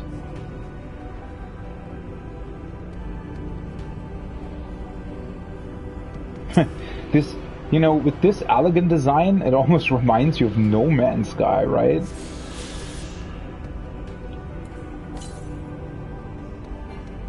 Southwest, alright. Shouldn't be too far. Yeah, I think that was the right decision to get them now.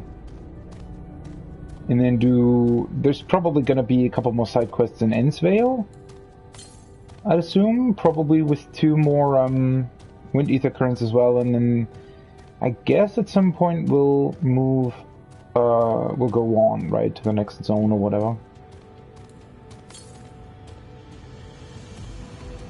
To the west. There it is. What is that? Is that an A rank?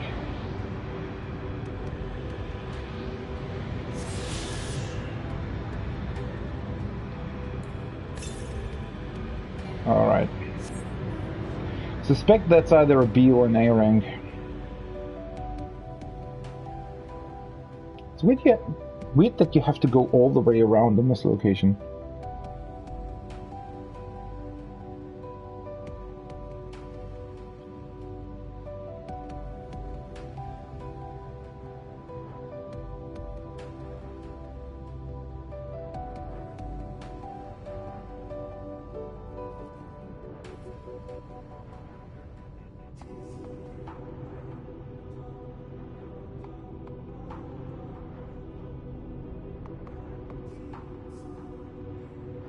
God, this music, right? It's just so...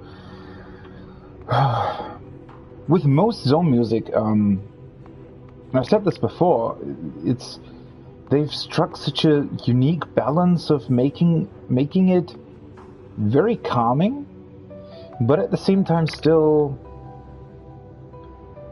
you know, in a way foreboding. Not necessarily dark or ominous, but definitely somewhat, you know, strange and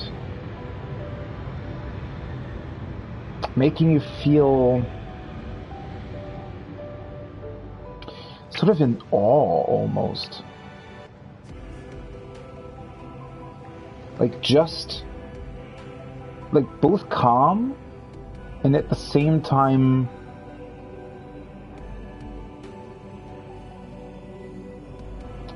just sort of eerie enough that it feels like there's something else at work, I guess is what you could call it.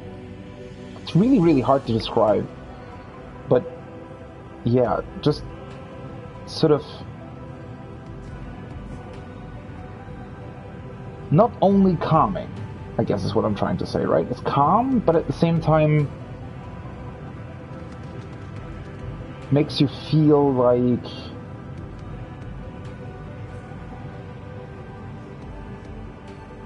it carries a certain weight that you can't quite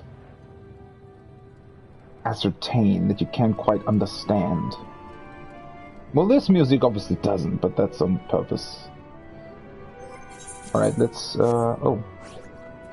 I need to repair.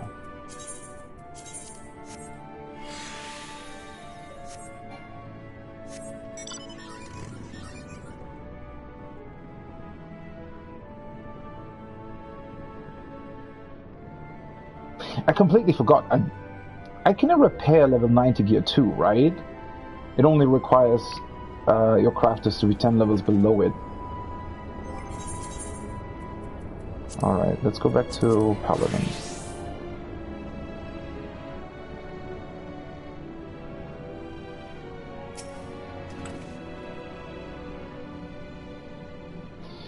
I was starting to wonder if the Thinkers had done you in. Were you able to retrieve a sample? Excellent. I'll get to work analyzing it right away. Why, the structure of this filament is altogether different from the fungi growing in the bioplant. May have the spores mixed with substances leaked from the Allegan ship. Chimera incubation fluid, perhaps. In any case, this isn't good. Any and all potential threats must be eliminated if we are to make the moon fit for inhabitation. You have helped with the most important discovery, and for that, you have my thanks. Here, your reward is promised. I mean, to be honest, if we bring a lot of people over from the planet, then there's gonna be a lot of contamination, so to speak, right? There's gonna be a lot of fungi and other stuff that suddenly will appear here, so that's something you can't really avoid, I think. Alright. Let's take another look around, but I don't think that there are any more side quests in here. There's probably going to be a couple more in the Ensvale thing, I'd imagine.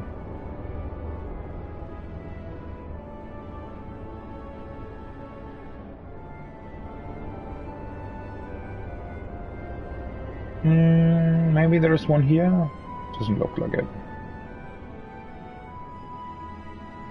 Are these supposed to be living quarters for them? Why are there windows here? That's slightly weird, isn't it?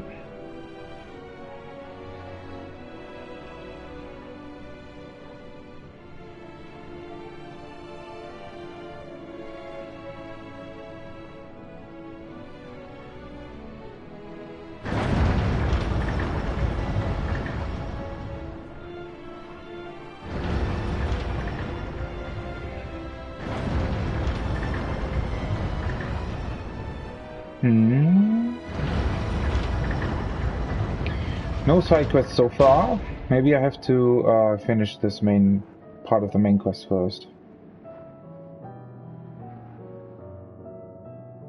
I can't get over these stairs. Why do they look so weird? I mean, I know that they're made for bigger people, but still.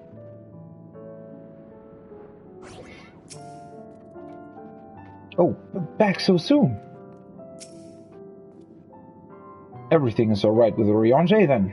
That's a relief. Oh, we thought you would be away for far longer.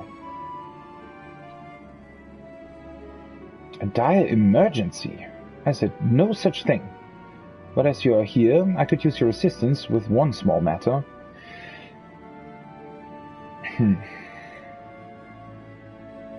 Let's see what they want Oriange to do, I guess. Runningway, a companion of Growing Ways, apparently has much to tell us of the final days. The problem, however, is that he is determined to live up to his name, refusing to stay still long enough for us to hold a conversation. Is there anything he's likely to... Is there anywhere he's likely to stop and rest? Or perhaps there's a way to slow him down? What's the rush? I was thinking we should wait here, maybe enjoy a cold mug of carrot juice and... No?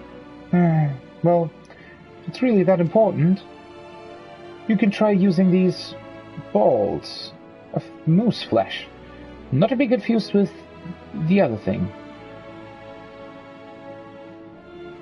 What other thing? Runningway's other notable feature is his incessant chatter, so you'll have no trouble finding him in a crowd. When you do, try lobbing your balls at him. What? Crude, but if it proves effective. He was here in Greatest Enslave when I last saw him. Let us split up and find him. What a weird quest.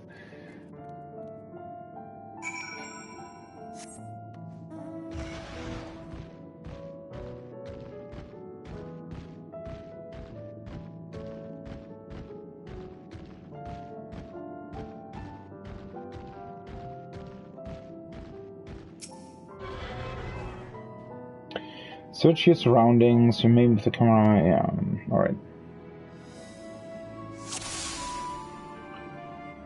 Locate the ever-elusive Runningway and strike him with a ball of moose flesh. That him?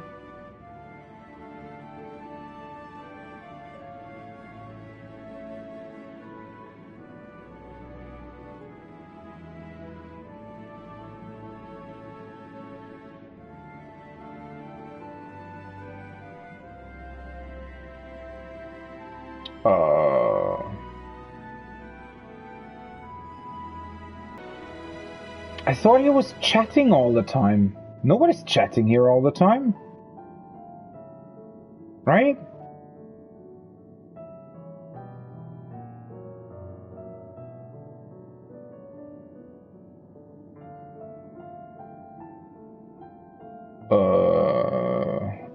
What? Do not hit the unassuming Loperids.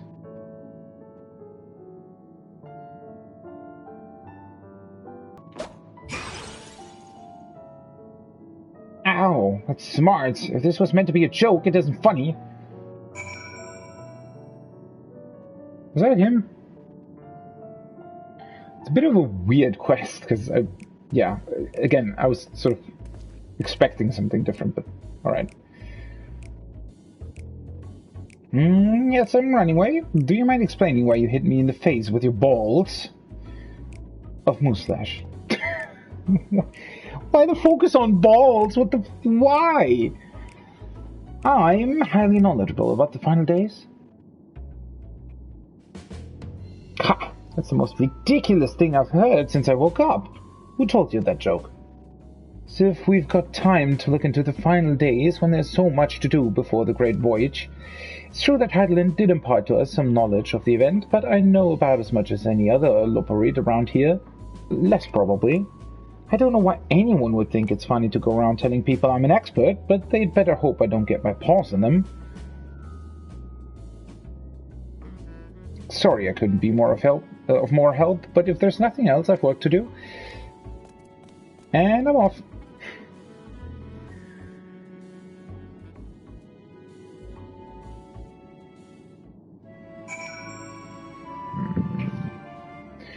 Are they sort of confusing us on purpose here for some reason? It's weird, right?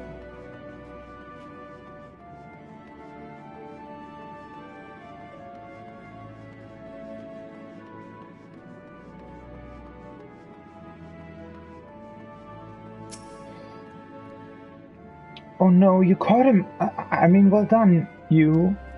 Oh, he was expecting me to not be able to catch him. Any luck? I tried near the entrance, but there was no sign of him. What is this about now?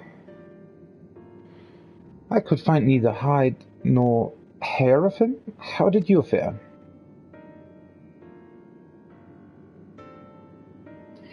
So he knows no more than the others. Care to explain yourself, Growingway? Well, you see, I misremembered. Yes, that's it. I misremembered. It's terribly sorry about that. Afraid I'm drawing a blank, though. Try as I might, I can't remember who I was thinking of. On an unrelated note, what of Urianger? I assume you spoke with him earlier, but did he say when he'll be returning?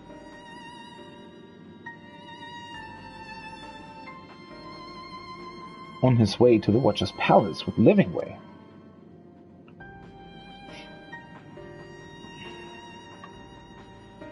Between Growingway's sudden lapse of memory and our lack of other leads, maybe our time would be better spent lending Urianger a hand.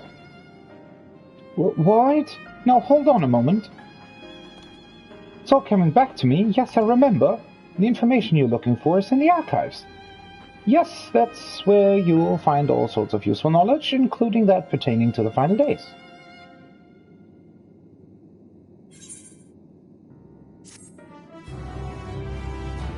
What archives? The ones from the Watcher we've already been to? Don't we already know about them? I am beginning to grow tired of these games. If some scheme was afoot, surely Urianger would be the first to see through it. Then again, he does tend to give others the benefit of the doubt. Or he's part of the scheme. Heart of the matter. Wait.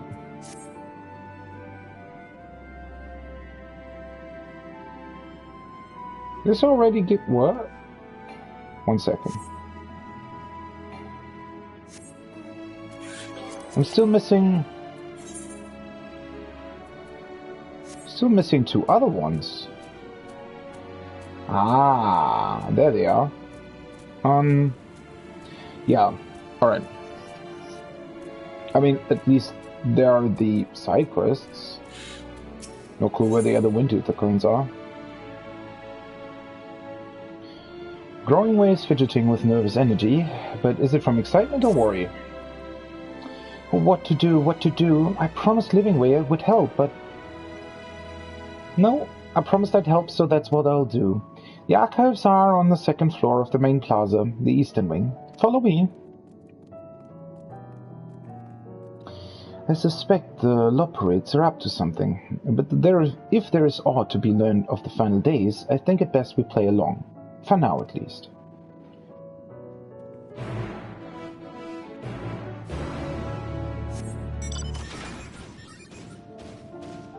I'd see what these side quests are about, and if there's 2 missing Windtooth currents, because these 3 certainly are not in.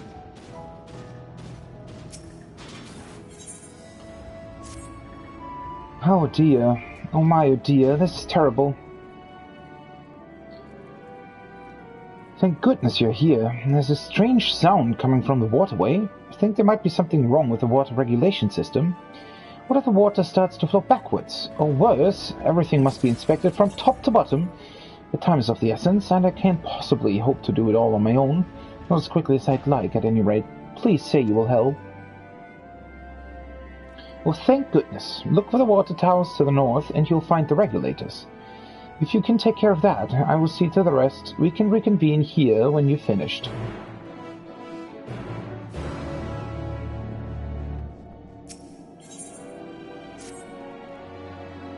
Just the person I was hoping to see. I'd like your thoughts on something, if you have a moment. As you might have noticed, this park is rather drab as it is now, which is why I plan to plant flowers to liven things up a little. Of course, there's no guarantee my tastes are in line with those of your people. We have a most wondrous assortment of plants at Lovingway's Darlings, and it would mean the moon to me if you picked which flowers we use here in the park. Hooray! To the gardens, then? You're going to love them, I know it. Well, I've already been there. This is a bit weird. They should have given you these side quests before, right? So that you don't have to run to the gardens twice? Weird.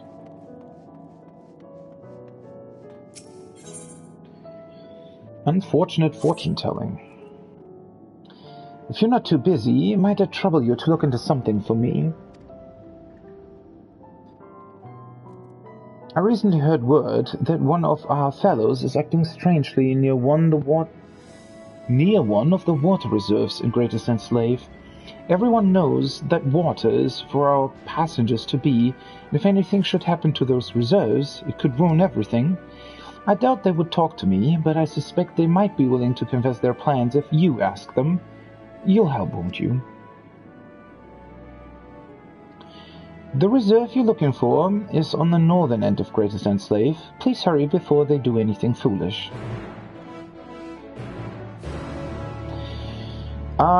To be honest, at this point, I probably want to look on the map. I mean, I haven't really looked on any map so far, but I'm really concerned that I'm missing side quests here, and I really don't want that, so... Oh. I guess that solves that problem. Alright, so the rest of the side quests here are... all in the middle, then. And those should be the last ones as well. Alright, that's fair.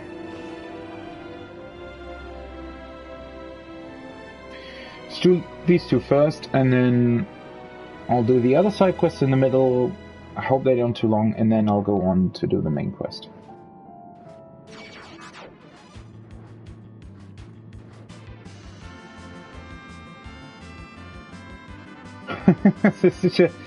I wonder if that's probably music from some other Final Fantasy game, I'd assume, right?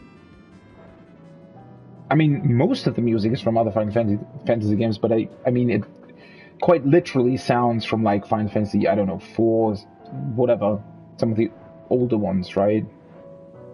Just cleaned up a bit.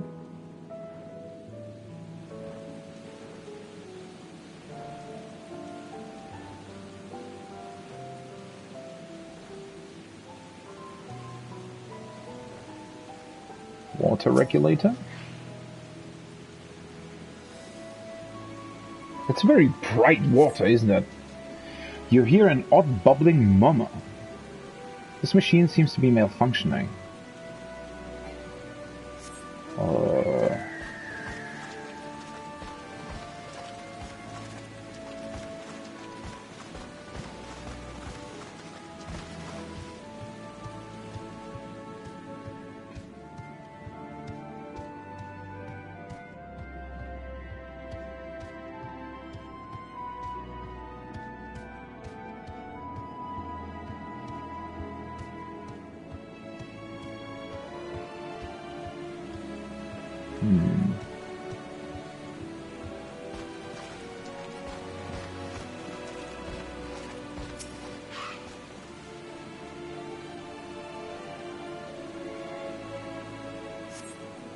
You hear nothing out of the ordinary. Alright, cool.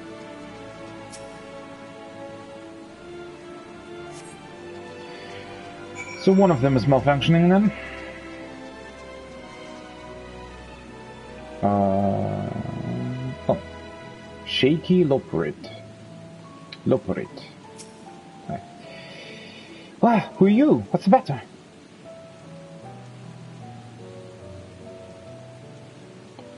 Suspicious? Me?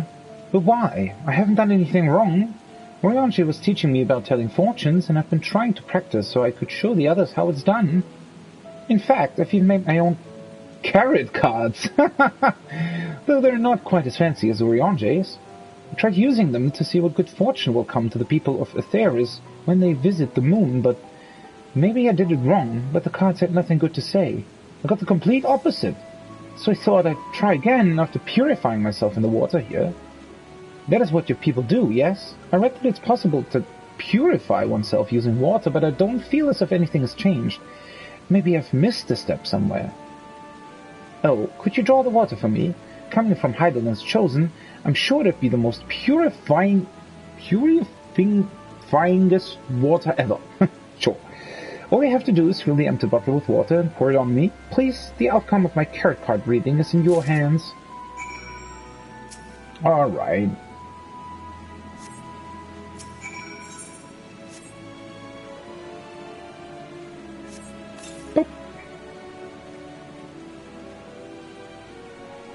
Ah, how refreshing.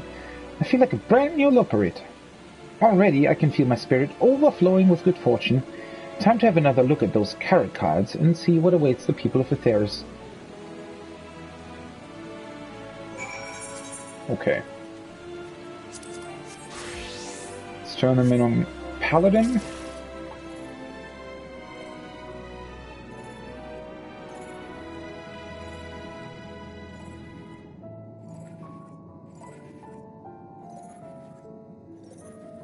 The other quests are probably going to take us quite a bit through these halls as well. Or maybe they'll mostly take us through the entrance hall, but then there's already one quest where we have to go outside for. How did everything look on your side? A mama by the Northeast Regulator? I think I know what the problem is. We released fish into the river so that our guests could go fishing, but they're likely attracted to the heat of the regulators. Not to worry, this is but one little bump on the road to building a fantastic recreational facility, and thanks to you, the path forward can be made smoother, so you can fish here, I guess. Huh. When our work is finished, I hope you'll visit again and make the most of what we have to offer.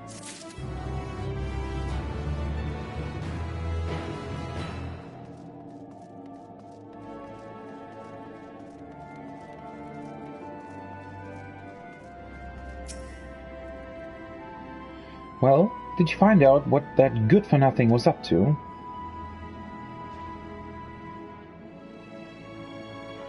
Oh, really? Well, that's actually quite admirable, making such efforts to understand the culture of Aetheris. That said, I'm not sure one is meant to redraw cards until they found the desired result. Astrologians would disagree, but alright. Or perhaps I misheard how fortune-telling is meant to work. Maybe I should go and talk to them about that. Then again, there's been no harm done, and they mean well. Perhaps I'll discuss the finer points of card reading with them another day. Thank you for looking into this. Yeah, astrologians would definitely disagree with your assessment on this. Alright, 2 more coffers are missing, and 2 more wind ether currents. I could just stay on Paladin, but I don't know. I like it better to actually do these quests in Summoner.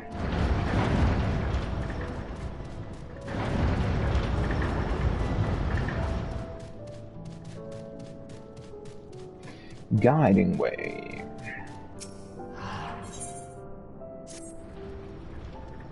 Ah, there you are. Do you have a moment? While going over the resources sent by our collaborators, I stumbled upon a rather curious morsel of information that wants for verification. Is it true that you can procure crafting materials from other living creatures and thereafter use them to craft without using creation magics? That is true. Incredible! I'd like to try my hand at it, but first I'll require materials to craft with. Considering what resources are here in Mare Lametorum, I thought a Daphnia would be the perfect specimen to harvest material from, but I am hardly a hunter. But that's where you come in. Being Heidelin's champion and all, I have no doubt you can handle a Daphnia or 2. Might it trouble you to bring one back for study? You already sound like the Shardians. Wonderful. The Daphnias inhabit the area around Lovingway's Darlings if you're looking for a place to start. Happy hunting! Great! I need to go there anyway, so...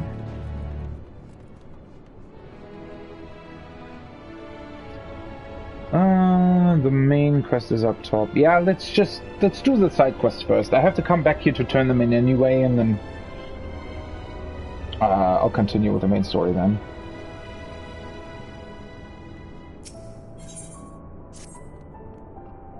Pardon me, could you spare a moment? A friend and I plan to go and meet you shortly after we woke from hibernation, you see, but they're the excitable sort, and well, after much shouting and hopping, they somehow ran themselves straight into a wall. They're yet to awake. On one paw, I understand their enthusiasm. We're all ecstatic that our very first visitors had arrived from Aetheris. On the other hand, they ran into a wall. Okay. Still, I do feel bad for them, so I want to get them a surprise. Something to cheer them up when they awake. I dare not venture out alone, though, so I was hoping you would come with me. Okay. Meet me in southern Mara Lamatorum, and we'll see if we can find something nice.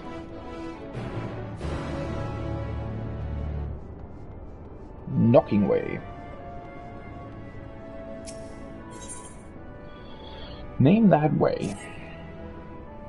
Hail, person! Yes, you. Do you have a moment? You see, ever since we awoke for inspection, a friend of mine has been acting a little funny, funnier than usual even. I can hear him sighing from all the way over here. I would go and call on him, as I do, but he always insists that nothing's wrong. I think he'd be unable to help himself from opening up to you, though. He has always been ever so fond of people.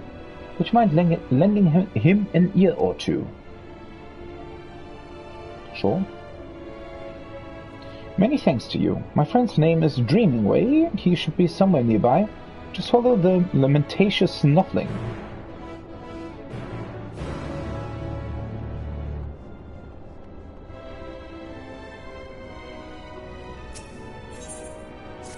Dangerous work. You're that visitor everyone's been talking about. I don't suppose you have time to assist me in a matter of life and death. 4 of my friends went out to patrol the moon, mine for all. They should be back by now, but, well, I'm worried something happened. I can't say I'm too keen on the idea of coming face-to-face like growth with one of those growing fungi by myself, though. Could you come along? Please come along. Thank you. Let's hop to it then. My friends were headed toward the Chlorophyllus Grot. That's quite far away, but alright.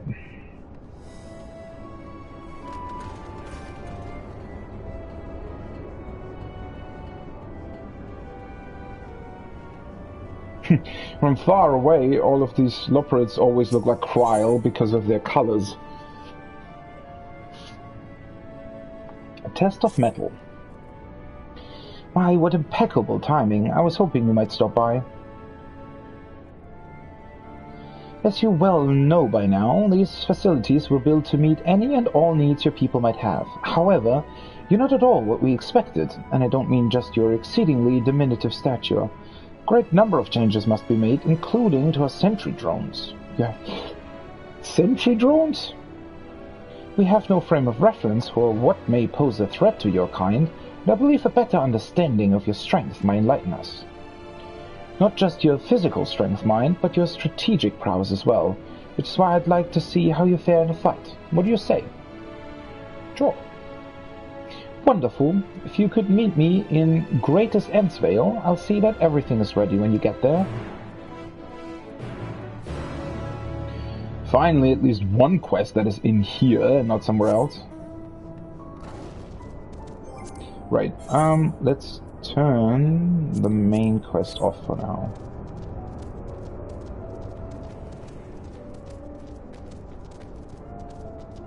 Is that up top or below? Below.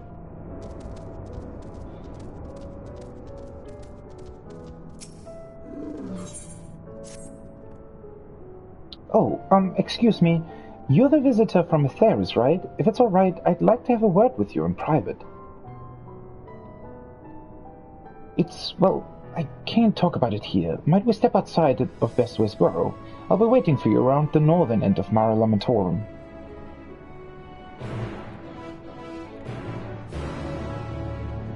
Okay.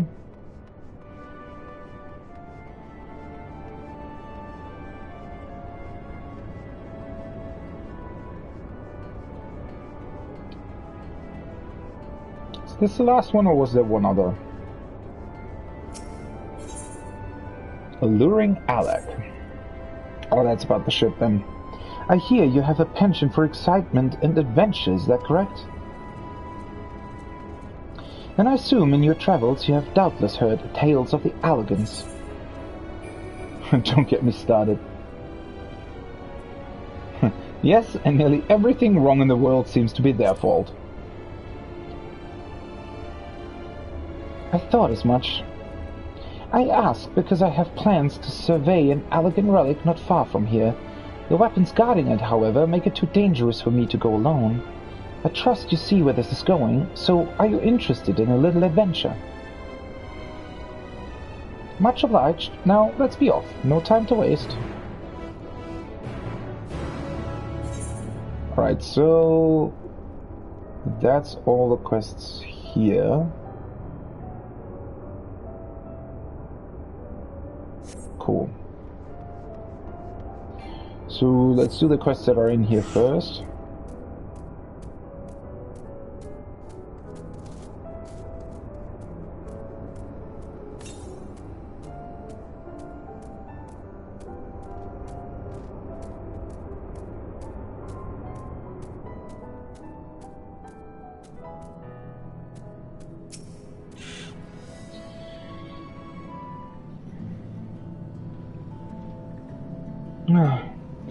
Stay focused, Dreaming Way. Sure, you're no working way, but... Oh my. You're not illiterate. Am I dreaming? Is this day finally here? Am I truly talking with a visitor from Aetheris? Whatever can I help you with, kind sir?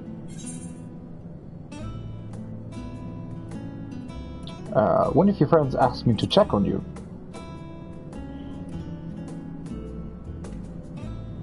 Who put you up to such a thing? In any case, I couldn't bother an honored guest with my silly troubles.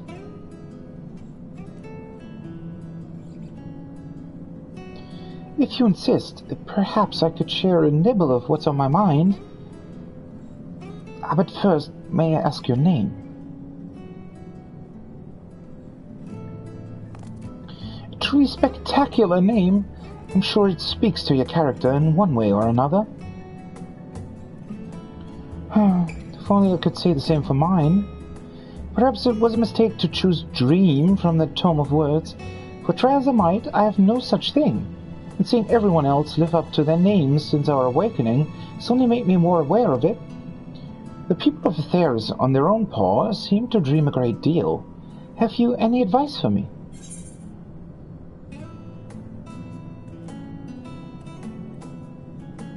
Focus on what you love to do. The second one shows well, but, you know. First one's more important. But that's the problem. I haven't the foggiest idea what that would be. Though my fellow Loperates might. I've known them since we were created, so perhaps they see something in me that I cannot. With their help, you must be able to find an objectively appropriate dream for me to pursue. You know best what could be of service to mankind, after all. I'm all ears, so you need only tell me once you've come up with something. Anything at all.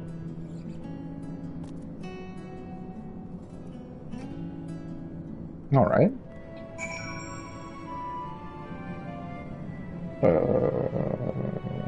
I guess I have to... Let's do that first.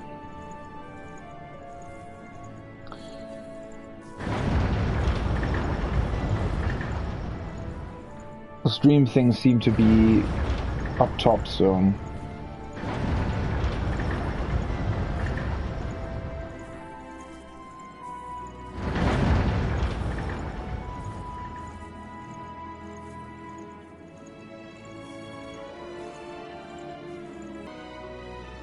Let's get started, shall we? Activating Terminal 1, begin data acquisition.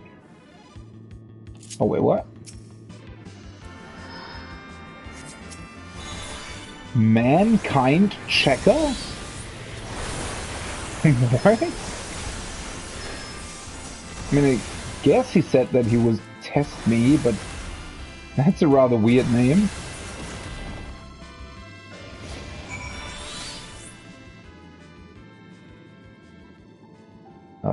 Is that it? You certainly have a knack for battle. Can hardly imagine how strong your enemies must be. All the warriors in our centuries are in serious need of improvements. Now, might I trouble you for one more test? Sure. That's the spirit. I can't imagine you'll have much trouble after seeing that first display, but one can never have too much data. Let's try one of our drones from Terminal 2.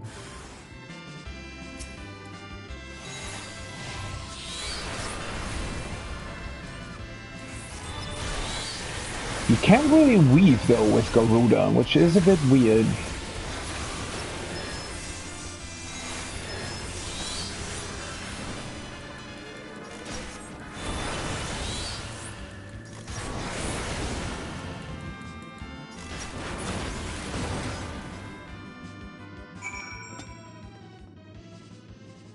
It's battle music.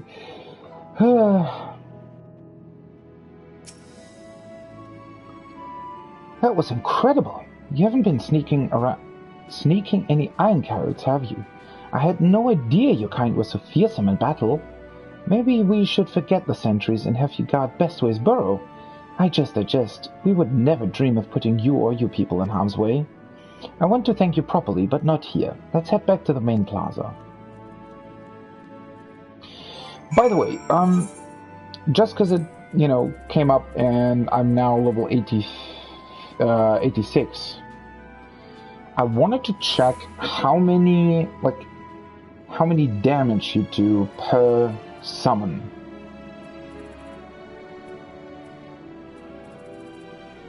So the level 90 summons all do 700 potency, right? Yeah. Okay, and then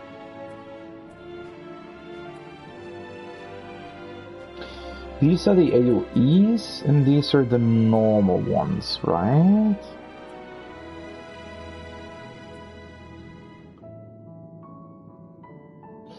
So this is 430 times 2 is 860 plus 430, so 1920, right?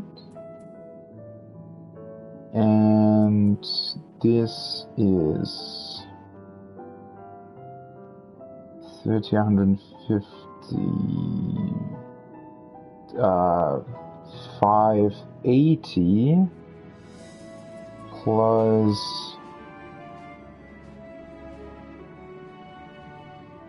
920. This would be 1500. They're definitely different. I wonder if overall they're exactly the same. Because the cast time is also different, right? I'd have to calculate that though. Or, well, I can also just look it up, I guess. But I suspect that they at least probably tried to keep them exactly the same, because it would make sense, right? Because that would mean that you could freely swap them out. I guess either way, it would probably be almost no potency loss to change them around.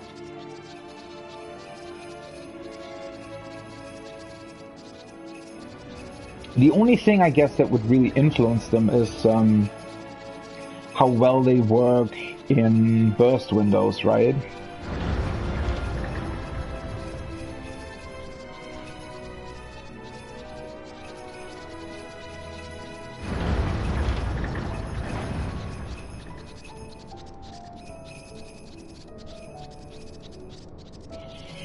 Alright, let's turn this quest in first.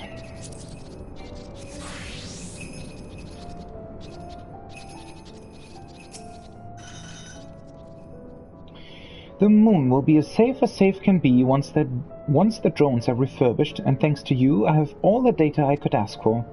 Though I did read something, a touch concerning in one of the books our collaborator sent us. Something about certain drinks you imbibe that make you a threat to yourselves and everyone around you? I hope our drones will be prepared for such an emergency. What kind of... Is he talking about alcohol, or... At any rate, I better get back to work. It's not much, but I'd like you to have this small token of thanks for your help. I didn't quite catch what he was referring to there. But alright. Okay, so where's the...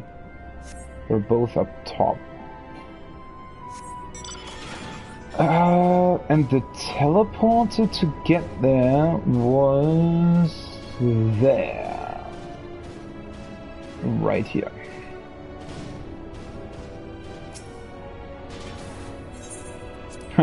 The small sort of misfortune with the living quarters was actually quite well done.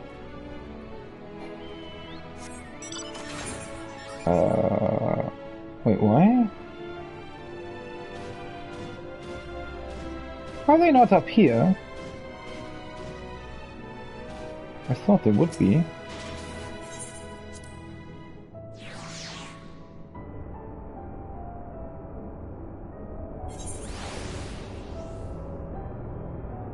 Huh. I don't know why it showed them to be, like, further up at first, or maybe I saw that wrong?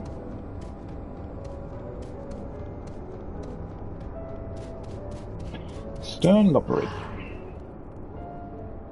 You want to know about Dreamingway? I can't say I know him terribly well. He's always rushing off on a new task, just as soon as he finishes the old one. Boys thought him a good sort, though. Oh, there are multiple.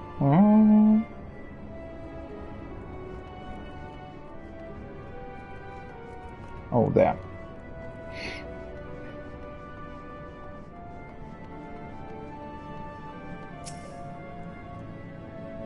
Dreamingway. He can do anything he sets his mind to. He doesn't complain about getting his paws dirty either. That said, I'm not sure I can think of anything he's particularly gifted at.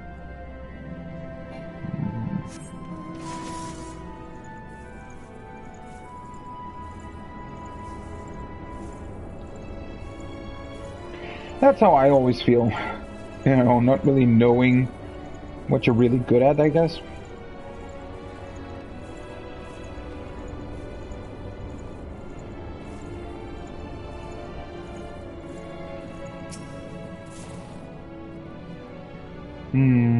He's no sluggard, I can tell you that. Always happy to lend a paw when there's work to be done. Compared to some of the others, well, let's just say that he's a great help. Okay. I don't know if that will really help him figure out his dream, but let's try.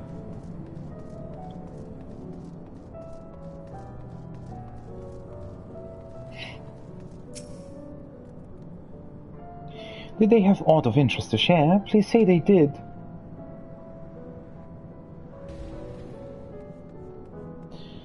That's more or less what I expected, I suppose. Nice enough, but in no way gifted. That's not exactly what they said, though.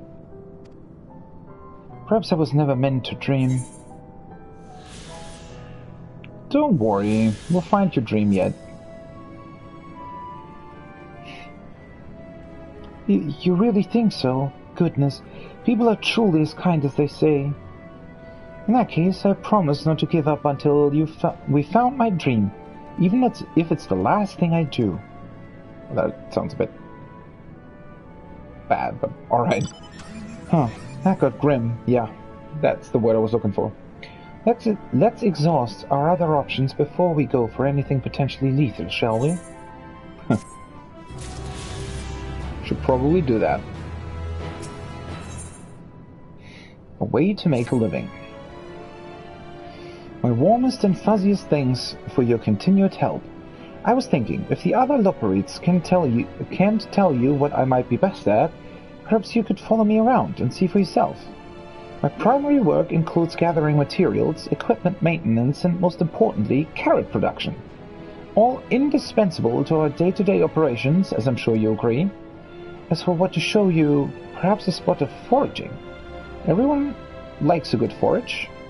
We need to go and see Thinking Way in Greatest Enslaved Ensvale, not enslave, Ensvale first.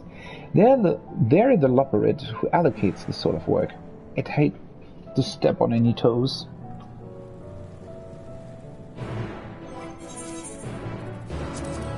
Okay, I see. This is going to be a lot of going back and forth.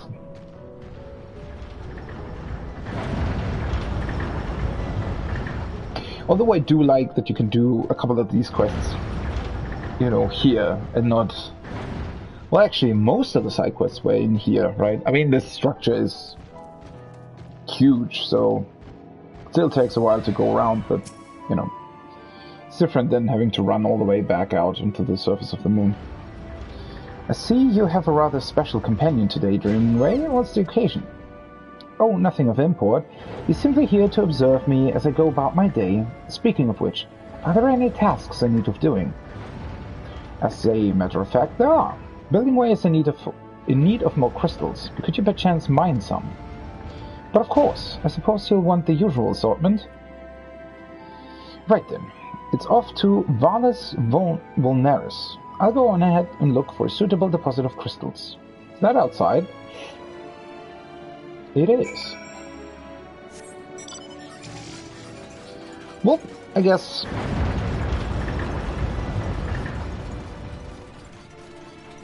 it's off back to the surface of the moon and then do all of these side quests.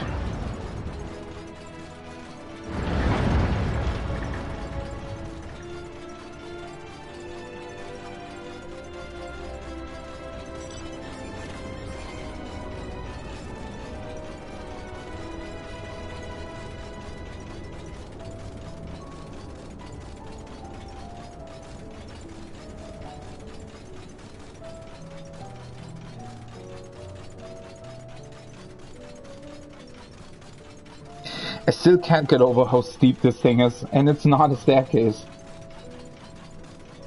I mean, well, obviously the reason why it's not a staircase is because staircases require more triangles, right? More polygons, so...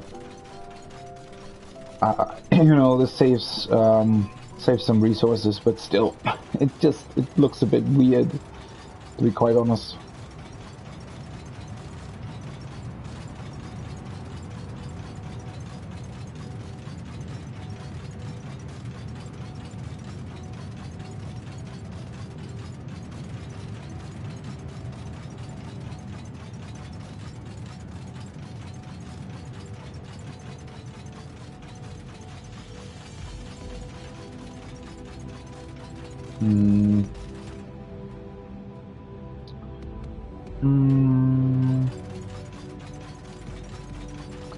Let's try these things first.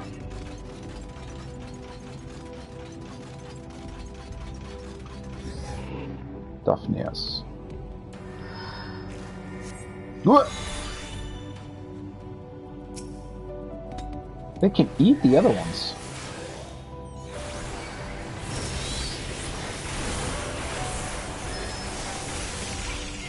Didn't really help them much, though. Alright, that was fast. That does mean we can turn this off. One too many still. Oh. Wait. Did you respawn this quickly?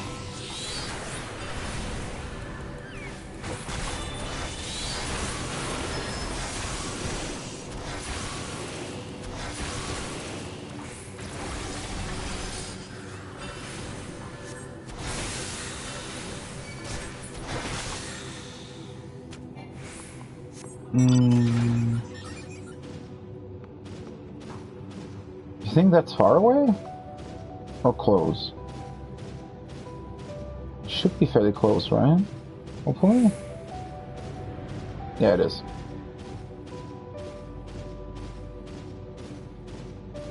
Oh, is this in the cave somewhere? Or yeah.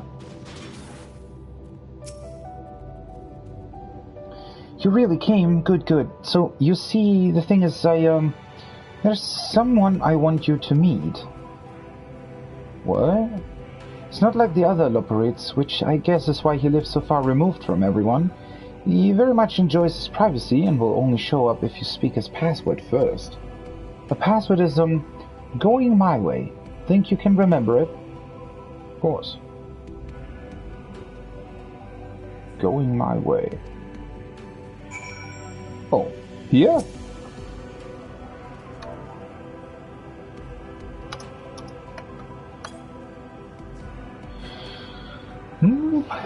Those thunderous footfalls and sonorous tone aren't at all like a loperid. Who goes there?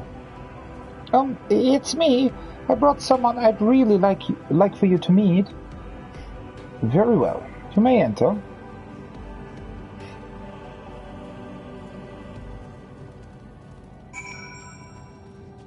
Alright. I was wondering what this cave was about.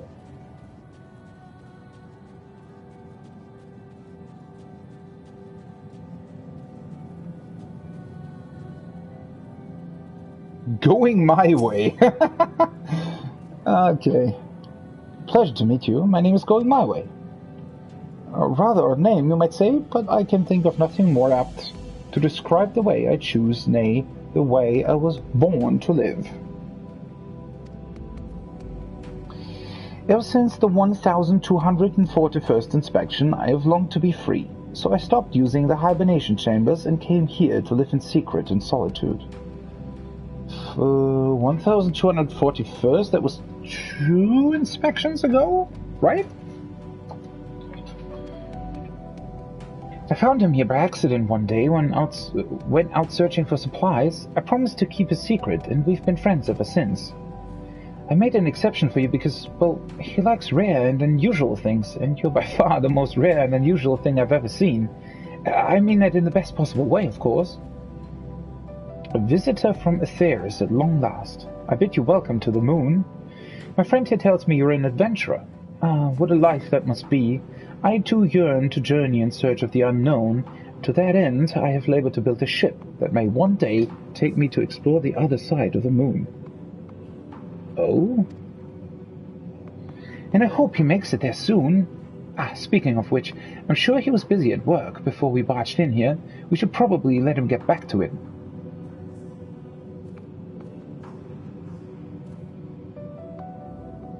He wants to go to the other side of the moon? I mean, that shouldn't be too complicated now, should it? Technically, that's just the other side of our spaceship, right? Right? I hope.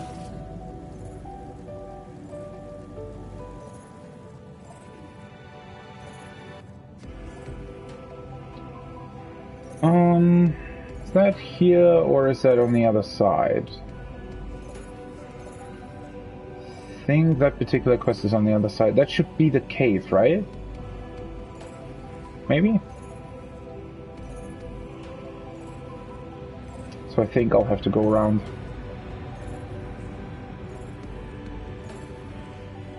Osma's quite the fitting mount for this place, I feel like.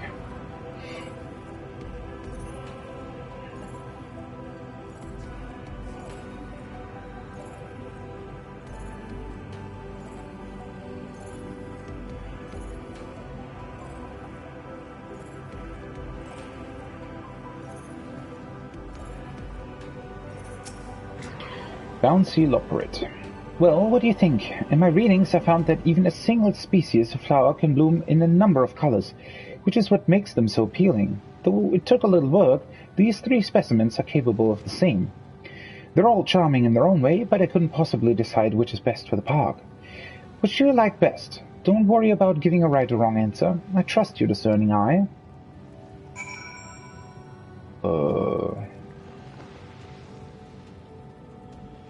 Think this one. Ooh, I like these too. They're sure to make an impression with park visitors. Yes. A fine choice. Now let's take a few back to the park, shall we? Do be careful not to drop any on the way.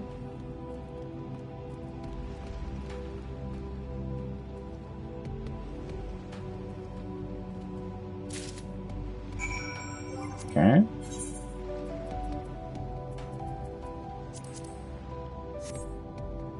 Alright, don't need to turn off the other ones then.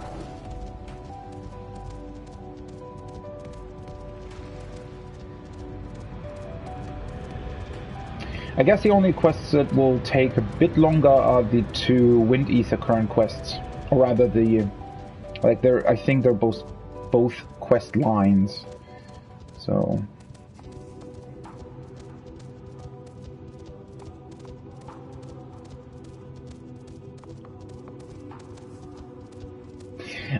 I really like how they've built up this zone, because obviously, you know, doing a huge crater like this for Zodiac is really cool in and of itself, right? And it sort of needs to be this. It just looks incredible.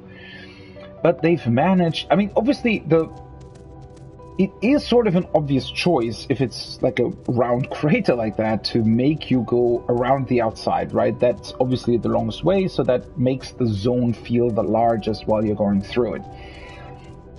But at the same time, they just do these things so effortlessly, right?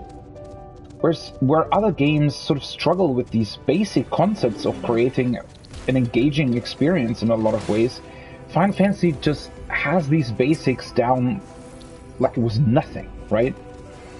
And again, you would think, yeah, you know, in a way, it's not that complicated, but a lot of games really, really struggle with these just basic concepts. And I wonder why. What the hell are you doing?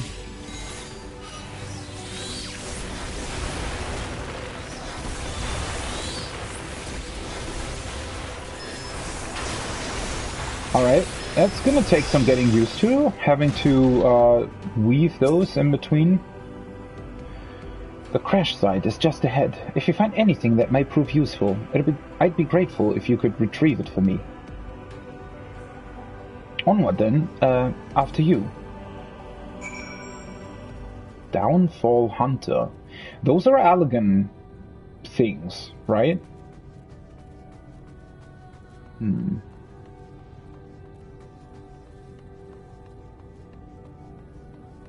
Heimdall. I wonder if that's the explorer that crashed the ship here. It is quite a lot bigger from up close, right? You realize how vast this zone is. If you know, from a distance, it looks like a thing that's maybe, I don't know, 50 meters or something. But now, look at this thing.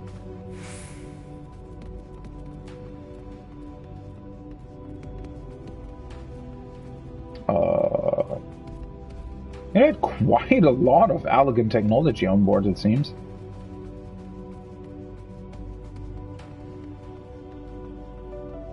What is this? Fascinating remnant. This bit of Allegan technology is certainly fascinating. A shame it's too bulky to carry back. Let's see. What else is there?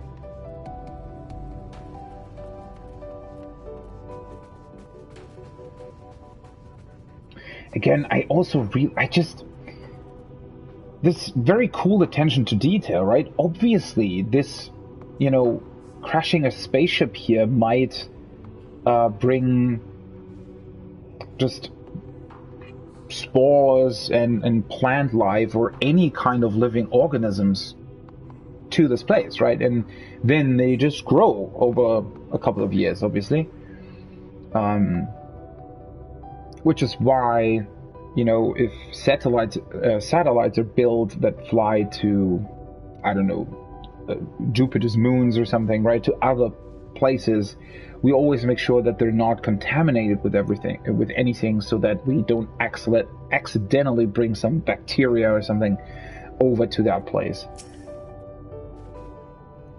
It's really, again, really, really fascinating that they actually thought about that they even, you know, had that idea.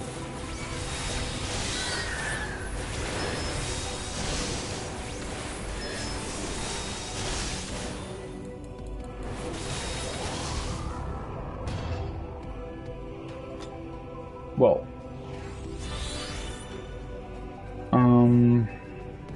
has to be something else there. Oh no, it's one of those cubes again. Systems cube. I hope this doesn't need a new Windows install. This apparatus is offline, but appears to be transportable. You place it in your ambiguously sized bag. I was gonna say, I'm pretty sure that our bag would be large enough to place whatever that object is in it. With all the things that we've been carrying around.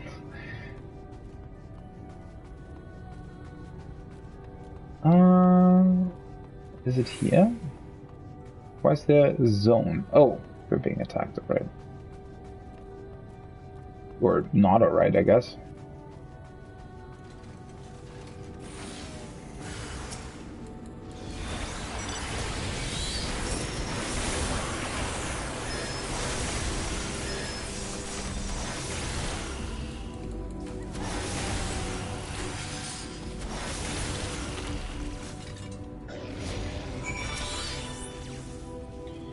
Phew, a moment longer and that drone would have alerted more. Now, did you find anything of interest? Oh, let me have a look. No, you're right. I must wait until we get back. Alright, that's done.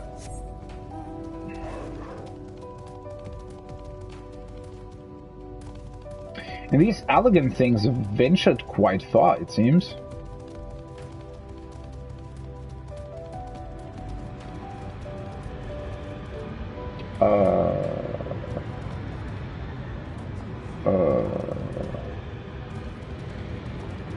Can we cross somewhere? Oh yeah, over there, the bridge. We can't cross over there though. This is a bit weird if you haven't unlocked flying, right? Is that on purpose? That you can't go back without,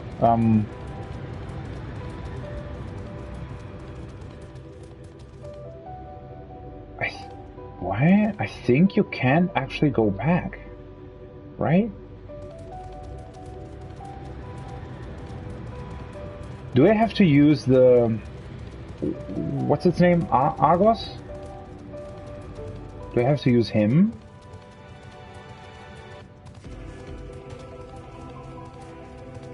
It's a bit weird, isn't it?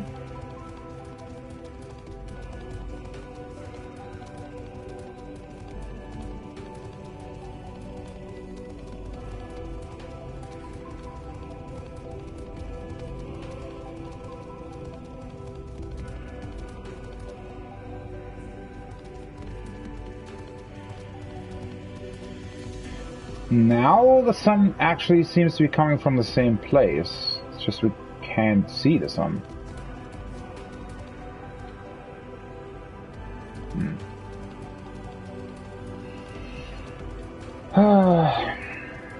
Alright, I guess this will take a bit of time.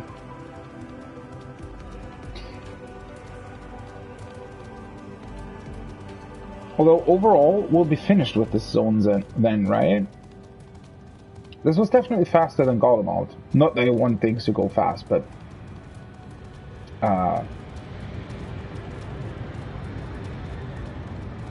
well, it does make sense. I don't think that, you know, technically there isn't that much here.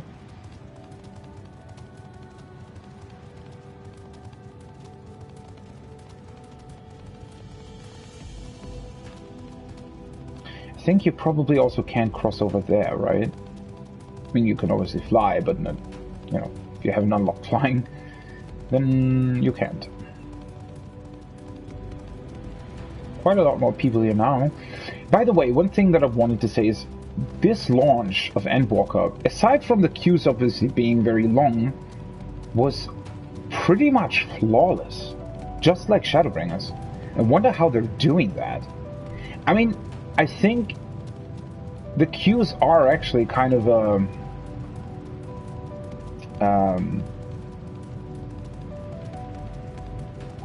what's the word that I'm looking for? Yeah. The queues are kind of a hint towards that, right? I think they place a great deal of emphasis on having stable servers at launch. And on purpose, they pretty much limit access to the server in such a way that people who actually manage to make it onto the server can actually play, right?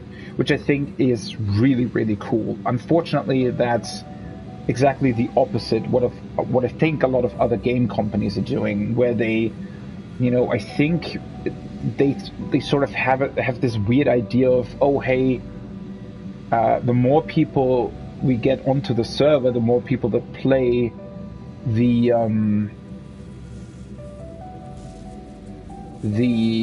I guess the more money we make, the more satisfied our customers are, or something like that.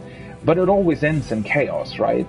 Whereas it seems with Final Fantasy XIV, they actually put emphasis on making the service as stable as possible, and only letting the amount of people onto the server that the server can actually handle, which is really, really cool.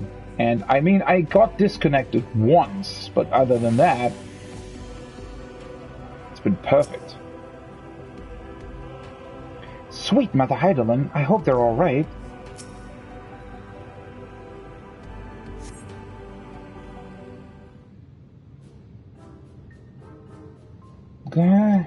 Why are you...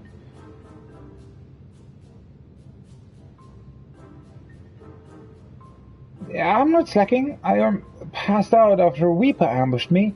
Yes, that's definitely what happened.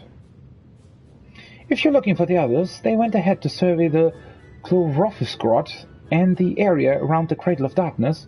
I'd get them myself, but I'm much too that is exhausted from my encounter with Weeper. Sure. I believe you. Not. Is that in the cave, or...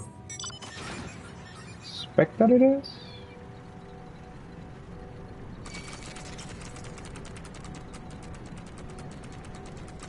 They make strange sounds.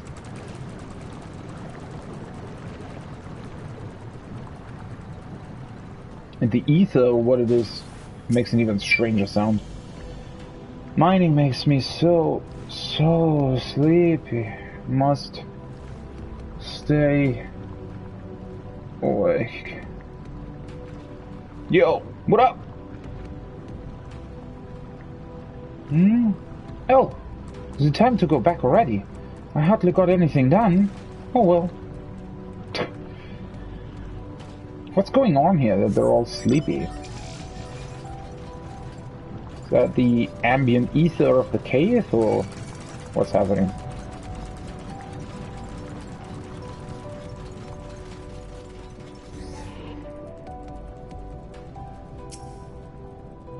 I'm sure this plant wasn't here last time. Well, would you look at that? It's made my paw tingly. Numb even. Surely there's some use for this.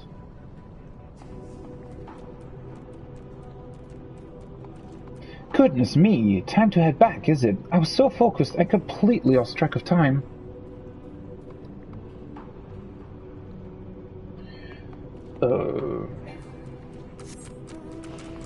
Where's the last one?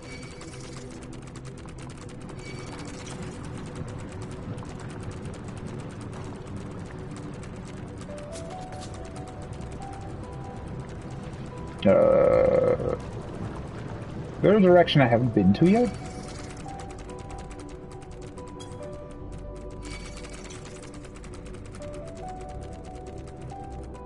I guess one of them is here somewhere? Where?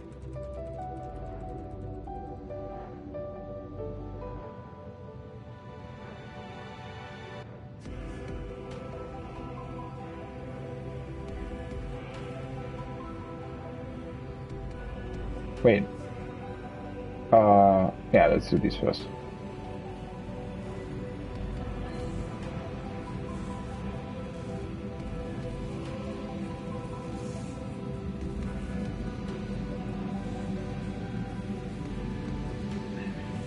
This is a bit annoying to traverse these if you can ever actually jump over these chasms, but it does make sense. What are you doing here? This looks dangerous. This hole sure is deep. Drop a rock in there and you'll never hear it hit the bottom. What's you? Something the matter? Sorry for the bother. I didn't realize it'd been gone so long. I'll head back right away. Okay. We'll have to go there as well.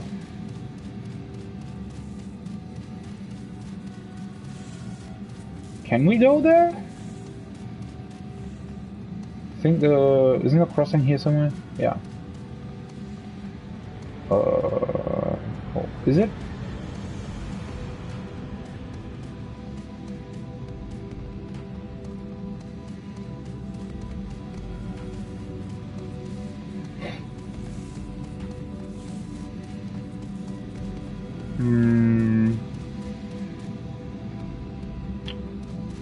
Can I jump down there? No. Wait a second. Where's the...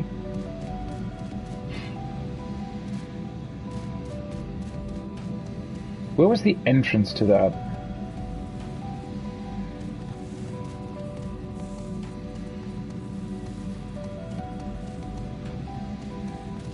Was it here? Oh yeah, here it is. Right. Vallis Vulnerus.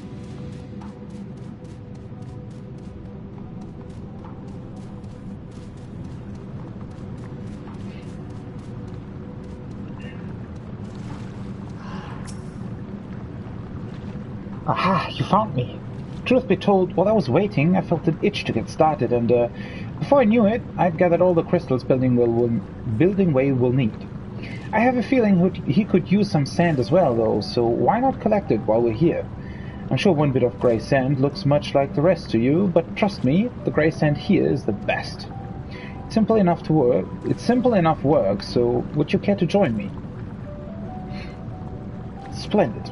I'll let you have the deposits right outside the grot. Those are always so delightfully gritty. Return here when you've filled a bag or two.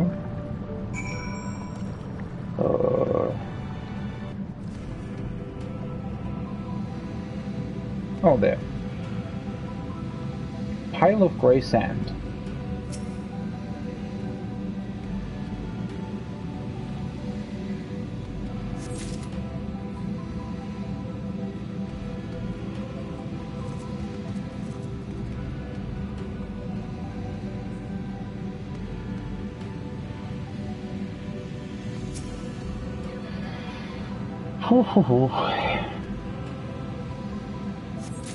Okay.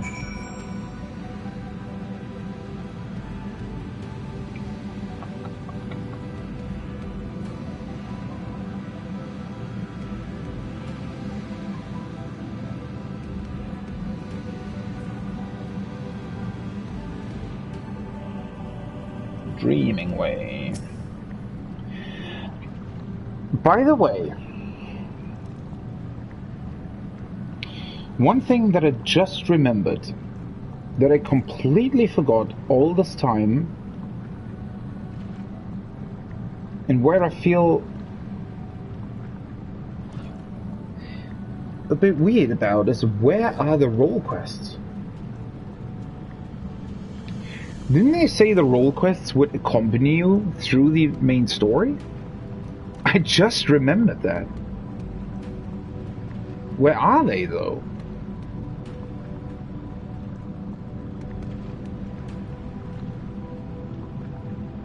Did I miss them for some reason?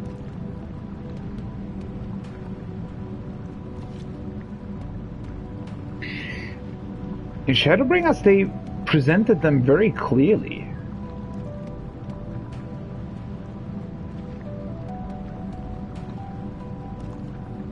Is there a reason why I haven't seen the role quests so far? Do they only appear later, maybe? That's weird, I just realized that. I don't think that I missed them somewhere either, right? I mean, I haven't really been to... Well, no, I have been to Ratzatan, I have been to Sharlayan. Maybe they were somewhere there, but... Or are they somewhere else entirely? But I forgot. Not that it matters. I mean, you can always do them later on, I guess. And we'll return to Sharlayan, I feel, at some point after this area anyway. But that does seem a bit weird. How was the sand? Here it is. That's weird. I also completely forgot about them. Lovely as ever. Building Way will be delighted. We should make our delivery to Thinking Way as soon as possible. Last one there is a moldy carrot. That is pretty curious. Because usually, I mean, in Shadowbringers, the role quests were much like the job quests and started at level 70, right? Or was it 71? No, I think it was 70, actually. And the, can I go back up? Guess I have to go that way. I thought that was a mob for a second, but that's just a whale.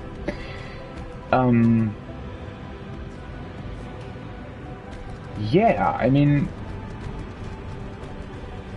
That's rather curious.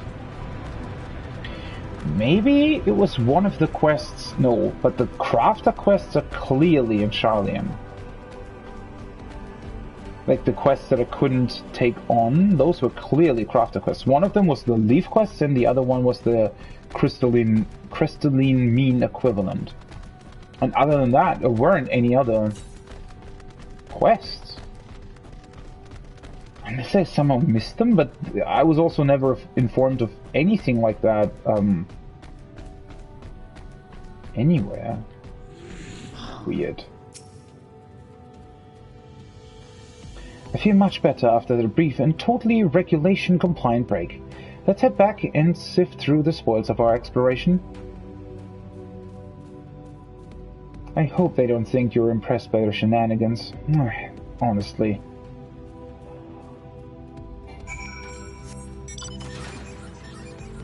Alright. There was one last quest somewhere here. And then I suspect that... Well, the Wind Ether Current quest will definitely also have another quest after it. And... the Dreaming Wave quest probably will also have another one. We saw flowers here once when out on patrol. Gorgeous crystalline flowers that grow on the heads of lunatenders. If you were to give them... What? If you were to give them one when they awake, they'd be over the star. That's over the moon in your parlance. I have to go and deliver our patrol records for moon sail to the Watcher's Palace, but in the meantime, can I trust you to get a flower from one of the lunatenders? Sure. Perfect. Meet me up by the striking brand when you have it. What's a striking brand? Aren't there 6 of them?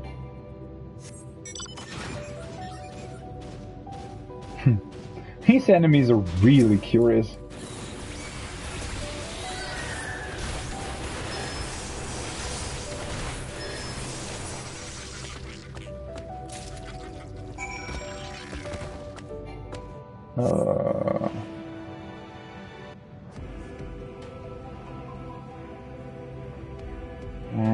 Let's see, are we supposed to meet him here? I want to know if that's an A rank or a B rank.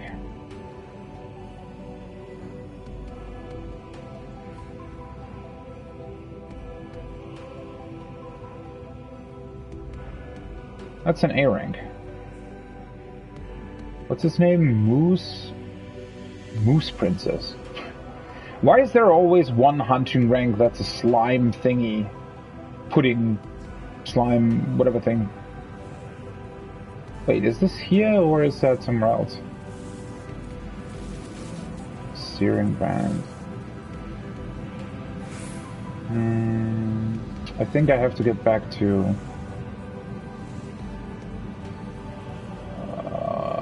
what's his name?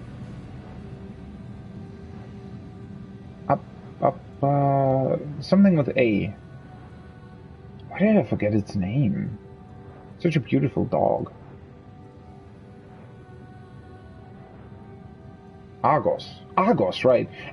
For some reason, I wasn't sure anymore where the S was placed in the name. Argos. Yeah, sure. There you are. Please fly me back. Bye-bye.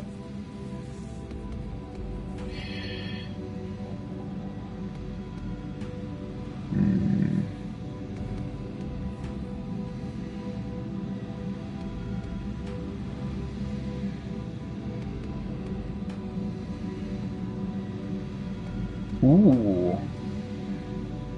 That must be another A rank then, right?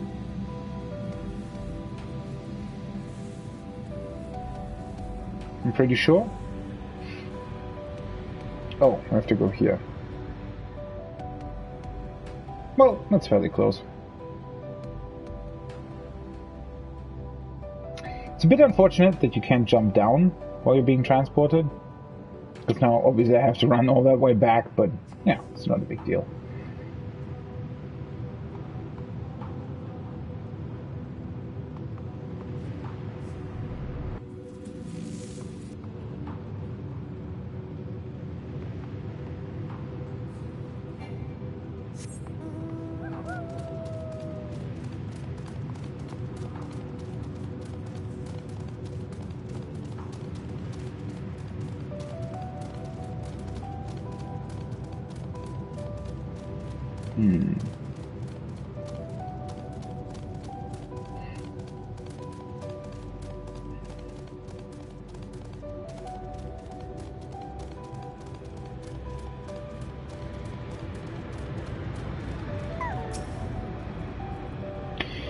Were you able to get a flower? I was indeed. Oh, it's beautiful. They've wanted one of these ever since they learned how special flowers are in your culture. Now that I think about it, if they were to receive it from you personally, they might ram themselves into a wall again, or worse. I think I'd better give it to them. With your regards, of course. I'll meet you back at the burrow. Nice. That's all the side quests done, except for the side quest lines. So, again, I think there's going to be 3 more side quests, probably. Dreaming Way probably will have 1 more, and then the other Wind Ether Current probably will have 2 more or something after it, right? Should be quite some good experience from a paladin.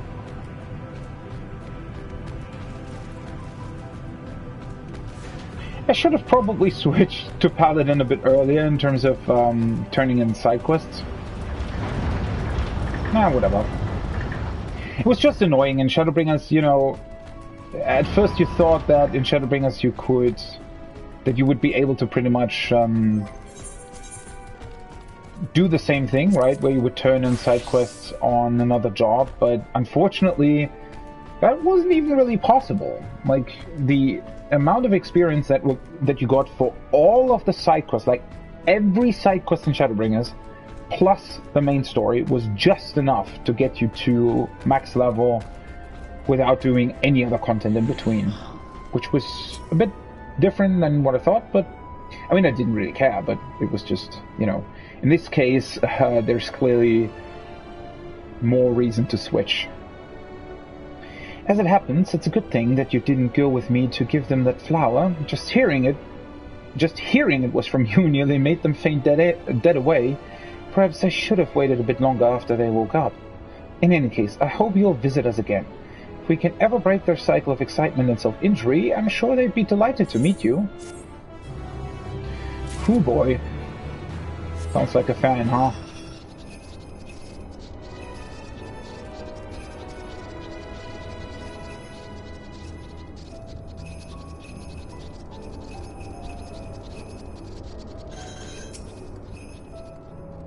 Safe at last. Now show me what you found. This is an Allegan decryption unit. With it we could read Allegan tombstones about history, science, poetry. If we had any, which we do not. An adventure for another day, I suppose. I have a couple on me, actually, if you know. Nevertheless, I'm deeply excited by the prospect. As I'm sure you can tell, You have my heartfelt gratitude. Oh. Huh. Guess it's not a quest line at all. So that means that I'm almost finished with everything here. That was here, right? Was it? Yeah.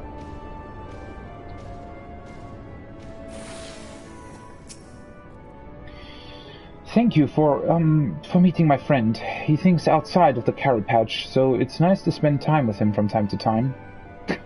He thinks outside of the carrot patch? What kind of wording is that? But please don't tell anyone. It has to be our little secret. Cool. I'm quite confident I will get to 81 with the side quest on Paladin, which would be pretty cool because then you can, when I want to level it, you can just immediately start with the newest dungeon. That's just easier. Thanks again for helping me round everyone up. I'm glad no one was hurt. They were lucky this time, but with those fungi and other odd creatures out there, I think we'll have to reconsider our patrol rules from now on. For mercy, there are plenty of places to mine for ore nearby. Before you go, I'd like you to have this. Don't be a stranger.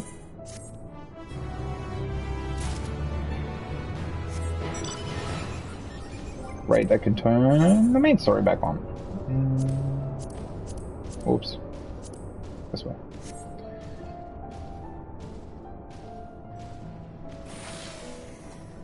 By the way, I just noticed this quest name, Born Again Anima, suddenly has a very different context around it, doesn't it? Or not context, but I don't know, just feels weird reading it. Welcome back. I take you have a Daphnia for me, or what's left of one, I suppose. Indeed I do. Oh goodness, apologies, I've never seen one this close before. Yes, as I thought, the skin is quite elastic. With this, it should prove no trouble at all to produce clothing for people of all sizes.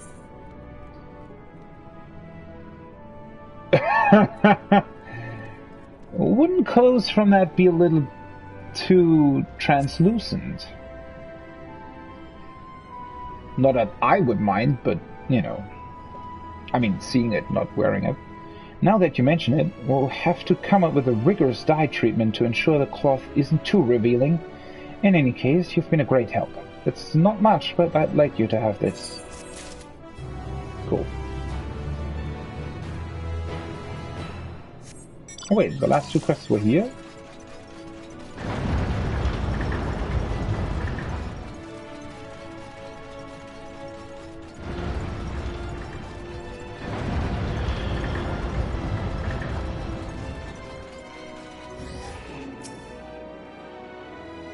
The flowers, if you please. I'm told the people of Aetheris love nature, and flowers are held in particularly high regard. I realize they're not quite the same, but I sure hope these blooms make the moon feel a little more like home. First things first, I need to plant as many of these flowers as I can. By the time I'm done, our gardens will be a place of joy and wonderment for all. You wait and see.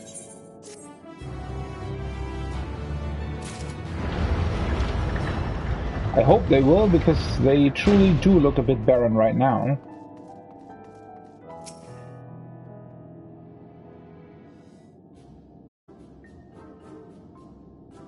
Ah, that was efficient. Did you manage to procure what I asked for?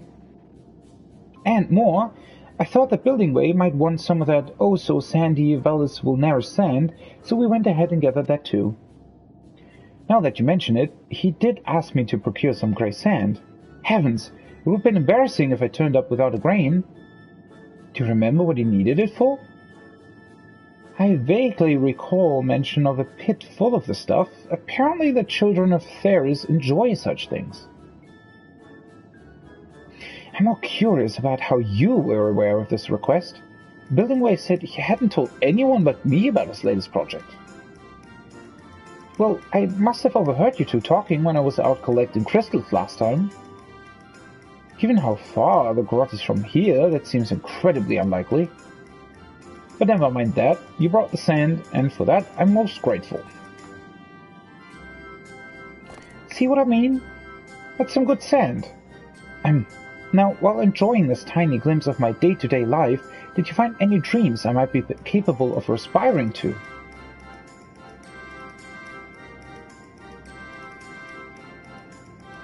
Oh, don't worry if you haven't. We've only just begun, after all. I really must learn to be patient. Surely the right inspiration is out there, just waiting to strike.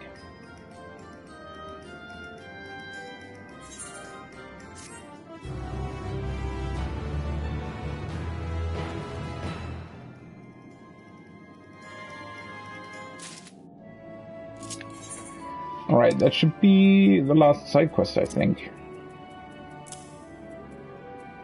I'm missing a headpiece for some reason.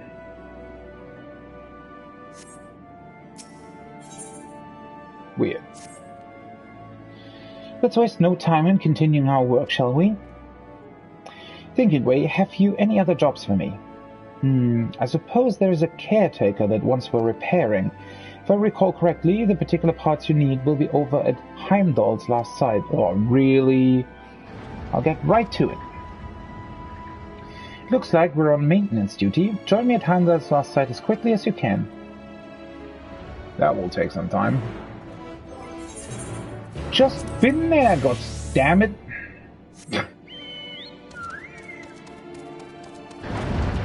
I haven't missed a quest though, have I?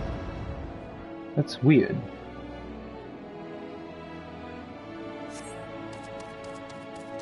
Why am I missing a headpiece?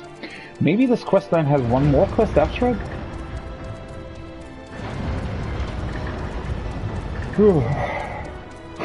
This place really is exhaustingly vast.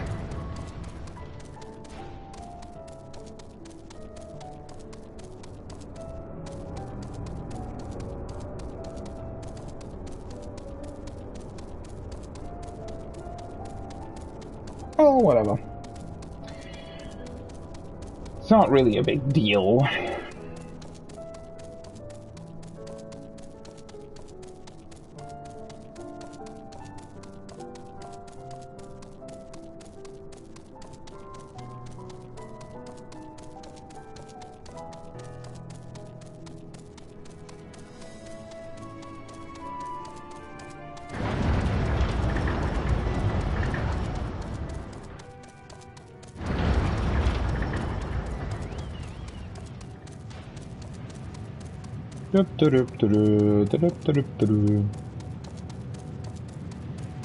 I could... I don't know if I want to look at the map though. Let's not do it. I mean, I know I just did, but, you know, not look at the whole map. If I missed something or some side quest, then I'll just do it later. It's not a big deal.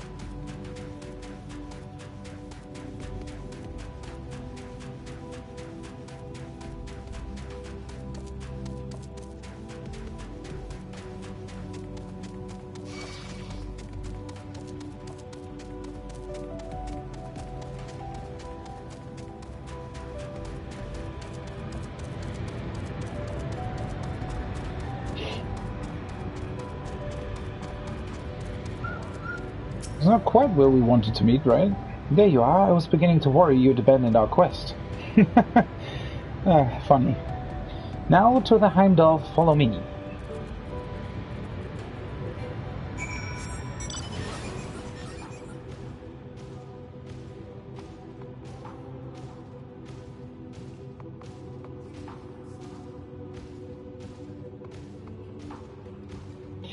That's the second time they've built like a light quip in there about, you know, people not liking these follow-up quests or whatever. Although I would still be for, you know, putting the Wind Ether Current at the end of the side quest line, but I know a lot of people don't like that. According to our records, this vessel landed on the moon about 5 years ago. It's been a wonderful source of spare parts.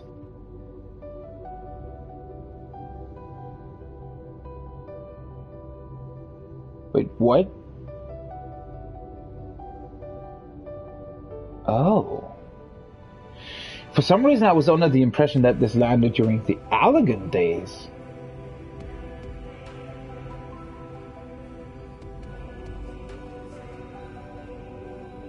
What? So this landed here when Dalamut fell. But why?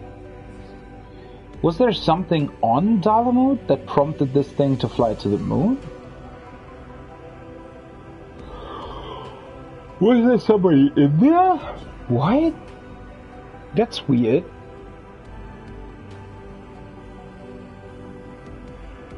And also of horrible mechanical monsters, but never you mind that. I've been here countless times by now, so you can leave the salvaging to me. Simply relax and enjoy the view. 5 years ago?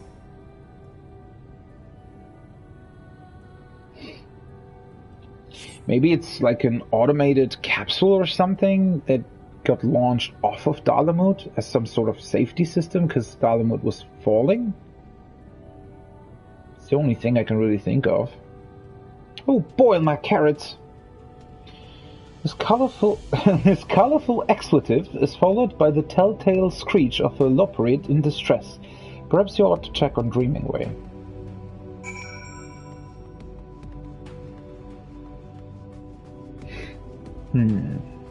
I mean, that would explain why, I guess, all of these things are still active and such. If this had landed here during the third astral era, then this place would probably look pretty different, right? Oh, by the way, I just noticed Summon Carbuncle now has a cast time again, where it was instant in Shadowbringers. That's a curious change. I mean, not that I mind, but I just didn't really notice before. I mean, it had a cast time before, right? Before Shadowbringers, but no, it even had a cast time at the beginning of Shadowbringers, I think. Didn't they overhaul Summoner?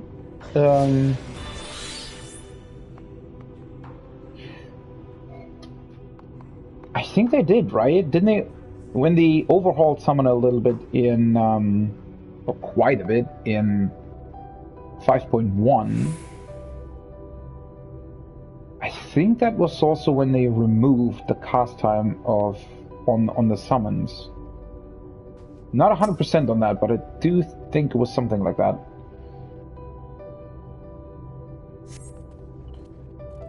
Thank heavens you were here. I tried to run, but I tripped. The grey scent is not nearly as pleasant when it's in my mouth, let me tell you. And here I was hoping to show you what a competent and capable worker I could be on my own. I did manage to get the parts we need, though, so all's well that ends well. Meet me at the Curatorium, and we'll see if we can fix that caretaker.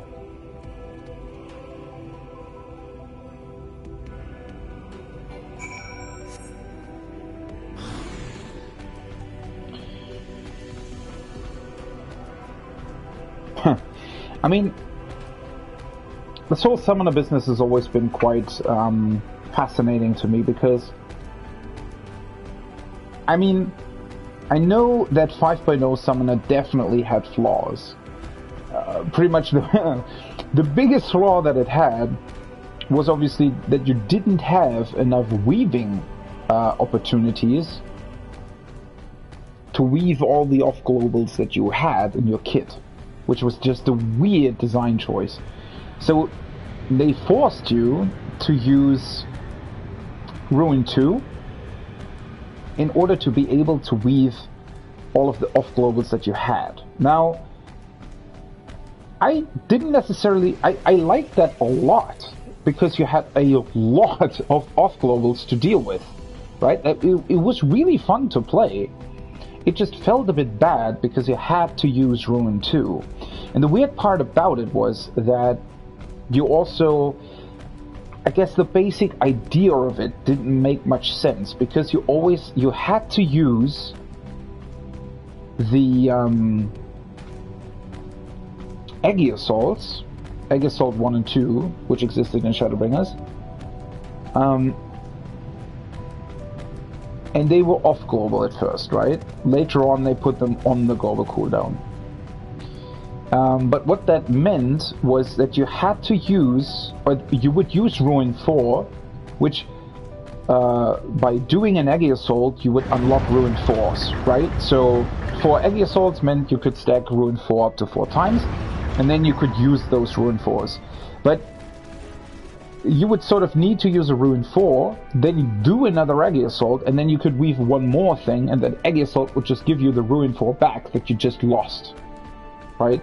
And it was a weird design. If you would have had more Ruin 4s to deal with all of the off globals or something like that, it would have made much more sense. Or if they had already also done the 1.5 second cast time on Ruin 3 in Shadowbringers, it would have also been, would have also worked really well, by the way, I think.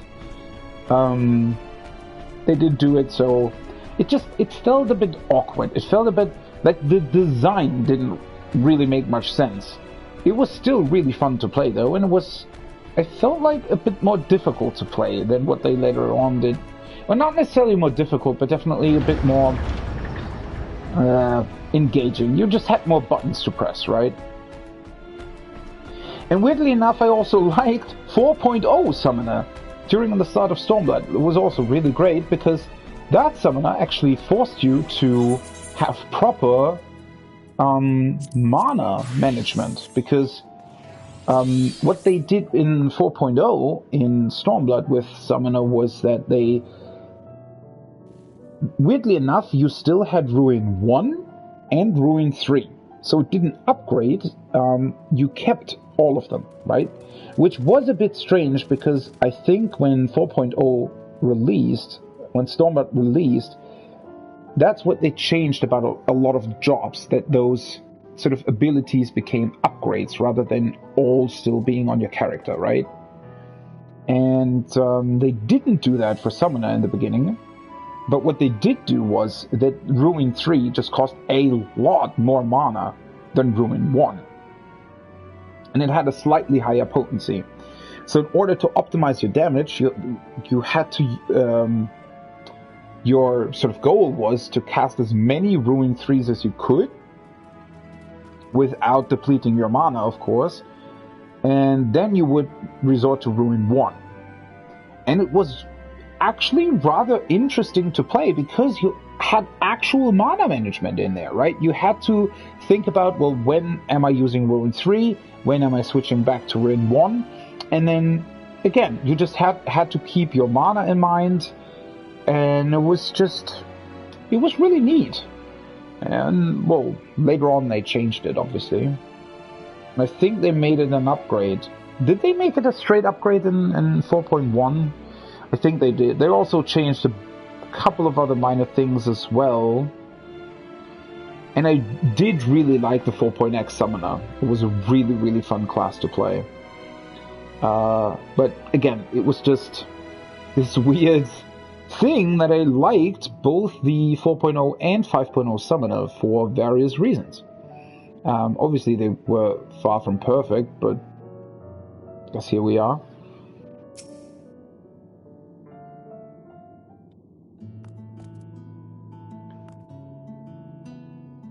As you can see, this is the caretaker that needs our attention.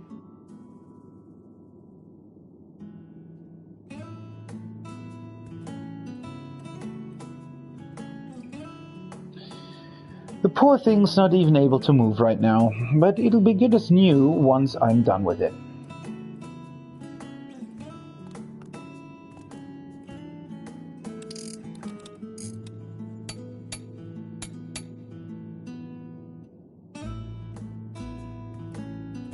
Oh, my eye's itching.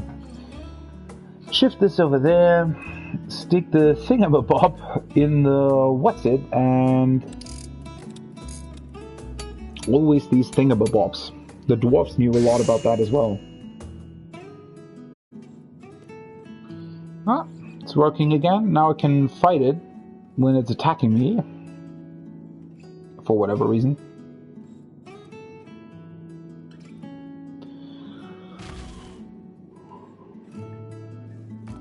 Restore to pristine condition in no time at all.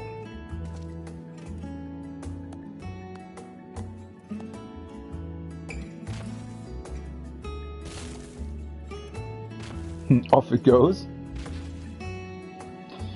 Most Lopereeds know enough to make similar repairs, though. It's really nothing special.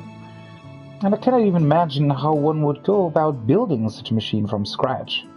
No, something tells me my dream lies elsewhere. I suppose that's more than we had to go on before, though, not to mention that there's still one job of mine that I haven't shown you yet. Would you care to see how we grow carrots? I would, indeed. Well then, let's hop to it. That quest hopefully staying in here so that we don't have to run outside yet another time.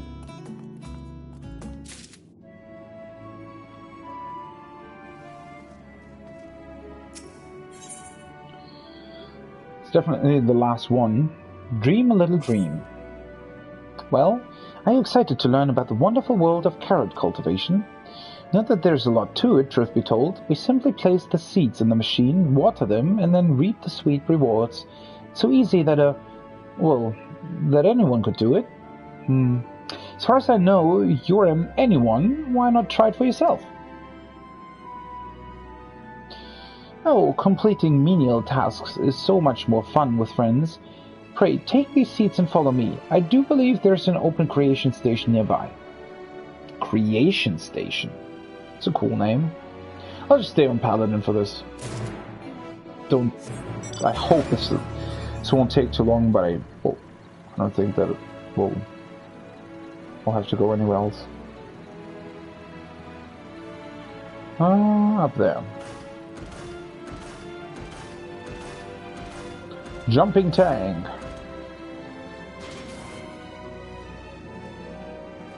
A creation station.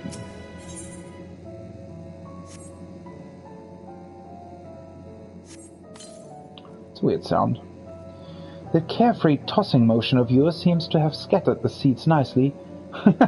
Carefree tossing motion, alright. Now, of course, they'll need water crystals to be precise, and this isn't the only machine in need of replenishment.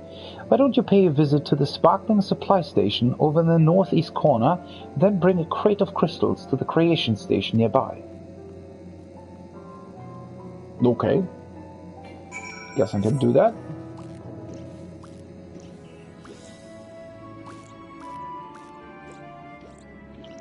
That's it over there, right?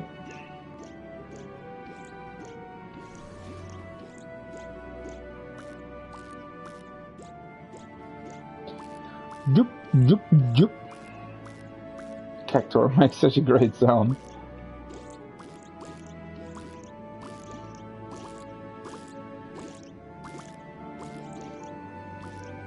This one? Take the bucket of crystals. Okay.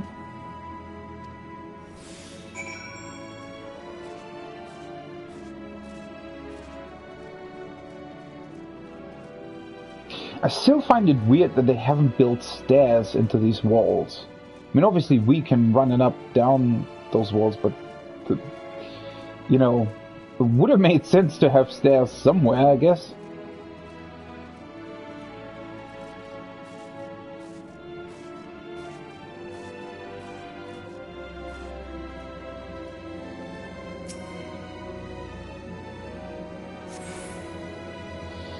That should be enough to make our carrots grow nice and big, and the machine converts them into water bit by bit, so we never need to worry that the seedlings are too wet or too dry.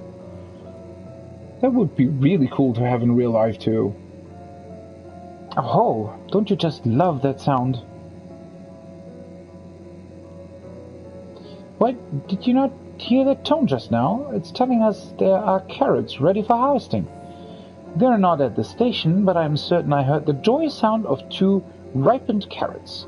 You may as well see this through to the end. Pulling them is the best part. What was that? That was weird. On the minimap, for a brief moment, there was a quest that I couldn't accept for some reason.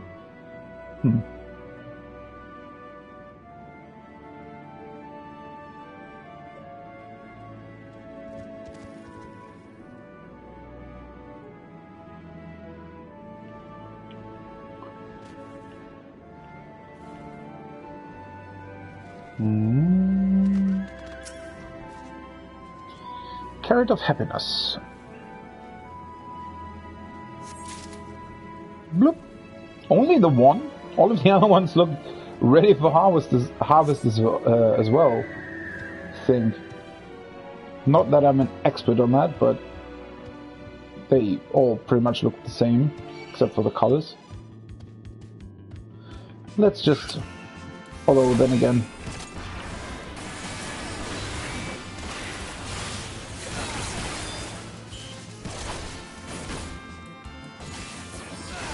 Oh, whoops. That's not what I wanted to do. I wanted to stun it, not do hallowed ground. Ah, whatever.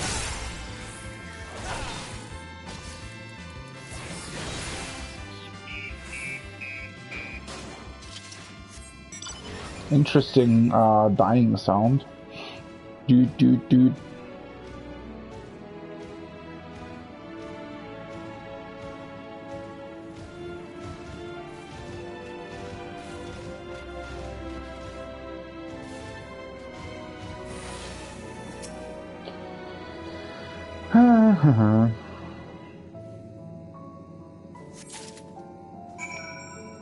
Okay.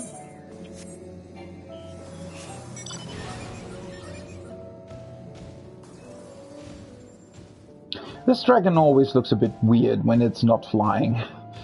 It's not really... I mean, the running animation isn't bad, it's just, you know, just looks weird running around with it instead of flying.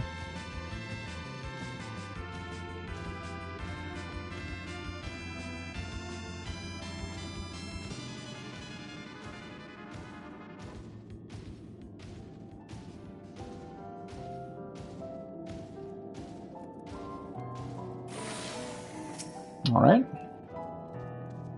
Do I smell carrots? That was rhetorical. It definitely smells like carrots in here. Couldn't smell them? Or I guess if they're that huge, then might be easier.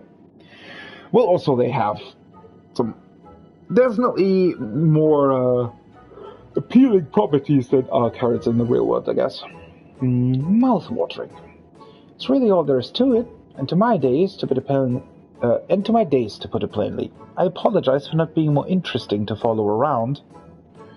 So, have you any ideas for a dream that would suit a loperate like me?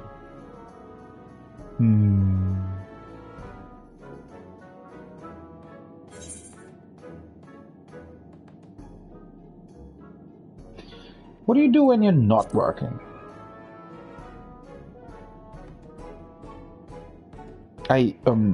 What do I do? Seems it just wasn't meant to be. I should never have taken such an extraordinary name, being so very ordinary myself.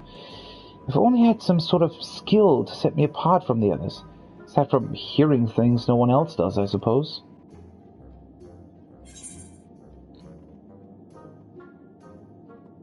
Good ear. Have you tried making music?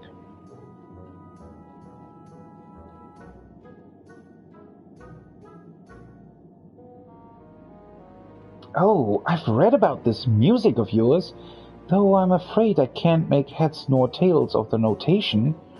Do you really think I could learn how to create something so inscrutable?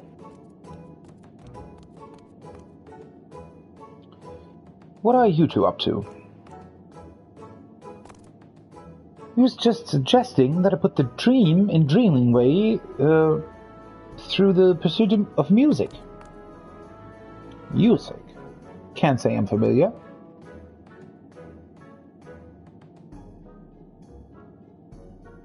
Yes, we Loperates can do something similar. A whole lung, nose, face thing.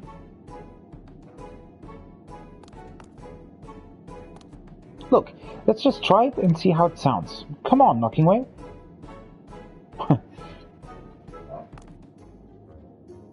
1, 2, 3.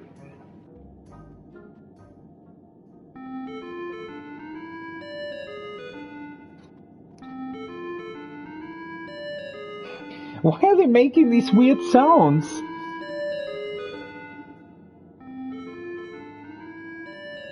Where are these sounds coming from? Do they have like a, I don't know, some, what do you call that?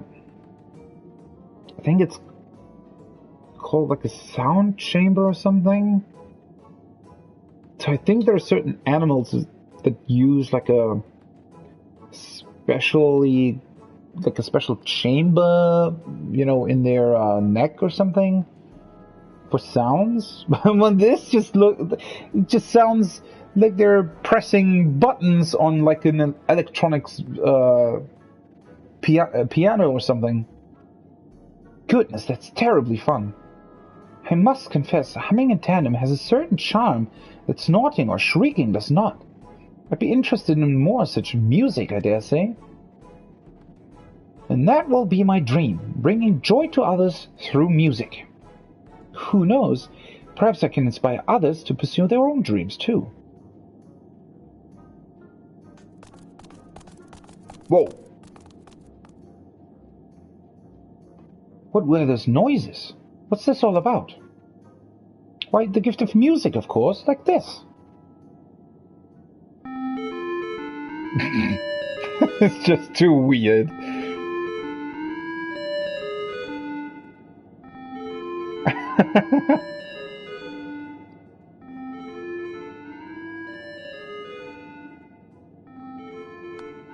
It also sounds like some sort of like telephone ring, right? Or like a holding sound when you ring like a line that's currently full. I think that might be enough musicking for one day. I don't know how I'll ever thank you. You've changed my life. Finally, I can hold my head high, knowing that my heart will guide my way forward. Dreaming Way has a dream. It's a rather cute one as well. God, that sound. It's not a bad sound, it's not even annoying, it's just weird.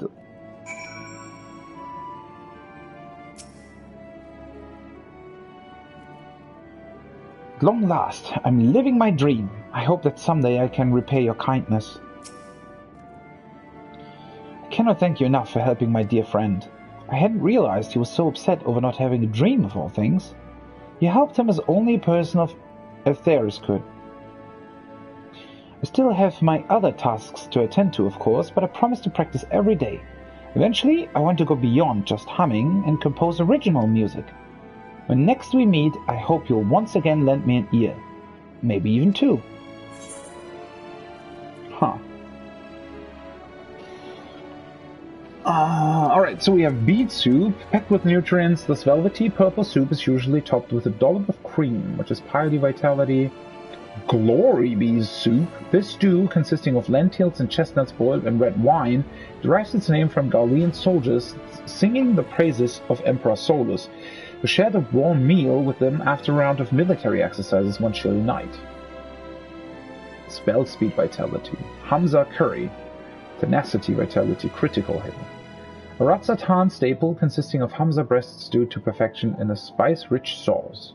Or Kaniyarik. Skill speed, vitality, tenacity. Topped with a single slice of tomato, this baked stuffed eggplant is positively bursting with Hamza meat and rich spices. Let's just take that. Sounds great.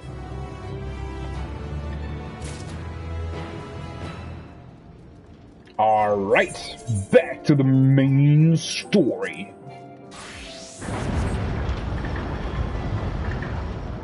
I do want to take a little break though, before I continue.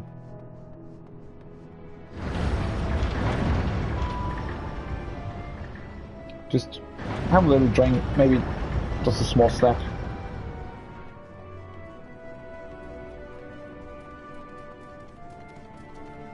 I think the story was up top though, right? So let's take the teleporter right away and then...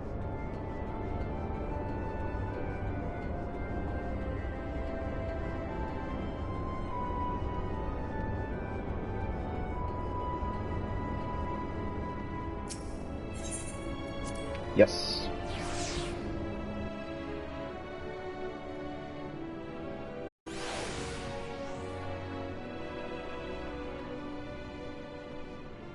Must be here somewhere. So now... Yeah, I'm only missing one of them. That's good.